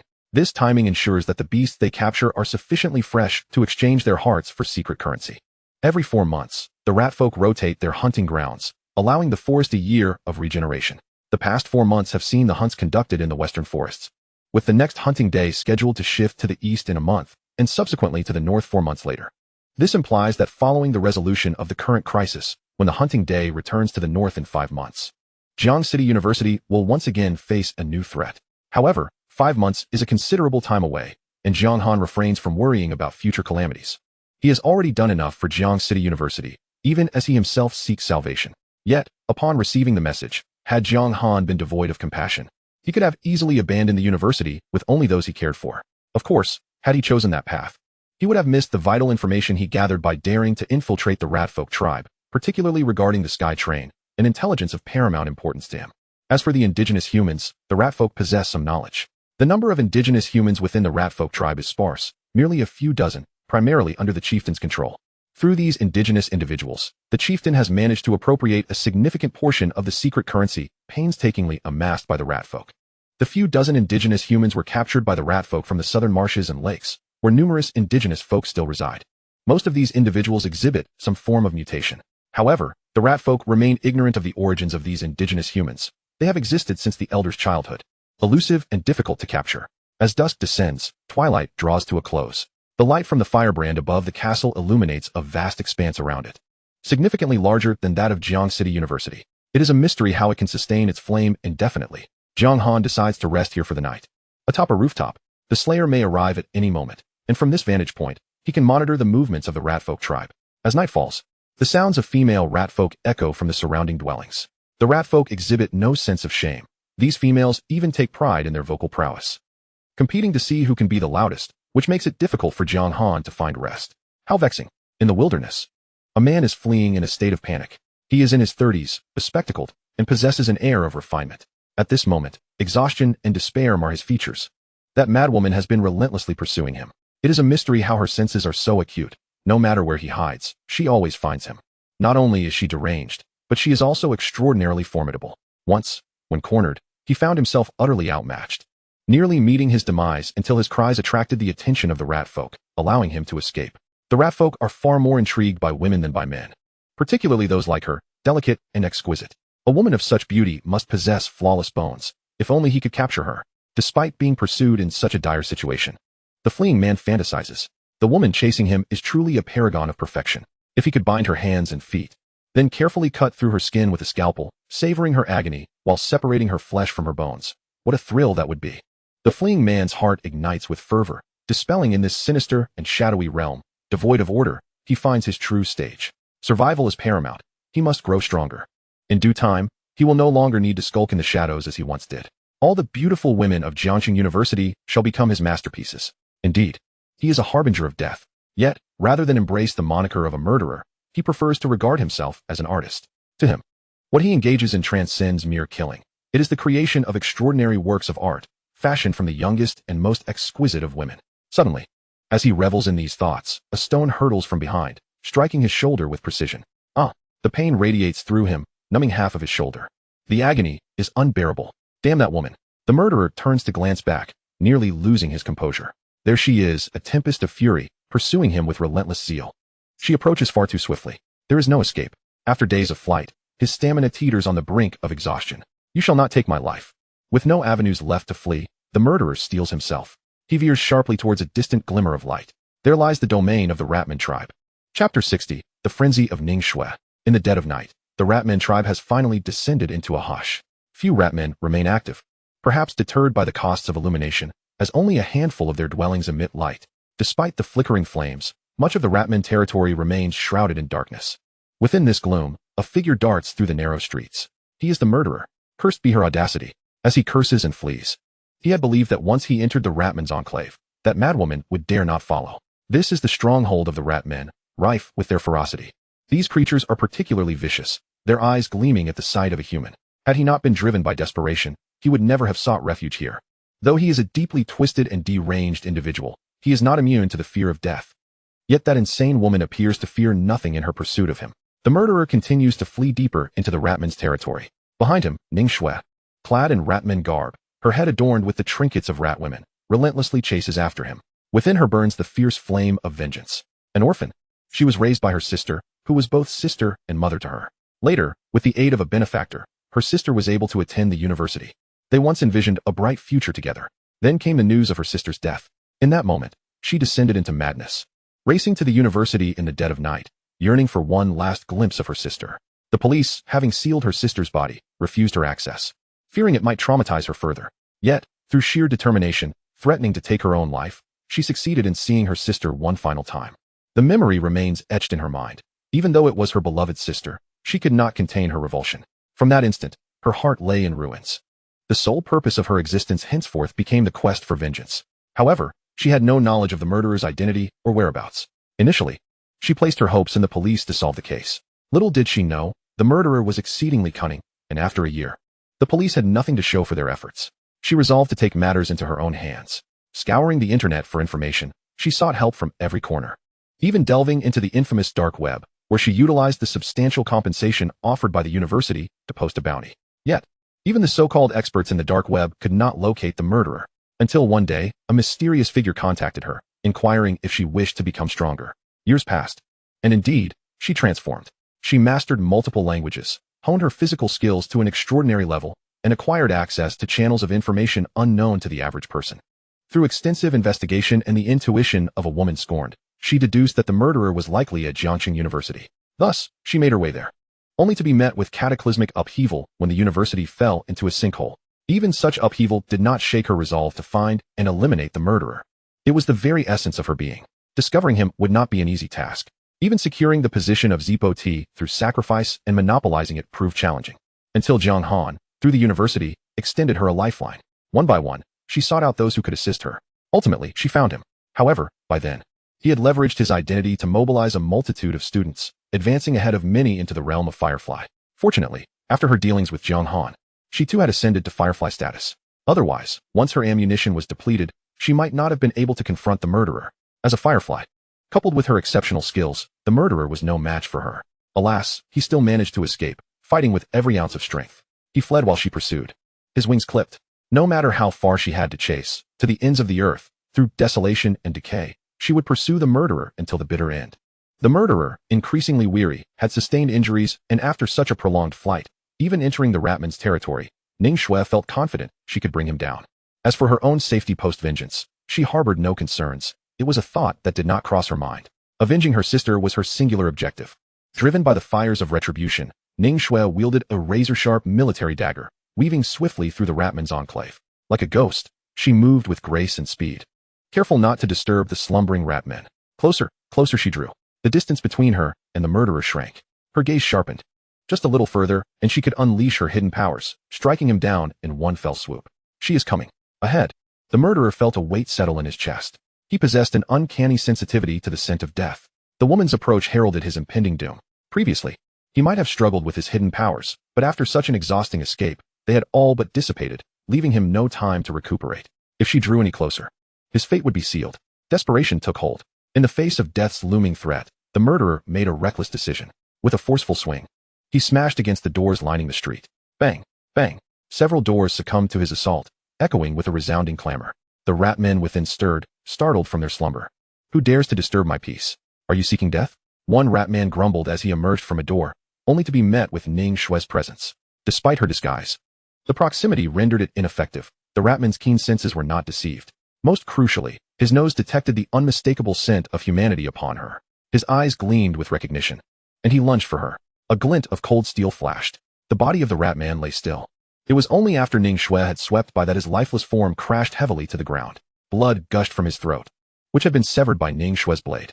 A piercing scream erupted, echoing from the other Ratmen in the room. Bang, bang, bang. The sound of gongs reverberated throughout the Ratman tribe. Humans, quickly capture the humans. Intruders have entered, seize them. Amidst the clamor, countless Ratmen were roused from their slumber. Upon hearing that humans had infiltrated, their eyes sparkled with excitement as they poured out of their dwellings, intent on apprehending the intruding humans. Ha ha ha, let us all perish together. In the alley, the murderer cackled madly. After all, death was inevitable. They might as well die together. He was eager to see whether this woman truly feared death. They are there. Capture them. Two Ratmen had already spotted the pair. Several Ratmen lunged at the murderer, only to be swiftly dispatched by his blade. Though he was no match for Ning Shui, as a firefly, these ordinary Ratmen were no adversaries for him. Meanwhile, Ning Shui was also intercepted by the Ratman, who knelt before her with alarming speed. A lunatic, truly a lunatic. The murderer felt a pang of fear. Although the Ratmen had been stirred, they had not yet penetrated deeply into their territory. With Ning Shui's skills, evading capture was certainly within her capabilities. Yet, instead of fleeing, she continued to pursue him amidst the Ratman's onslaught. Was this not the epitome of madness? In a certain sense, he too was mad. A madman, indeed. Fears nothing more than an even more deranged madman. In his eyes, Ning Shui was that epitome of insanity. Chapter 61, Above the Glimmer. Quick, block her. A group of Ratmen at the outskirts of their tribe attempted to seize Ning Shui, only to meet their demise as she cut their throats with astonishing swiftness and precision. The Ratmen barely perceived her movements before their throats were laid bare. In a nearby dwelling, a Ratman who had just opened the door was so terrified by the scene that he quickly shut it again. This human was far too ruthless. He was utterly frightened. Was this the murderer? Within the Ratman tribe, Jiang Han heard the commotion. The noise was significant. Gongs and drums resounded, awakening the entire tribe. If the murderer had entered alone, such a ruckus would not have ensued. Moreover, if he were truly alone, he would not dare enter the Ratman territory. It was likely that he had been cornered by Ning Shui and, in a desperate bid to escape, had ventured into the Ratman tribe. Jiang Han's prior assumptions were likely correct. Was Ning Shui truly reckless enough to storm the Ratman tribe? Jiang Han had not anticipated her to be so audacious. Directly infiltrating the Ratman territory in pursuit of the murderer. Was she willing to risk her life for revenge? Yet, how was it that the commotion originated from the south? The direction of the noise was to the south of the Ratman tribe, while he was stationed to the north, as Jiangcheng University lay to the north. Jiang Han had assumed that the murderer would have fled from the north into the Ratman territory. Who could have known that the murderer had taken a wide detour to the south? So be it, south it is. On the streets below, numerous Ratmen had emerged. Traversing the streets was too slow. Jiang Han leaped from rooftop to rooftop, swiftly heading towards the source of the noise. As it stood, the murderer was still fleeing. The murderer's alliance with the Ratmen was likely a desperate move for survival after being captured. Thus, Jiang Han had to ensure he killed the murderer before he was apprehended. Damn it, this is disastrous. At the tribe's periphery, the murderer felt a twinge of regret. As an artist, he had yet to create a masterpiece of perfection. He did not wish to die. However, the number of Ratmen surrounding him was overwhelming, and he could scarcely keep up with the slaughter. Fortunately, Ning Shui was behind him, dispatching numerous Ratmen. Otherwise, he would have faced an even greater onslaught. The murderer began to flee towards the outskirts of the tribe. His ferocity had intimidated many ratmen. Though cruel, these ratmen would cower like mice when faced with a more formidable foe, which allowed the murderer a path for escape. Trying to run? A ratman sneered as he lunged at the murderer. As he attacked, a glow of firefly light emanated from him. A firefly level ratman had arrived. You deal with her, why come after me? The murderer lamented. Fortunately, prior to his ascension as a firefly, he had consumed not only a novice potion, but also 2 enhancement potions. Coupled with his own tenacity, even though the firefly level ratman was formidable, he managed to counterattack and kill him. After slaying this firefly level ratman, the murderer found his injuries worsening. He fled in panic, acutely aware that should another firefly level ratman appear, he would surely be outmatched. Behind him, Ningxue had closed the distance to within 10 meters. She was accelerating. The murderer felt as though death itself beckoned him. Fortunately, a few overzealous ratmen leaped from the rooftops, launching themselves at Ningxue, momentarily hindering her speed and allowing him to gain some distance. Yet soon, despair loomed over him. Several firefly-level ratmen appeared, converging upon him. The murderer was nearly exhausted, receiving a brutal blow from one of the firefly-level ratmen, causing him to spit blood. They did not kill him, for to the ratmen, a living human held greater value. Just then, a figure charged forward, wielding a dagger with remarkable speed, dispatching the firefly-level ratman. After eliminating one, the figure continued to wield the dagger, attacking the other firefly-level ratmen. It was her. The murderer recognized her instantly. Ningxue was the one attacking the firefly-level ratman. Why was she saving him? No, she was not attempting to save him. She intended to kill him herself. The murderer quickly grasped the situation. She was not coming to his aid. She was determined to slay him. To achieve this, she was willing to face several firefly-level ratmen at once. How impressive! The firefly-level ratmen were no match for her, falling one after another to her relentless assault. This insane woman was far too formidable. Seizing the opportunity, the murderer scrambled to his feet and fled into the distance. P.S. Over there, Jiang Han finally arrived. He spotted Ningxue and the fleeing murderer. Ningxue was wreaking havoc, her combat prowess undeniably terrifying. Though she was merely a firefly, the firefly-level ratmen could hardly withstand her onslaught for more than a few exchanges. Witnessing Ningxue's overwhelming strength, Jiang Han no longer hesitated. He leaped from rooftop to rooftop, determinedly pursuing the murderer. As long as he could eliminate this foe, all would be well. He moved swiftly. The murderer was occasionally obstructed by ratmen, but Jiang Han was closing in fast. Die! Jiang Han pursued the murderer from a side angle, his battle knife raised, poised to deliver a lethal blow. Yet, at that moment, he suddenly sensed impending danger. With a swift motion, he blocked with his knife. Clang! The sharp boomerang was deflected by his blade. It was Ningxue. This woman, had she lost her mind, attacking him like this? In an instant, Jiang Han realized his current guise as a rat man. A deceptive form that mimicked not only appearance but also language and scent flawlessly. Naturally, Ningxue mistook him for a rat man. Yet, even if he were a rat man, she should not have targeted him. Recalling her previous aggression towards a firefly-level rat man, Jiang Han understood. Ningxue intended to personally eliminate the murderer. This momentary distraction changed everything. Suddenly, a ratman clad in colorful attire appeared before the murderer. The colorful steward. This ratman served as the butler of the clan's castle. As he materialized, a radiant light emanated from his form. Microlight. The chief steward possessed the strength of microlight. He stood before the murderer, capturing him as an eagle would seize its prey. A forced kill was the only option. Jiang Han prepared to strike decisively. With his prowess, he was unafraid of microlight. However, at that moment, an alarming premonition surged within him. He turned sharply. There, a more brilliant light radiated from another figure. Not only light, but he also sensed an intense wave of secret power emanating from this individual. This person's strength was likely beyond microlight. Who could this be? Was it the leader of the Ratman tribe? As he approached from a distance, a bolt of lightning, purple-black in hue, struck towards Ningxue. Thud! Ningxue coughed up blood, her body trembling as though electrocuted. This was dire. Jiang Han's expression darkened. Chapter 62, The Monster. Now, where will you run? As Ningxue was struck, several ratmen surged forward. Yet, before they could draw near, their bodies began to tremble violently. The lingering electricity surrounding Ningxue terrified the other ratmen, who quickly retreated. Those who had been struck struggled to back away. How formidable! Jiang Han's eyes narrowed. At this moment, he felt a flicker of relief that Ningxue had attacked him earlier. While the illusionary secret potion could disguise him, activating secret powers would likely reveal him. In such a scenario, even if he managed to kill the murderer, he could still be targeted by this entity likely above microlight. This being not only possessed immense power, but also had the capability to unleash electric attacks, making them exceptionally difficult to evade. His gaze shifted toward the entity above microlight, which was now advancing step by step. A priest? It was then that Jiang Han recognized this entity as the Ratman priest he had observed earlier in the square. It seemed that other priests were subordinate to this one, the great priest of the Ratmen. What to do? Jiang Han's thoughts raced. Once the murderer was captured by the Ratman priest, killing him would become exceedingly challenging. Jiang Han could opt for a forceful kill and escape. If he disregarded Ning Shui, he might still have a chance to flee after eliminating the murderer, though this chance was not substantial. After all, there might be more than one entity above microlight among the Ratmen. The tribe leader, whom Jiang Han had never encountered, could also be above microlight. However, from the words of the Ratmen, it seemed that the tribe leader may be out hunting to the west. Tomorrow marked the first day of the hunting season, and the leader had likely gone ahead with his party. Yet, even against a single entity above microlight, escaping would still pose a considerable challenge. Although he was a sequencer, he remained merely a firefly. Yet, if he refrained from killing the murderer for the sake of survival, the existence of Jiangxing University could be disclosed. If that happened, it would spell doom for Jiangxing University. Thus, he prepared for a decisive strike. As for Ning Shui, there was little he could do. He could not save her. Just as he was about to unleash his attack, something caught his peripheral vision. Perhaps he could utilize that.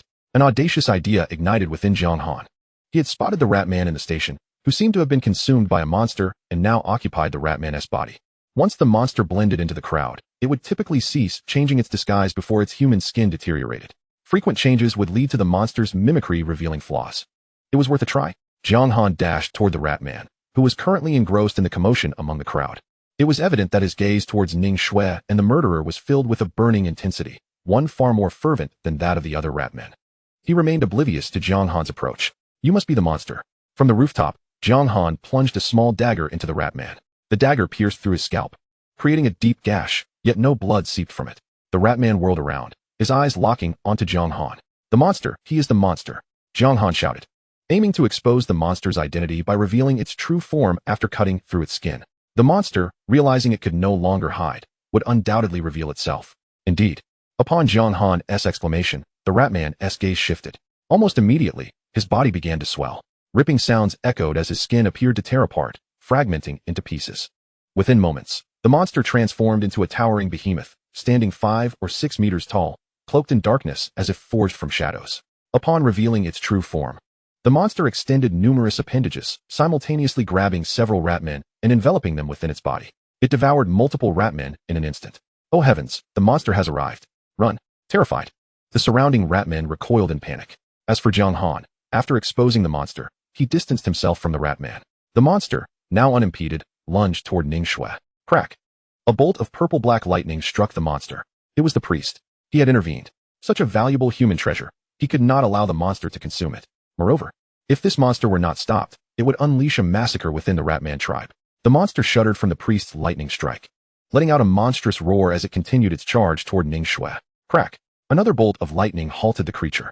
Enraged, the monster pivoted and lunged at the priest, intent on eliminating the detestable priest first.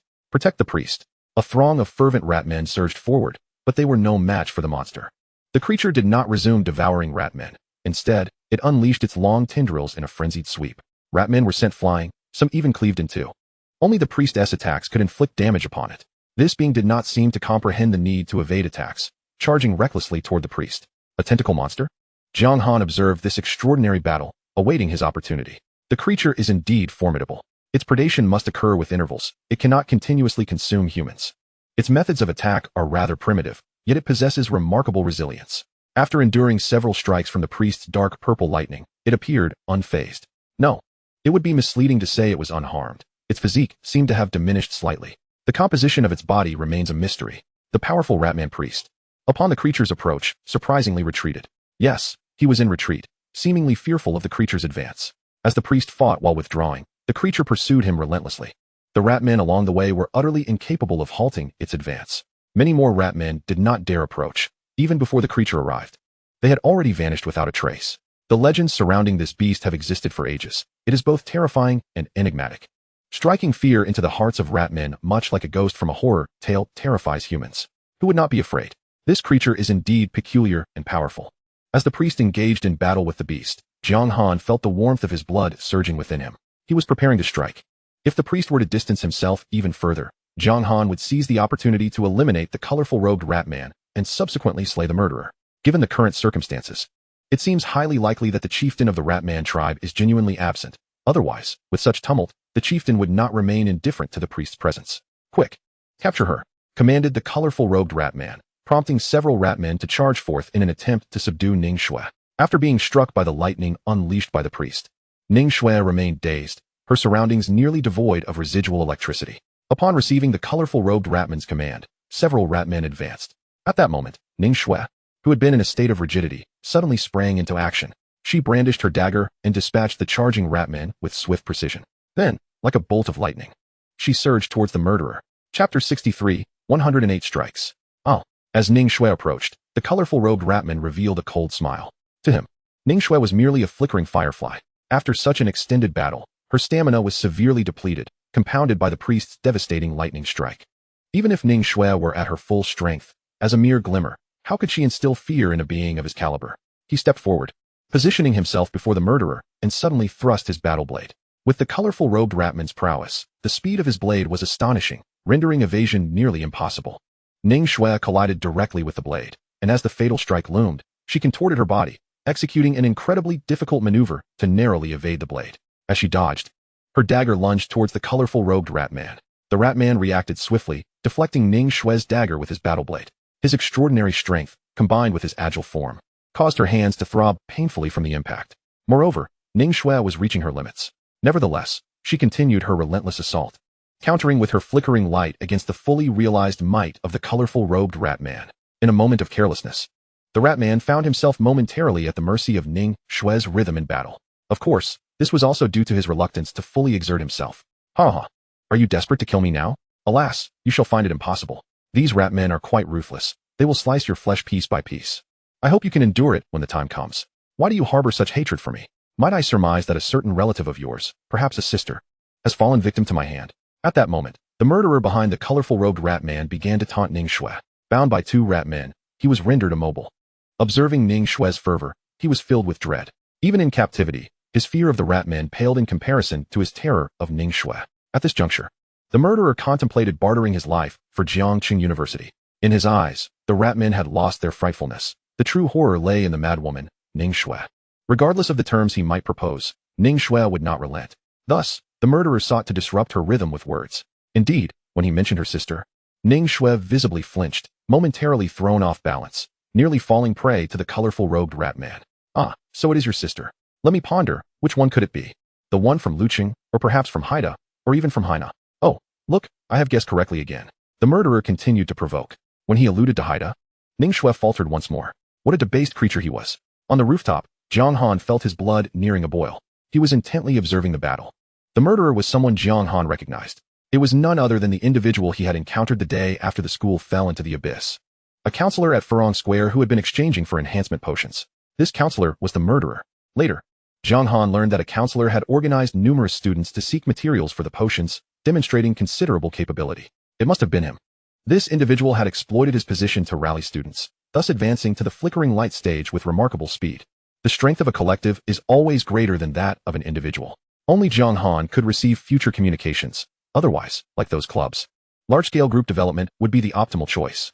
That woman from Haida was truly exquisite, her skin as tender as mutton-fat white jade.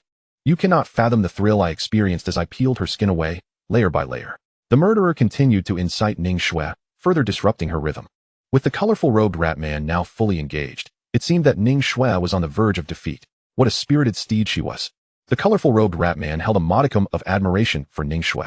He resolved that upon capturing her, he would personally partake in savoring her essence. This savoring, however, was not of a lascivious nature but rather a literal tasting. Ding! At last, Ning Shui could no longer maintain her grip on the dagger, which was violently dislodged by the colorful robed Ratman. Human, you have been defeated, he sneered, lunging at Ning Shui. Now, the long-concealed Jiang Han sprang into action. At that moment, the Ratman priest had distanced himself significantly. The colorful robed Ratman's vigilance had diminished to its lowest point. The opportunity Jiang Han had awaited had arrived. His blood surged. His speed reaching its zenith, akin to a breathtaking rainbow, he charged towards the colorful robed Ratman. Even at this moment, the Ratman reacted to the sound of the wind. His radiance intensified, and he swung his battle blade with ferocity. This fellow was no weakling. The intelligence of a microlight level being proved far more challenging to contend with than that of a microlight level beast. Clash. The blades collided. The colorful robed Ratman, caught off guard, felt his grip tremble violently, blood oozing from his palm. Yet an unforeseen circumstance arose. In the clash of their immense forces, Jiang Han's blade shattered. The colorful robed Ratman's blade remained intact, remarkably unharmed and scarcely dulled. Jiang Han's reaction was commendable. A break is merely a break. Perhaps it is for the best. He swung the broken blade in his hand with ruthless intent. A scream pierced the air. The shoulder of the colorful-clad Ratman was severed by the remaining fragment of Jiang Han's broken sword. Even more dire was the fact that the Ratman's hand still clutched the battle knife. With his shoulder severed, the strength in his arm had vanished. In a desperate bid for survival, the colorful Ratman kicked off the ground, attempting to flee. Jiang Han, seizing the advantage, relentlessly pursued him. It was over. In this frantic chase, the murderer's gaze met Ning Xue's eyes, brimming with murderous intent. A chill ran down his spine. He realized his doom was imminent.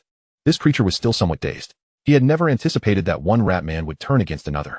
Moreover, the very Ratman who had been his protector was swiftly incapacitated in the fray. Save me, save me. The murderer stammered, uttering the Ratman's tongue. Astonishingly, during his days of flight, he had learned their language. Although he was a monster, his capacity for learning was commendable. Several Ratmen surrounded him, but seeing the tide turn, some had already fled. Those who remained had no chance for regret. Ning Xue lunged forward, drawing another dagger from her thigh, dispatching them with lethal efficiency. Initially, a substantial number of Ratmen had been frightened away by the aberration, with the demise of several more alongside the colorful Ratman. Only Ning Xue and the murderer remained in the vicinity. Please don't kill me. The murderer's plea was cut short as Ning Xue grasped his tongue, yanking it out and severing it. Immediately, her dagger struck again and again, piercing the murderer's flesh. The agony was excruciating. Without his tongue, blood filled his mouth, rendering him incapable of even a scream. His visage contorted in torment, yet remarkably, despite sustaining numerous wounds, he still clung to life. The police said you dismembered my sister with 108 strikes. Ning Xue spoke, her voice hoarse yet eerily calm. Now, I shall return that 108 strikes to you. Rest assured, I have practiced on many demons over the years. You will not perish until I have delivered all 108. The content of her words was horrifying, yet her expression and tone remained chillingly composed. It was as if all her emotions had evaporated, leaving only an unsettling tranquility. One by one, she continued to plunge the dagger into the murderer's body. The murderer, in excruciating despair, wished fervently for Ning Xue to deliver him from his torment. Yet she did not. Now, he was trapped in a limbo of survival and death. My God! In the distance, a Ratman, startled by the grotesque scene, fled like a headless fly, but upon witnessing this gruesome tableau, his fear rendered him nearly incapable of movement.